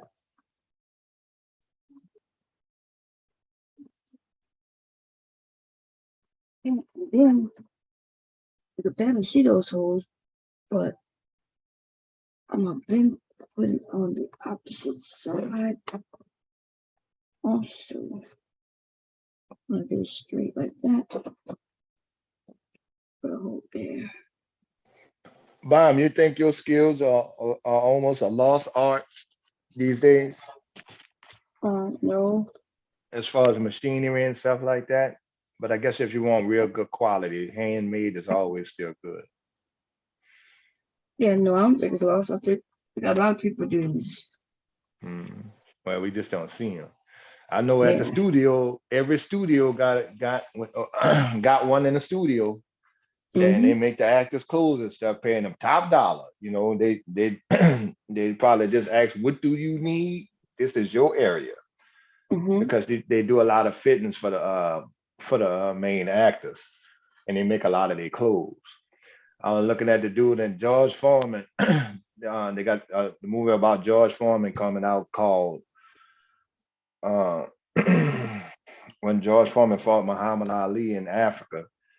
And they had to make a suit for that time. You know, they can't find it, so the people had to hand make it. The lady had to hand make it.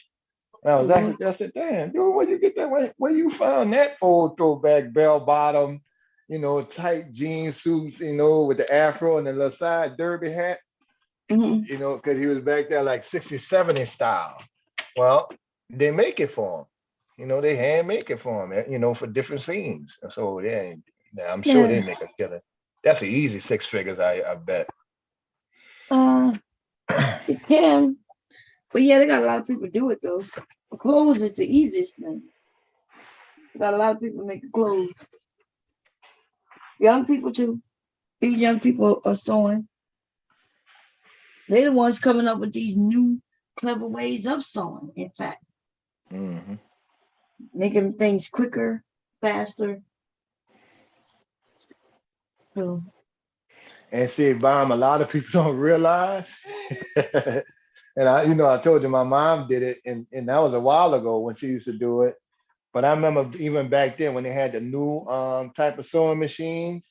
And from the old ones, I was like, damn, these things like little mini computers that could, all the different stitching and do. My mom understood. I couldn't understand none of it. I know you do, but I couldn't understand none of it. Like that machine that you really wanted, I bet you can damn near do everything halfway by itself.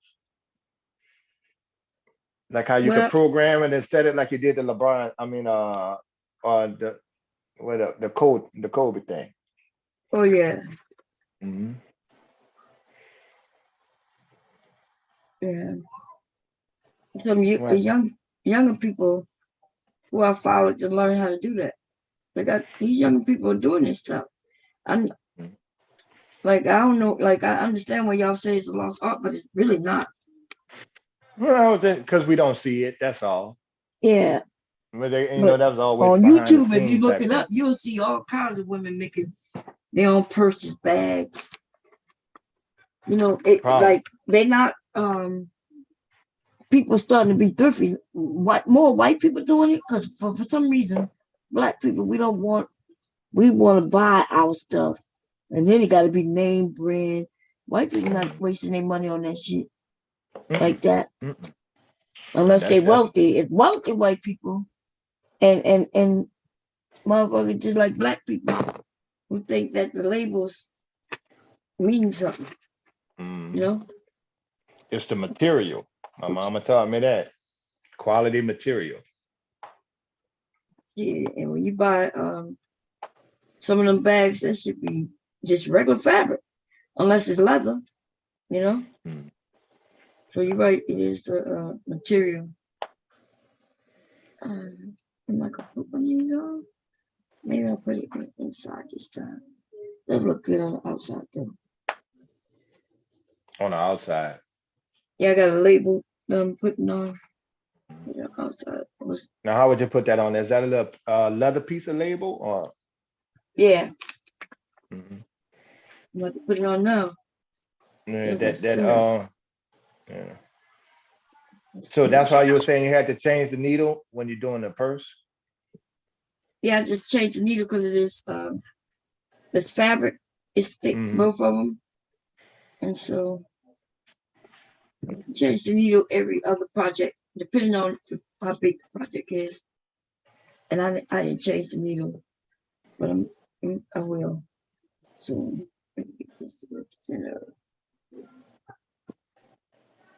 Just make it. The last thing my mom taught me how to do on the sewing machine was hem my pants. You remember, because she taught us how to use the Stitcher-Rich before, the Stitcher-Rich. And then she showed us how to do it on a sewing machine. But growing up, my mama made a lot of our clothes.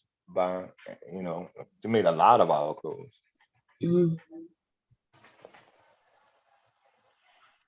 And everybody else damn clothes. Right.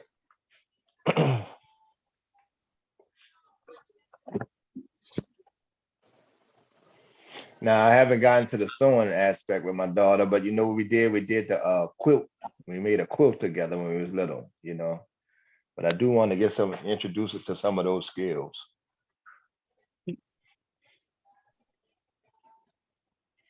Yeah.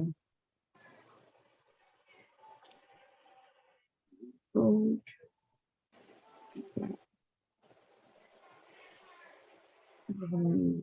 Right. Yo, Kev, the younger generation, like, what you mean made? Right. What you mean made? Is that a brand? They got a new brand out? But that's not true though. Y'all never heard of DIY? All these kids. These kids want sewing machines. It's called DIY. They making their own clothes. Yeah, I think they caught up. Yeah, I think they caught up now. They what? I think they caught up by now, but I still don't think they're motivated to do it. What do you mean they doing it? I learned how to make this bag from young people. Why y'all keep saying that? Look it up on YouTube, sewing. You see kids, you see teenagers doing DIY projects, making their own purses. What? I'm not bashing the kids. I'm talking about the damn school administration. It's taking these programs out of the school. Oh, not the school, yeah. But that's what I'm saying. Yeah, so I thought. Yeah, they fault. Oh, you breaking? We can't hear you. I ain't hear you say nothing about the school. No, I'm at the house. Yeah. I'm at the house. Let me log out. I'll come right back when I get inside. I'm at the house right now. Oh, okay. Man, that look like a street. There ain't no house. That's the whole point. Yeah, that's good to know that young folks doing it, Bob. Yeah. I never knew nothing about making no bags. Now I knew how to make clothes, and I never even thought about making shoes. Young people over there making shoes. I'm like, I can make that my son machine. I know you talked about that special sewing machine, like they got the one for the hat and the shoes, but you put it on. That's the one I got downstairs. Oh, all right. I ain't all right. Yeah. That's what I'm saying. Them young people, make it seem like young people not doing things. I know, you gotta, I guess, like you said, you gotta be around them. What was it called? Home ec. Yeah, home ec. I took home ec, and they still do home ec. My son took home ec. One of them anyway. I took home ec, woodwork, and he had different choices, but they don't have it in schools down here no more. Oh damn. Yeah, they still got it here. The only thing they kept was cosmetology. And we had cosmetology class in our high school. And then they also had what the girls can do, like their junior, senior year, go to like a little nursing program before they graduate. They can start those are tech schools when they do that, but regular schools still should have home ec in it. Yeah, they took that out. In the high school where I'm from, they still have home ec in St. Charles Parish. Yeah, but I New Orleans is. They've been cutting budgets and all that. Y'all the ones with all that shit. Y'all had shit when we didn't even have it. New Orleans, man. Like, you know what I mean? I told you they took out Votech. They had no they didn't have when you go out there by Monroe and them, your junior, senior year, you could go right there on Airline Highway and take your cemetery, your welding and all that while you was in high school. New Orleans didn't have that. Yeah. They just ass backwards though, Bon. That's what I mean. Ticked off about them, because I'm coming from one area to the area, like, man, y'all messing up, y'all messing up. But for senior day, they got McDonald's in there, Wendy's, Popeyes, and that's what so it's quite different. And like I told you, when I had to go get my CDL license, I had to drive way to Hammond. Yeah. Every day. That is crazy, but I remember having when I was there, I had a dinner appointment with what it was, I think Tulane. I had to go all the way to Baton Rouge. I was like, well, I gotta go all the way to Baton Rouge. New Orleans right there. Like, why? That don't make no goddamn sense. Right. I was like, what the hell? That's one of the reasons why I came back to Delaware, man. I'm like, this is not making no damn sense right here. I'm in one of the biggest cities, and I gotta go all the way to Baton Rouge, because I think that's where the school, your dentistry school was or something. something. Oh, and they have, I forgot, they got culinary arts. Right, and I can understand the culinary arts because of New Orleans, the food and stuff like that, but they just left out the tech stuff, you know, yeah.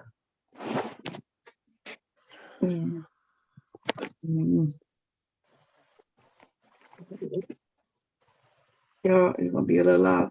I did buy a machine to do this, but it's still downstairs. I haven't opened that box yet.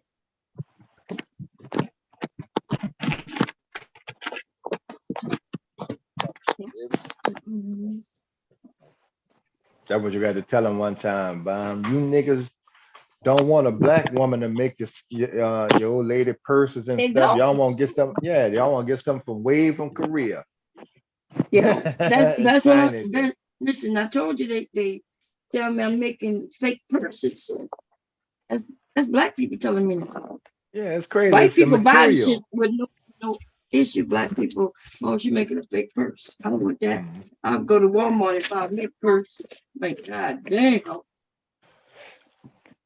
So much for supporting black business. So I put the label on right there. And now I gotta put them things on. I should put that on before I sewed all together. But now I gotta find my bag. What you doing, Lucky? I want some candy. What you mean you want some candy? You just had a lollipop.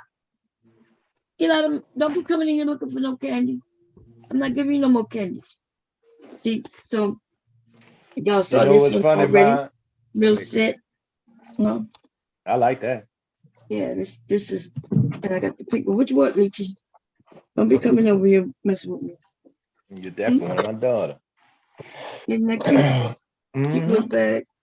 With a yeah, download up on you. Is your stuff on your website, Bob? No, I'm gonna be putting it up soon. I told you I'm selling. I got a sale coming up at the house locally, and that's why I'm making all these things. I go to A&P. And plus I have other purple, different colors. The big hammer? Yeah, that is a big hammer. And now we spin real big. And now we have the packet, the bit, and now we have the big session. And now we push it. We have it. Yeah, but you can't use the hammer, Licky. You want a hammer? Don't hammer my mom. You gonna hurt my mom? Yeah. No, what you mean? Yeah, you want to hurt your mama? Yeah. Why? Because what? Don't hammer me. You're trying to hammer me in my chest.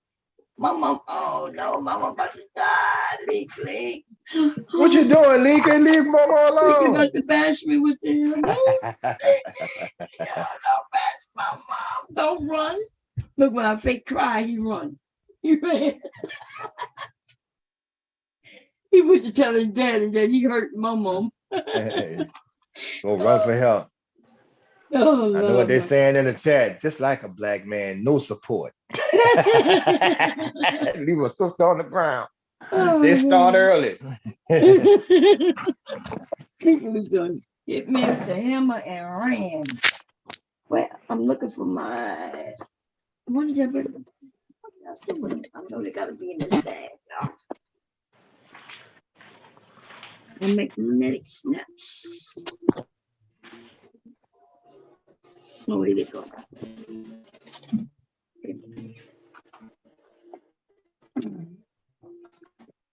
It would have been easier for me to do this before I put this together, but it's okay. We need two. Uh-oh. What color?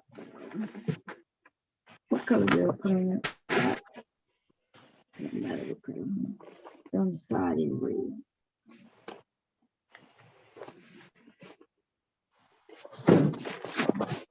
How much of this?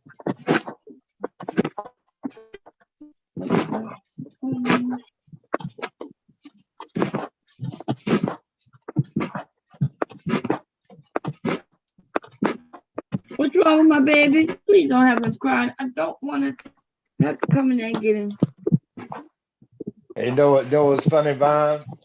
when one of these when you was having a conversation and one of them dudes say made something to the comment like all you do is just sit around all day and stuff like that. He's like, oh nigga, I'm working all day. You don't see Right. you see this big ass sewing machine? Somebody told me that. Yeah, I heard that. Wow, they watching me, so they tell me I ain't doing shit all day.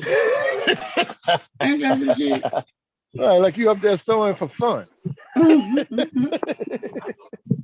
just buying material.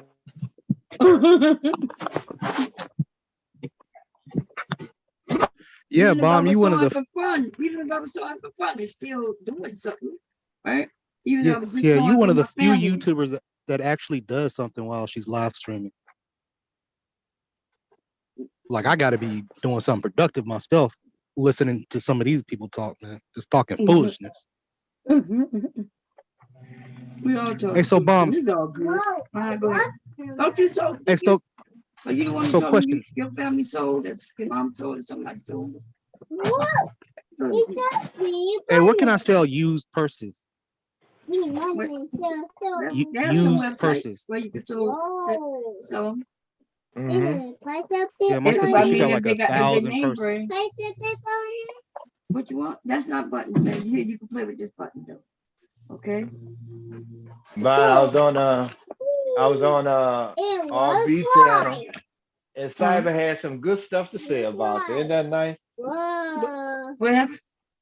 I said I was on RB channel with RB and Cyber had some good stuff to say about you. Oh yeah. Cyber cool. I don't know why he ain't been up here. I never punished him or nothing. Well, he was tripping one time again. Oh, and I was telling no, I was tripping, but I didn't tell him he couldn't come back. He could have. No, I'm saying he was tripping. Yeah, he was tripping. He probably had to sit his ass down. But this is what I told Cyber. I say, Cyber, and, it's just me, Cyber, and RB on the panel. I say, Cyber, the thing is, man, your ass will get thrown off from a decent topic and go all the way to cussing people out and talking about them. That's unnecessary, man. You be bringing that shit on yourself, and then when you come back on the panel, no one have been waiting to get on your ass when you said the last. I said that's why sometimes we've been a conversation, and I wouldn't even call them hyenas. There, they just waiting to get on your ass because they couldn't catch you earlier. I only kicked him off that day because he was being disrespectful to somebody who was up there for no reason. But if he would have hit the link to come right back, he would have been able to come right back. Yeah, that was the day we was talking. They had the gay guy up there and stuff like that. I said, well, you got come on, man. You cussing people out, calling them a bitch and whore and shit. I said, that's the shit I try to stay away from, man. He said, yeah, you're right. I mean, you ain't got to go there with all that. You smart enough to even check somebody without calling them out their name like that, talking about their ex-husbands and their deceased husbands and shit, man. That's just foul. You don't think that people gonna say something? Like if I mean, like if you want to hang with people, you don't go that far like that. Yeah, because he plenty of knowledge. And he was saying, well, Bomb Channel was one of the few channels that you can actually go to and have a well-rounded conversation. That's what RS just remind me of. And yeah, you can, see, and even when I talk to him, like, I'm like, nah, it's a woman. I was telling him it's a woman's channel first, right? After women say, Bomb do her thing, say her thing, put that foot in the manosphere ass, and everybody have a little fun. And we learn a lot, Yeah, exactly, man. And you know what? I don't really even need to be here. I just enjoy listening to y'all talk, man. Whenever y'all don't have topics you to heard talk what he about. Just said, so nobody really needs to be here. God, no, I said I said I know, but nobody needs to be here, baby. Nobody getting paid to be here. They're not. So when you just say I don't need to be here, I'm thinking, what was your purpose of saying that? You think anybody needs to be here? No, I enjoy being here. Oh, okay. I enjoy your channel. That's where it was going. I just I'm just trying to. Oh no. You know what I use the channel as? It's in my background. Go ahead. I'm sorry. Let's go ahead. Like how many of us been in this entire space? And with Bomb's channel, Dev is here consistently. You're here consistently. A lot of people come up on the panel and just just want to kick back and just chill out like Silent. You have an awesome channel. I enjoy your channel. Thank you. It's over here to have fun, and troll like you do. It's all good. I just started to troll your ass back. That's all. Look, I don't be trying to win arguments over here. I just want to add my opinion. Like, if you want to attack my opinion, fine. You're right. But you gotta understand, like, when the chat room stops moving, I can tell that somebody agrees with me. Oh yeah, I'm pretty sure some people agree with you about what, like, about your grandma only marrying your grandpa because he had a car. Okay, let's take it back to that stream that you were streaming. Who over here watches Anton Daniels? I do. I don't. Okay, I don't. I don't like those conversations. I know where it's too immature. Like, I don't listen to dating coaches. They're actually toxic, real toxic, man. Those dating coaches. I go over there because they're having a conversation, but of course they dumb as hell over there. A lot of them. Anton Daniels be giving them advice, so they just don't be wanting to take it. Because he's a Christian, so I respect his Christian beliefs. Damn fucking true. Well, in my opinion, this is one of the few places where you can have a variety of topics that people talk about. Some channels are just one thing, just a tunnel vision, like RS was saying, gender wars, dating apps, and all that kind of shit there. That you can go back and forth with that, for all day. Yeah, you got to keep on. I leave it to the channel content creators like Bomb. You keep up with that shit. I ain't keep up. You keep up with the foot in the manosphere ass. I just got your back. I don't want you niggas on that. Like, talking about until I came on your channel, Bomb, I didn't know. I heard some of them people before, and I know that somebody said don't name names, but I say names like Fantastic them and stuff. Okay, I was gonna support. Okay, well, nigga, you just on the same shit, man. I see where you're going with it. So when it's too negative, banging on the black women, I can't fuck with you at all. And because it's counterproductive at some point, and some of them not genuine. They're just trying to, they got some issues with some sisters, and in their personal life that they come on YouTube and express. Yeah, his What channel you think fell so off, far? actually. What y'all think so far? I know you came up and asked me what I was sawing. What you think? And just put that label on that quick. Yeah, I put the label and the 2 snaps on the side. Shit, I'm already thinking about what outfit goes with it. Not for myself. It looks nice. I like the pattern. Man, it's RS is okay now. We went through this, man. We all part of the L community. Hey, can you show the bottom right quick? Is that a flower? What is that? A flower. Okay, nice. So, did you stitch that? Huh? Did you stitch that?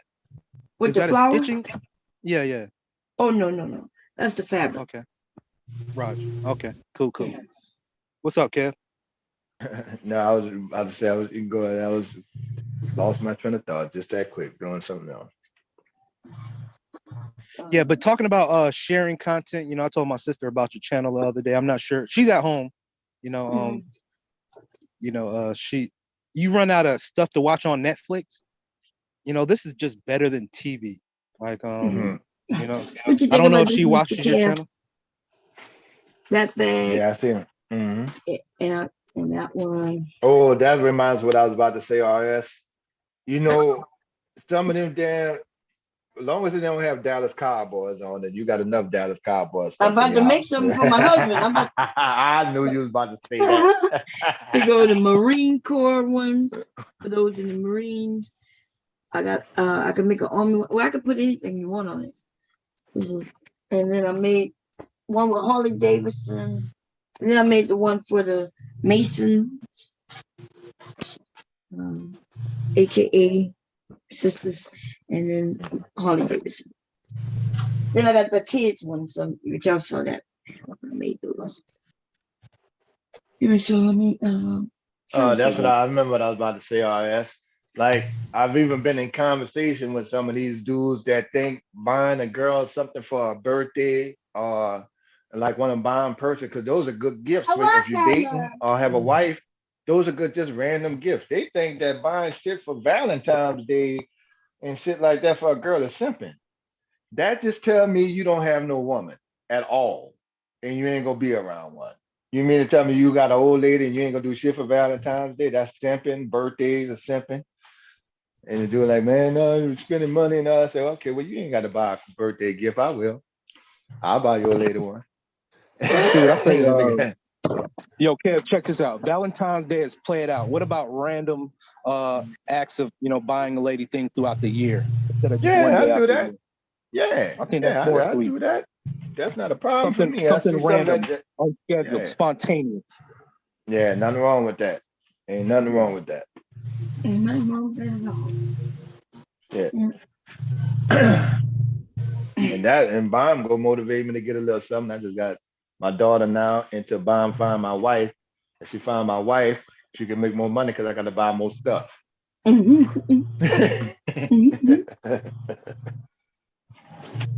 gonna find a wife for you. Just gotta make sure you're ready to be a wife. I don't want to find you somebody and then it don't work out. Let's see. Not working out is not always a bad thing. I have some, people can have things not work out as far as a relationship is still really close. Yes, and they're true. Still good. Right. I was gonna hook you up with my cousin, but it just wasn't gonna work. She just like she's good with caring and being, but yeah, she still, I would think that she would have grew out of the attitude that she has, but no, she hasn't. She still has that. She still talked about when we were young and as mean as she was, and she laughed at that shit. But she's older than me though. She's older than me. Mm-hmm. But she nice looking, but it wouldn't work out. Sometimes that attitude is for one thing. When they get around something that they like, I told them dudes, I said, man, look, if a woman like a man, they get into their feminine position real fast because it's natural, Not that they got to do all the shit. Or let's just say the feminine position could just be sweet on somebody, you little change the attitude to make you smile. I don't know what's wrong with my cousin. But I don't even know how to explain it. Yeah, I don't know what's wrong with my cousin either. I got a cousin, he just stuck on stupid. I mean, stuck there. He ain't trying to pass go with it. He just gonna be there. And he definitely dating the wrong woman. Hate to judge that, but he got some real self-esteem issues, so and I understood why, I had to stop him from coming to my house because his girlfriend cut up too much. Yeah, they'll bump into you, come here, I say, you hit girlfriend, I know your body cut. Then she'll call my phone and, all I say, bro, look, you can't come around. You can't cut. Listen, bro, you need to deal with your old lady. Now, this is the thing, though, Bomb. He ain't gonna never be happy. And I told him that shit. Dude, you ain't gonna never be happy. Because one, you messing with this street girl, literally was in the street like that, like motel street girl, right? But he grew up what he knew growing up, but she still in that frame of mind. And the girl and she in her 20s, so I know she has some issues growing up. I can tell. I done seen it before, but I'm like, man, that's not good. But the problem is, you ain't gonna never have no luck, man, because you got your daughter, same age as mine, Bomb, and he don't see her do nothing with his ex. He broke up with her and started dating this, and in the motel and stuff. I said, man, hold on, you had 2 SUVs, and your daughter is 9, same age as my daughter. They're about the same age. She's 10 now, but you same age as my daughter. Once you go get your daughter, man, bring it over here by my daughter, let them hang out, and that's like 3-4 years. This nigga don't never see his daughter. And see, when somebody don't take care of their kids, or if I just don't mess with them at all, Bob. Period. I have no respect for you. So I'm very limited. Nigga, we could talk about the Saints. That's it. And keep it stepping.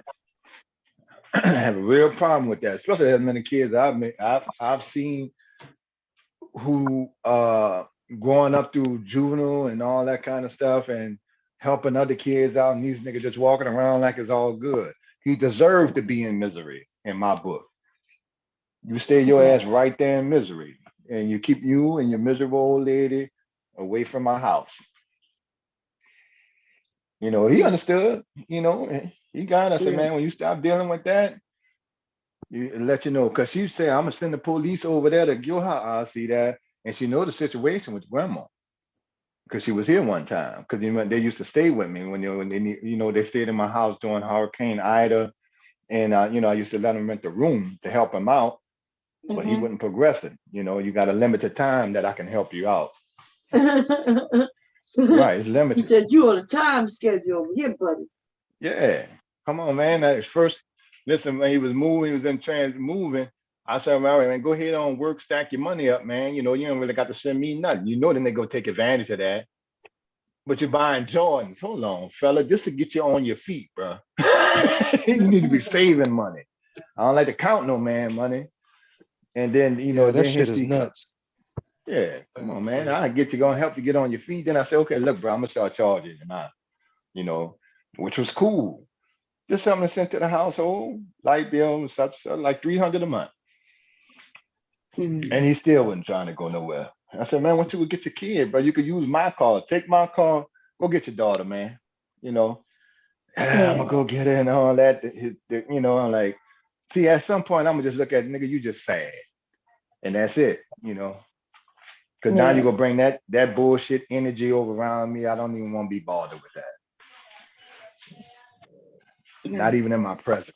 Let me see something. Pick one. Make this one go to one.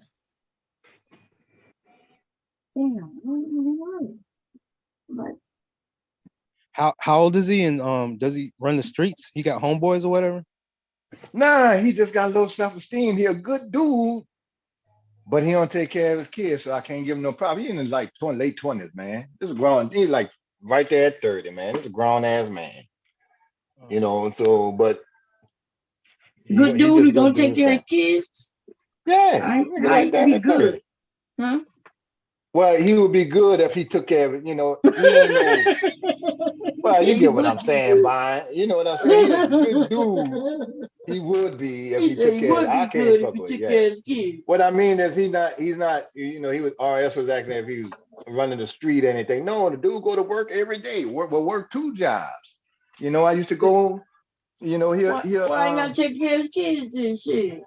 I don't know what's wrong with it. I mean, he paid child support. That's what make him not good. Yeah, it's one thing if he's not doing it because he don't have the money, but he got the money and still refused to take care of it. That's what that make him. Well, he paid child support. He just don't spend no time with the child, and that's to me. Just sending child support and a couple of dollars, that ain't good enough. That ain't, you're not taking care of your kid. You just help her with her food. You just send aftercare money for the little, whatever. But if you're not spending no time with your kid, you're not taking care of them. Right. You just sending a check. They don't understand that. Sweet little girl too. I think she got a little leukemia or something like that. Issues too, man. That girl needs it, man. She go to children. I'm not sure what it is exactly, but I know she got to go to children's hospital sometime. And I'll be like, bring the girl here, man. Me and she can hang with Ken. And this been since my daughter was 5 years old. My daughter and everything. They're the same age. You don't care, huh? No. That's a shame. No. What I mean, he a good dude, meaning not running the street. He just a sad ass nigga for not taking care of his kid. Mm-hmm.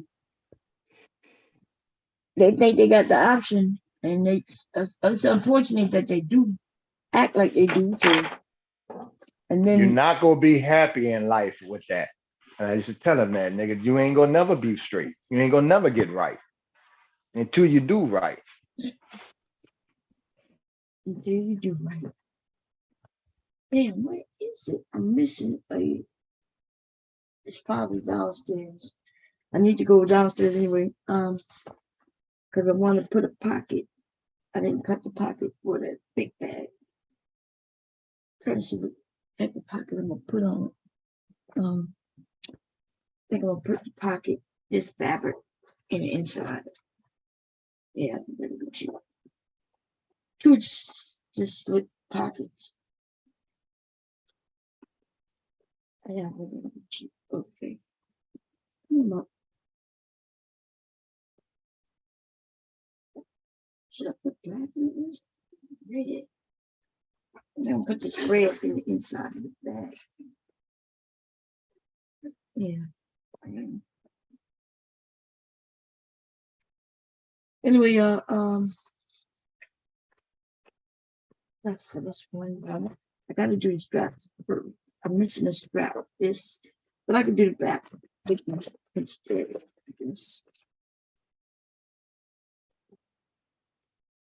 So let me make this strap.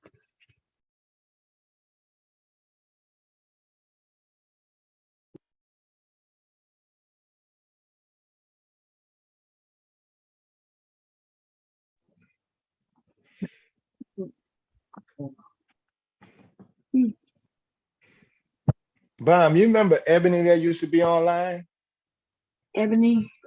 Yeah, I remember somebody named Ebony, yeah.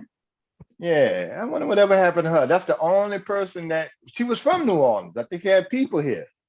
That's the only YouTuber I almost met one day because she was I had my stock group, you know, and she was came over there and met with my stock group because I was headed over there and I had just missed her. Mm-hmm. But I remember she staying in New Orleans. You didn't never meet her? No, I was because somebody asked me yesterday, did I ever meet anybody online? I said, no, I never met nobody online. Somebody, a YouTuber was from New Orleans, but they lived somewhere else. And it's talking about the stocks and that. And I was going to meet up at the little bar that you see me at sometimes because some of the waiters and stuff, we'll sit down and I'll pull out the laptop, about 3 or 4 of us, I go over some stocks and stuff. And she wanted to get on that with that. But that was way back in the day. I was still on the bus when I was doing that, right? I was like, I'm on the bus, I'm on the way.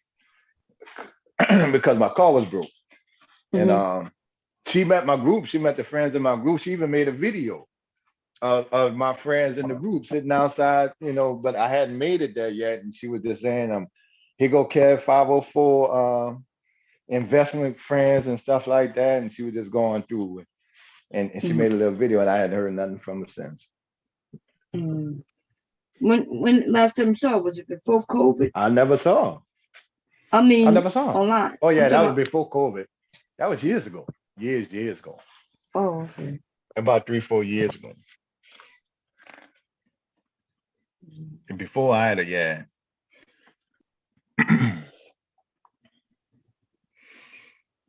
never met her. I met many people through the years. Oh yeah, you being the first one on the internet. Yeah, I'm the first. I did a lot of firsts on this internet. That's just right. And I noticed every time when you correct a bunch of them, no, look, I was the first doing this. I was doing this way back such and such. None of them in there had nothing to say there. You got all of us beat. Shit. They be trying. When I go to other places, they be trying to be smart, like they don't believe me. But today I proved that shit. I pulled out papers, emails from way back in the 90s. You wasn't here, were you? Were you here? Oh, me?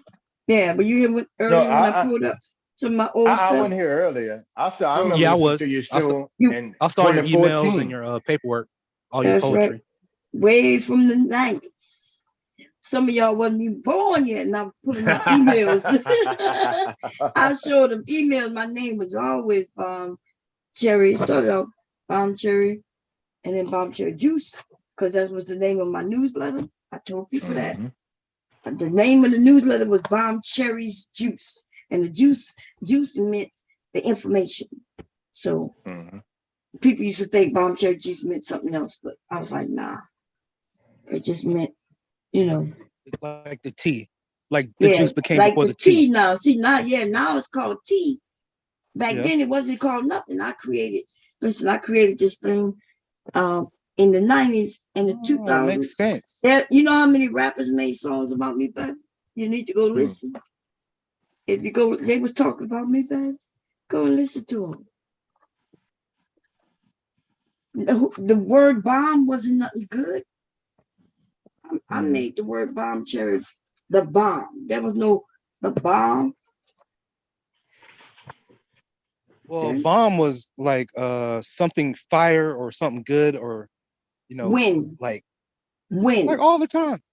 When since the 90s. Yeah. Let me.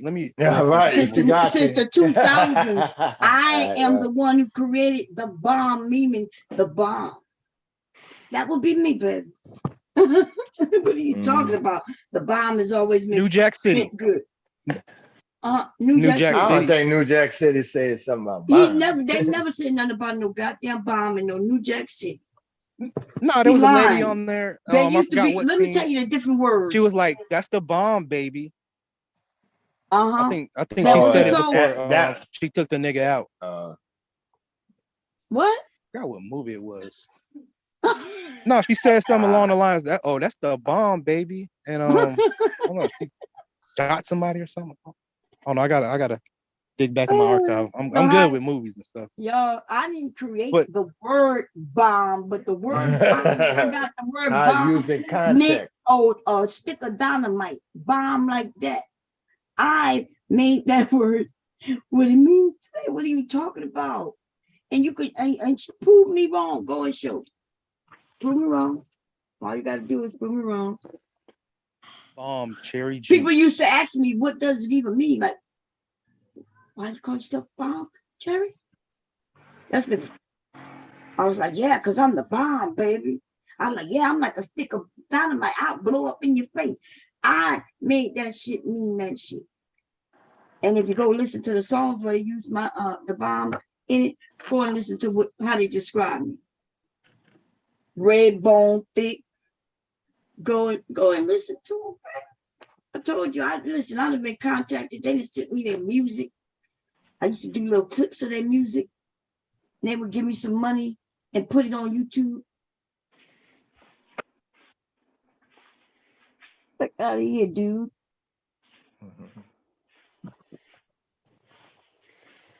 Yeah, you need to put that. You need to put all that in a book, yo. Like you got a lot of paperwork and notes.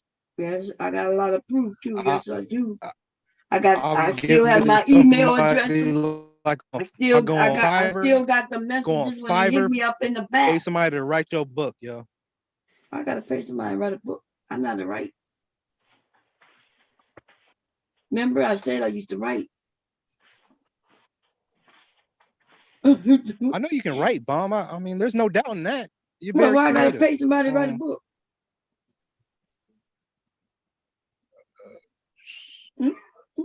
I mean, you don't do everything all yourself. I mean, you got publishers.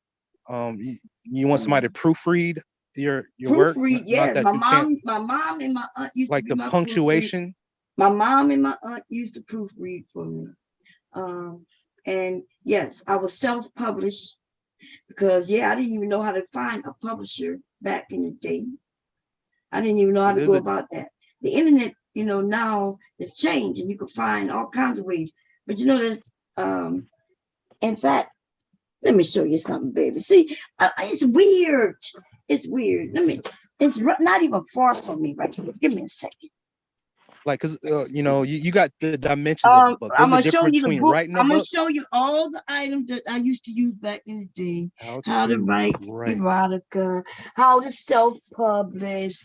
This shit I bought way back in the 90s or the 2000s. Okay. So you talking to somebody who know how to do all this shit and have done some of this shit. Man, I used to love hanging out in Books A Million. Hanging out in where? Just hanging out in bookstores. Books A Million. Bookstore. Oh, okay. Yeah, no. Yeah, we got what you call a Books a Million. What's the name of that bookstore? It was called. It still exists. Damn. Barnes and Noble. Barnes and Noble. Yes, but before they even existed, I used to just go to the library, man, and hang out in the self-help area. That's where you get all the books on how to do things that you want to do. Self-help, right? It's called self-help. I got books older than you over here. Oh, in fact, let me show it to you. Let's see that. This book here. Wait, and don't make me show you my bookshelf. Man, I put it all together myself. I think I bought this in the 90s called Hot Sex. I do remember I used to do a newsletter, so I had to make sure I put out correct information. I wasn't gonna be guessing and shit. So I did research. I took a test to become what they call a sexpert. This book is called Secrets of Better Sex. And I'm gonna show you how old this book is, just by the contents. Missing Because covers. before in this Pretty book, old. oral sex wasn't even a thing. That's how old some of these books are. I have another one that's is it this one? I think this is it. Somebody called me. Oh, look. It might be one that's oh,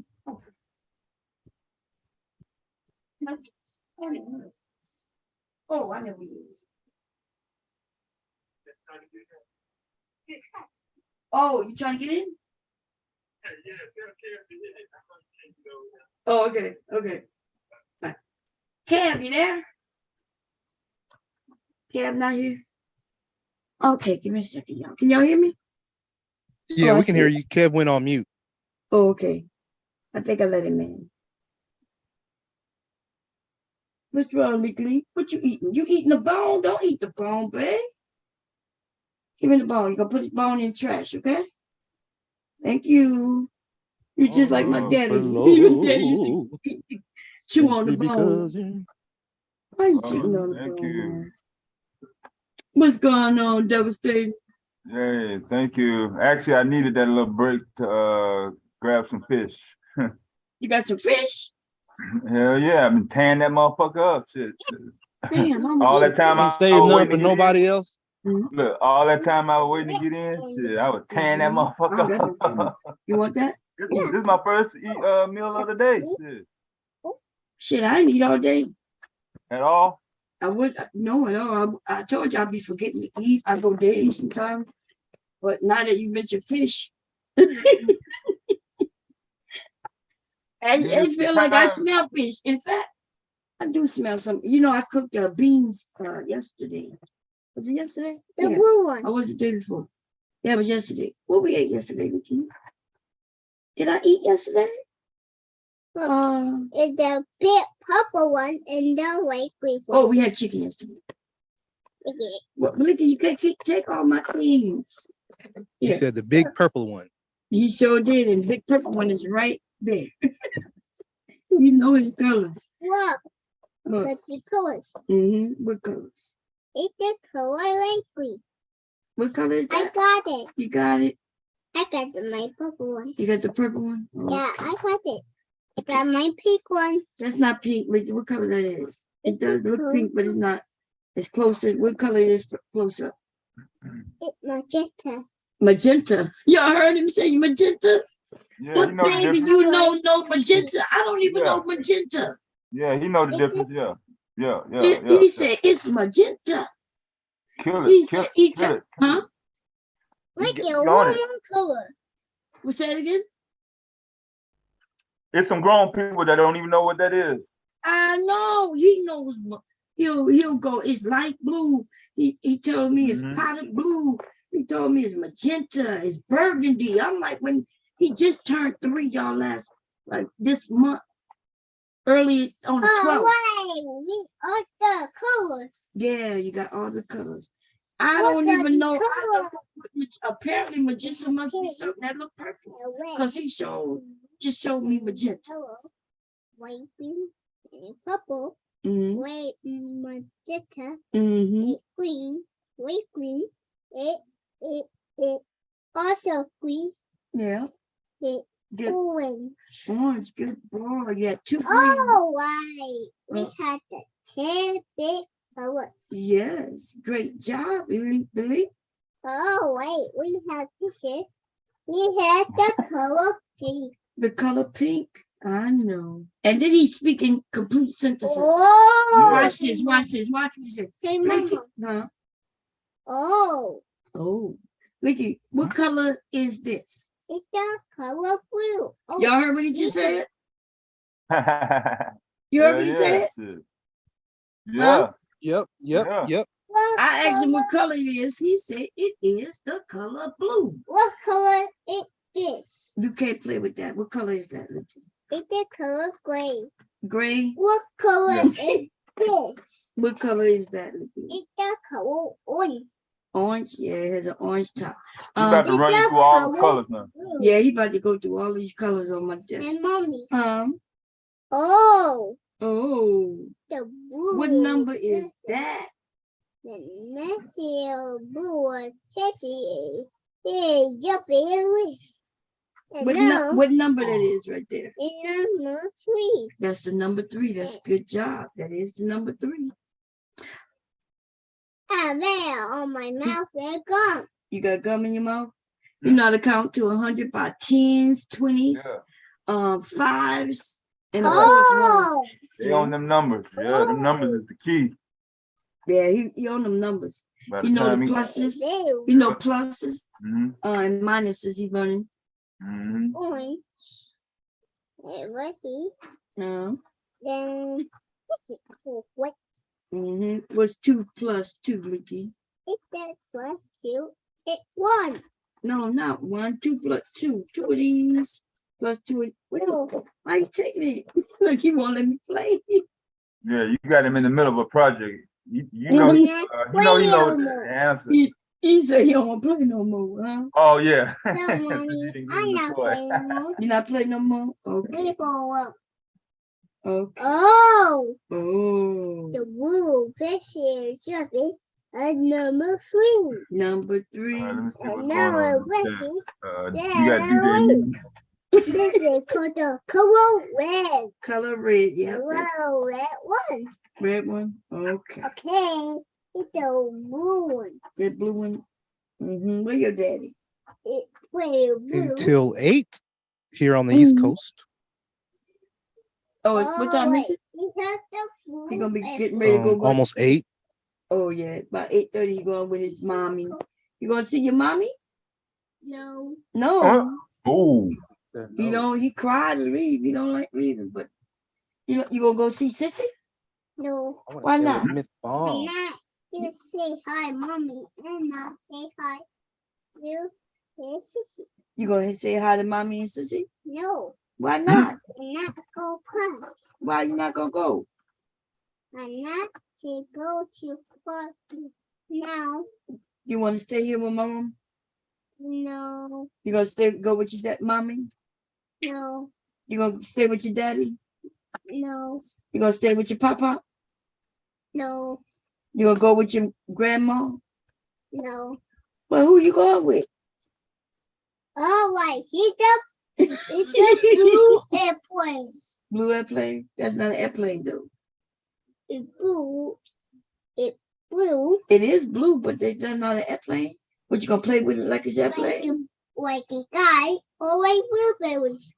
Oh. Color one, blue one. I know it's the color of blueberries. That's true.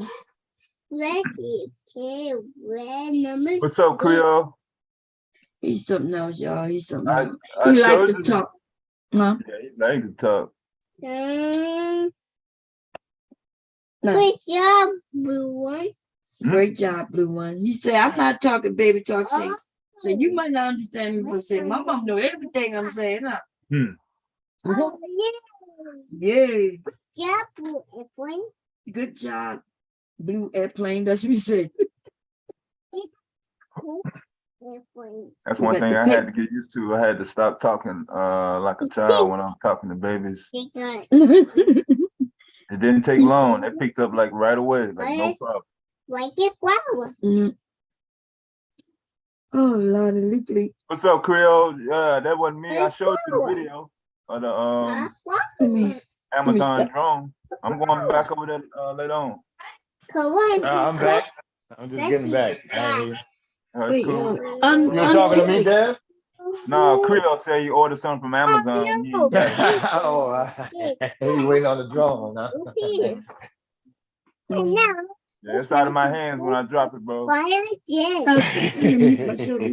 Talking too much. Have a whole bunch of black folks looking in the sky. Damn.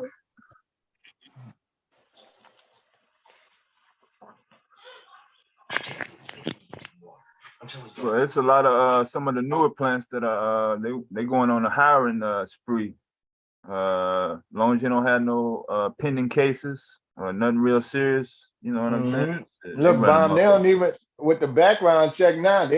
You can have a felony as long as it ain't nothing violent or drug. That's what I'm saying. Like you ain't murdered nobody. Yeah, right. You ain't no serial killers. You know? They ain't even checking. They don't check for drugs. I've never been tested for drugs at UPS. Only when I started the job. Yo, they are running motherfuckers through. Yo, right? When can you start? Can you start now? Can you start today? You got your shit ready for you right now. Yeah, they running motherfuckers through. One of my friends want me to drive one of his Amazon trucks. I said, man, I am not driving one. Listen, that's the lick. That is the lick now. That is the lick. Box trucks. You got a motherfucking semi truck. You got to do that shit around the clock. Well, you got right. I was just telling Miller I might have to put that S-Class, that S-Class Benz on the sign for the luxury Uber. That box truck gonna make way more money and more consistent money. Man. Shit, they paying $4 and $5 a mile up here. That's strong. Straight up, I know.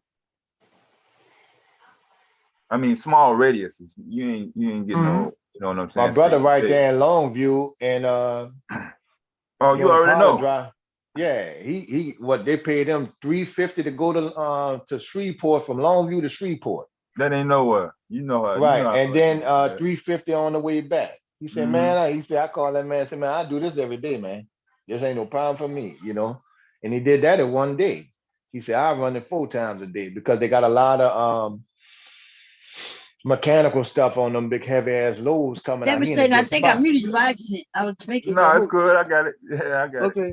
Yeah. Well, I'm about to go downstairs, y'all, and I'll be back later. Y'all, how long we got? I think it's 8 to 9 hour mark. You started about. Ricky, stop doing that to my pen, man. It's my special pen. Papa gave me that. Yeah, you just crossed the 9 hour mark. Oh, okay. So yeah, I'll be back before it's over.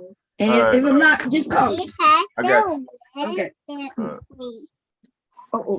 But yeah, man, shit. Especially if you know you're gonna get it in advance.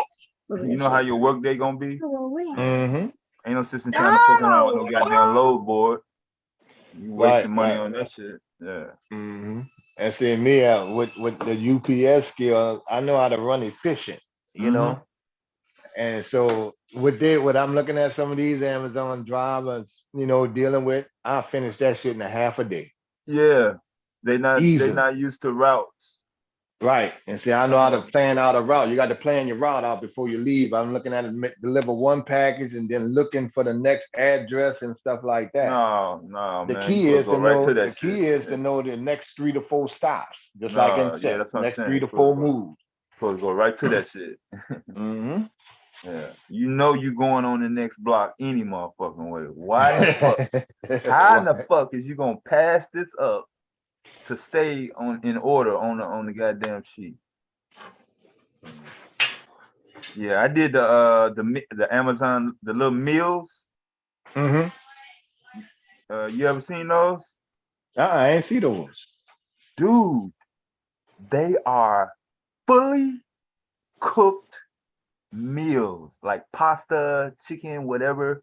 It's already cooked, but it's boxed. Yeah, I'm talking about. I see a lot of them like Hello Fresh. They, you know, looking at Hello Fresh as a style. I'm talking about other ones. Some of the customers are at the door waiting on me, stomach growling. Like literally, one customer literally opened it while I was, you know what I'm saying? Like ready to eat. And for what I understand, it tastes good, man. I know some Yeah, people that that's still what know I'm this saying. shit good. I'm Yeah, talking they about. like that. This route is not in the hood. With the food, it's not in the hood at all. This is 100% suburban areas too. Yeah. Your BMWs, your Audis, your Volvos is in the, you know what I'm saying, in the garage and shit. And And people not that was the cooking. route of that. Yeah. See, I thought it would be a fluke when they first start coming out with Hello Fresh and mail order food, but you got the Dude. millennials now. One they dude, he own it, ordered like man. a week at a time. Yeah, right. They'll do that. You can order more than that. And listen, Hello Fresh works with my daughter. School, her elementary school. Oh, okay. Yeah, like when COVID hit and they couldn't go to school, Yeah. they had delivery people bringing they brought lunch to the kids' house. Yeah, for the week. that was a real niche market right there. In the first 90 days, like between the first time it happened, like around George Floyd. If you had hot any food, anything available on delivery, you was good. You was good, because even if the grocery store was open, it was always crowded. Nobody ever went in and came right back out. Like somebody ask somebody that don't know how to cook. Well, how you gonna feed yourself? I can order food. Starve through the mail. I say, hey, you can order it, but you ain't gonna be able to order in a disaster or of major issues. Yeah. We're gonna line on the delivery man. Yeah. Now you know I used to order the only food I used to order online back in the days and still would do it right now is the Omaha steak package. Yeah, I ordered that, and that motherfucking shit good. Yeah. In fact, and that motherfucking shit, I didn't order that shit like, I'm talking about I ordered this shit back like 2004. Yeah, I go way back with the Omaha steaks. Yeah, man, I didn't even know. I'm mad because of all. And then it come already marinated, man, and it's fine. I didn't even chicken, know. everything. Right? Didn't nobody give me a memo. I didn't get no junk mail. I was like, damn. He was like, yeah, we've been doing this since the 60s and shit. So the next time I order like 4 of them motherfuckers. I was like, damn, man, if y'all had a store, y'all put everybody out of business. All the meat markets would be for sale. This shit was kind of fire for that type of market. But we got the Amazon grocery store here. Healthy food too, man. There's no cashiers, and there is no exchange of nothing. You pay for your food before you walk in the door, basically. If you want something extra, you should be able to have a little thing right there, but. Right. So I was talking to RBR. He was like, he was talking about Google. Why Google and his, some people see Google as it is at its peak. Yeah. And I said, well, you need like 400 to 500 companies kind of at their peak. I said, no, not all, because you got an Amazon. Amazon's still putting it in. They're still getting it in. Yeah. They started off just selling little books or something, but they trying to come out with probably an Amazon car, and Amazon go buy smaller companies and stuff like that. So they go continue to be a beast. And then they're gonna come to the point that the number of employees that they have is going, and now they're unionized and stuff like that. So let's go. They still growing. They still about to build more plants for Amazon. Yeah. 2 of them right up here this way.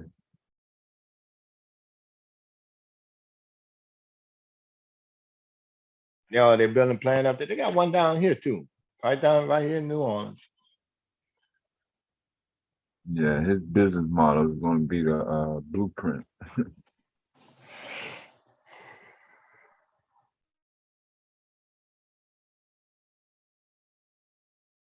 But I heard that stuff he was talking about on the Trump case earlier when I was on the road. Yeah, they're gonna be on this behind them, man. Now, oh yeah, you saw that Richard Barr was in trouble now? Yeah, I read the DOJ, yeah. Y'all risk our career and freedom for this old pussy. I don't get that, man. Really? Y'all niggas go get around here and get this bald at the end of your career. And poor Rudy, he just a done. Yeah, poor Rudy done, man.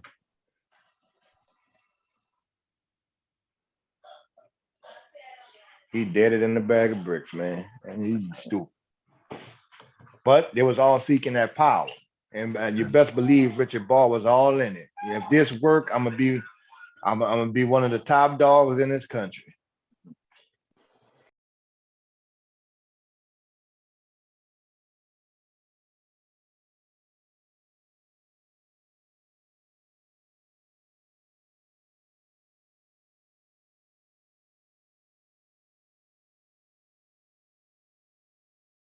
Yeah, it's supposed to storm earlier. I think we probably missed it. And it rained 3 days straight down here in New Orleans. My grass high, ran Yeah. through quick. Hey, damn. I had to put the lawnmower on the high level, you know. Yeah, my mom's is up to twice a week and shit. Like Tuesday and then Saturday, the motherfucker too tall. That fast. Friday even.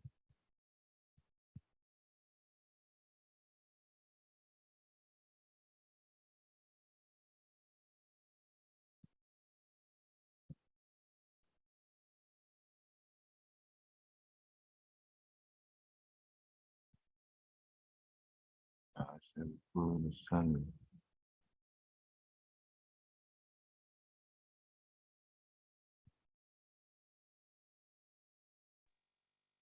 Hey, have you guys heard that Moderna was suing Pfizer for stolen vaccine technologies? I saw an article that came up. Oh, that's interesting. The two big dogs going at it. Two big dogs.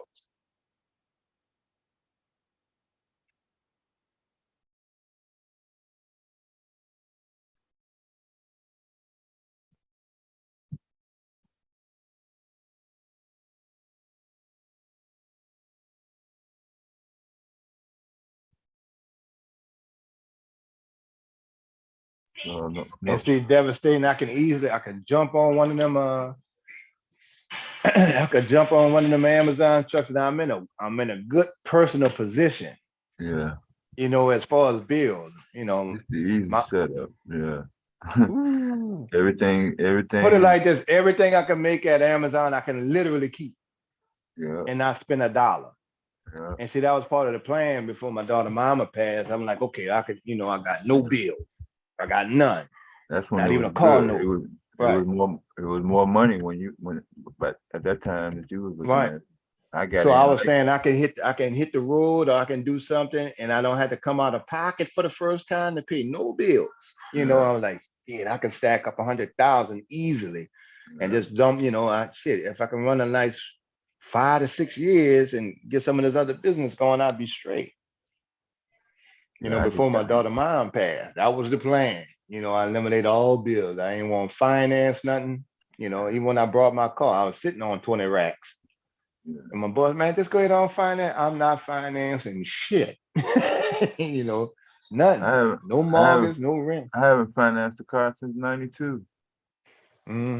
Cool. That'll work. Yeah, I just got in late. That's all. I was nationwide all that time. Amazon was paying like $10 and $12 for short routes, like $80. Yeah, easy shit. And once everybody got on, they cut their shit down a little bit. Then the gas went up. That knocked the rest of the motherfuckers out.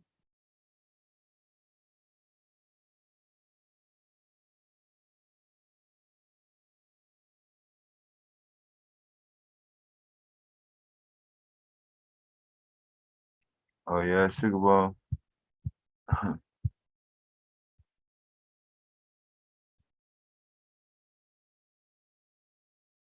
That was used. Who was talking about R. Kelly?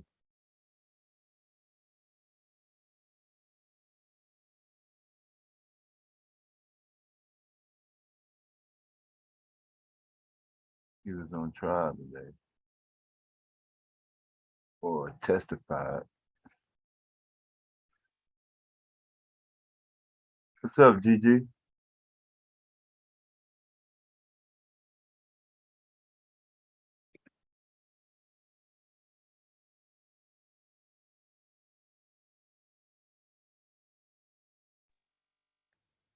Hey, what's up, Gigi? She told me earlier she was upset with somebody in the chat. Yeah, man, Philly boy in the morning, man. I don't know why he doesn't come on at night, man. We don't need his kind in the morning. The morning is peaceful. You be trying to pick fights and shit. That dude be tripping in the morning, man. He be on some other shit.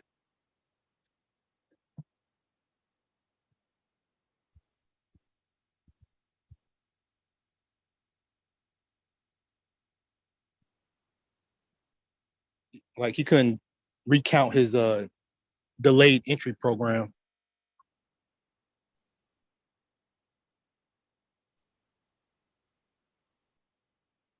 Started me fucking with him.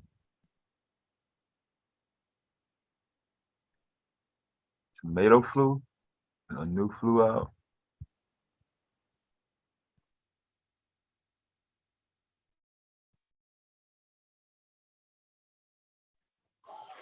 I think they're gonna come out with all kind of stuff in the future, man.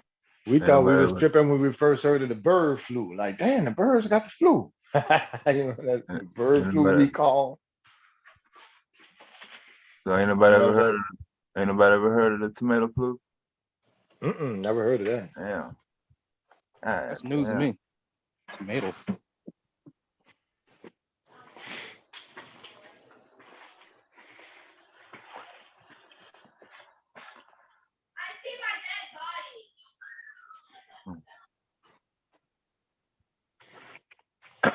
Now, devastating. Now, do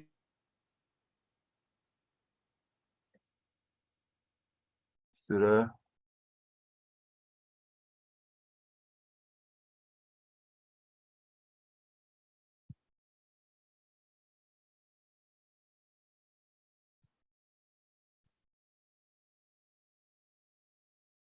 Did I go out?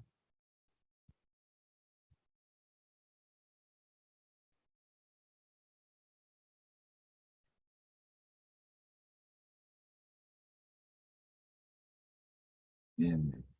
I don't know about that.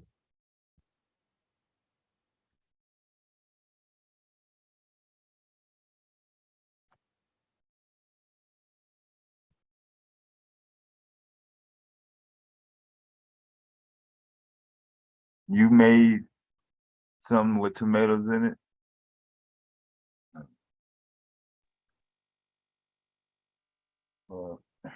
They said it's in India, so.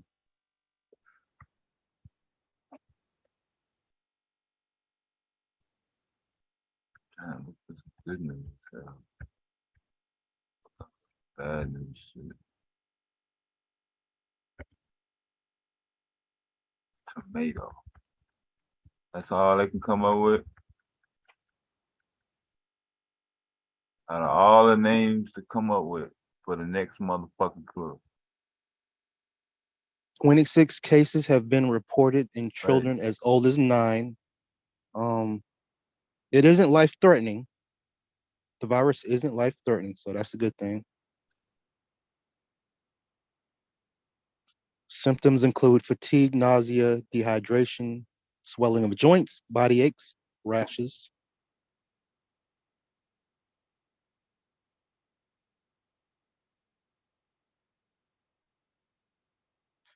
They compared it to the blisters of the rash of those of monkeypox.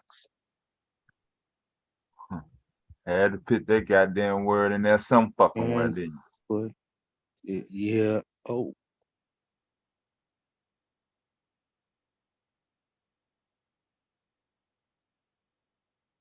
Tomato flu. Yeah, that's triggering now to YouTube saying that. I don't know. It probably will be before it's over. I mean, ain't nobody else doing live on it? All these goddamn we're the first. experts, they know every fucking thing about every goddamn thing else that come out. Yeah. They the world-renowned, international, award-winning fucking experts.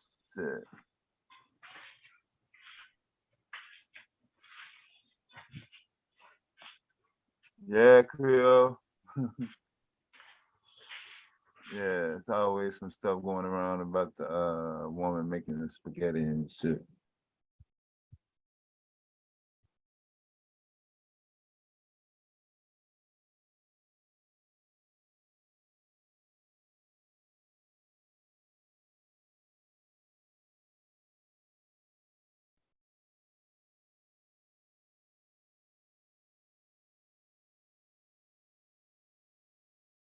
Yeah. Yeah, they don't really say how to contract it with the previous flu. They tell everyone how you contract it.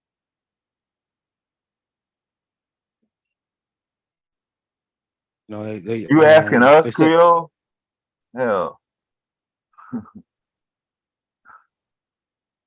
Yeah, because they said with the monkeypox it was sexually transmitted, but this one they don't really say. We was depending on you, shit. All these motherfuckers running around. I'm pretty sure y'all done ran into a couple of tomato pox experts.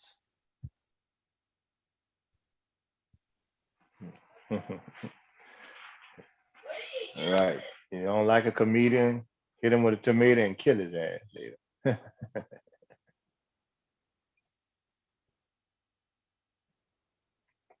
Looking to see what I can find when I type in this so-called flu in the search engine of YouTube. Oh, tomato flu. Oh, tomato flu.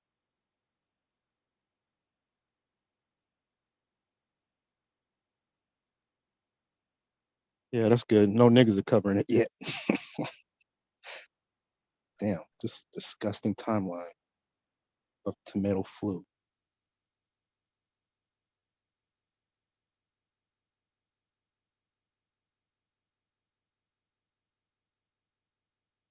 I'm not gonna do a live on that motherfucker. You don't think it can't be just chicken pox? Are we allowed to say chicken pox? Got to call it something else. Maybe tomato flu. That's the only place to show up in the hand.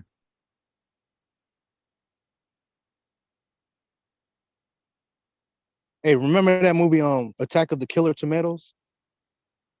I didn't watch it. Oh no, I'm just thinking about that movie and shit. Man, that shit crazy.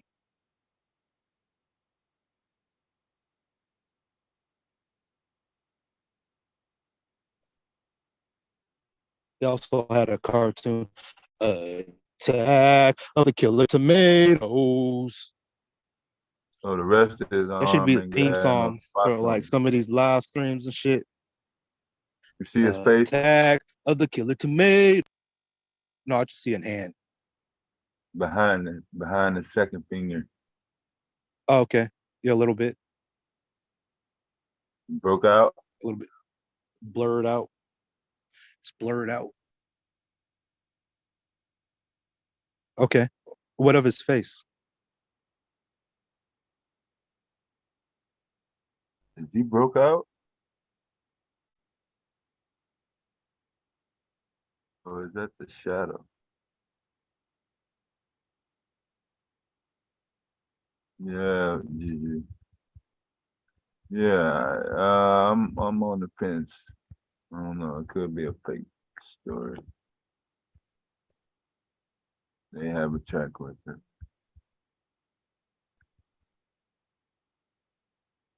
Local media.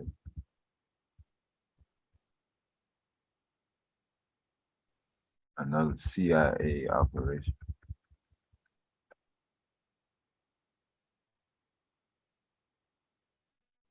Okay, so what makes this?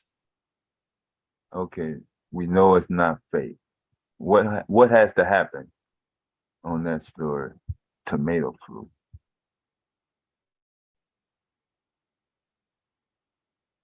Oh, we're just gonna give him a pass.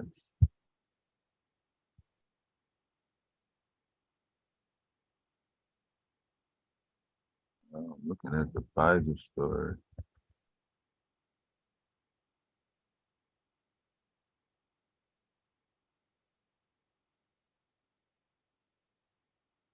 Is it really something to be alarmed about if it's only 9 cases? That's what was reported in the story, 9 cases so far.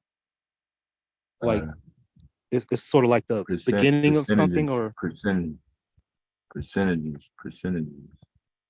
numbers. Just like Miss Bond's grandson was doing. Numbers, everything. You answered your own question once you put those into play.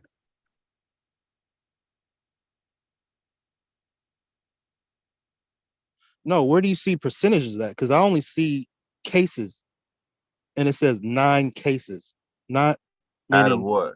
Out of what? in the actual article. Like I was No, actually I'm reading saying, the so article. that's 9 out of what? What is the most? What is 100%? The world population, or are they going No, by? I thought you was talking about India, just in India. Okay, it's only in India. Okay, is that what you're saying? Because I see the word states. Yeah, I see the word states too. Is that what they say over there? Do they say the word state in India? Oh yeah, I'm like scrolling back a little bit. Yeah. Trying to see where and it said now a further 26 cases. I'm sorry, I said 9 earlier. 26 cases. Whatever. Not 9. It's still low, yeah. Like this site is trying to get traction. Like they're trying to get. You see where it says states though? No. Probably second paragraph. Probably before you get to the 82 part.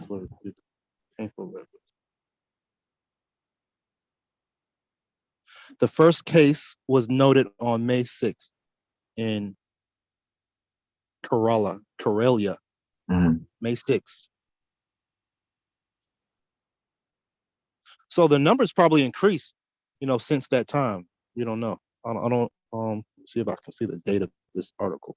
That's the only thing we got on is that motherfucking boy sticking his fucking hand out.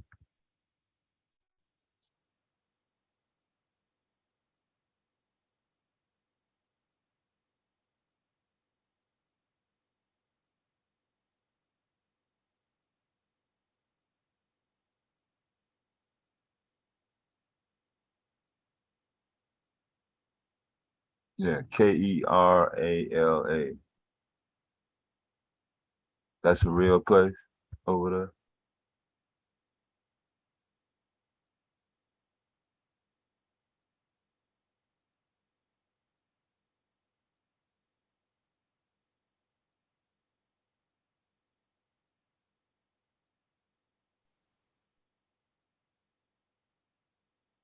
Karera is a municipality or Nagar Parishad in the Shivpuri district of the Indian state of Madhya Pradesh. Oh, okay, so it did say the word state. Okay.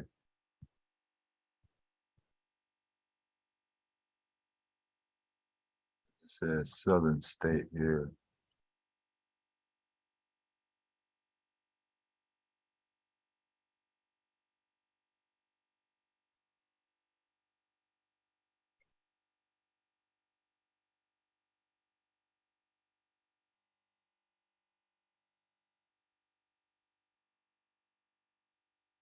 Other states.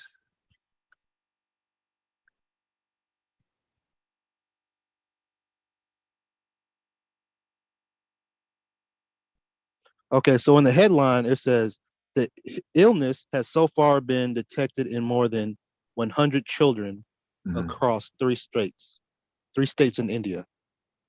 And then you go on in the paragraph and they just mention 26 children.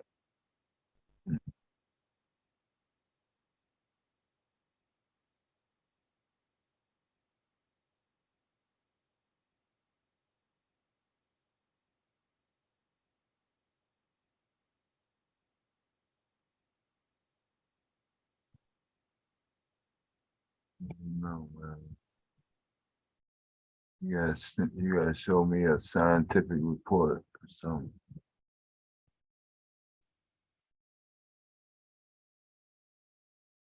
See if somebody do a live on something. So far, it looks like a CIA operation.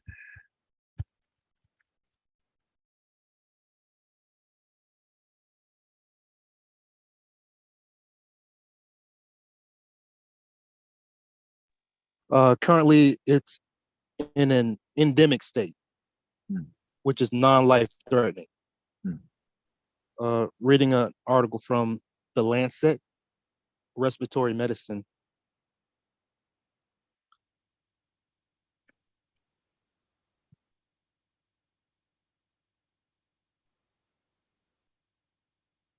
An endemic state, not a pandemic.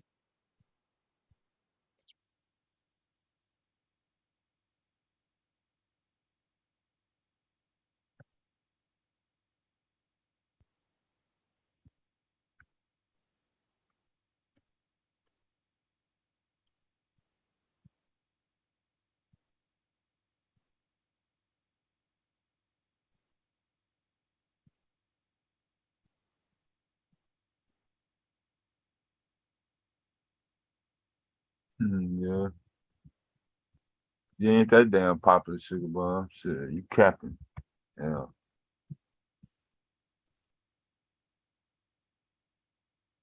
It's y'all generation, though.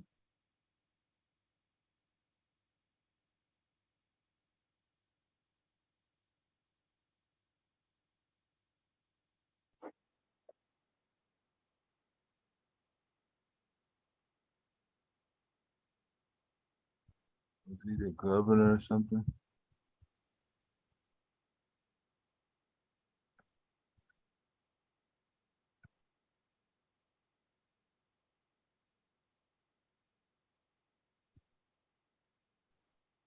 He ran for governor.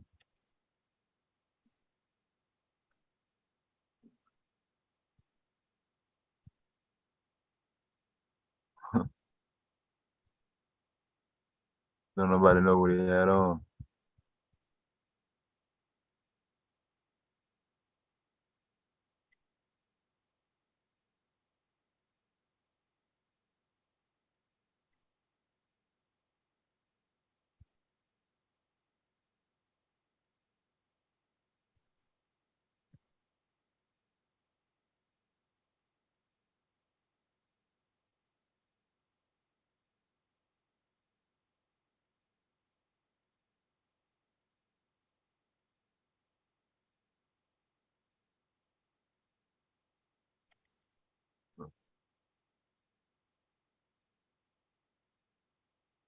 DC banning kids out of school for not getting the jab.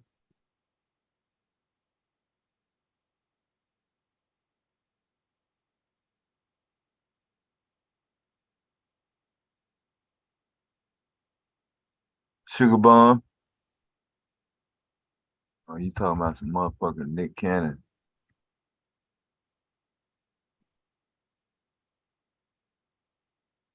Hey, what is hepatitis? Hepatitis. Yeah, because yeah, I'm on the Healthline website, and it was talking more about the tomato flu, and then down below that, there was another title: nearly 200 mysterious hepatitis cases detected in children.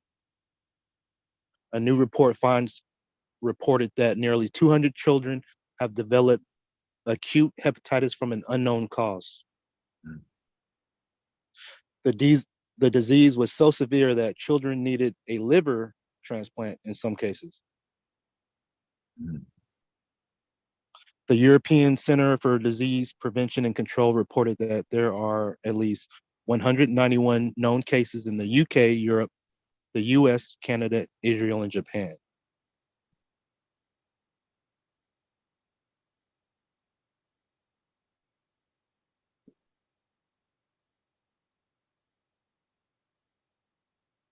Yeah, that's crazy.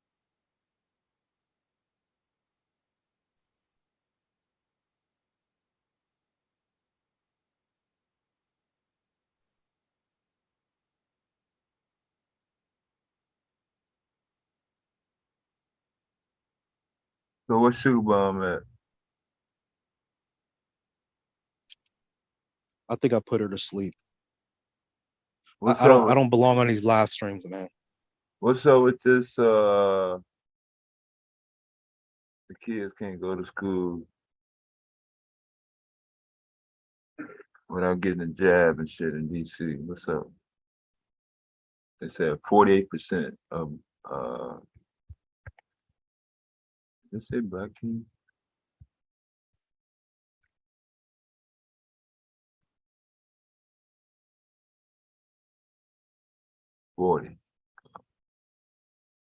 High school looks like.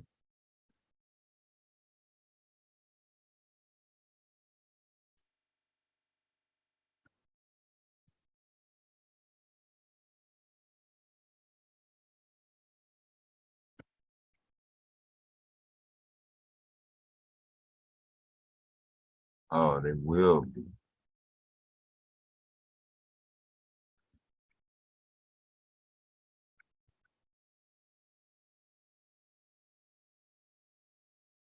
She disappeared. Typical. When the topic comes up.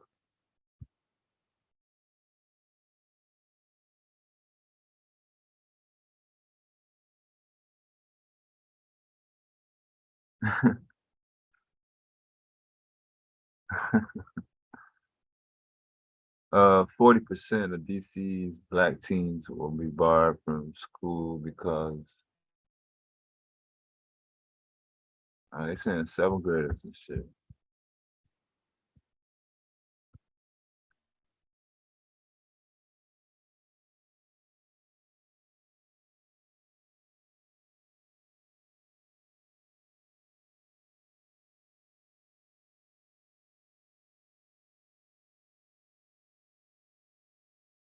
See the numbers.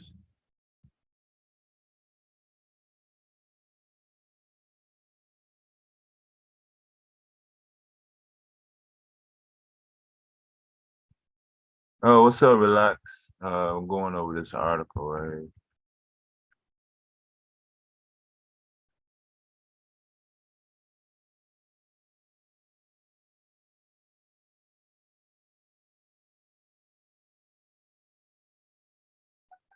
What's in Africa or India?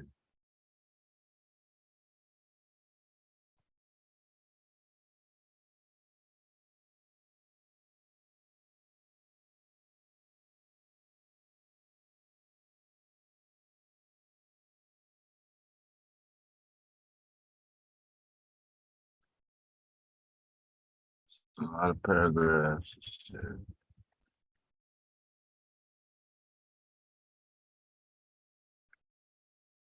Yeah, we already covered tomato flu, Miss Relax.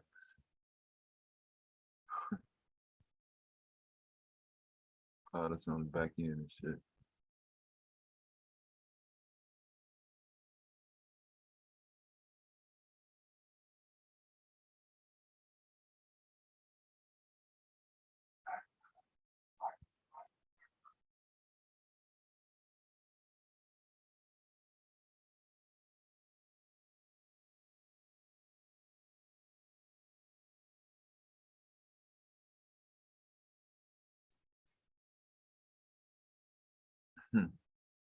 I'm trying to mute my mic for that dog and shit.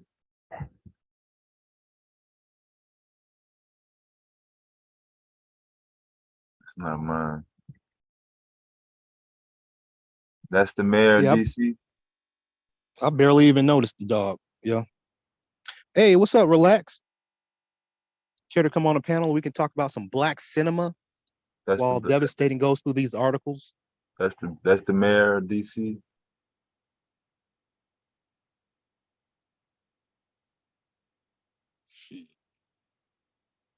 Believe so. Muriel.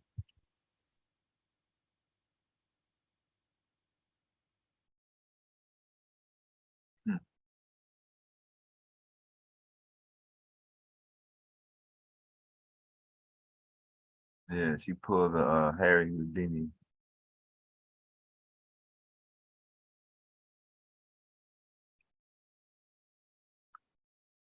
not comparing genders, but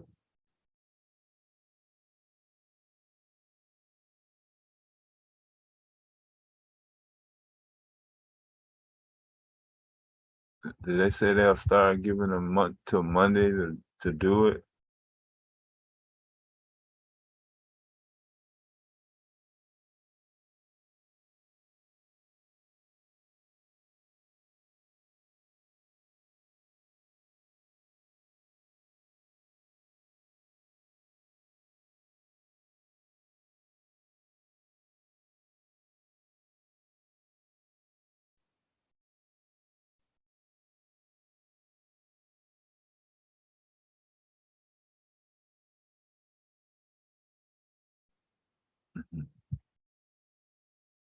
Yeah, I don't know about that damn stuff.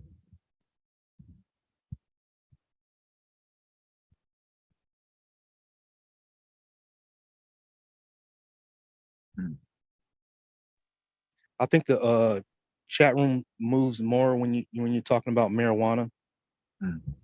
Oh, now you working. Oh, okay. I got you. I saw that shit.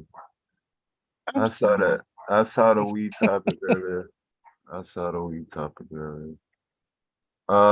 Bay Area school authorities called the cops on a 4-year-old Hey, what's up, Aries Queen? with no mask. Yo, that's some bullshit. You gonna call the cops on a 4-year-old? You gotta fulfill a quota that bad? What? You got that article? I gotta look at that shit, man. That shit crazy, bro. Cops on a 4-year? Like, how can you go home to your wife and brag about that shit? Hey, babe, guess that's Brothers Abroad area. Man, you a goddamn fool. Devastating you out.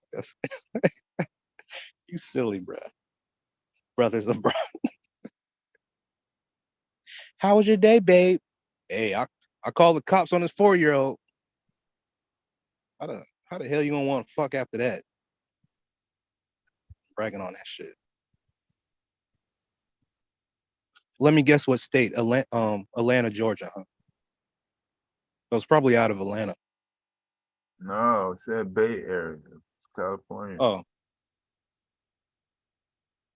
Yeah, California sucks, man. Oh shit. Oh, I'm gonna put myself on mute. I'm gonna look up this article. I got it. Here you go. Oh. Students, I got it. Had to clear out the pop-up.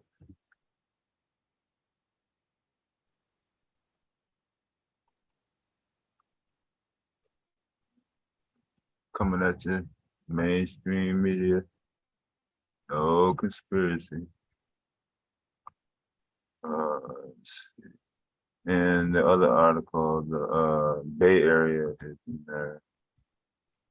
Well,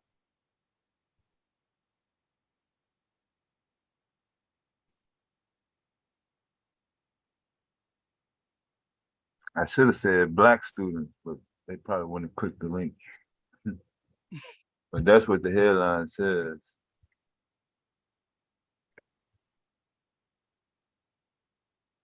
It says black.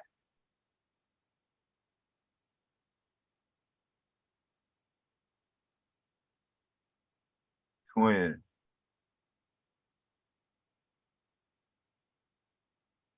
Welcome to the panel, twin. What's up? What, Gigi? That's what.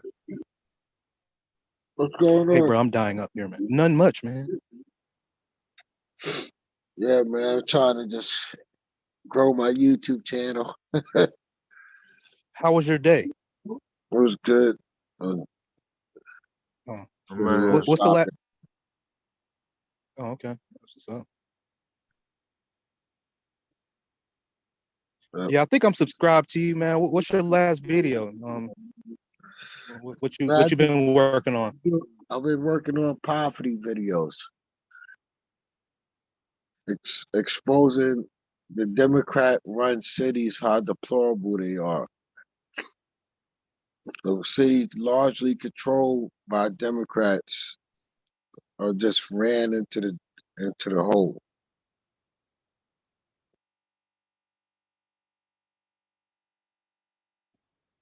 Sometimes I think a lot of black folks are a glut for punishment because over 60 years, Philadelphia been having Democrat control. And you mean tell me the city look like this? And all the people get priced out of their homes and apartments. I mean, this is what they got to offer the people of Philadelphia.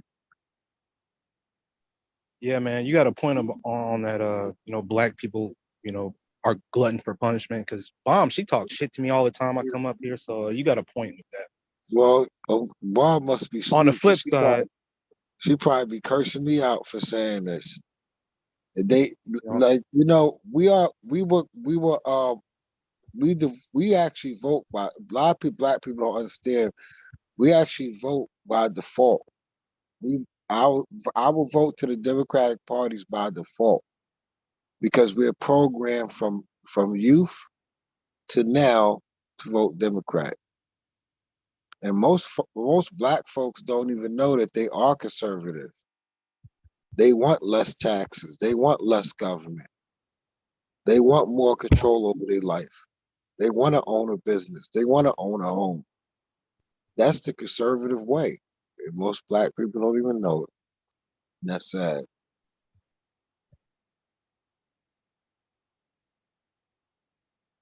Man, you know how many times I had this conversation with my own folks at home? I'm like, are y'all really Democrats? Y'all aren't Democrats. Y'all some diehard Democrats, man. Yeah, you're right, man. That's why I said more black people like me and you need to step up and build platforms on this stuff because, it's crazy, yo. It's so hard to find people that lean conservative. And I say conservative for a reason. I'm not saying Republican or Democrat. I say conservative because most people don't know what conservative really means. And if you really look at the Republican Party, I mean, just look at the values. Don't even look at race. Look at the values. The values identify more with black folk than the Democrats. The Democrats are truly for the rich. Just think about it. Everything they do works in favor of the rich. I don't care how much you tax the rich. You can't hurt them unless you literally go and empty out their bank account to zero. If I make $10 million, even if you take half of it, I am still good. And that's what black folks don't understand. They're tricking you. So what you want to do? Just because they make some money, you just want some because they got it? No, I don't want none of the. I feel like if a person worked hard and did what he had to do, he should pay the same amount of taxes as the poor folk. I don't think anybody should be discriminated based on their success. I don't think anybody should be put down because of their success or penalized, because that's what it is. If I make $10 billion, I'm getting penalized for making more money. But hey, I don't care because it doesn't hurt me. At the end of the day, it's gonna hurt the person at the bottom. By you taxing me, I'm just gonna pass it on to the little person. So that's how the Democrats continue to hurt people in the communities because they drive up the rent. They drive up the taxes, which affects the rent and commerce. And when that commerce goes up, that's a tax on the poor. So a lot of folks don't understand how it works.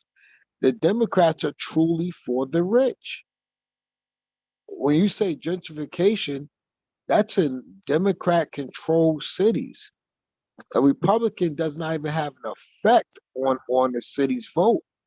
You're talking 12 Republicans versus 60 Democrats.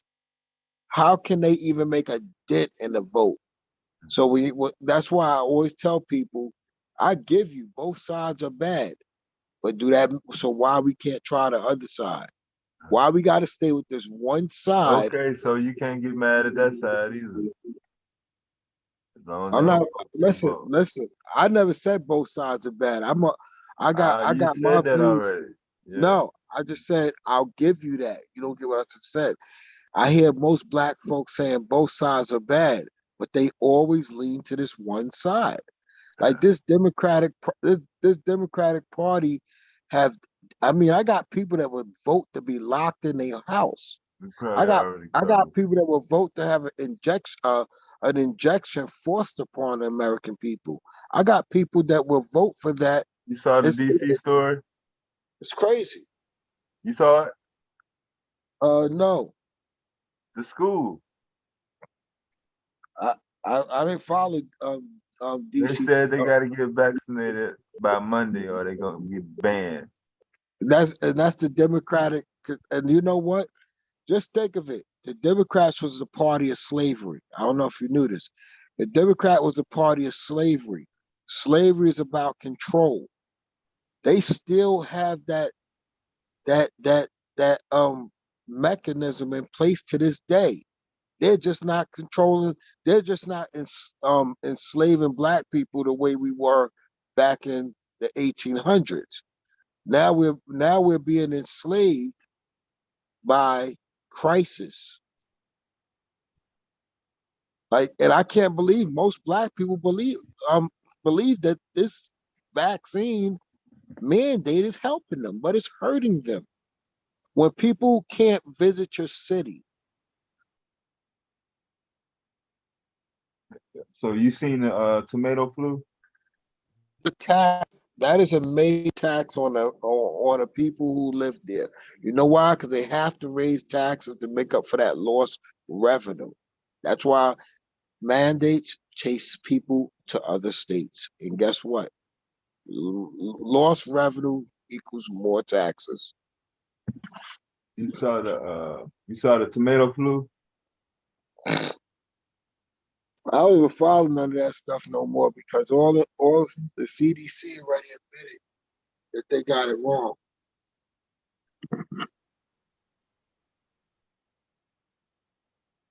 I think it's yeah. I think it's yeah, twin man. You talk about more blacks should be conservative. I'm for more blacks, being nationalists.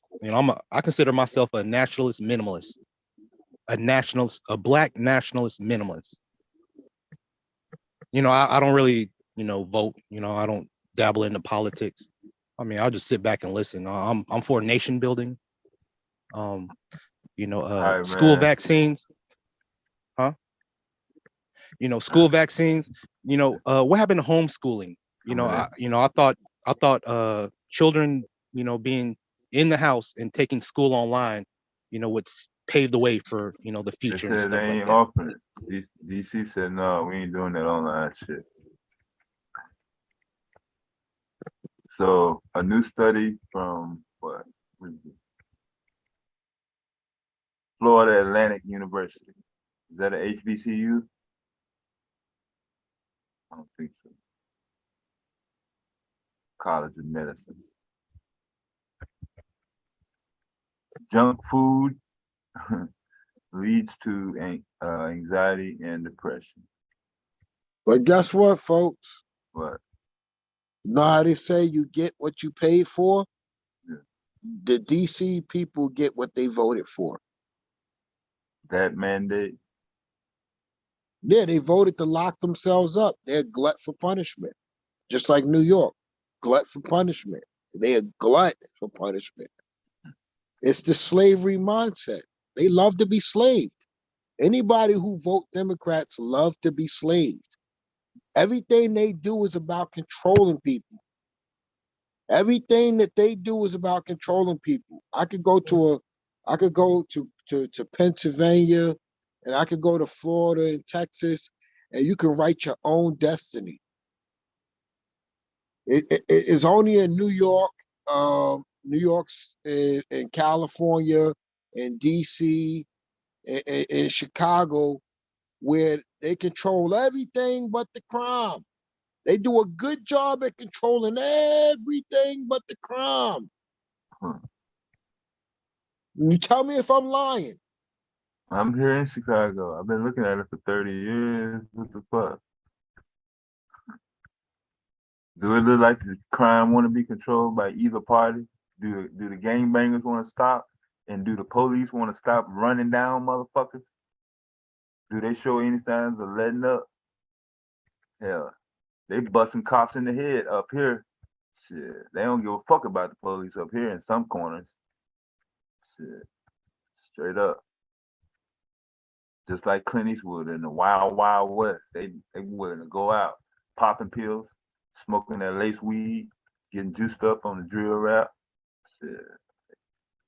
Let me tell you something. They could stop crime tomorrow if they wanted to. They could get Chicago down to 0 if they wanted to. I hope you know that. No, I give you that. I give you that. Yeah. Let me tell you why. Let me give you the proof.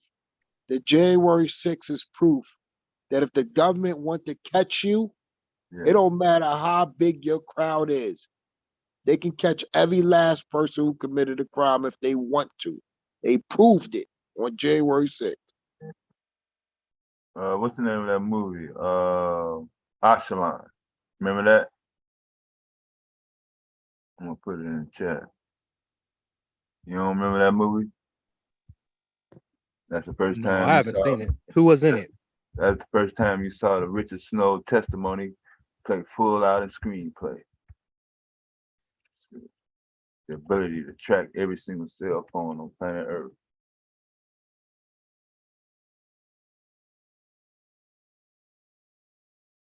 I think it's spelled 2012, some shit. Same time the pandemic movie came out.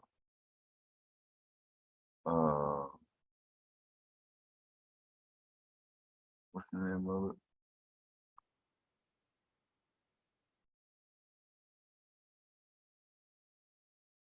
Not Outbreak.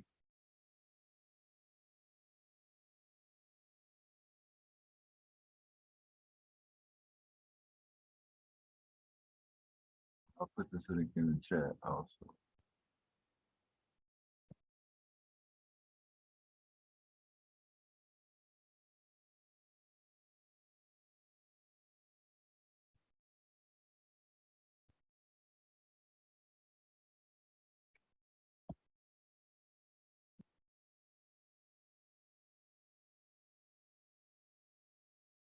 All right, we're gonna kick into another gear here, I guess. Yeah, I just wanted to say something to Twin right quick. I don't think the events that happen on January 6th, is what's going to happen to clean up inner cities. They'll use methods such as gentrification, moving wealthier people into the hood and stuff like that. Raising prices for transportation, and you riding the bus. Fuel prices, stuff like that. Gentrification. Not necessarily January 6th. You got a point though. But they didn't need to do all that. It stuff like that takes time. They would have got them even if they hadn't been on camera. They posted the shit. They wanted to get caught. So nobody made a lie about the student loan forgiveness, 10 billion. Nobody said shit about that damn shit. I noticed. You got extra money, new rims.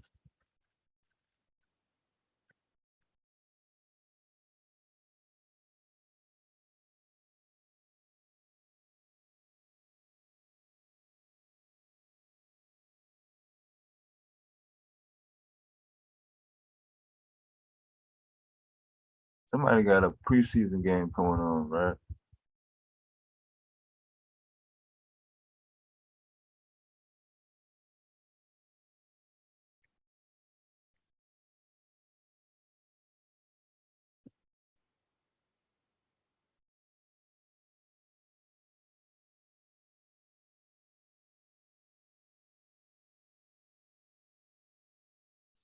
Sports.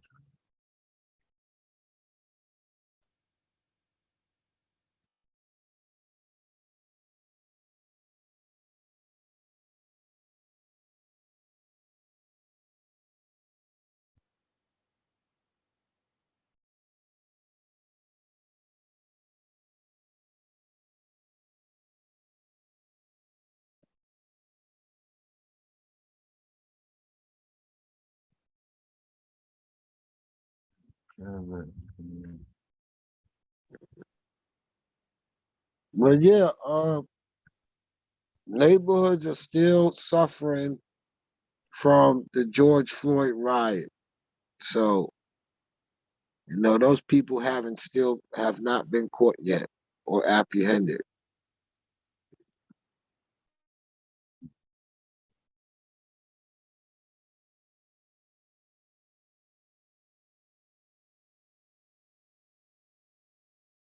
So here's the headline.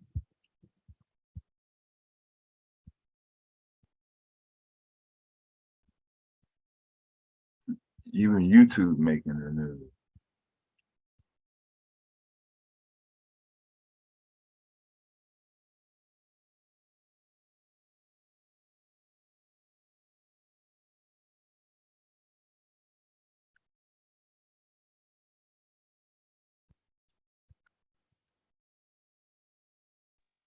Yeah, I was trying to tell people that mask stuff was all a hoax, and from the beginning. How a mask gonna stop something that's airborne? Like I mean, it'll take a 4-year-old knows that. Anything that's in the air that can harm you, unless you got a hazmat spacesuit on, where you're completely sealed off from the air of this world, you are going to catch COVID.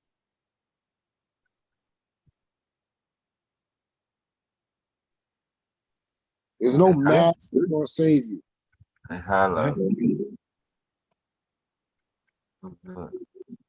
But us as black folk, we fall for the okie doke, and then we get mad when we get harmed by it the most. We do it to ourselves because everybody else, every other group is not falling for it the way we are.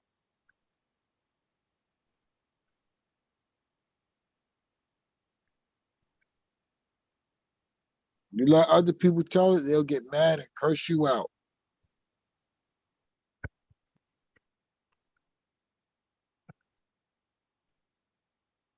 New YouTube policy now permits telling the truth about devastating harms and usefulness of masks.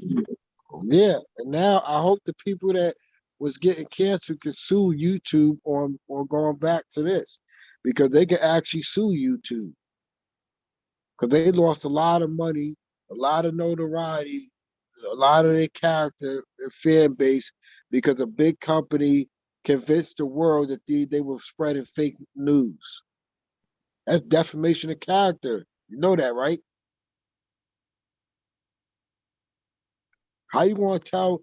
Like it's a mask has so many airways that when the virus comes through, even the common flu, the air drops will go right through the mask. Like, come on. Y'all brothers ain't gonna tell me that's not the truth. Yeah, and a lot of these masks don't have the proper filter as well. But even if you I get your point about the mask. It's not really effective. Yeah. Brother, have you ever did lawn mowing? Yeah. If you put on a mask, do you know you still sneeze? Because the pollen from the lawnmower is still penetrating the mask. I don't know if you picked that up, but I have allergies, and the mask doesn't help me when I lawnmow. Okay, so what do you do instead? What? What do you do instead? Do you hire someone else to cut grass? I just don't cut it. Oh, okay. Because I'm not gonna be running around sneezing all over the place. Even when I had the mask on, it was like, if I was a white person, my face would be all red all day. Do you get a call from the city, or you get a letter in the mail saying cut your grass or whatnot? Nah, Philly, you don't care. Oh, okay. I used to live on base, man, and fucking MPs come by your house if you don't cut the grass. Oh, New York is like that. New York is like that. Yeah. I'm telling you, man, when you see like the effectiveness of these masks, it's like, the Democrats only used it to get the vote. Let's think about it. If I want to control a population of people, I have to do it by crisis. I have to do it by crisis. I'll just have a mass public emergency policy that allows me to assert my control over more people. Well, yeah, that's one of the reasons why Devastating and I were going through the articles we were talking about. There's actually another flu coming out called tomato flu. Yeah. And right now it's in its endemic stages. It's non-life threatening. That's what he was talking about when he asked you what you had on the topic. To the other party, they're going to find a way to make it life threatening so they can get more control. I guarantee they'll do it. They say they always start off with the same thing they said with the other stuff. Oh, not threatening, but they made it. Then they backtracked because they said, oh, we can use this to control the people. It's all about control. They don't care about people's lives. Like I said, the poor people, the poor working middle class pay the most taxes, and the Democrats are always going to find a way to get more money out of the working class person. They're not the party of the working class. They're the party of the filthy rich. Because every policy that they pass, I lived in New York and Philadelphia, every policy that they pass works in favor of the rich. Price out the poor, bring in the rich. If I sit there and put an apartment up for $2,000 a month, I can afford it as a rich person, and a poor person can't. It'll take most of their income. You ain't never heard of that, Black? No. Yeah. It's crazy, man. We've been on YouTube talking about this, getting kicked off of platforms, and now they come out that that they've been lying to us. I told somebody, I said, yo, the CDC just came out saying the masks don't work, and they got it wrong. They said they got the whole COVID thing wrong. Why do you think Dr. Fauci stepping down at the end of the year? Well, we're supposed to trust the science. But what about the other science that say what your biological thing is when you're born? Oh, we're not supposed to trust that science though, right? We're not supposed to trust what we were born with, right? We got to live in that delusional atmosphere, right? I'm not going to get too graphic because this ain't my channel, but y'all folks know what I'm talking about, right? Don't want to trust that science. Yeah, I mean, I hear you, man. Even 1 year old know that science. New York, you typically think of busy streets and plenty of foreigners. $700 a night for illegal immigrants. One way to get, I don't know how the streets look in New York. Best way to clean the streets in New York is propaganda. Yeah, but let me tell you, did you hear about New York? Did you hear about the immigration, the illegal aliens getting $700 luxury hotel stays? But you're gonna see that on CNN because you know what? The majority of working class people will be mad.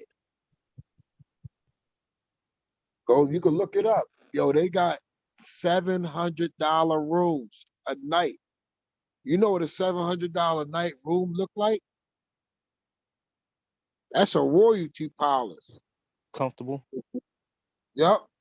And we got a bunch of homeless folks on the street of New York, but we find billions and billions to house illegal aliens that broke the law, broke into our country, don't got any paperwork on them, but they get $700 night stays. Look it up. Yeah, could it be that they're trying to prevent what's in California from happening in New York? You know, when I talk about the homeless crisis, like people living under bridges. We have that, and we have people shitting in streets, needles. We have that. Yeah, New York have that. That we have the biggest homeless crisis, just as big as California. The thing is, we're giving all the money to the illegals instead of taking that money and putting those homeless people in those hotels. They deserve the $700 night stays. They're legally allowed to be here. Why would you give somebody you ain't got no paperwork on, that ain't supposed to be here, a $700 night luxury hotel stay?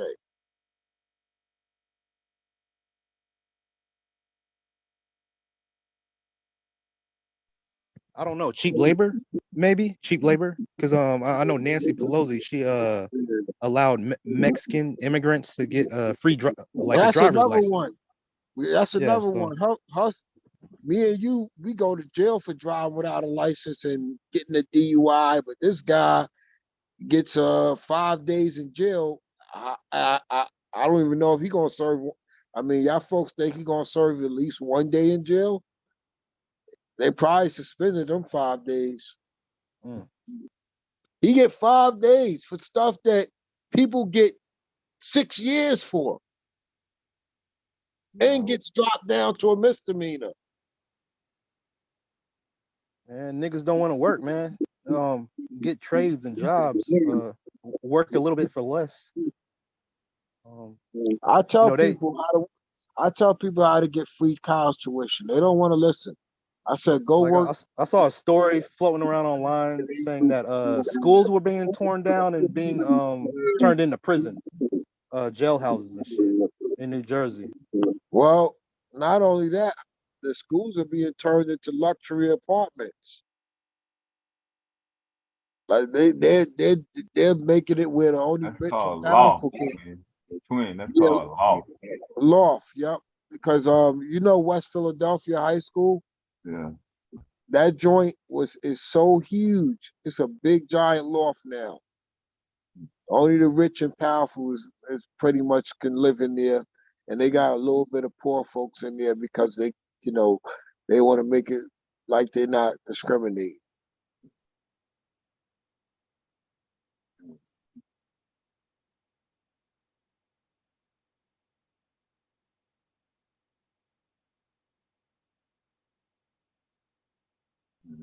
Let's talk about all the universities that get the free properties from the city. They just go up there. Why ain't nobody talking about that student loan forgiveness of $10 billion? I think they shouldn't get no student loan forgiveness. If you chose to go to school, that's on you, buddy. A school is a privilege like a driver's license. You do not have to have it. There's other ways to get to the bag. If you want to go to school, you pay your way to school. Like me, I got to work as a custodian for a government university for my daughter to go to school for free. I chose to run my own business and work at the school so I won't have to pay $100,000 tuition for my daughter. I said I might as well work at the university and get a bag. You know, it might not be that much, but at least she's getting free tuition. And if it need be, if she lives on campus, I can always get to her in the case of emergency. So, like, I'll work at the university. The perk is I get I get her a free ride. She get a free ride for me working there. A lot of people don't want to do it, but then they get mad when they talk about, oh, these white people get this and white people get that. Well, the white folks are the ones doing what I just told you. They work at the universities. Their kids go to school for free. You know, I tell black folk about it. They sit at their ease, and then they get mad when people criticize all this free money. I'd rather go out there and work for mine Anything that I didn't earn, I don't want it. Trust me, I do not want it. I want to earn everything that I got, because that's a stronghold and a weakness when somebody give you something for free. You know, I'm strongly against student loan forgiveness, because you got people that paid their loans off. You got people that work 2 or 3 or 4 jobs to put their kids through school, and then some free loan are gonna get their student loans wiped out. That's crazy. Right. And then your taxes go up. Our taxes go up. I don't want to pay for you to go to school. That's a privilege.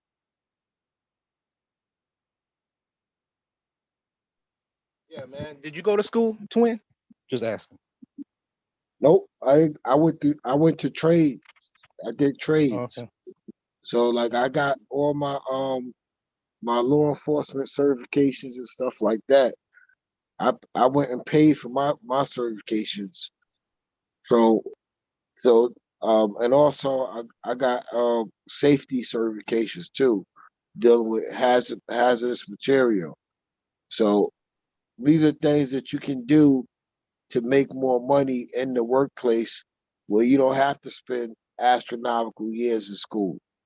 Like some people can get a CNA certificate for 40-hour training. You get your CNA certificate. You got some places to just give them out, and you can go work in a nurse's home and make $20, $30 an hour as a CNA. With I'm for student loan forgiveness, only because a lot of these, there's a huge calling for STEM fields, right? And especially for black people, well, black women I would specifically. say go pay for it. It's ways a to lot go of these there. jobs ain't paying But shit. They paying minimum. They paying minimum wage. So let me tell you. So why not? You know. Let me ask you a question. If I paid you $14 an hour to work at let's say Drexel. I don't know if you know what that is, what school that is.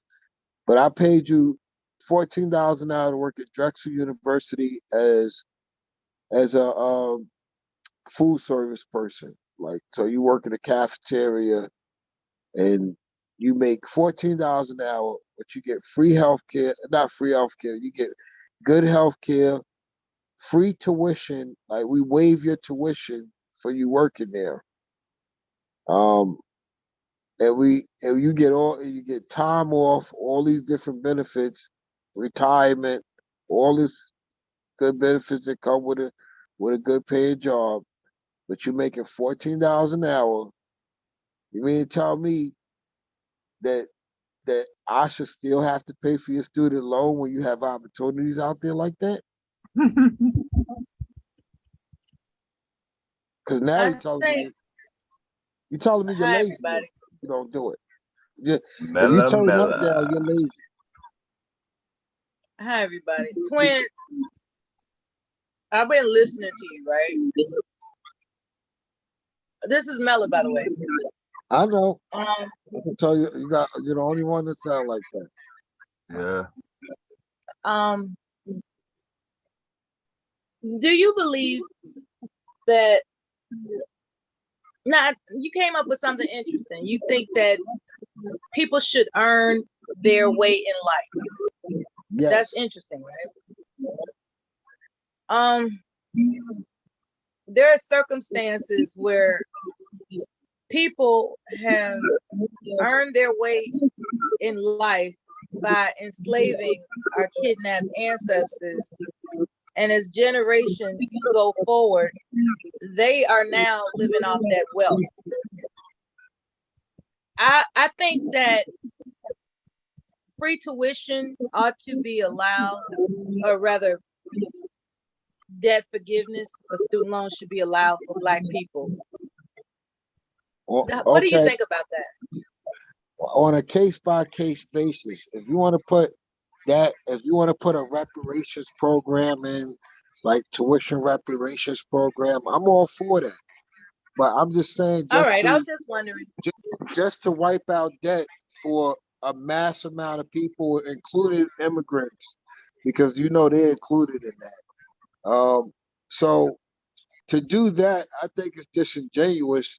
And like I just told people, I know how. If you want to go to school for free, all you gotta do is let me know, and I'll show you how to go to school for free. I work for a university right now. The guy just said Yeah, I heard you talking about that. I didn't know that benefit transfers to your children. I thought it was just for the employee, not for your transfer children. to the wife, the husband, and the children. The wife, That's excellent. the husband, and the children. Now, my wife was too naive to take advantage of it because she was following my girlfriends and not listening to me. And now she said, you know what? I should have got my RN. And I said, it's not too late. Is it too late for her to do it? No, it ain't too late for her to do it, but she don't want to do it now because, you know, she just don't feel like doing it. I was like, all right, so you want to stay where you at? Don't complain to me when life passes you by. You know, I'll take care of you. Is she depressed? Yeah.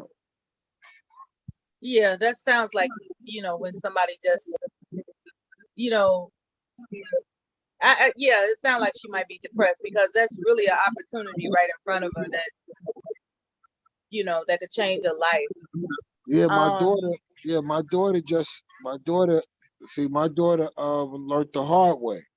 She went out filling out all this financial aid paperwork, and then she found out she didn't qualify because at my university, because I work for a government state university, because my university is owned by the Commonwealth of Pennsylvania, which is under the state higher education system.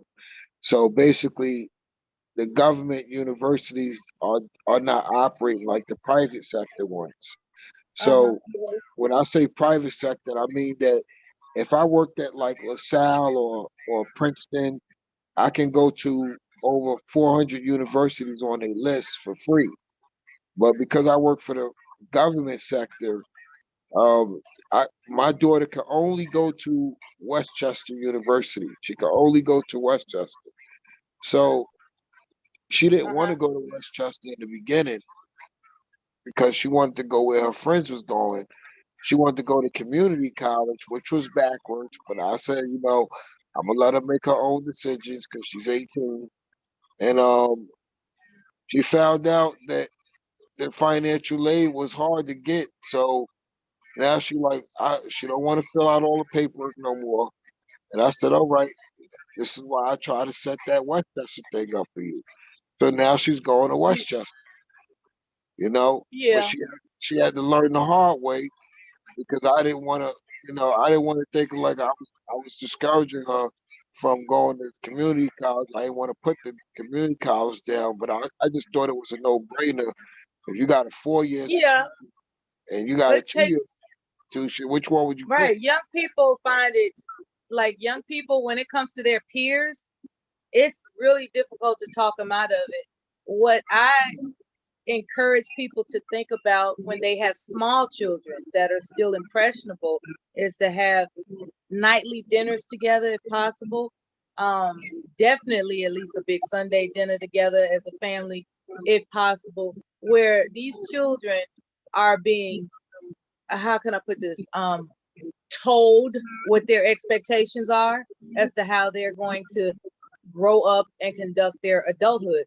Like, you know, when you put it in them when they're young, and I'm talking about, because really the expectation for me started, I would say, at about maybe 12 years old, about 12 years old. So they got to me too late. And when I say too late, I mean they had everything mapped out for me. What actually wound up happening was I came into a moment where I want to do my own thing. I want to provide for myself. And that's when I went to the military. Had they started actually, quote unquote, programming me from about maybe 5, maybe 7 years old, I would not have dared I would not have dared strayed away from their program. See, it's about catching them when they're young, and you tell them what you expect, and you don't do it in a threatening way, and you know, like doom and gloom, but just, you know, you just, not you, but a person might be interested in demonstrating at the dinner table at a gathering, reminding them in the morning, you know, what they want to be when they become an adult, you know, and just, you know, just click it in them, you know what I'm saying?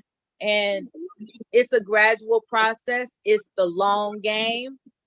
It's the long game because, you know, there's a lot of time in between, you know, 6 years old to 16 to 18. There's a lot of time. So to do something consistently is really difficult during these times because of things like you know, just these hiccups that come around. Children have asthma, children get all types of illnesses, you know, children might get in trouble. You know, there's all types of things that interrupt the continuity of programming them, what you expect them to do and how they're going to execute it.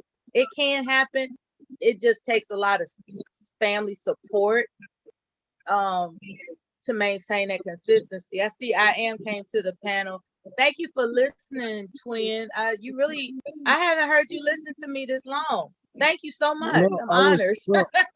No, I just wanted to let you talk because, like I said, I want to let you know something. I could have been, you know, why I'm so hard on freeloading, because I could have been one of those freeloaders. I could have been on SSI for the rest of my life. I graduated with an IEP diploma. I don't know if people know what that is, but I graduated from special education, and I worked so hard to not be a charity case. I could have took advantage of so many different situations that would have kept me sitting at home, and I could have got a $1,300 a month check. I didn't want it because I wanted to make my own money. So when people sit up there and say, "Oh, this, that," oh, you know, I'm speaking for real life experience. I've seen people in my family retire off of welfare. They were welfare heirs, like a millionaire. They were welfare heirs. So I didn't want that for my children and my family. I show people every day, not every day, but almost times when I get a chance to talk to young folks. I didn't put this girl on that was working at Panera Bread. I said, "Listen, do you want an opportunity to go to culinary school for free?" I gave her information to my job because I told her, I said, "If you apply for this department, you'll be guaranteed a job and your tuition will be taken care of." I tell people the websites to go to. It's a website that I've been telling people, they have not been listening. It's a website called higheredjobs.com. Every university posts on that website. Higher what for the people in the back? It's called higheredjobs.com, like higher education, higheredjobs.com. And they got all these universities, positions that you can apply for from the lowest to the top. And you can get free tuition. And the benefits of Cadillac Healthcare, you get Cadillac Healthcare. You're talking about if you do overtime, you could trade your overtime for comp time. Comp time are like vacation and sick days. Most jobs don't even offer that on a regular market. So I'm telling people, go for these state jobs are like lottery jobs. Like the university I work at, a lot of people don't even know that I work for the state because they see me with a university ID. They don't even know I work for the state. But I tell them when they see, I tell them, "Oh yeah, I work for the state." They be shocked because when you go to my university, a lot of people don't pay attention to the license plates. The license plates would give it away that that's a government institution because we drive the same vehicles as the state police. So we work for our universities owned and operated by the state. So at least if you work for like say New Jersey got the state of university. New York got SUNY, which is the state of New York. A lot of different big states like those own their universities, like own a portion of the universities. So which means that you're going to get a good pension. you're gonna get the best health care, the best dental, the best life insurance. And the free tuition is just icing on the cake, you know. And I show people, like, you know, how to go to school for free. I tell people, hey, if you do this, you can go to school. If you just mop floors at a university, a guy at Boston University, just if you pull it up, there's an article and a video too. A guy at Boston University worked as a janitor, and he put 5 of his kids through college. He saved a whopping $700,000 because he worked as a janitor. It's right on. It just happened 4 months ago. They took the news. It broke the news. $700,000, 5 kids. And yeah. All right, can I step in here, because you misleading them a little bit. I'm not misleading them. Or are you leaving stuff out? So let me. I'm not misleading them. Okay, so let me clarify. And Melly, you can look at yourself for yourself. All right, so just a second. Just a second. I'll look at the website, Twin. I am just arrived. All right. To be fair, he can speak if that's all right with you. Of course it is, I'm sure.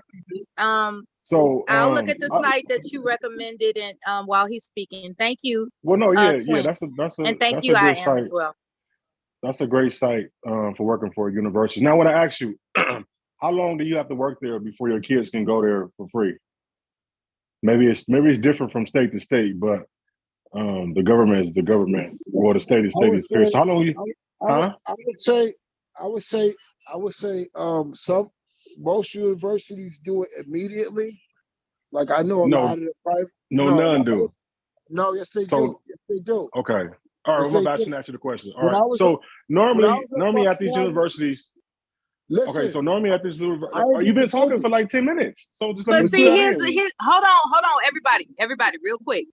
Here's a teachable moment. You came to the panel to rebut some information, and it would have been wiser, in my humble opinion, to just state your rebuttal instead of trapping him with, like, I shouldn't ask him no question. Okay. Right. So let me just. No, you would, because you already insinuated that he's been talking long enough, per se. Just Okay, make your so he can go on and statement as finish. opposed to asking him a question. No, it's that's like fine. you. I asked him, It's no, like I you asked him tried to a ask him question I to got get. you question. I was trying to answer. No, because every state is different. But from what I know, from state to Twin, state, is please, different. So go ahead. I know, He Twin. can Go go ahead. ahead. Go ahead. No, Twin, forgive the let I Twin got finish. you I'll question be quiet. that he. At most No, universities, it wasn't about I No. got you. I asked him because I know state is different from state to state. But I want to see. But you at his came up here college, saying that he was trying to mislead people. You I could have was just gonna- made I was what that I'm saying. point. I was gonna let Okay, you so know what I'm that- saying is that he's Can I not answer- giving all the can I full answer your correct You information. talk about the lift So of go ahead. infinity. The So go lift. ahead. Most universities I worked at, it was almost immediately. And when I say almost immediately, at the most, like when the community colleges started you off right away. Day one, you can do it. Certain universities have union contracts where you might have to wait 6 months. But you got some union contracts that worked it out where you get it right then on the first day of hire. I've been a recipient of that. First day of hire at LaSalle, first day of hire at Bucks County. And then the University of Sciences was 90 days. So the most you'll wait is about 6 months for you to take advantage of the tuition benefit. 6 months. Now, 6 months is not even bad. Like you had to wait 6 months or pay 10, 20 years of student loan debt. 6 months is a no-brainer. Obviously, you're going to have some probationary periods with every job you get, even with healthcare, even with life insurance, even with time off. You're going to have a probationary period. But that doesn't mean that you just discount the free tuition benefit that the university offers. That's if you go to graduation, if you just go to these graduations at these universities, you'll find out that a lot of those students are. You have 45 seconds left, twin. And then we're gonna pass the mic off to I Am. A lot of these students, I'm about to land right here. A lot of students that graduate every year are the relationships of the parents. So their daughters and sons that's graduating every year, and they parents work at the university. You'll find that out if you mingle with the students. You'll be like, hey, you know, who's your parent? They'll be like, oh, my parents the dean, or my parents the director of, or my parents a provost or advisor. 5, 4, 3, 2. Go ahead, I Am. What you got? All right. So on the baseline, he is correct that if you work for a university, your children can in some cases get in there for free. But for one, they still have to qualify for whatever that university is. It ain't like, oh, you work there and then now your child can go. No, your child still has to qualify to go there. They still have to have the grades, still have to have all the requirements that it takes to get in there. 2, well, universities and junior colleges are different. So junior colleges, you as a person can go there and take some classes for free. The ones that where the credits are like low, where like 1 or 2 units or whatever, you as an individual who work there can go and get those. But your child, or your wife, whoever, the funds will be reduced. Say for instance, a class costs you $12 or whatever. Your child or your significant other can get it for like 4 or 6.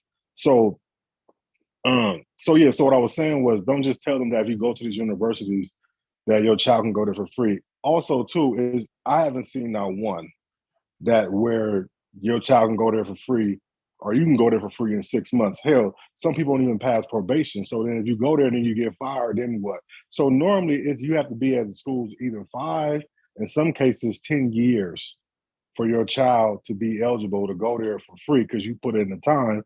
And once again, they still have to qualify to go there. Your child or your significant other. Only person that gets the leniency of either paying less or taking classes there for free is you as an individual that work there. So what I'm saying is, if you're going to tell them this, then you got to tell them the correct way. I will guarantee you there is no university where your child or your significant other, your wife or your husband can go there for free within the first 30 days to 6 months. You have to put in some years there. Yes. Look up. Okay. Mella, don't take my word for it. Look up Westchester. Listen, I work for a university. Look up in California. It's helpful information. Okay, twin. No, you're a military person, so I know you'll go look up the proof. That's what I like about females. They don't just let men dabble off. So this is where even are helpful. But this is where he even said your daughter chose to go to a junior. Triangulate us. I'm not trying to. I did pull up the website, man. Look up the tuition waiver. Look up the tuition waiver. Because the problem is you're trying to make sense of these kids going into student loans when they don't have to. What? What are you talking about? First of all, everybody don't qualify to even go work at a university. So y'all tripping, I'm just trying to give the correct facts. Yes, your child can go to college for free. He did not step on your toes, man. Stop acting like he stepped on your toes. He didn't step on your toes. All I'm trying to do is make sure you give them the full accurate. I don't want nobody to say, "Oh, let me go take a job as a janitor at a college so my child can go there for free," and then find out that you got. Hey, twin, let me ask I Am a question. Are you for student loan forgiveness? I Am. Yeah, I'm for anything free for Black people. I'm for anything. Okay. They help Black people out. Everything sure, why not? free for Black folks. And I mean, and look, twin is against. Day, okay. Well, that's fine. I mean, he against all of it because I mean, listen. If I was in resource classes and I graduated and they wanted to give me SSI for the rest of my life and I still can go work, hell yeah, I'm gonna take it as a Black person. But if he choose not to take that free money then I don't know what's the difference. You don't want to take free money for yourself, but then you'll take free money for your wife point and your daughter. So I don't get it. I'm just saying. It just didn't make sense. Biden wants to be able to There's stuff like this that improve. make you want to leave the panel, man. What happened? For real. Can we have a civilized discourse? Or what? One at a time. Thank you. Who's next? RS, you were speaking? Yeah, I'll be quick. Biden, his initiative is to improve buying power for adults. A lot of adults, this gives incentives for students that didn't complete college to go back to college to complete their degrees to get these jobs to fixing their credit score to improve the economy and improve buying power. So I'm for student loan forgiveness. And then let me just say this. I didn't come up here to argue with the brother. I didn't come up here to turn the panel. I just come up here to where, yes, he's given the information, but let's give it correctly is all I wanted to do. Like I said, I didn't want nobody to go and think they can go get a janitor's job, and then 3 months later, your child can go to a major university for free. That's not how it works. And that's just all I want to say. You know what I'm saying? He left out the part that your child had to qualify to even still give there. Left out the fact that I don't know no college and no government college where you work there for 3 months. Hell, most government contracts, you on probation for what, 9 months to a year. So why they gonna let your child go free? They don't even know if they're gonna hire you and keep you there. So that didn't make sense. But what he's saying is, yes, your child on a broader scale, yes, your child can go to school, or your wife or husband, and even yourself can go to school for free.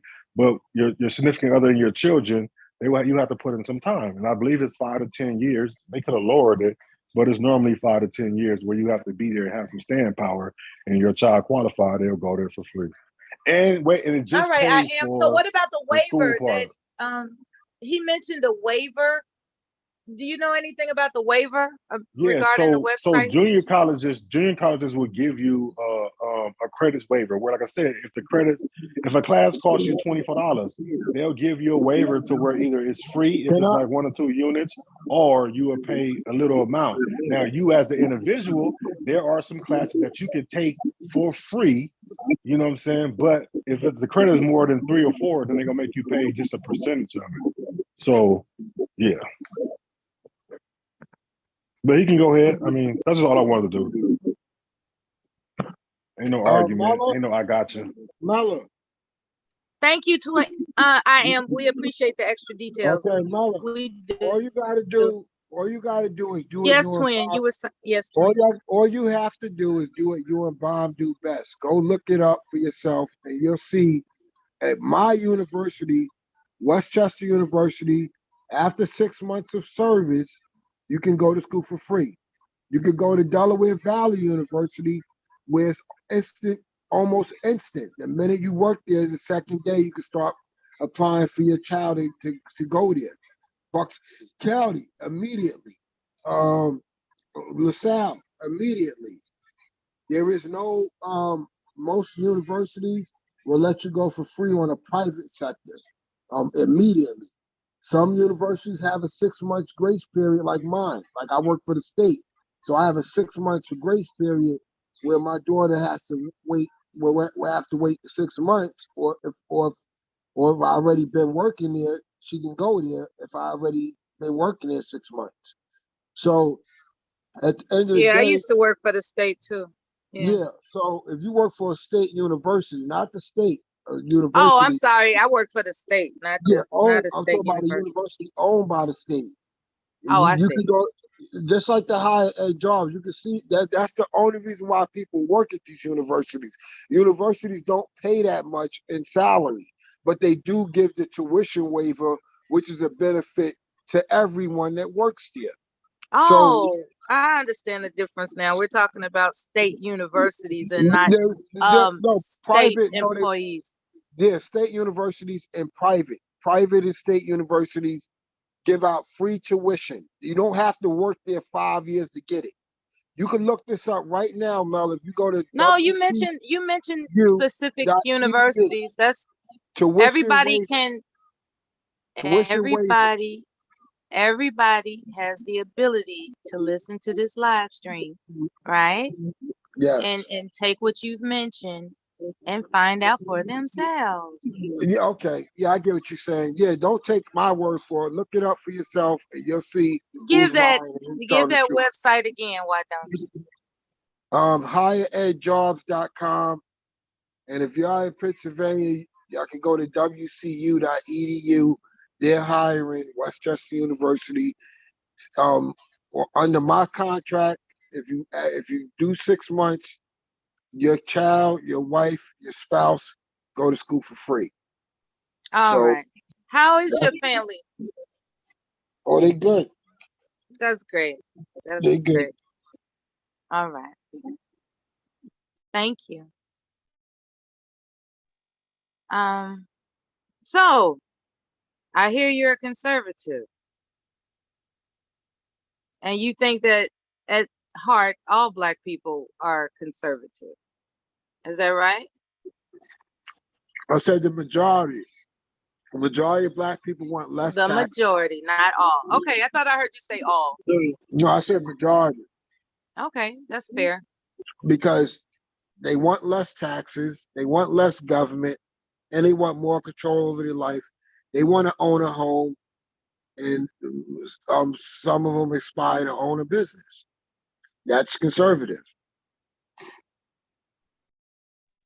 All right. All right. Well, I just arrived again. I don't know everything that you all have been talking about. So I'll just be quiet and listen to you all talk about sports or something or whatever it is you guys do. I hope you're having a good Friday, and I'm just going to listen in. Okay. Talk to me if you would like to ask me something. I'm going on.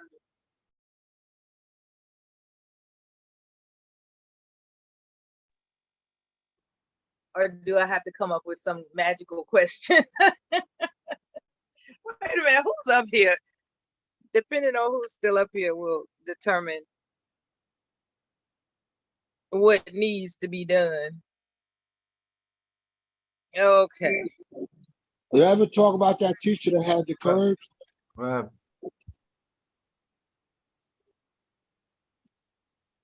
What's wrong? No, I mean, I've ran out of things to talk about. That's all. Oh, no, Did you talk about that that had the curbs? The teacher got fired for having a big body. Yeah, I really don't care about that, but you can talk about it if you want to. No, I just didn't. You saw the tomato flu link, Ms. Miller? You sound like you're in a warehouse. I didn't even hear what you said. Did you see the tomato flu virus link? Oh, I'll have to pick that up. In the chat room. I guess you put it in the chat room. Yeah. I'll check it out. And I'll forward it to myself and check it out. The DC schools are giving children till Monday to get the jab or they're out. Banned. How are, that goes, you know what? That says a lot about people that are procrastinators. I mean, Monday is like in a bad Monday, and then you got people that's just been, just sitting on their hands about it. I guess the question is, if a person procrastinated, how soon can a person actually get the so-called jab now? Like, can they just go to Walgreens and get it like they used to? I don't know. Yeah, I guess it shouldn't be. I guess they could get it over the weekend, I suppose. Now, for those that protest, the problem is that they don't want it. For those that protest, I would say don't send your kids that's to gonna be a different. I'm sorry, what? My advice is all the parents, we don't send their kids to school and let the school district of Columbia defunct. Because the people have the power. The people have the power. not one student show up for 5 days straight, I guarantee you that jab policy would change. The problem is we as the people have given the government more power over us than that's what I was going to say, Twin. I agree that we should protest being forced to do something we don't want to do, especially when it comes to our children. It's up to the public at large to just say no. And you have to do it in a uniform way. You can't just, like there's strength in numbers. There's strength in numbers. So when you got a massive amount of people conducting the same exercise, then things will change.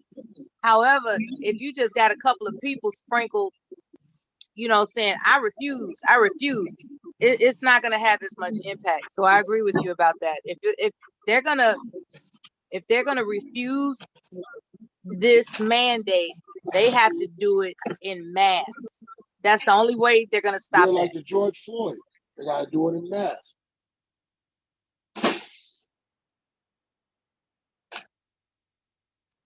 Yeah, so as far as tomatoes, I don't eat tomatoes. I hope everybody's all right.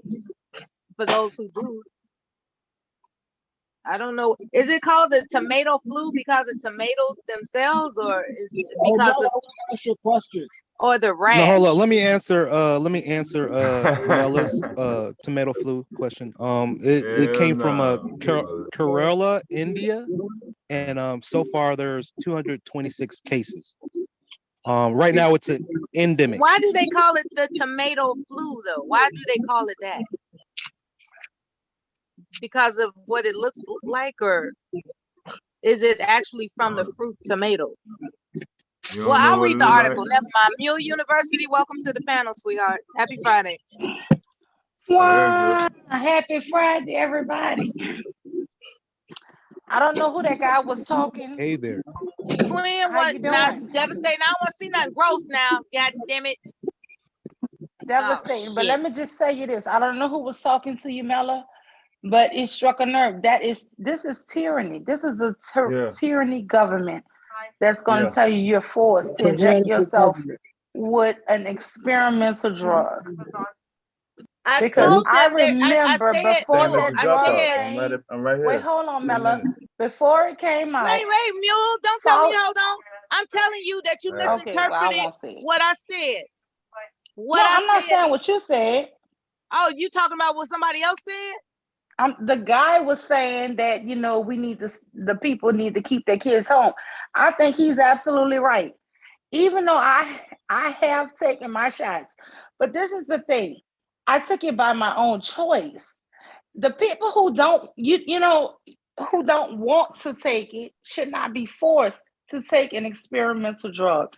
When I took this experimental drug, I knew it was experimental. And I took it by my own freedom of will. Right. I don't believe in forcing people to take an experimental shit and they don't have the freedom to not choose. That's just BS to me. Yeah, and I call it conditioning people to conditioning people to be docile and do whatever the government tells them to do, even like it's whimsical. It's too freaking whimsical. Like, why is it that you're gonna make me take some, as you say, experimental drug by obstructing my right to an education? Because education is a right. I'm not talking about college. And then you still can catch it, COVID. You can still catch this. After you take it, you just won't die. The only reason why I took it was because I have somebody in my household fighting cancer. Other than that, I would have not chosen to take it. But I did take it of my own free will because, we're looking for the safety of our loved ones. Okay. Did you have any after effects? No, I haven't. I have not. But what I'm saying is it was still our choice. You cannot, but if I was dictated to do it, oh hell no, I wouldn't have. I get you. Yeah, I feel you on that. I don't believe in people telling me I have to put something in my body against my will. I don't, you know, I'm not really into that. This is medical assault. Yeah. Yeah, it's and it would be an different abuse if this was a cure. Oh, All these people that done had this damn shot still go get the test. They still getting sick. They still testing positive. So, I mean, this is some bullshit. And it got nasty. It's an abuse of power. Absolutely. It's an abuse of power. Yes, it is. I didn't even never have it until after I got the shot. When I got my stuff 2 months later, I got sick. This is what I'm saying. But it was more like a flu. It wasn't like extreme. You see what I'm saying? But then it still had long-lasting repercussions for me. So this is what I'm saying. You should not force people to get this here. That's all I'm saying. Yeah, just like that. Yep. This is a tyrannical government and all types. And like I said, this is why New York is suffering right now. The mayor's crying for the workers to come back into the offices and pay all the white collar workers to patronize the businesses in New York City. But he did it. Him and that last mayor did this to themselves. Who wants to sit there and be mandated to take something that they don't want in order to come to work? So they rather just stay home, and now they done moved to Florida where they got all the freedom they want. You know, Harvey Weinstein is in jail. Harvey Weinstein is locked up for what they're doing now. He's locked up for the same thing. If you want this role, you got to get on your knees. Well, if you want this job, you gotta get this injection. What's the difference? It's an abuse of power, absolutely. Now, speaking on what my eyes had seen, why the hell are they releasing all these goddamn peculiar ass things into the atmosphere? Like, that's some bullshit, man. That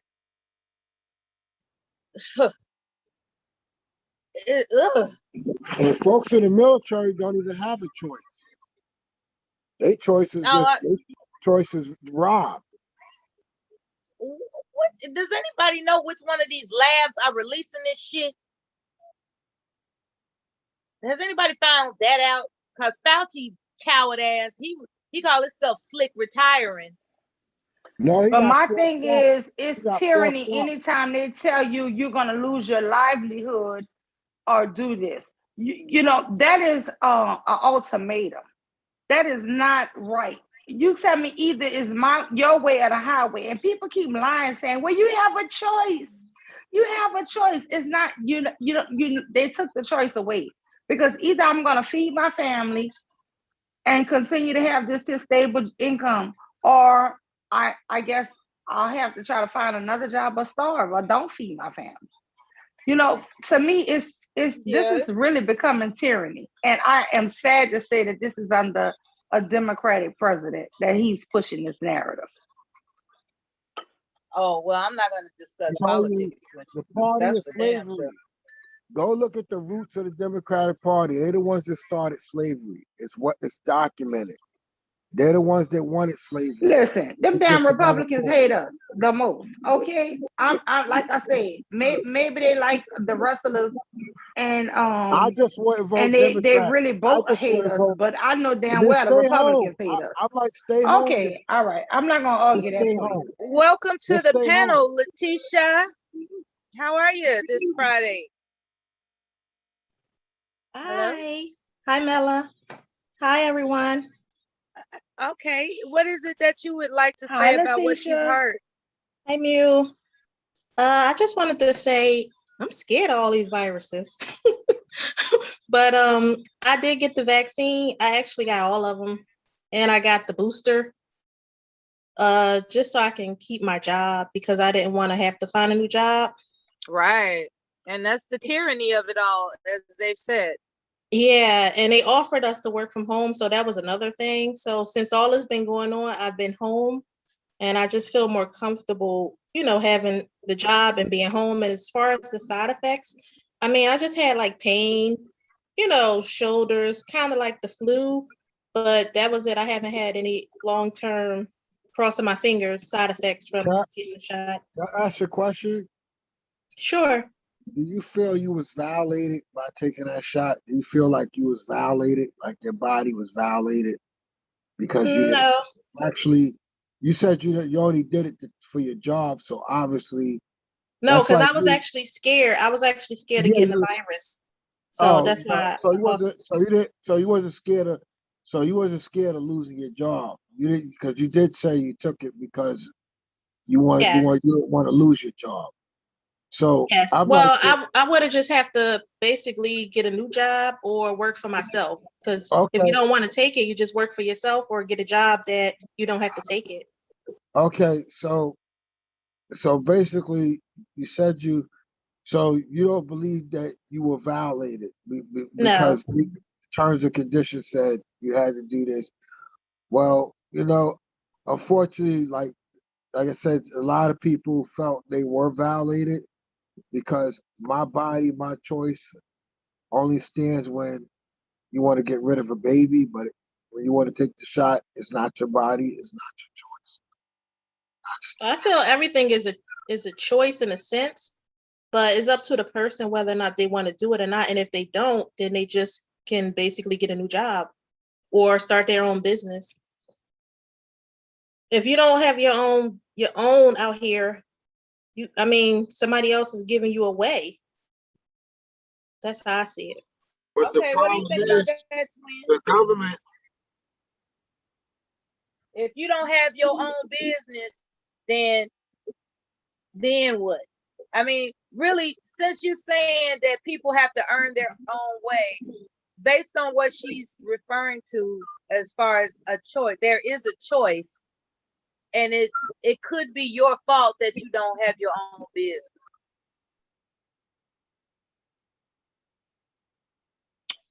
Like I said, that's not a choice. That's an ultimatum. It's my way or the highway. Either you're gonna do this or you can go. That's no longer a choice. And at the end that's of the day, a threat. That's an ultimatum. And at the end of the day, if you work for any U.S. government, you basically work for yourself, because the taxpayer owns every government institution. The government, the Biden doesn't own the government. I agree with that. So, idealistically. Yeah. So if you really want to be technical, everybody literally works for themselves if they work for the government. If you work for the government, you truly work for yourself. Idealistically.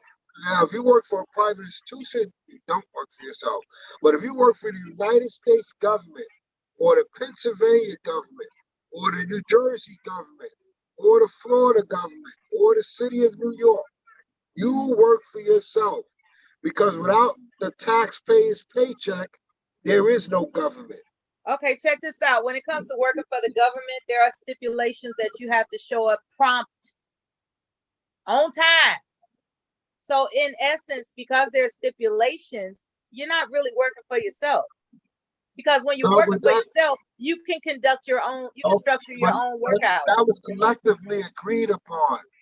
See, like you said, if we would have all did what the people did in back in the days to get minimum wage, we wouldn't have these mandates. The people gave the government the power because they complied. If you just don't comply and everybody stop being selfish and saying, oh, I just want a job, if everybody would have stayed home for at least 1 or 2 days and let the government see that we're not going to get nothing in our arms, I guarantee you that whole thing would have changed. Now that reminds me of what was discussed earlier regarding the boycott, the bus boycott in Montgomery. And I don't know how long that boycott lasted, but it did bring about change. And it was only lasted I think it lasted like a week. It didn't even last a month. Okay.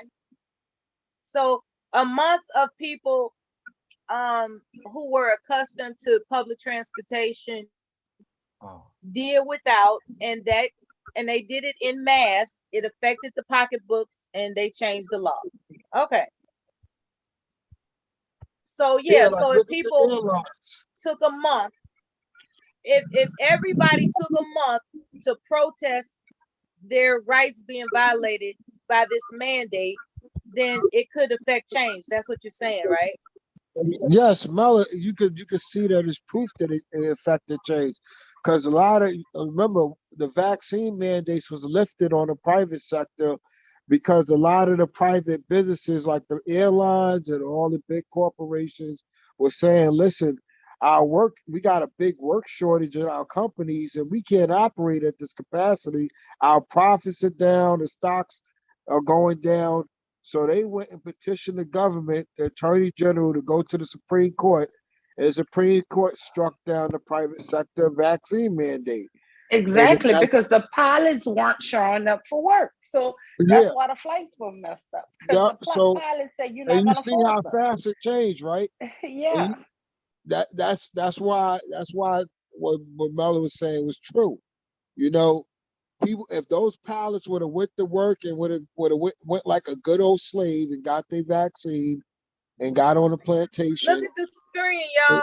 Eating junk food may be the reason people are feeling anxious or depressed. I co-sign that. Junk food will make a person depressed. Yeah. I believe that too. I believe too much sugar is really not good for us at all. You got to really watch your sugar. Well, the processed foods, right? Yeah, but sugar in itself. Well, not sugar, because they say if you can eat raw sugar cane, that's better than actual processed sugar. Yeah, sugar cane is from the earth, but we're talking about what's the likelihood of people, eating like food that they buy in a box, like Pop-Tarts and crazy shit like that. Well, that's the stuff that doesn't have cane sugar in it. Yeah, that's processed. Yeah, there are people feeding their kids Lunchables and stuff.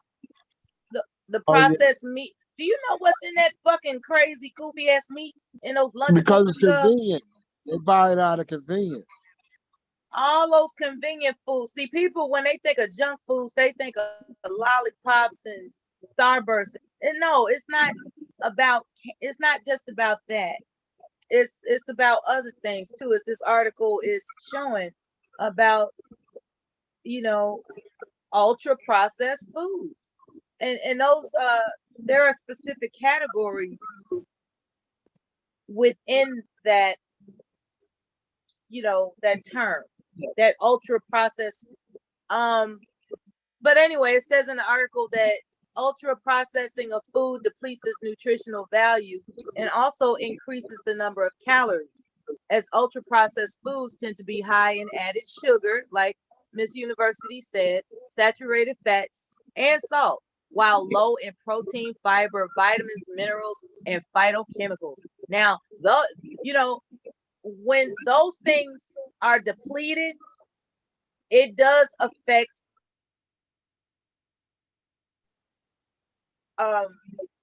it does affect your mood, for lack of a better word. It makes your brain go all wacky, and it also affects your body too, So this is a good article. I'm sure he had put it in the chat room. He's diligent that way. I think this is it's important to be mindful of your meal choices, and then you'll find yourself being calmer when when necessary. I know when I had some rice crackers with some dip, and it was good enough. I even had a salad with it. But the problem is those damn rice crackers, that might be considered, even though it's not other types of crackers, that might be considered a processed food. And I do feel the difference when I have sugars, sweets, all types of stuff, but then again, there's this taste factor. So it's, It's not an overnight thing. It's not like something you could do cold turkey. For myself, I had to actually train my taste buds. And that took a while. That took such a long while. Things that I grew up with loving to death. It was difficult for me to get to a point where I can resist it.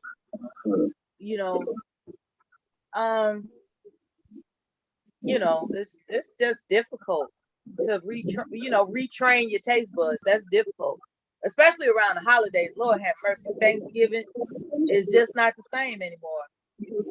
In terms of the sweets, the selections of the pies and cakes and all that good shit, man.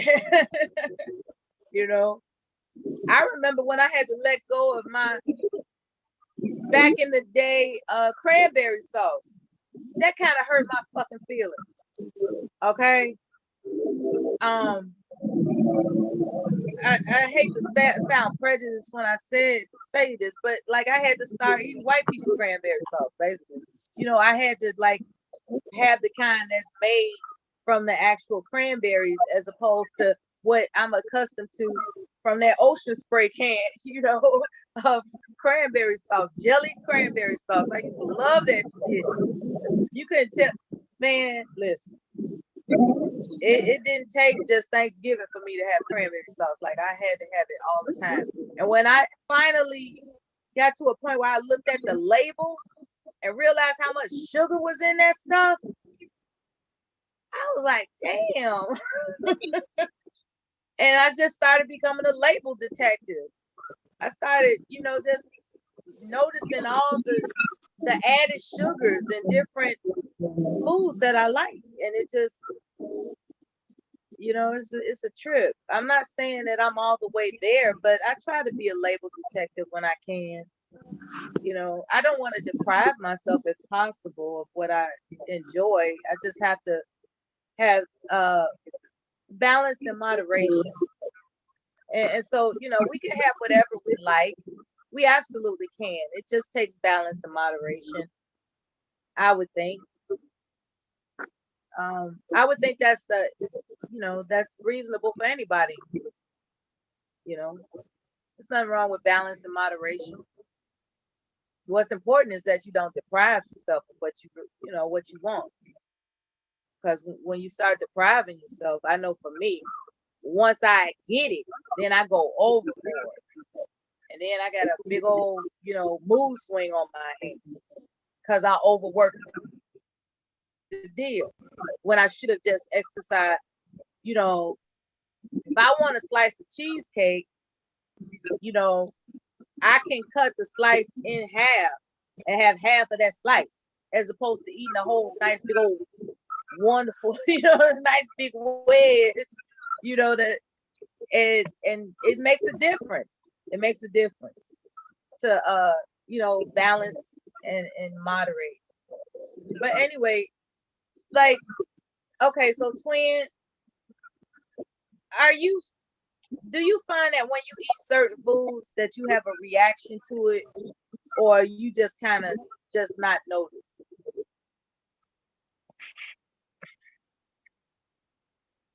Like, do you notice the difference between how you feel when you have fried chicken versus baked chicken?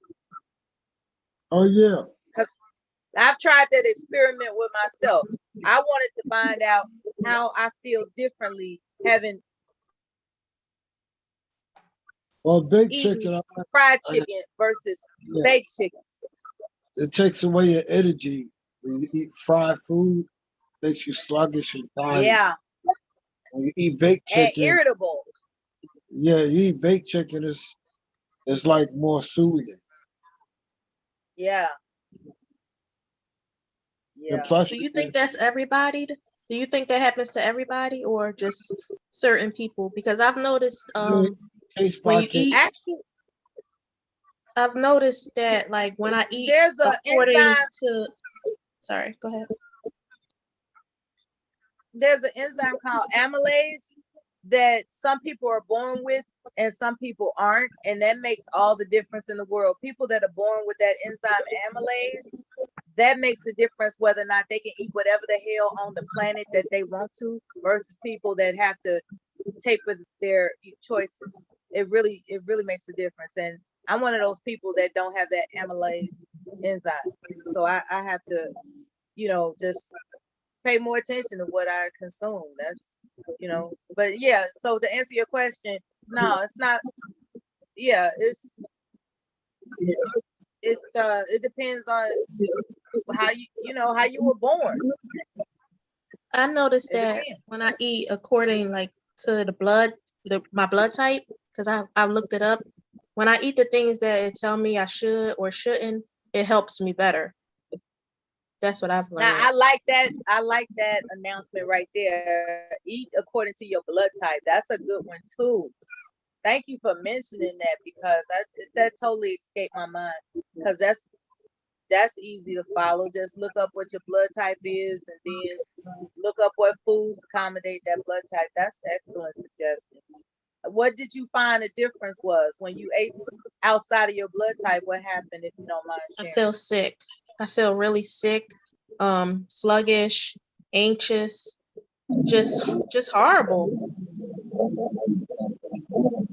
Yeah. And I used to indulge in coffee a lot, and I stopped doing coffee, and that also helped me. That's good business right there. Yeah, a lot of people they make themselves drink coffee when they really shouldn't. Yeah. What's up, Leticia? Hey, Devastated. Hey, Miss Miller. Yes, sir. Can you take the host to get in my truck? Are you trying to abandon me? No, I'm here. I just got yeah, of course I will. Okay. No, I'm just saying. Of course I will. Of course I will. Thank you for asking. All right, about 5 minutes. You could have just popped it on me like Bomb do. Bomb do me dirty, man. It's like I'm just sitting here. I'll go to the bathroom and come back to my device. I said, how the hell did I get the host? And then she gone. I'm like, she just popped it on me, man. Yeah, that's a trademark. Yeah, of course I'll be around. Of course I'll be around. No, I'll come back. I'm coming right back. Yeah. All right. Oh, cool. That's cool. That's cool. Take your time. Okay, so anyway, Vaughn was thinking about sometime soon having like karaoke. If not tonight, maybe sometime soon. Are you all interested in participating in that? Because she had mentioned something interesting, right?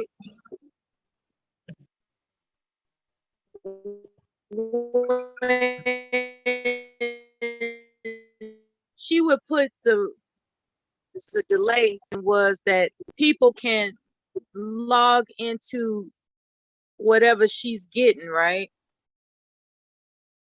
And like whatever website she's getting that those karaoke lyrics from, and they can have it playing in the background. Like, you know how we play YouTube in the background? Like when somebody gets on the panel and they still have YouTube playing in the background.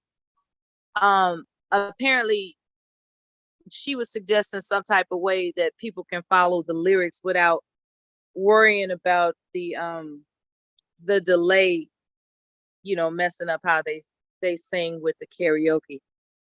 Yeah. I personally had a good time. I had a real good time when she did karaoke. We did rap. I like that Teddy Pendergrass you did now. Oh yeah. I had fun doing it. You had all the lyrics. You had it down packed. Oh, it meant a lot to me. That was one of the songs of my life. Yeah. I could, man, listen. That's one of those when I first met him songs. Okay. Okay. So that would be why I know the lyrics oh so well. Yeah. I was singing that. I remember that. I was singing the hell out of it. But it was that's a fun thing to do. And people just I mean, it was a lot of people participate. It was a lot of people participating, and it was so much fun. I hope she does decide to do it. And since we're coming up toward the end of summer, and everybody, as Devastating said, Monday, I guess people return to school, and things are going to be more structured for a lot of people. This might be the just a good idea for another weekend, approaching the holiday. Yeah. I think I have forgot. I think it was either Bomb or Mimi that mentioned doing karaoke again. I endorse it. I don't think we'll be doing it on this live stream, but perhaps if not the next one, sometime in the near future. I loved it. It was so fun. I was here listening to you guys. That was like when I was too shy to come up, but I think I would do it now. And I'm glad you said that. Her policy is that everybody gets applause. Nobody gets criticized. Like nobody.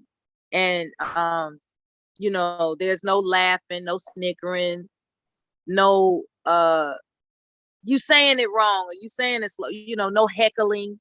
Everybody, that's their spotlight, and however it works out, that's how it works out. It's about encouragement, and I really, really appreciate her for that, because she, she has that type of insight when it comes to how people are encouraged to participate in something, because it didn't even occur to me that it's discouraging to heckle somebody when they're singing karaoke, because that's not what it's about. It's not about, it's not like it's a paid performance or anything. It's about expressing yourself and in a way that you choose. And she reminded everybody, this is about a good time. This is not about heckling somebody. I really liked it.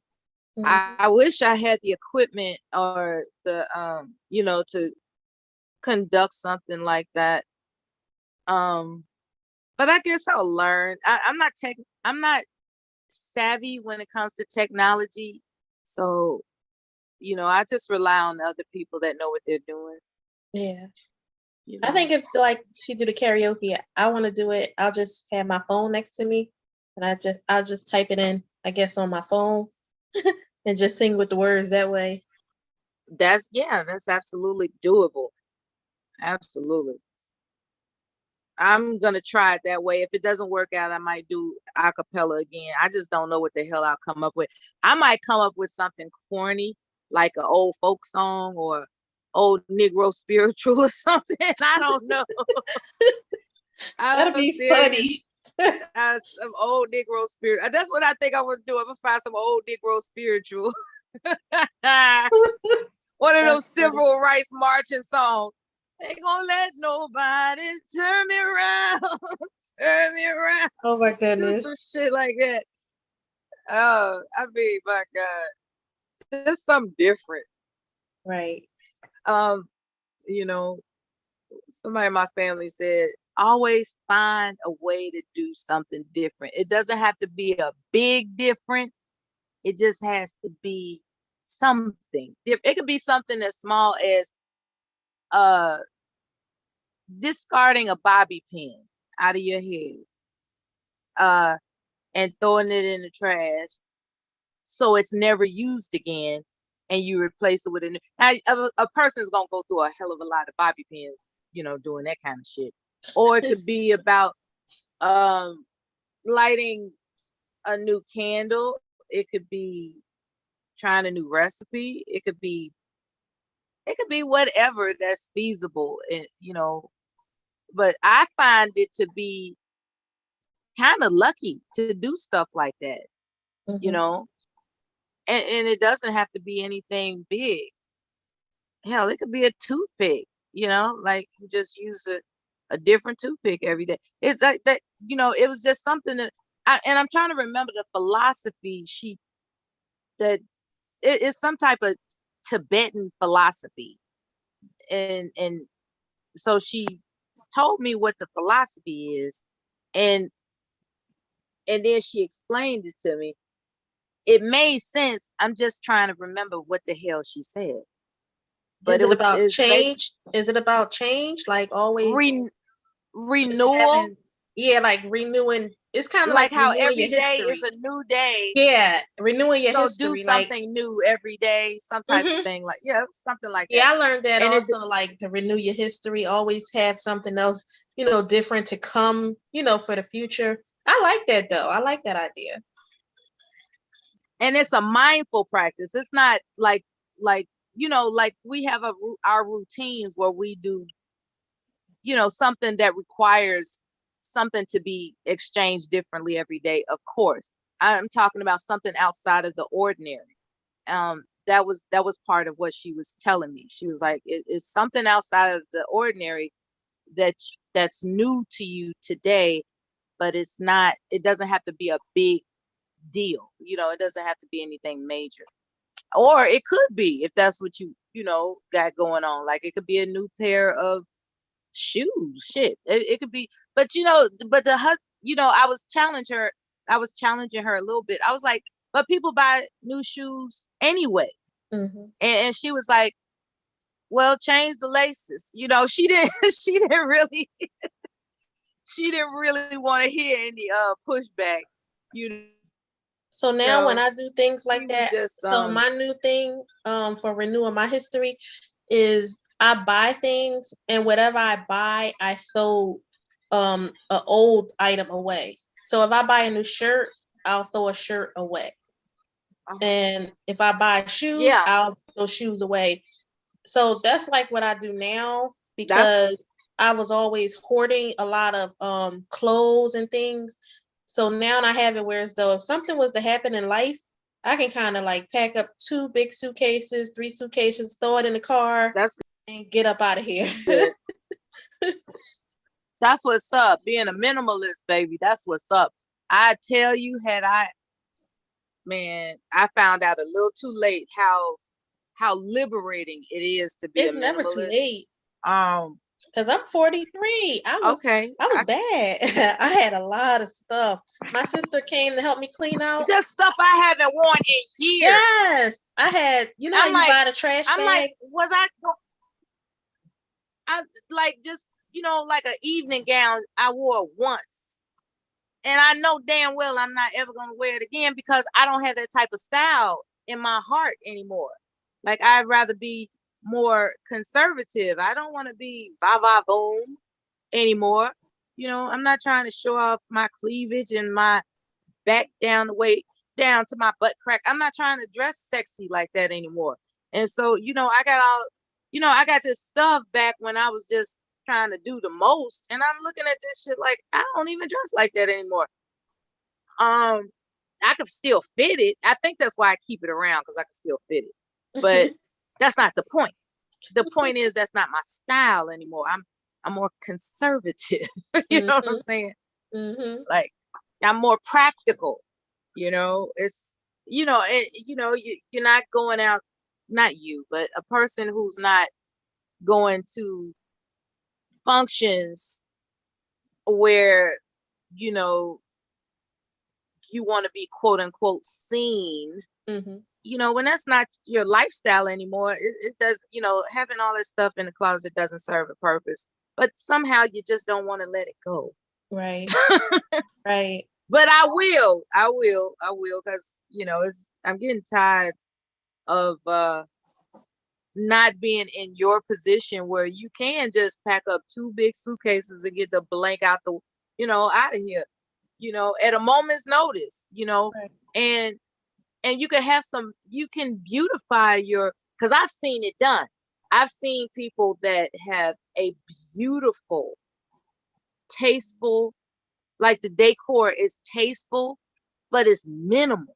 Right. Like it's not a lot of knickknacks and all that kind of shit. I don't even have pictures. Now I got to have some artwork. So I have pictures on the wall. I don't have pictures of. I have pictures on my wall, and I have knickknacks, but I don't have pictures of my family.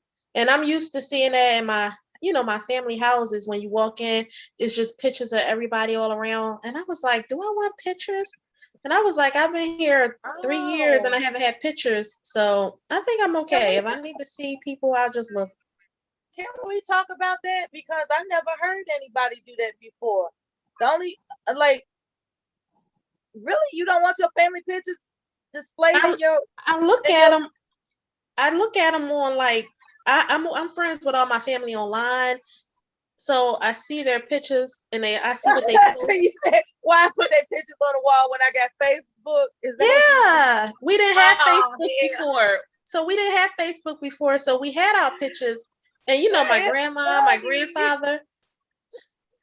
I don't know. I think it's just so. What extra. are you gonna do when there's a kink in the system? There's no access. Oh, yeah, a glitch in the matrix. Yeah, glitch in the matrix. Well, I've lost a lot, like when I've moved, so I kind of like let go of a lot of things. What I had suggested somebody do is like print out, you know, things that are like valuable prints for you as terms of family pictures. Like if somebody says, oh, look, I found this picture of our great-great-grandmother, you know, and they put it on Facebook. And I think there's a way you can have it printed out, and then you could put it in like some fireproof safe, like some small fireproof safe or something like that. Yeah, that way you have. But I lost a lot of pictures. I lost a lot of my baby pictures and things like that. So I feel you. Yeah. Yeah. I just don't hold things like pictures, you know, in my heart, but I love seeing pictures and I love taking pictures. But I do have a few pictures, and I have different phones just laying around, you know, old phones. So I have a lot of pictures in the phones. Yeah, I don't even know how to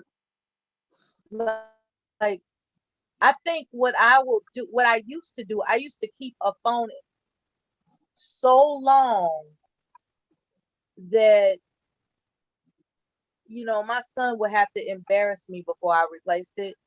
And so, like, some of the ways to recharge it, I gotta just look up the make and model of the phone and figure out how to get the charger. But I remember there's a lot of pictures of some of these phones I had that were really one of a kind. Yeah, and you know what? I'm glad you reminded me of that. The Google. I have the Google. I think it's the Google storage. So I have a lot of pictures there also. That's something I should have did. Upload it to the cloud. Yeah, because I have the Android. I should have did that. Yeah, so I had my pictures there instead of all just physical, because I lost a lot of things. Yeah, I think I remember your history about transitioning from you know, one lifestyle to another, and then a move or 2 or 3 or more, and things do get left behind that were really. And you know what's really awful is that you're walking around with the image in your mind instead of holding it physically in your hand. That does, you know, it takes a while to, you know, emotionally separate yourself from the fact that the only way you're gonna see it again is in your memory, you know. Right. So I guess you can, you know, in the event that you rely on Facebook as often as you say you do, if you come across something that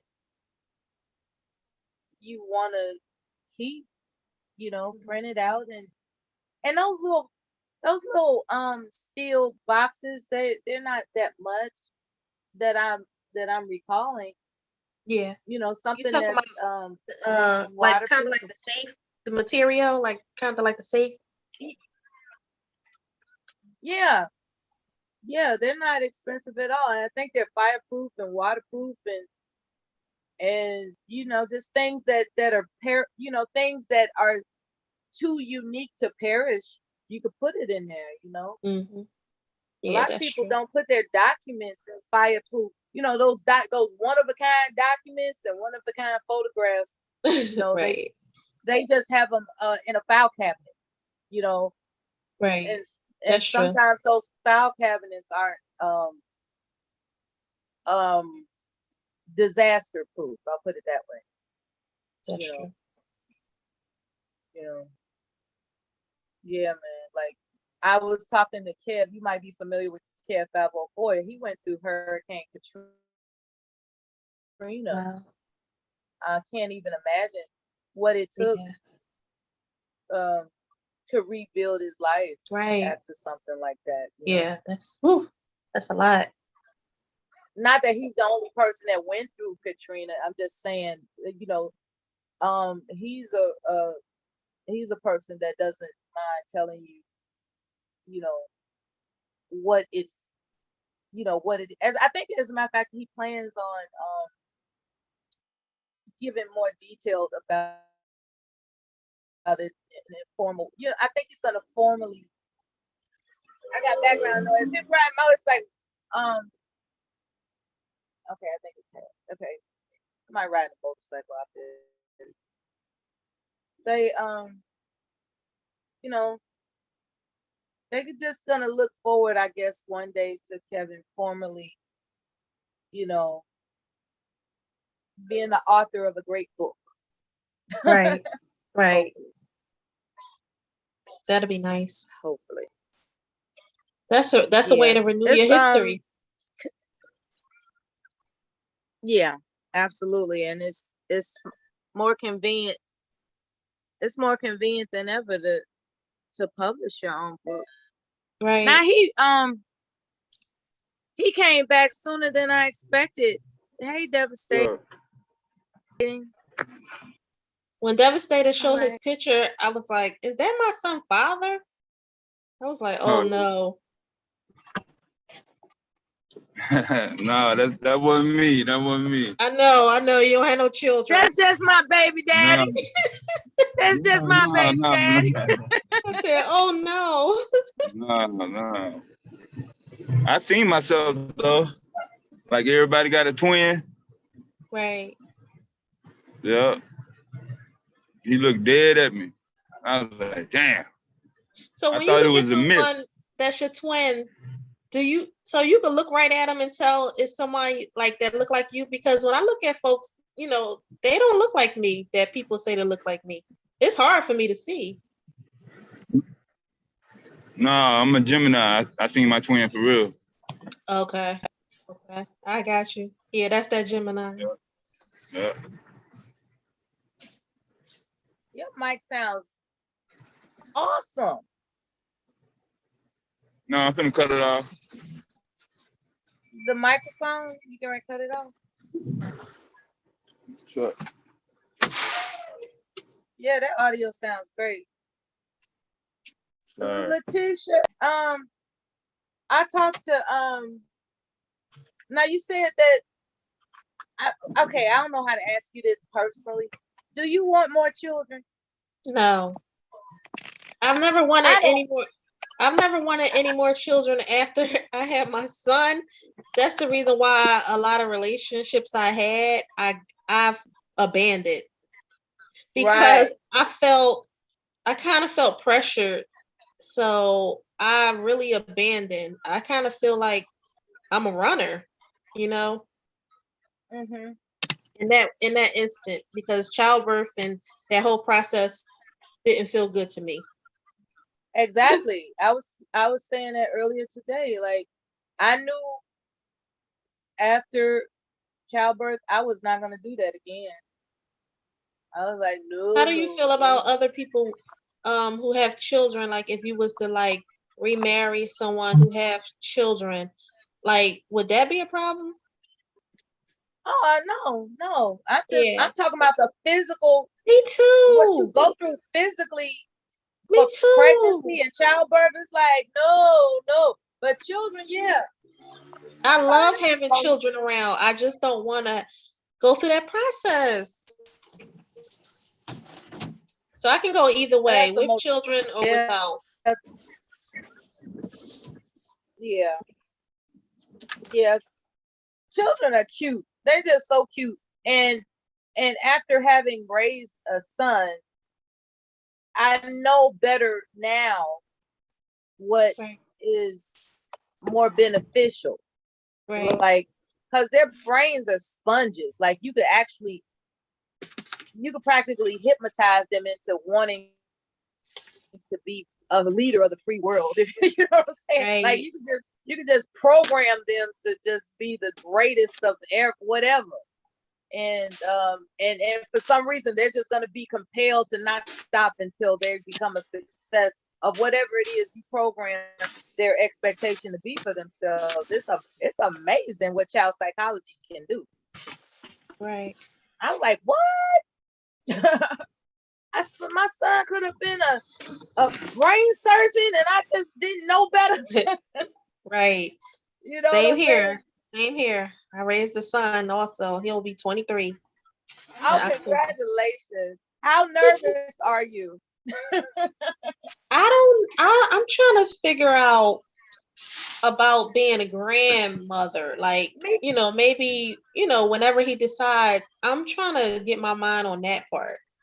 Like, so if I got the call, it's gonna be great. It's gonna be awesome. Like, what would I do? I'm trying to think, like, what would I do after that point? Like, would I want to move to him, or, you know, depending on my life situation, I think.